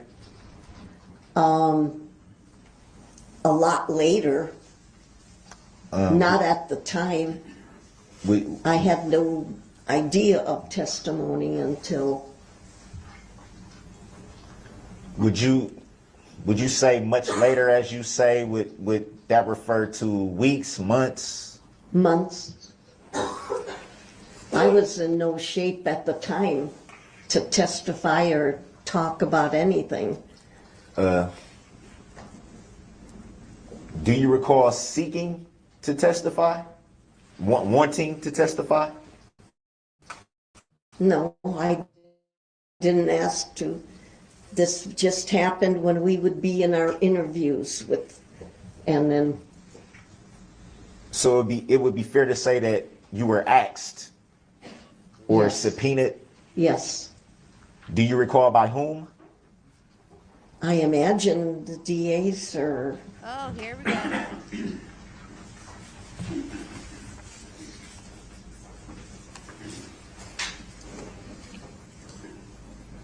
When you say the DAs, do you mean the district attorney's office? Yes. Did they ever identify to you as being the plaintiff in this matter? Grounds. Sustained. Next question. Grounds for the sustain, Your Honor. God, Darrell, it's not sustain.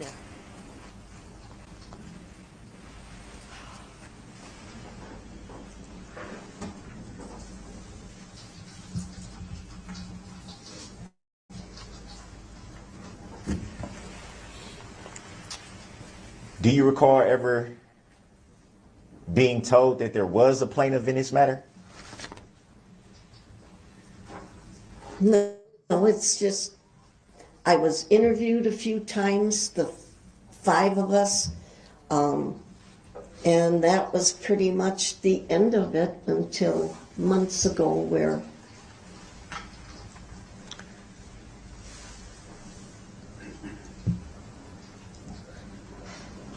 I think probably a little explanation is needed. Do you really? Are you aware what a plaintiff is? Objection relevant. Grounds. Oh, Sustained. you're so stupid. Next question. Grounds for the sustain, Your Honor. Next question, Mr. Brooks. Grounds for the sustain, Your Honor. Ask your next question, please. I am. I just want to know the grounds, just for the record, the grounds for the sustain. You're stupid. Ask your next question. Your Honor, the grounds should be put on the record. Your Honor, Ask your nothing. next question. I'll address this all at the next break outside the presence of the jury. Ask your next question. Your Honor, with all respect, I think the jury Under deserves. 611, ask your next question, or I will determine that the cross-examination is now closed. I'm Keep gonna going. ask, I'm gonna keep going. I just think the jury deserves to hear. Mr. Brooks, all the I'm testimony. instructing you to stop making those statements. The jury will disregard. This is the cross-examination. It's not your opportunity to make legal arguments or to testify. You'll have an opportunity if you so choose to do that later.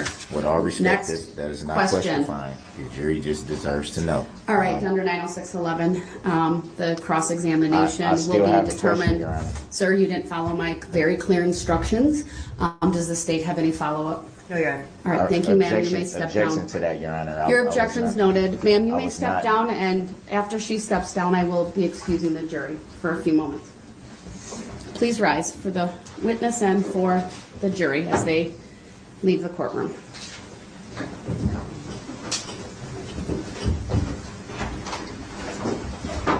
Oh, my meatloaf's not good.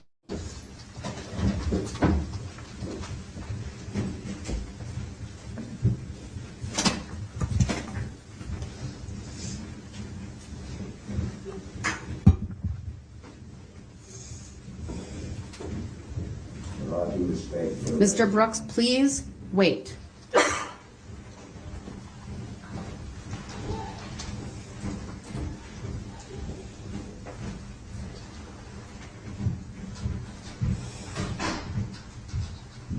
You may have a seat, everyone.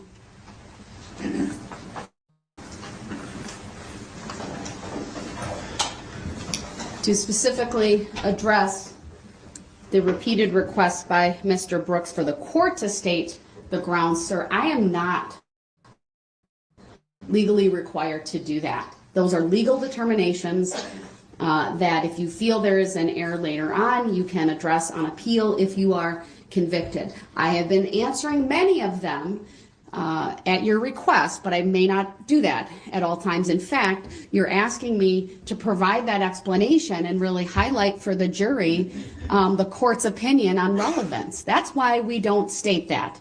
There's an objection, it's a party makes it, states the grounds.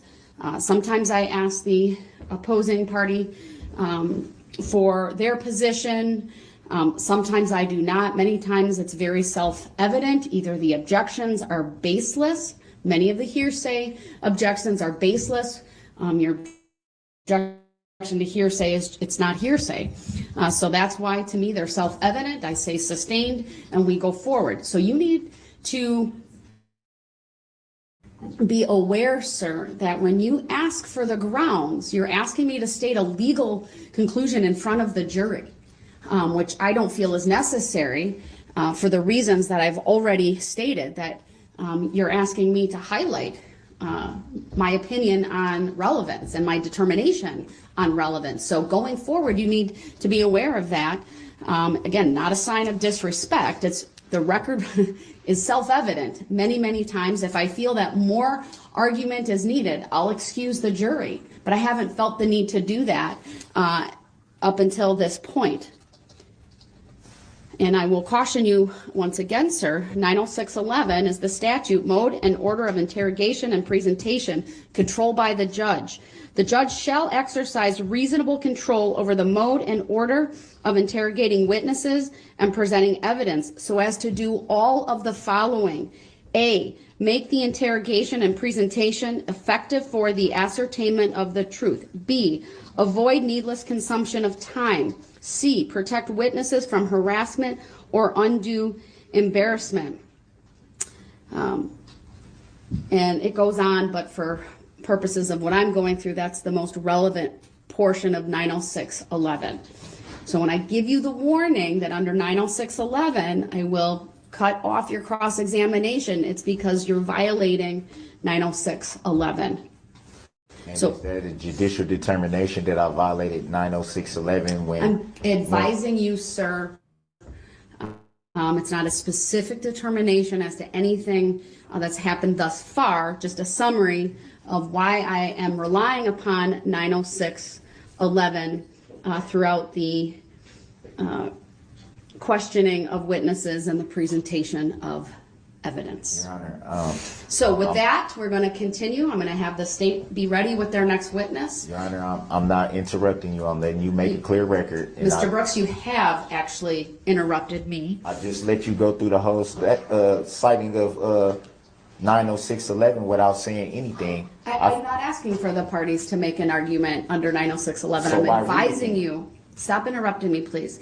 I'm advising you, sir, so that you have hopefully more knowledge and awareness as it relates to the statute that I've cited dozens of times during this trial. I'm well aware of what I'm citing, Your Honor. Well aware. All right, so and I'm just seeking for the record to be clear. You don't even know what you're doing. With all due respect, Your Honor, Saying all due respect doesn't that's mean you have judicial respect. misconduct because you're not allowing the jury who deserves to hear certain aspects of testimony.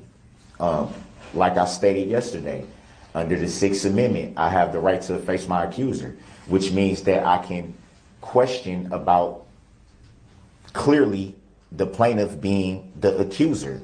How come I can't question about if a witness may know or have had any prior interactions or any conversations or anything of the sort with the plaintiff who has yet to show their face?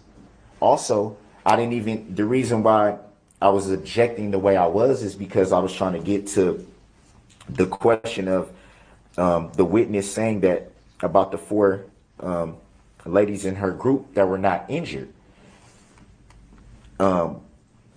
There's relevancy because with her stating on the record, clearly for the record, and for Your Honor, and for the court and for the jury that these ladies were not injured in any way, but yet there's still charges associated with these ladies who were not injured. That should be dismissed. We are not at that point, sir. The charges I read refer you to the preliminary jury instructions for first-degree recklessly endangering safety and the elements, or the elements they don't need to prove. There are certain elements. And so I'm not going to have a debate with you over the law at this point. I've made my rulings as it relates to certain questions that you have asked and whether they're relevant, whether they're vague, whether they call for speculation, or a whole host of reasons that a question can be objected to. I'm not further going to address your position on May I request a legal reconsideration of your ruling, Your Honor? You interrupted me. I'm not done with what I was trying to say. It was no way for me to know that because you paused. I'm sorry. I apologize. Just because I paused doesn't mean I'm done. But you paused for quite a while, so I wasn't sure. In any event, sir, we're going to keep going. Any error you believe I've made, you can raise again on appeal if you are convicted, but we will proceed forward. Does the state have their next witness available? Please do not interrupt. I'm asking a question. That's why I was just Mr. Brooks, you're interrupting. Stop. Does the state have available their next witness? We do, but could we please request a comfort break, Your Honor? I'm sorry, but we haven't gone about 2 hours now. All right, that's as long fine. as We'll they're take out. a 15-minute break. That's fine. Thank you. You're welcome. For the record, Your Honor, we haven't addressed subject matter, jurisdiction. We are off the record. He did not drive me this nuts last time. I did not watch this part. I do remember now that I did not watch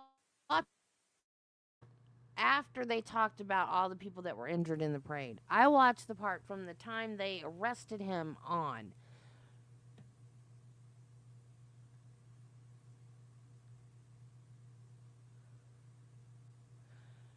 And he just gets worse. So I don't know why I'm having such a hard time dealing. Maybe because I have already seen it and know what a creep he is.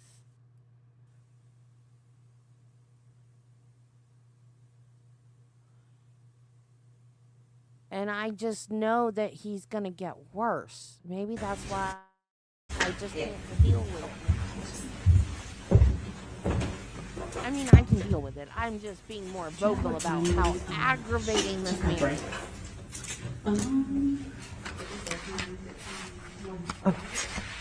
He's like, well, I'm sorry you paused. And then he interrupts her when she didn't pause. All right, we are He's worse than dog back on the stuck record. on the bottom Then of your appearances shoe. are as they were before. State have their next witness available. Yes, Your Honor. All right, let's bring the jury back out. Don't consent to Knock it off, sir. being called by the name that this court chooses to identify me by. I'm going to state for the record that I'm here as a third-party intervener on special appearance on behalf of my client. Can that be noted for the record? It has Was been noted this morning. over and over. May it be and noted over. again for the record so that we can keep the record clear and accurate. Record is clear and accurate. The appearances are as they were this morning. They are no different. Bring the jury out. And we have yet to address subject matter jurisdiction, Your Honor. I still haven't been shown any verified proof that All rise. this court has subject matter jurisdiction. And at this point, may I request an affidavit that you, Your Honor, have no bias, no conflict of interest, and no interest in the outcome of this case? Mr. Brooks, the jury's coming out. We'll address your legal issues later, if I deem them appropriate. Judge, do you hold the full judicial Brooks, power of the please, state, or is this the please. military All right, power? Can you please take the jury out? Thank you. See? Okay, it started. This is what he started doing. Do you hold the full Mr. Brooks, just wait jurisdiction? till the jury's out, please. I ask that you show that respect. I will. Thank you.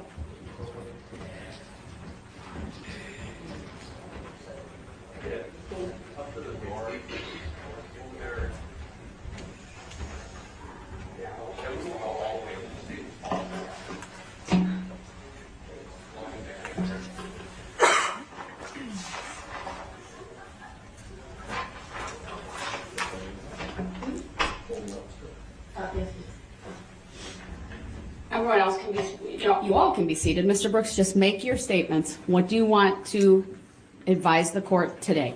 I want to first state again for the record that I do not identify by that name, nor do I consent to being called that name. Your Honor, with all respect, I'm merely asking you, do you have the full judicial power of the state, or is this military power? I'm sorry? I don't understand what you're asking me, sir. I'm asking, is And on this... what legal basis are you making that request? I'm asking, for the record, is this a common law court or an admiralty court? What are we in here? And I'm requesting an affidavit No, that I don't you, Your think Honor, this have is it. no bias, no conflict of interest, or no interest in the outcome of this case. And the reason why I want to state this clearly for the record, mainly is because of the bias that's been shown. I have not been getting any certified copies of any requests that I've made, which I was told by this court to address inmate communication forms for anything that I may need. I've done that. I've complied with that. Every time I've needed something of the court pertaining to documents, I've done it the way the court has asked me. And I've always stated that I wanted everything to be certified. I have yet to even get that. My court docket sheet was not a certified copy. When I asked Your Honor of your oath of office, I asked for that to be certified. You stated for the record that you would not give me a certified copy of your oath of office, which you are required to show if I ask for it. I've brought up my Sixth Amendment constitutional right that has been pretty much discarded, and that is based on the fact that I have the right to face my accuser, which would be the plaintiff, state of Wisconsin, in this matter. They have yet to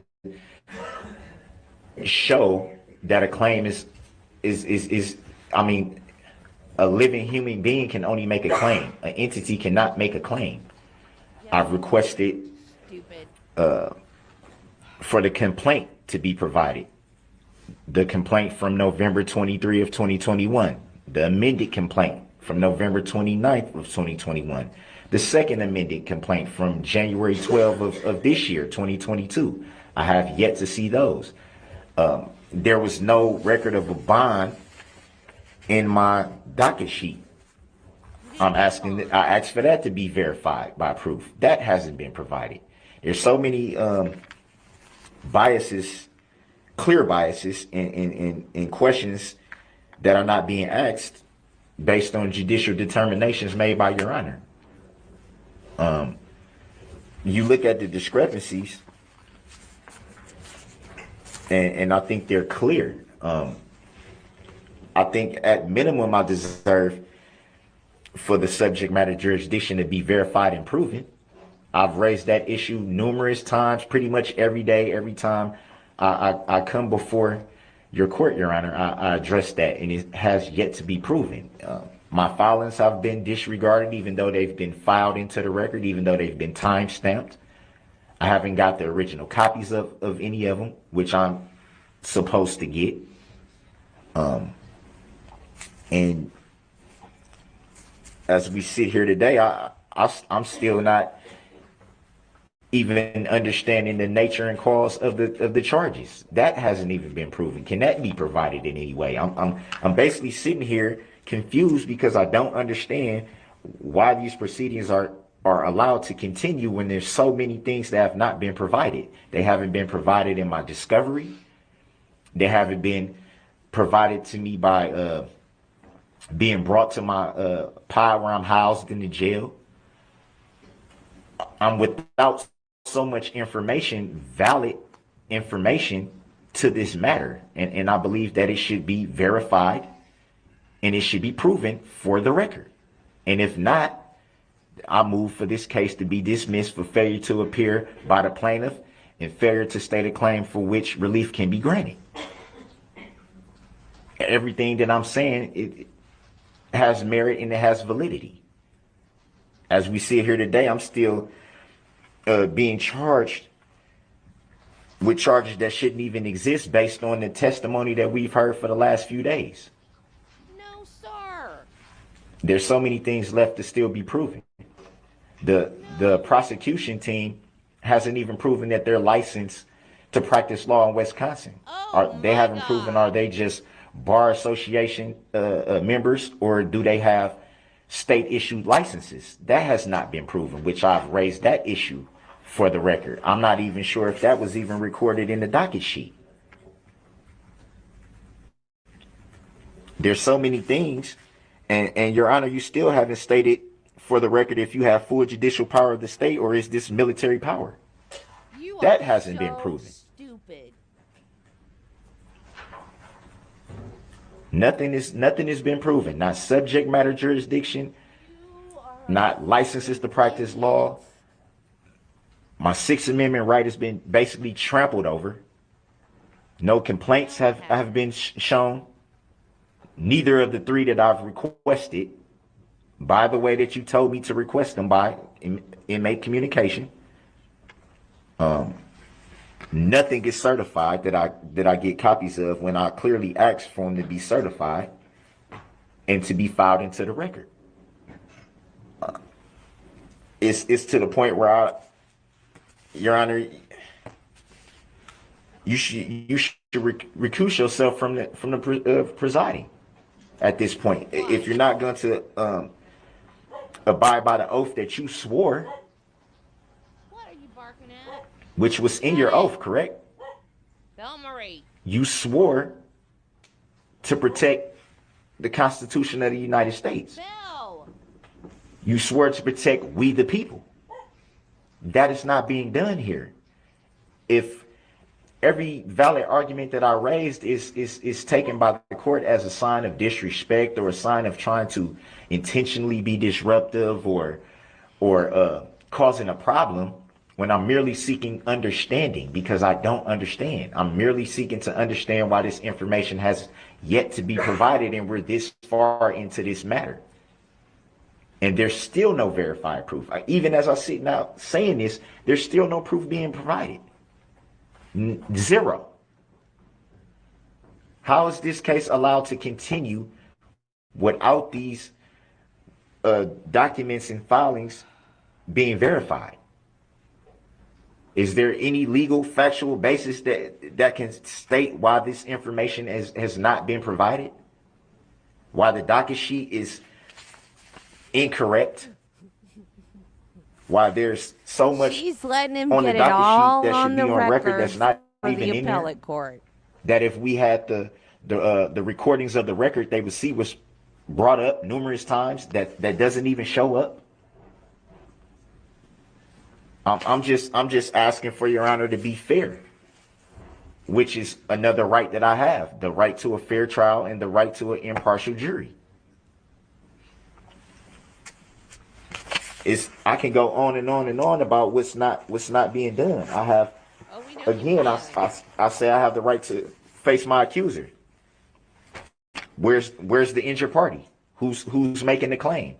I asked Your Honor numerous times for Your Honor's name. You wouldn't answer. I asked, did you have a claim against me? You did not answer. I asked the whole courtroom, did anyone have a claim against me? No one said anything. That's because they're Which you stated for the record, a non-responsive answer. A non-responsive answer is an agreement, which will be a tactic agreement by you, Your Honor, that you don't have to answer these questions that you should be answering. Stupid. I have that right.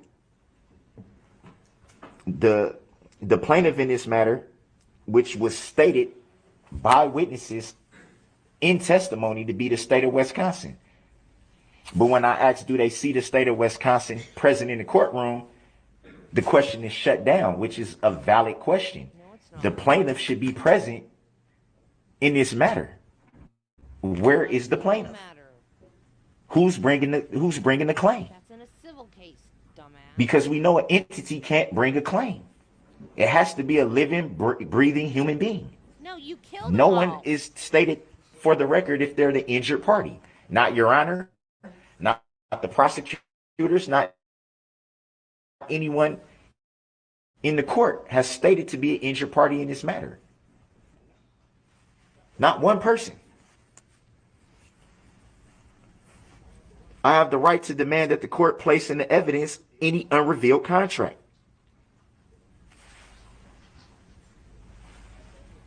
Has that been provided to me? Has that been placed into evidence? I would like to see it, which is my right. I have the right to inform the jury about the truth and their duty and their rights. That's the First Amendment and the Sixth Amendment. But I'm repeatedly told to shut the question down when this is valuable information that the jury should be privileged to know. They deserve to know. Once they were chosen to sit on this jury, why are we keeping information away from them that they deserve to know? It's not true. They ultimately have the power. It's incorrect. They decide Darrell. the matter. Darrell, whatever the Why are we keeping information, valuable information from their knowledge? I said fudge. That's a disservice to the jury. And frankly, it's a disservice to the court that they're not allowed to hear things that they should know, that they should be informed of. It's our right to inform them of everything that they have the power to know, to do, and to know. They deserve that much. It would be a travesty for them to make a decision without being fully informed. And these are all valid things. I have the right to protest and object if any of my rights or demands are not being met. I've done that numerous times only to be shut down. Numerous times. I've raised the issues that I didn't consent to anything that may have been suggested on behalf of my former attorneys. I've never even consented to them making a plea on my behalf. I haven't, as a matter of fact, when it comes to a plea, I haven't even had the opportunity to entertain any plea that may have been suggested by the prosecution. They didn't We haven't give you a even plea, talked idiot. about that. Not one time was it ever brought to my attention that the prosecution even wanted to offer a plea. Because they didn't. That's another issue. Man, do you guys know I have the how right to bad challenge I the wish jurisdiction of this Wisconsin had the court, death which penalty? I've done numerous times. You have no idea how bad I have the wish right to Wisconsin demand had that the death code be penalty. construed in harmony with the common law. I just raised that. Anybody deserves it. I'm constantly referred to as pro se when I've raised the issue that I'm pro per. I have the right to conduct my defense pro per free from professional restrictions imposed upon licensed attorneys, which this court is well aware that I am not a licensed attorney. In fact, the court is also aware that I only had 3 days to prepare for a trial that the prosecution has been prepared for a whole year. We see these boxes right here. This box alone is 45 or 50 pounds full of so much information. I haven't even gone through half of it. It was stated for the record that the discovery, in its entirety, was brought to my housing unit on the 29th of September, which trial was scheduled, that would be a Thursday, which trial was scheduled for Monday. How can I possibly go through all that, all the paperwork, all the digital discovery and things of that nature? How can I go through all of that and be prepared in 3 days? That's a clear bias. I did not have time to prepare for this. Everything I'm doing is off the top of my head, winging it, taking it as it comes.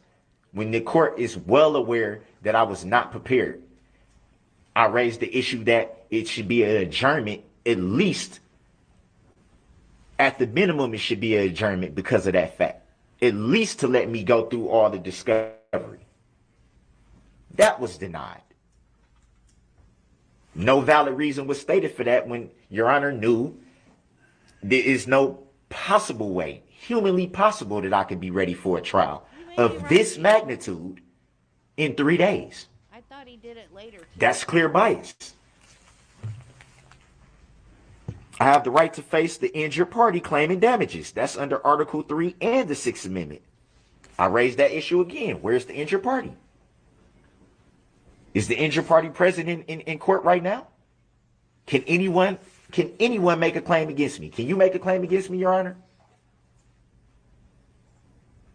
Do you know of anyone that can make a claim against me, Your Honor? Can anyone right now in court, anyone, make a claim against me?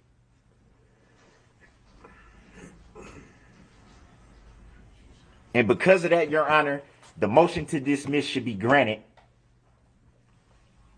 based on that alone. There's no injured party in this matter. So who makes the claim? Who?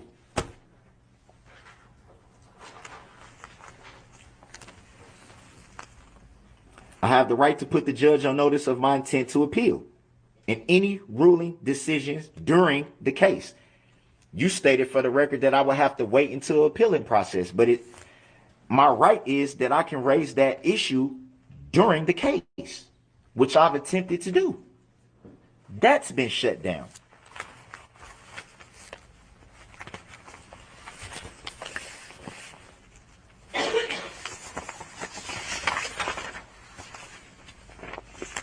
I have the right to specifically reserve all of my rights, which I do at the beginning. I have the right to say what I want and to be heard under the First Amendment. And when I attempt to do that, it's taken as a slight to the court, a disrespect to the court, or me intentionally coming into the court to be disrespectful, which I've stated that is not my intention. Never is it my intention. I never intend to walk into your courtroom, Your Honor, and be disrespectful intentionally. I never come into this courtroom to disrespect anyone.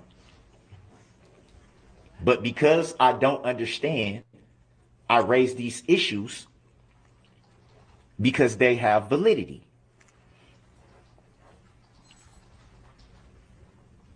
I have the right to object to any statement made by the judge or the prosecution. I've done that and been repeatedly shut down. Without a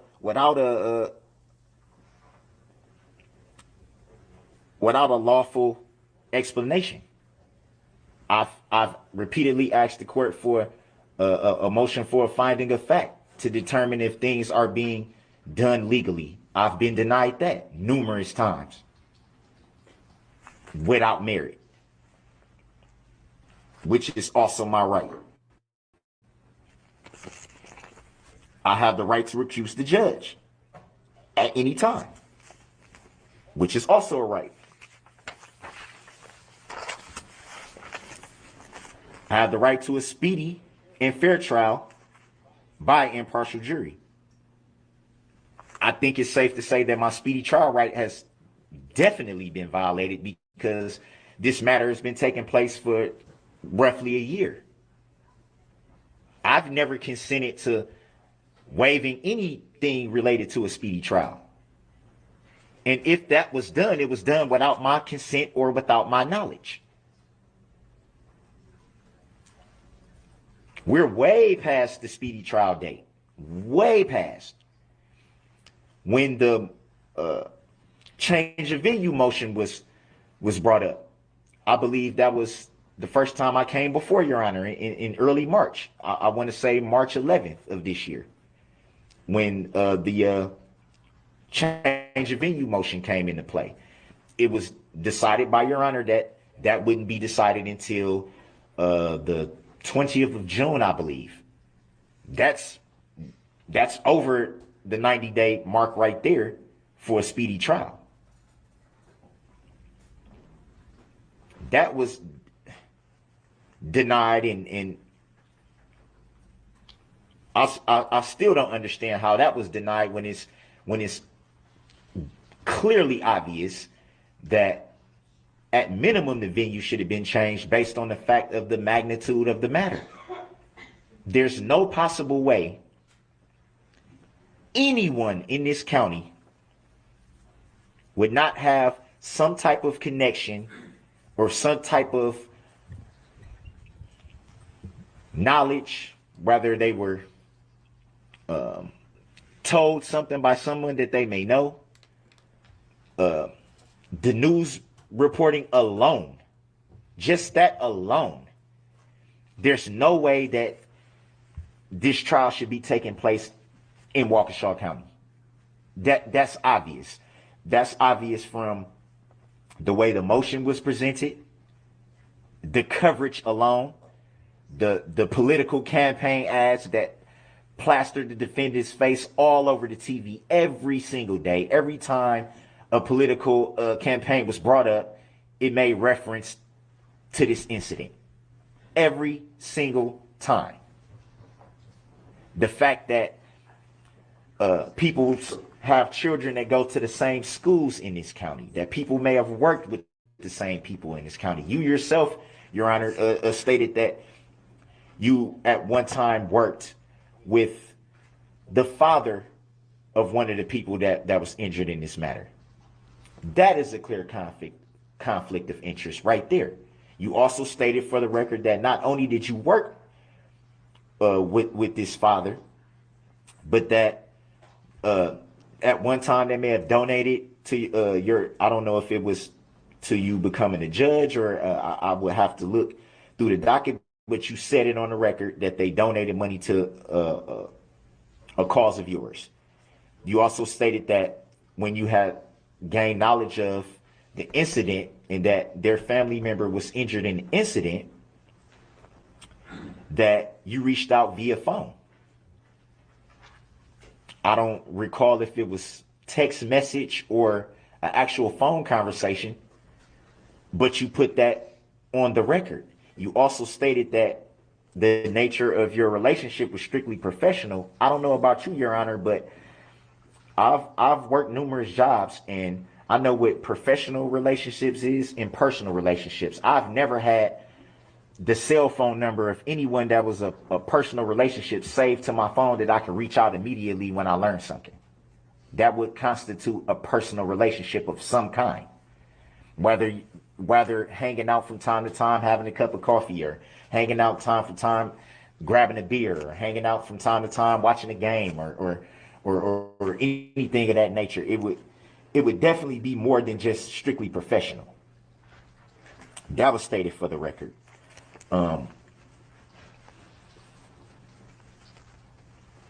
Again, I go back to the Sixth Amendment again. In terms of when I asked for the motion for the evidence motion that I raised, that was denied without any explanation. That would be strictly to place in the evidence any unrevealed contract. That's under the Sixth Amendment. Clearly, there's been repeated violations of my Sixth Amendment. We all know that the United States Constitution is the law of the land, period. It trumps everything. We also know that any law repugnant of the Constitution is null and void. We know that.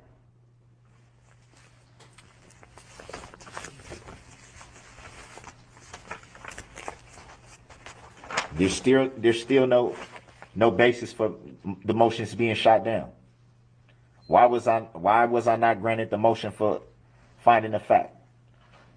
Why did it take so long for me to be brought my entire motion for discovery? Why was the motion to prove jurisdiction not verified? Why was the motion to dismiss the case for all the reasons I said not being granted? Which brings me to the motion to subpoena witnesses. I did everything that was asked of me by the court pertaining to those subpoenas. It was understood by the court that this is my first time ever having to do this. I didn't understand how to properly fill out the subpoenas, at which the prosecution volunteered that they would give assistance. The only assistance I received was for them to check to see if it was filled out right. That was it. That doesn't amount to any assistance. I was still left to fill it out on my own, and then when I did that, correction still had to be made, which would verify what I was saying. I don't know how to do this. But I still complied to what the court asked of me. And even then, it was a big old thing about the subpoenas. I can't subpoena the plaintiff in the case. Well, how can I not subpoena the plaintiff in the case when under the Sixth Amendment, I have the right to face my accuser, which is the plaintiff of the case? So how could the subpoena not be filed? And how could the plaintiff not be called to the witness stand? That begs the question of, does the plaintiff even exist?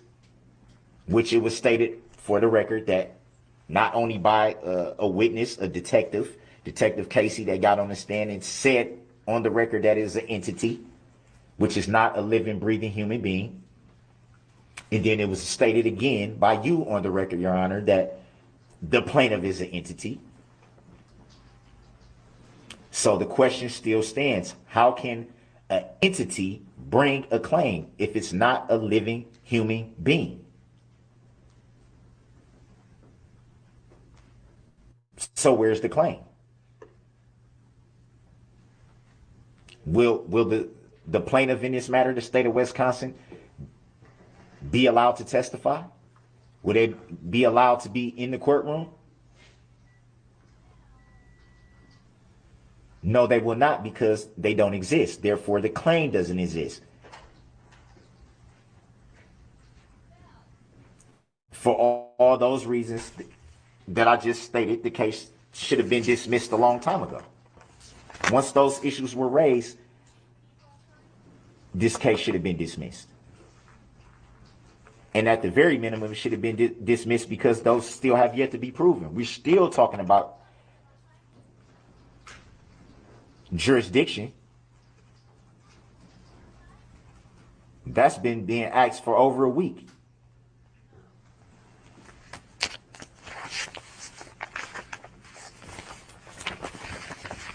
And there's still no providing of license to practice law yet. Not even by you, Your Honor.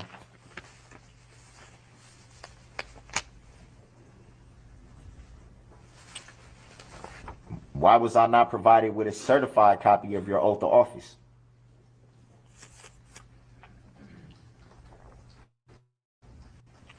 Why would you not state the name that is on file with the Secretary of the State? Or I made reference the first time to the Secretary of the Treasury, and then you stated on the record that it's the Secretary of State, even though you knew what I was referring to when I asked. You referred to your name tag, but that's not the name registered. We both know that.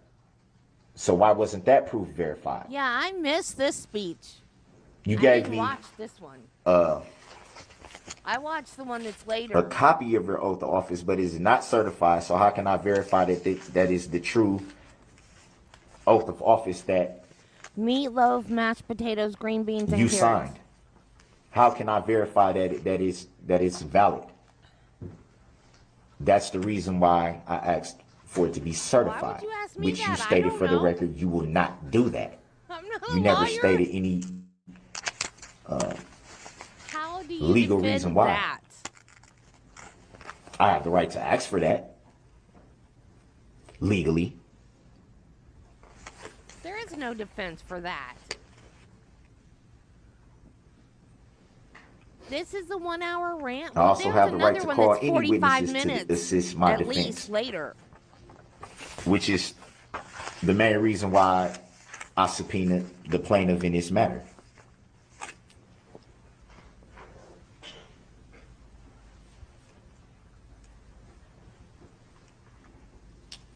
I also have the right to challenge all relevant laws in this trial in terms of their intent, interpretation, fairness, enforcement, and whether they serve and protect the people.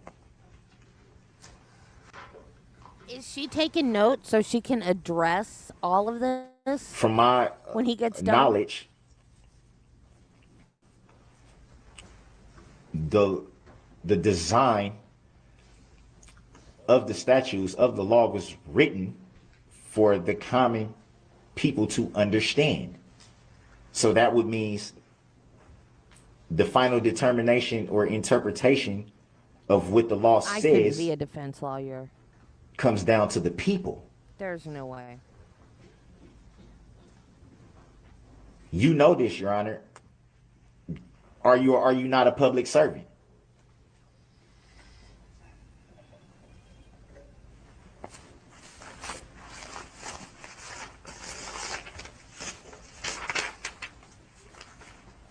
You also know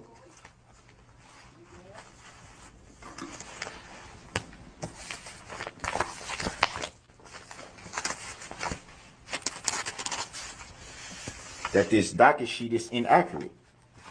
Every filing up until the point that I started representing myself was filed in a name that was represented by all capital letters, which is not my name. Nor has it ever been my name, nor have I ever seen that name or individual. Every single filing or paperwork was all in capital letters. So what? Ever since September 29th, roughly around there, now everything starts to go to lowercase letters. Why is that? What prompted the sudden change? Who cares? It's letters.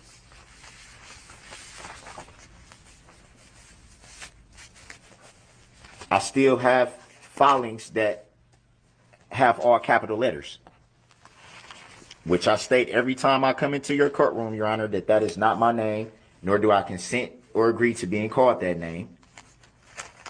I'm merely here as a third-party intervener on behalf of my client. Did I accept for value in return for value? We go through this every time I come here. Every time.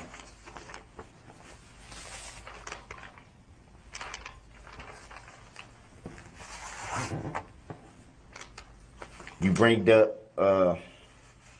Illinois versus Allen when we had the issue of me being removed from the courtroom. We went through that where Illinois versus Allen states that there are three options when a defendant is being disruptive in court. You stated for the record that you identified a fourth one, which is not cited anywhere in that case. Okay, good. It's not cited anywhere. So the question would be, how did you come up with a fourth option that's not written in that case?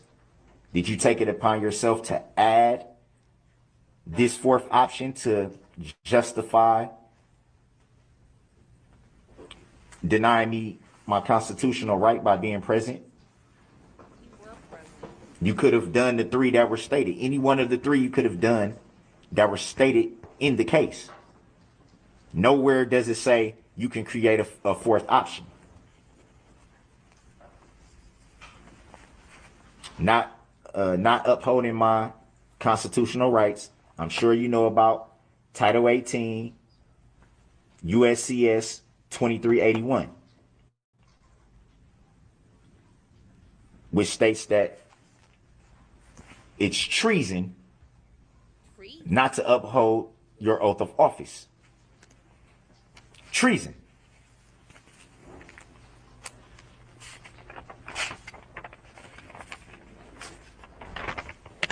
You repeatedly make judicial determinations that clearly prejudice my defense. And then when I question you about, are you making judicial determinations, I'm repeatedly shut down.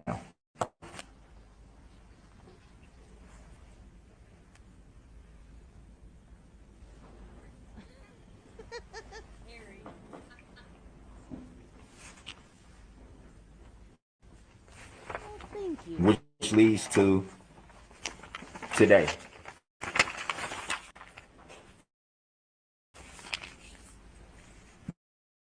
The constant push not to have an informed jury.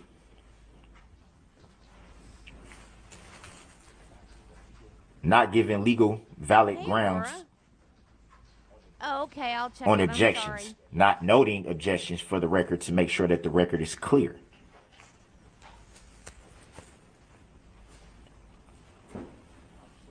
I'm sure somewhere in the jury instructions, you informed them that the state of Wisconsin was bringing a claim. But then you make the judicial determination that I'm not allowed to ask questions about the plaintiff.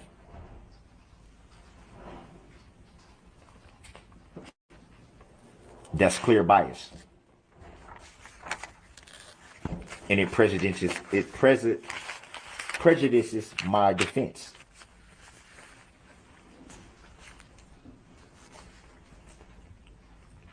You know also that you have an electronic filing system. I find it hard to believe that I was told yesterday about my subpoena for the plaintiff that I had to wait for a filing in a timestamp when I've seen it done numerous times in just a few seconds right in front of my face. When the prosecution needs something filed, it's filed immediately. I have to wait, or I have to wait till the next day. That's a clear bias and a clear prejudice to my defense. You're not a lawyer, stupid. Obviously, the court knows that I'm not privileged to the same filing system.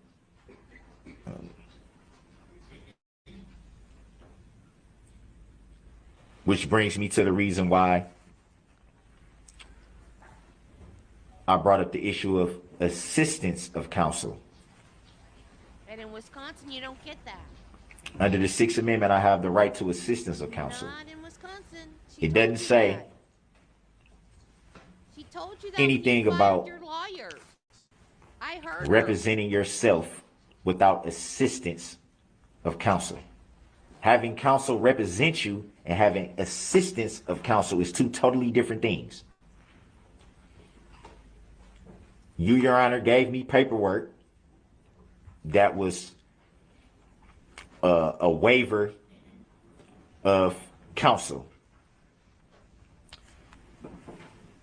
We both know that any contract can be altered if I don't agree to certain terms. You got carrots in the microwave too. I crossed out everything in that paperwork that I did not agree or consent to, and specifically wrote on that paperwork that I do not waive my right to assistance of counsel. At the very least, I should have been awarded a standby counsel. Not someone to represent me, to speak for me, but someone to help me do things in a timely fashion. Get things filed in a timely fashion. Get motions together in a timely fashion. If I could, I would pay Make the cameraman preparations to pan over to the get things done that I don't have the table right privilege to do now. I want to see their in my faces. current situation of being housed at the Waukesha County Jail. I gave you back that paperwork and you accepted the paperwork that I altered, that you understood that I didn't agree and consent to those things that were altered. You accepted it and you filed it.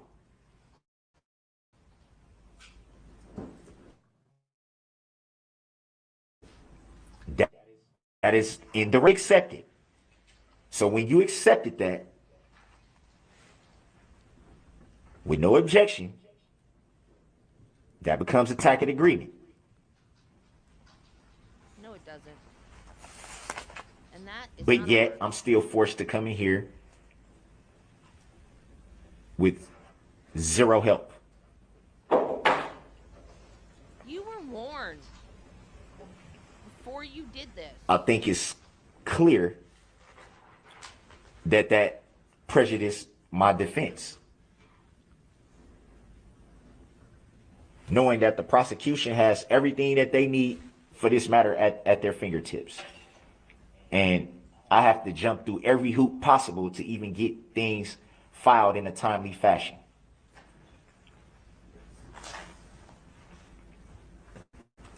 It was stated for the record that the unit that I'm housed in the Waukesha County Jail, and per jail administrator Angela Wallenhoff, that I'm only allowed out of my cell for a few hours a day. So I'm roughly locked down 22 hours a day, not given the privilege to access everything that I should be able to at the time that I should be if I was general population. Arrangements could have been made months ago for me to be at least in some form general population with an upcoming trial.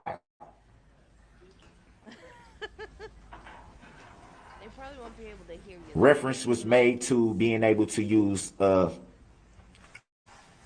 LexisNexis or whatever it's called. We call it the law library. That may be the easier way to describe it. I'm only allowed to access the law library at certain times during the day. The rule of the jail is that when you're not in the day room, you can't access the law library, which is on tablets. We are not allowed to have those tablets in our cells. That prejudiced my defense.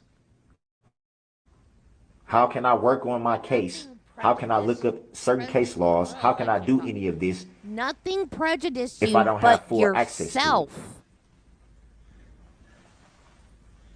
You're the one that didn't want to I lawyer. even suggested some type of order that could be made by the court to allow me more time out of my cell, or to talk to That's not how that works. jail administration about allowing me more time out of my cell to be able to use those when needed.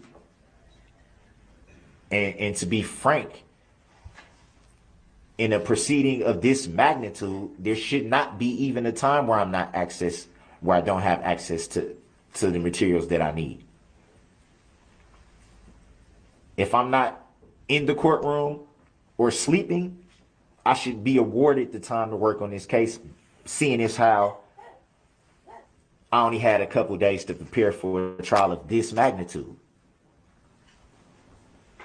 I can't believe she's just letting him go on and on and on. Which brings me back again to the change of venue again. Even right now with trial going on, there's still political ads being shown every day that reference this incident. There's still okay, so talk he's throughout the watching jail about it. TV instead of working on the trial? Is that what he just There's said? Because he's watching been a political ton of hate ads. mail received to the jail since the beginning of this. It did die down for a little bit, but it picked right back up the closer we got to the trial. Hate mail that comes from people right here in the city of Waukesha.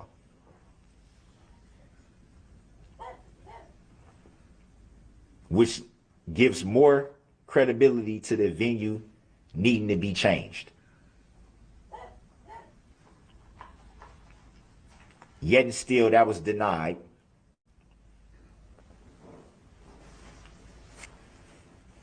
It's impossible for an impartial jury to be found in this county. And that's not to discredit people in the county that can be impartial. It would be unfair to say that no one can be impartial. That wouldn't be accurate. But with the level of scrutiny that this whole incident has, the reporting, the Facebook groups, the constant, there were Facebook groups created because of this. Yeah, because people The needed reporting a support live system. stream on Court TV has comment sections where a lot of insensitive and nasty things are said. AKA other inmates. The sheer insensitivity of some of the things that are said on there.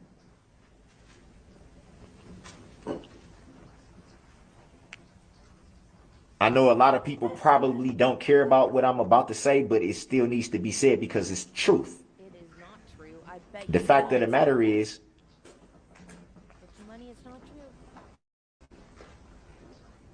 is that I have children too, That you don't take care of. family too, loved ones too, That you don't take care of.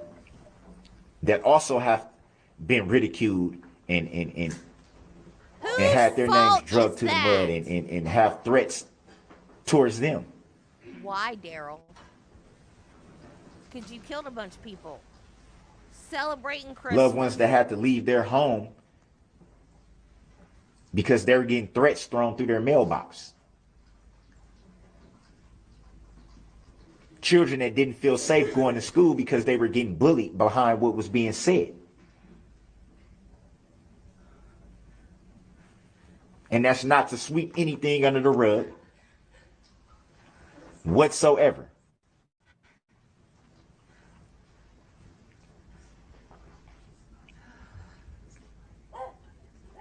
To constantly say and report this incident as an attack. Terrorism. It's unfair and it's insensitive. Like Judge Darrell can do anything about that. You caused that. It's a definite tragedy. Definite. And that will never be swept under the rug.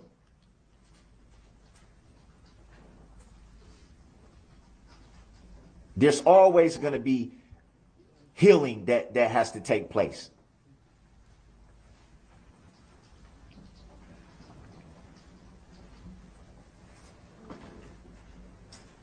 It's going to be difficult. And that should not be swept under the rug whatsoever. But it's very insensitive and unfair to not recognize that there's many other victims that never is talked about.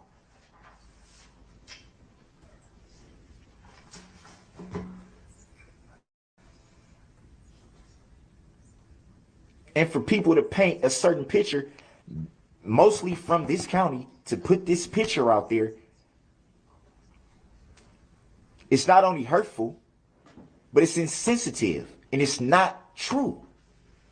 Did she go out?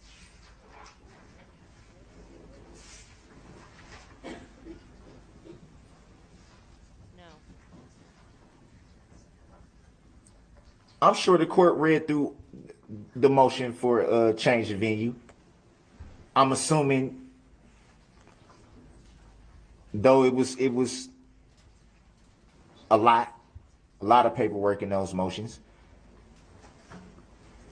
I think it was obvious that the venue should have been changed. Obvious. It's too many connections and it's too close. It's too close.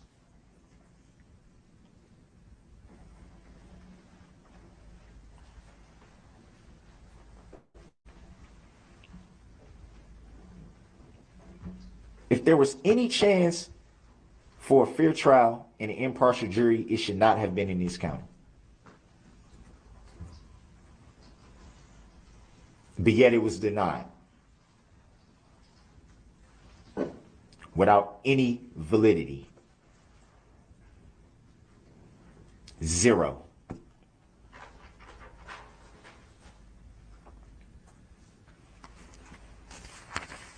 There's so much bias that's going on that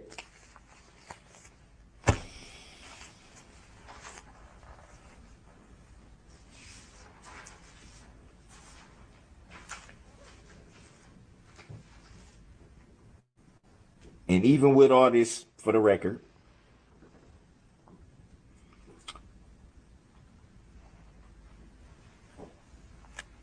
still have no proof of jurisdiction. We still have no bond on file in the docket sheet.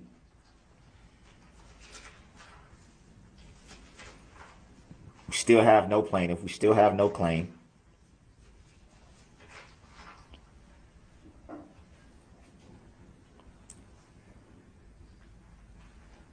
We're not sure of the relationship between you, Your Honor, and a father of one of the people that was injured. We're not clear on that relationship, no matter how well prepared the speech was, because it was a prepared speech. That was obvious. Speech is he talking about? Where's the proof? I just asked that same question. Can an affidavit be given that there is no bias, no conflict of interest, and no interest in the outcome of this case?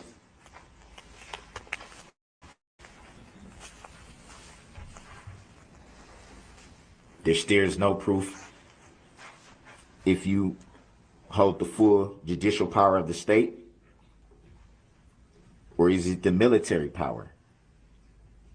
Mr. Brooks, I've given you about 50 minutes to make your various arguments. You've now repeated yourself a number of times, so I'm going to turn to the state to see if they have any response.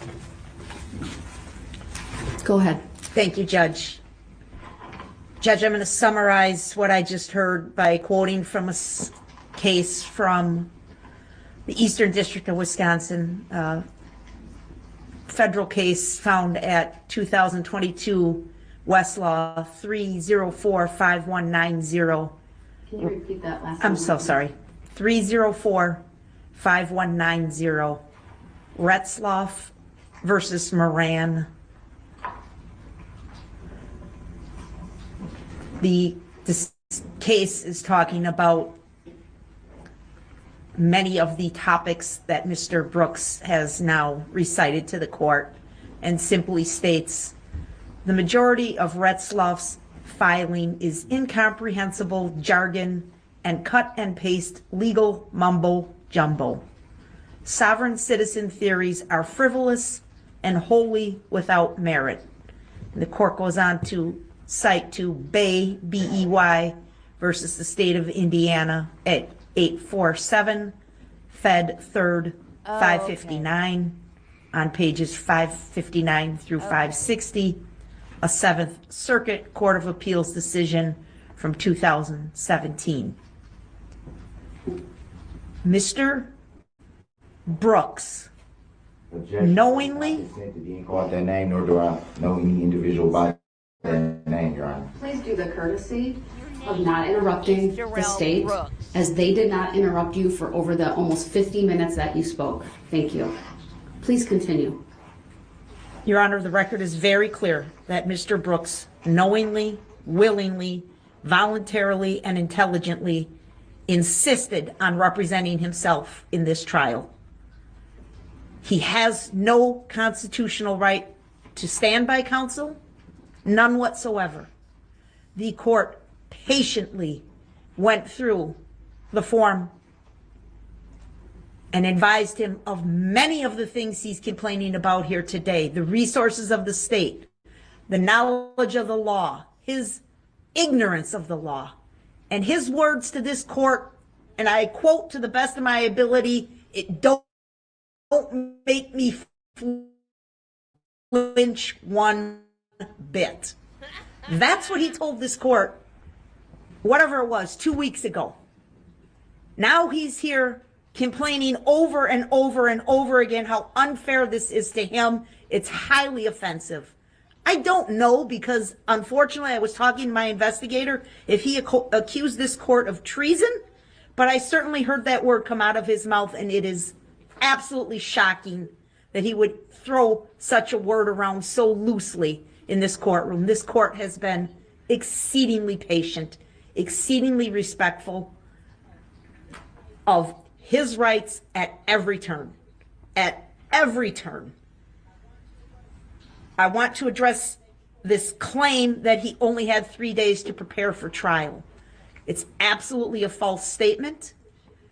The record should reflect that he does have 3 banker's boxes on his table.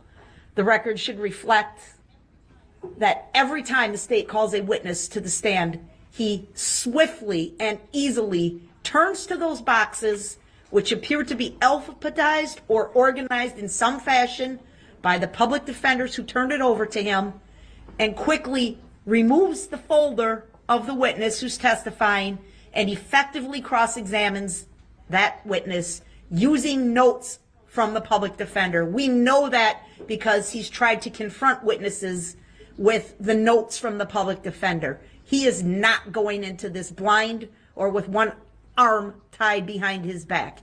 They did all the homework, and he's simply sitting here reading their notes, reading their cross-examination questions, and asking the questions, and then going on to his ridiculous questions having to do with his belief in the sovereign citizen movement.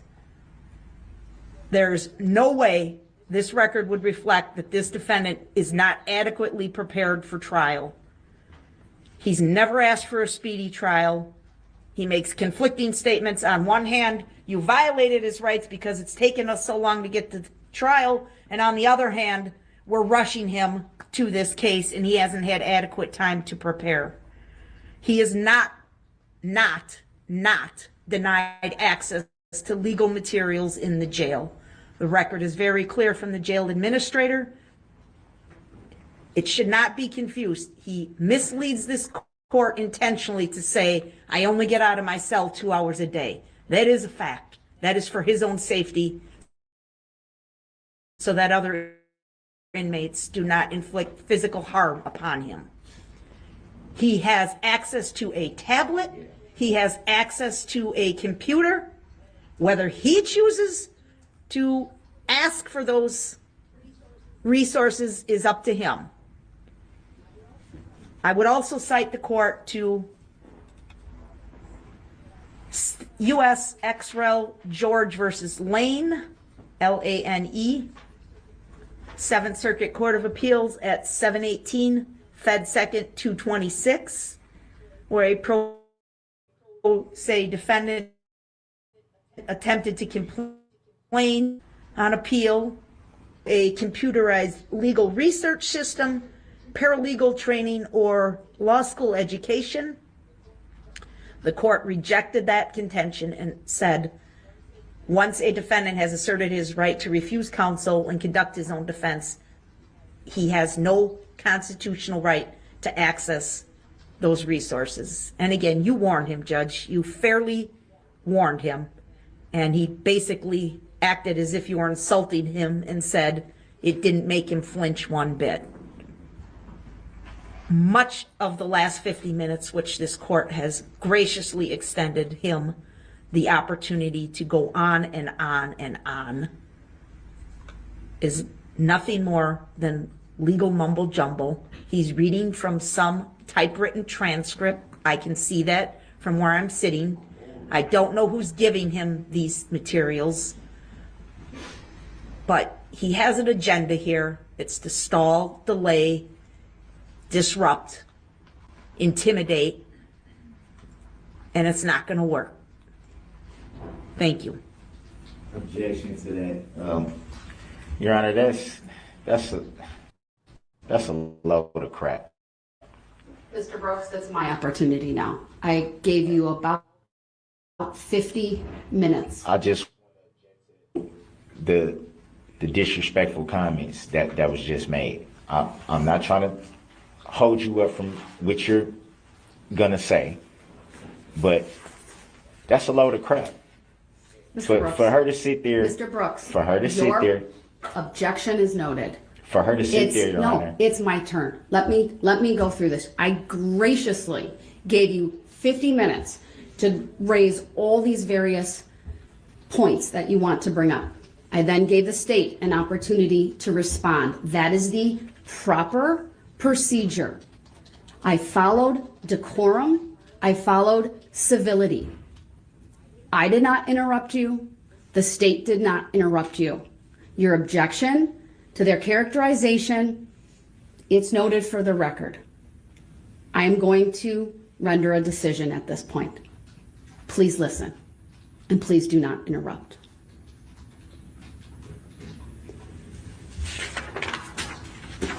As I indicated, the defendant spoke for about 50 minutes, raising a litany of complaints and issues and theories regarding his view of how this case has proceeded.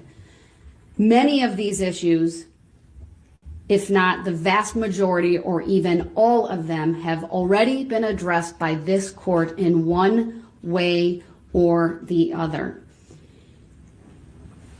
Looking at, for example, his complaints about change of venue. It is true this court denied the change of venue motion. The court made a record at that hearing. I stand behind that record and that decision. The arguments made regarding that decision, which I would note he has yet to file an interlocutory appeal challenging that, are nothing more than speculative, without a basis in law or fact. To say that this jury is biased would be a complete miscarriage of justice and a...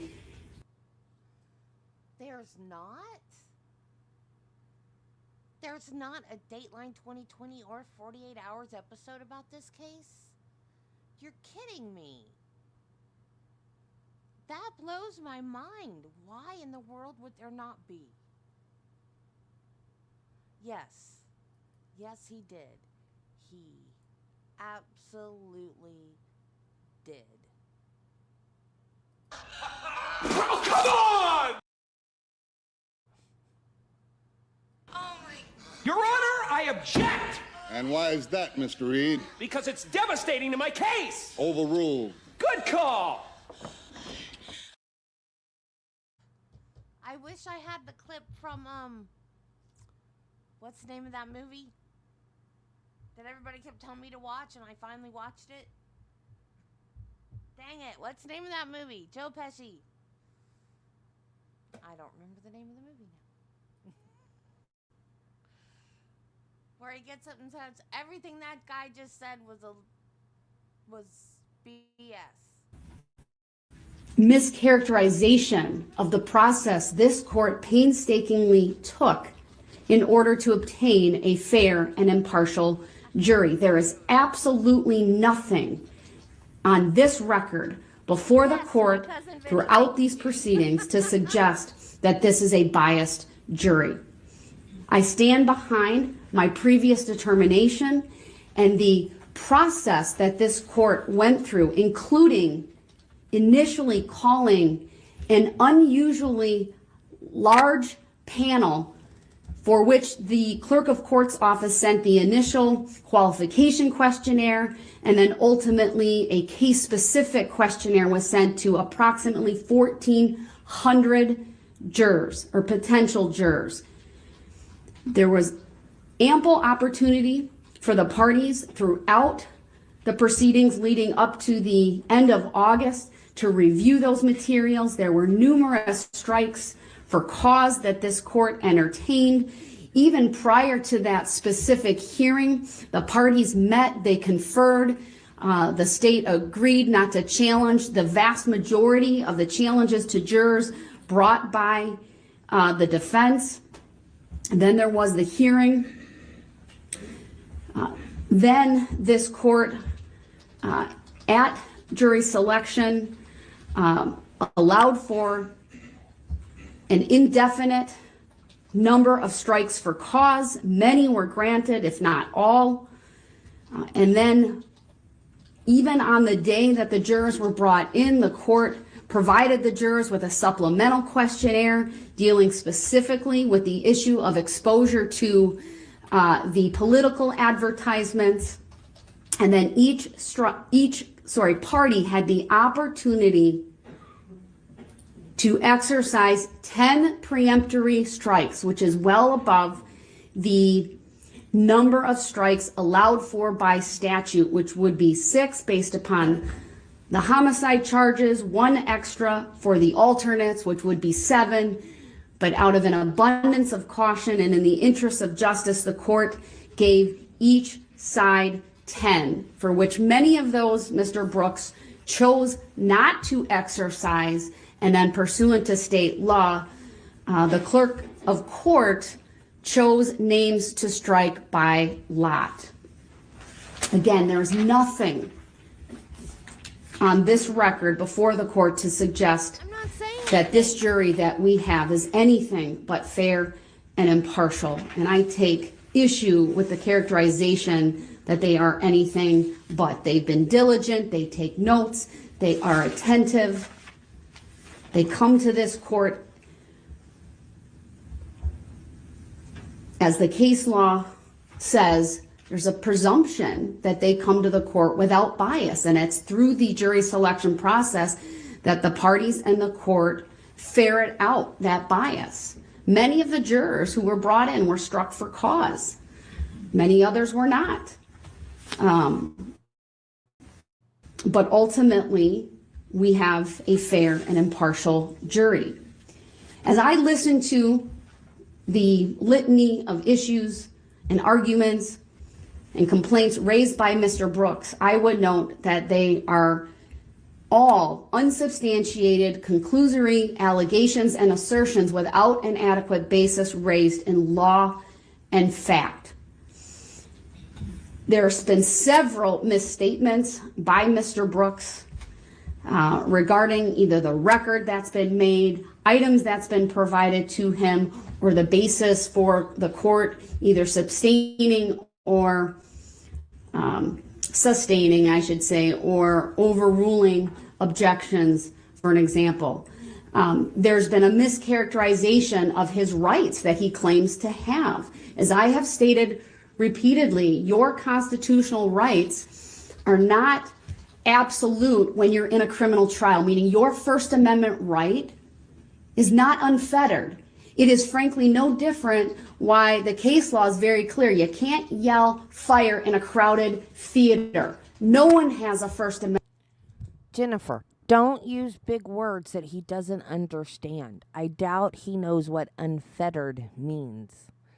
Keep it simple. You got to dumb it down for Darrell. He doesn't understand big words.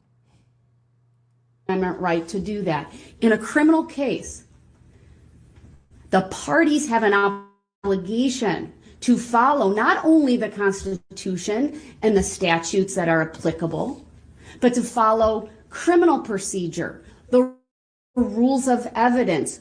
That is what circumscribes the rights that a defendant or the state has in a criminal trial.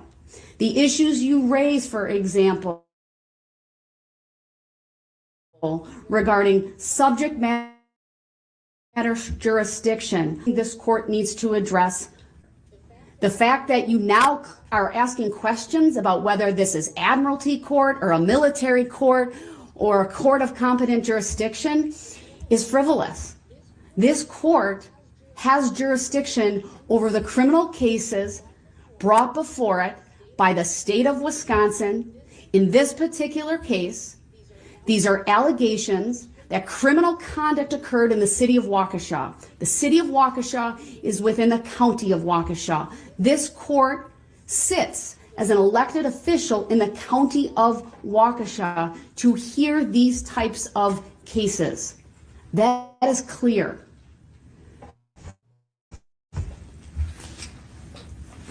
The only argument or relief that I could discern through the course of those 50 minutes was Mr. Brooks's request that this case be dismissed for lack of subject matter jurisdiction. And as I have just indicated, this court has jurisdiction. It's not been raised. Let me rephrase that. The issue has not even been raised properly. There's never been a written motion. There's never been even an oral motion that would comport with 80201, which requires that the basis for the relief being requested be stated with specificity and be based in law and fact. The vast majority of the points that you raise, sir, are issues that you can raise on appeal.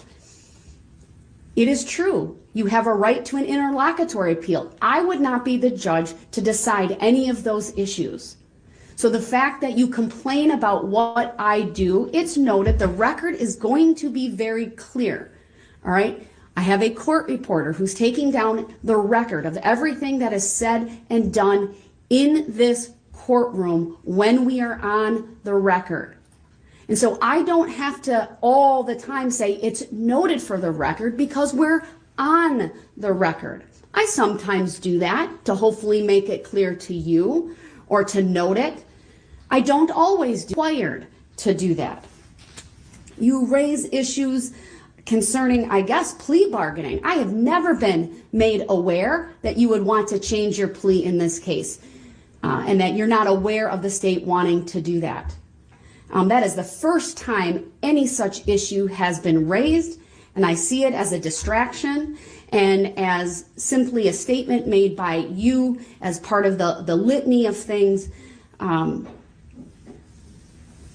that you are not perhaps pleased with. As far as my conduct in this case, I already addressed those issues. I'm not going to revisit issues related to my familiarity with the father of one of the victims. That was done very early on. I made a very thorough record, and I gave the parties at that point an opportunity to address that after they had ample time to digest that information. While it's true you have a right to seek substitution of judge, it is not unfettered. There was a time limit for that. In fact, it was exercised. He doesn't know what plethora means. Because a prior judge was assigned to this case, and your attorneys on your behalf exercised that right of substitution. So to say that you have the right to seek recusal at any time would be a misstatement of the law. And even if you think that should be exercised, or there is a valid claim for that, sir, it's not been raised in the proper way before this court. This trial will keep going. I still expect the basic rules of civility and decorum to be followed. That includes, sir, that when there is an objection to a question that you ask, that you wait for the state to indicate their objection and the basis for it. If I need additional information, I will ask for it. If I don't need additional information, I will rule on it. And I do expect that even if you disagree with that ruling, that you will abide by it and that you will move forward. Whether that's asking a new question, rephrasing a question that you've asked, I do ask that you follow that simple rule of decorum. And that's you not interrupt, and then you follow the rules of procedure. As far as the other issues you raise concerning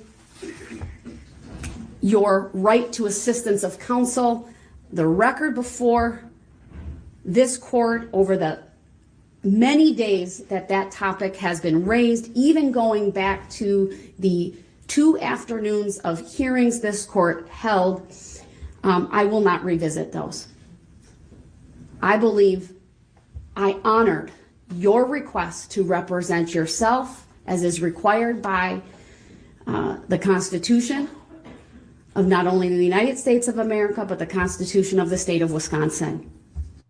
And that you made a very deliberate choice after being fully advised and aware of all the requirements that I needed to go through under the case law, both case law in the state of Wisconsin and case law from the 7th Circuit Court of Appeals, which not only guides this court, but this court must follow.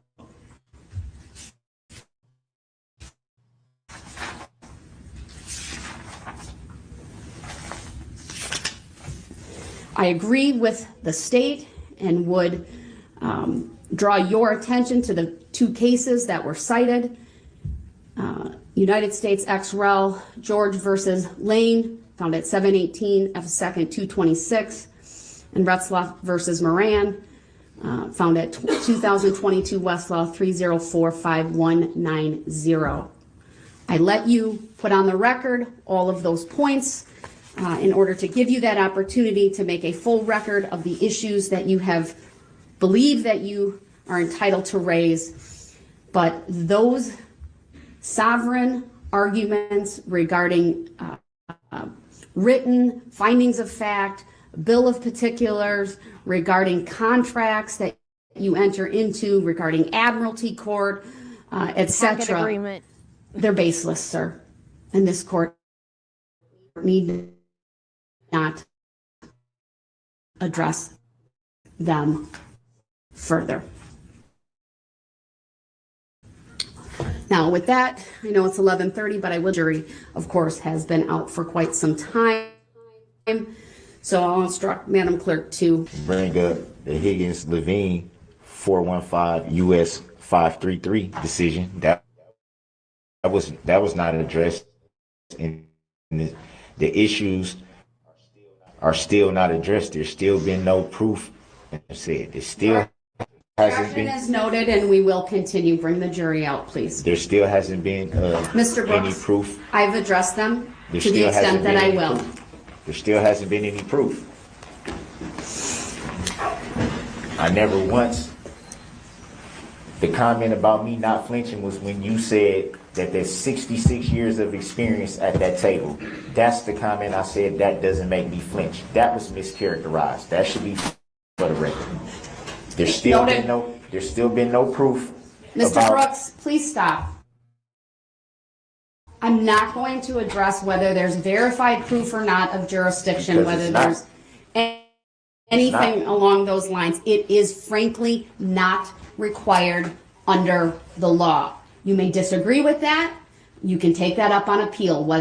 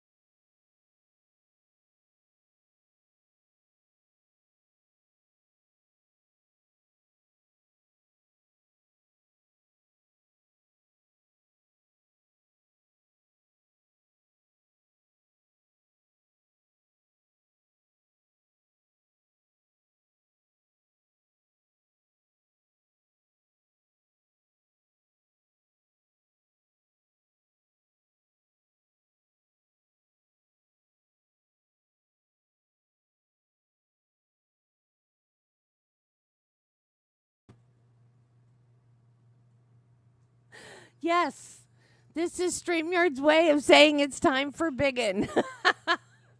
I was trying to redirect, and it was like, nope.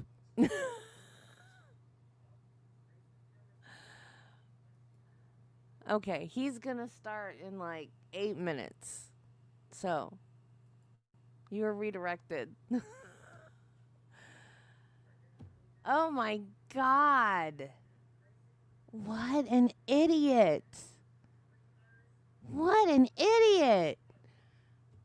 And he keeps doing it. See, like, I keep telling you guys, I have not watched this part of the trial. There's a part later he does the same thing. Not like the same speech, but the same type of complaints. Like, you haven't addressed this, and you haven't addressed this, and you haven't addressed this. And I think that was, I don't think it was as long. It may have been. not quite as long, around the same time. I don't know. But that's the one that ended in the stare down. And she went off and did this like big speech. And at the end, she's like, and frankly, I'm a little frightened right now. And I was like, that's the only thing, the whole entire trial, there's the only thing I disagreed with. Because I really did not think she needed to let him know that he scared her. I didn't think that was. She needed to keep. She needed to. I mean, she did stay in control, but she needed to keep him thinking she was in control at all times. She didn't need to let him know that he frightened her. I thought that was a mistake, but she did. Like, she took a break and she left the bench. He scared the crap out of her. That stare down. But, yeah, I missed the whole front part of the trial. I didn't realize I'd missed so much.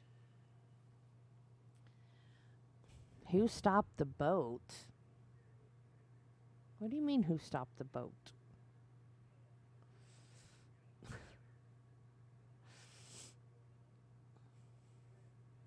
Oh, did she? Good. I don't blame her for being scared. He's a scary dude. For such a little guy, he is still a scary dude. Oh my God. He just has no sense of right and wrong. He just doesn't. He just doesn't care. And you can tell by the way he questions these people. And he has no sense of decorum at all. No. How? How do you support that? Oh my God. How? That is just.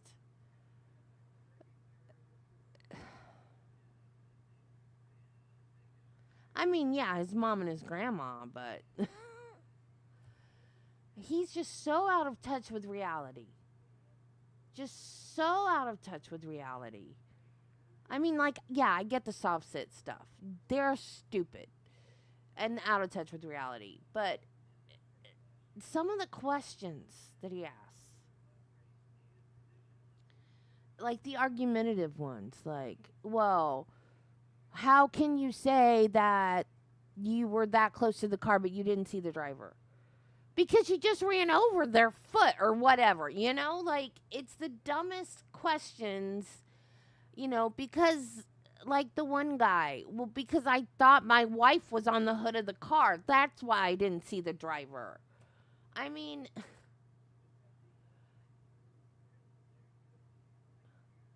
well, you can watch the streams that I've already done on it, Aurora. This is what day are we on now? I forgot. Day 6? I think we're on day 6 now.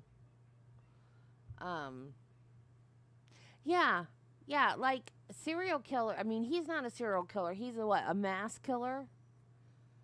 When you listen to him talk.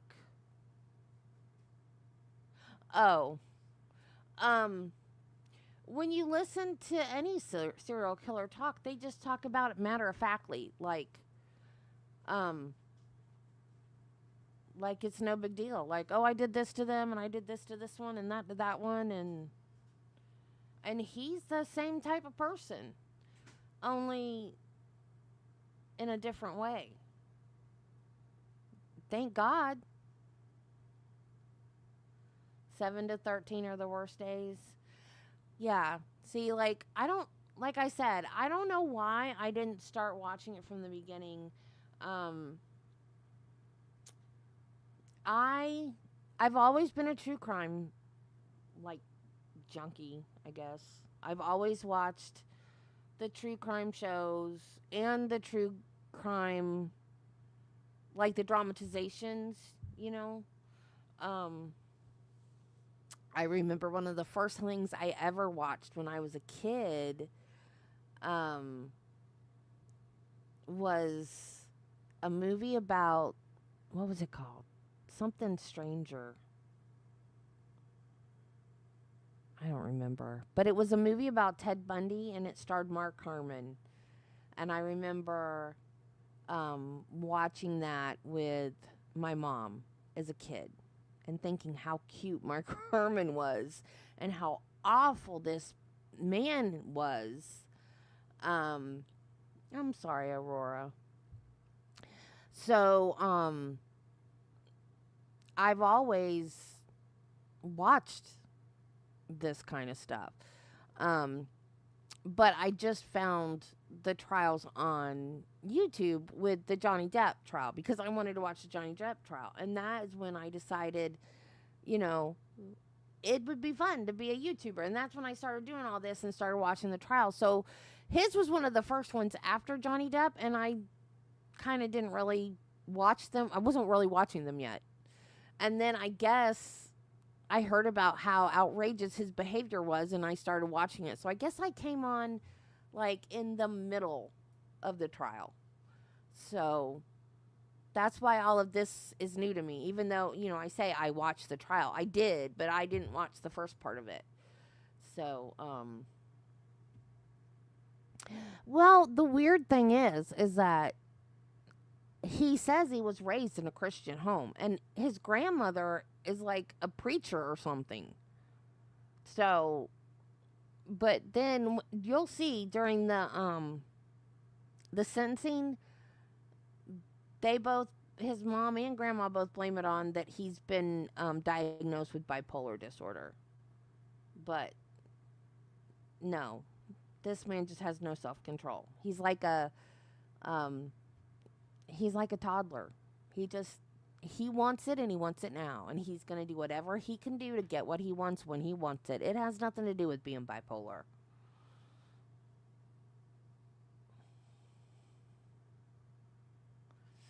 Yeah, everything he's doing is delay tactics.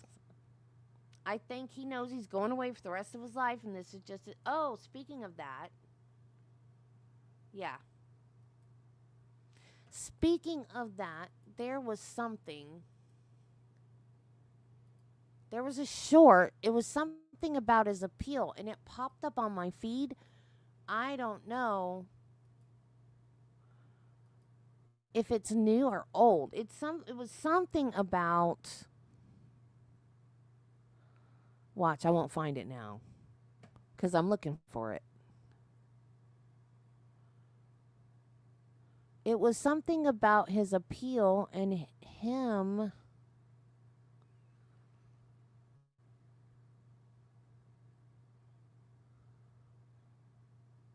doing his own appeal.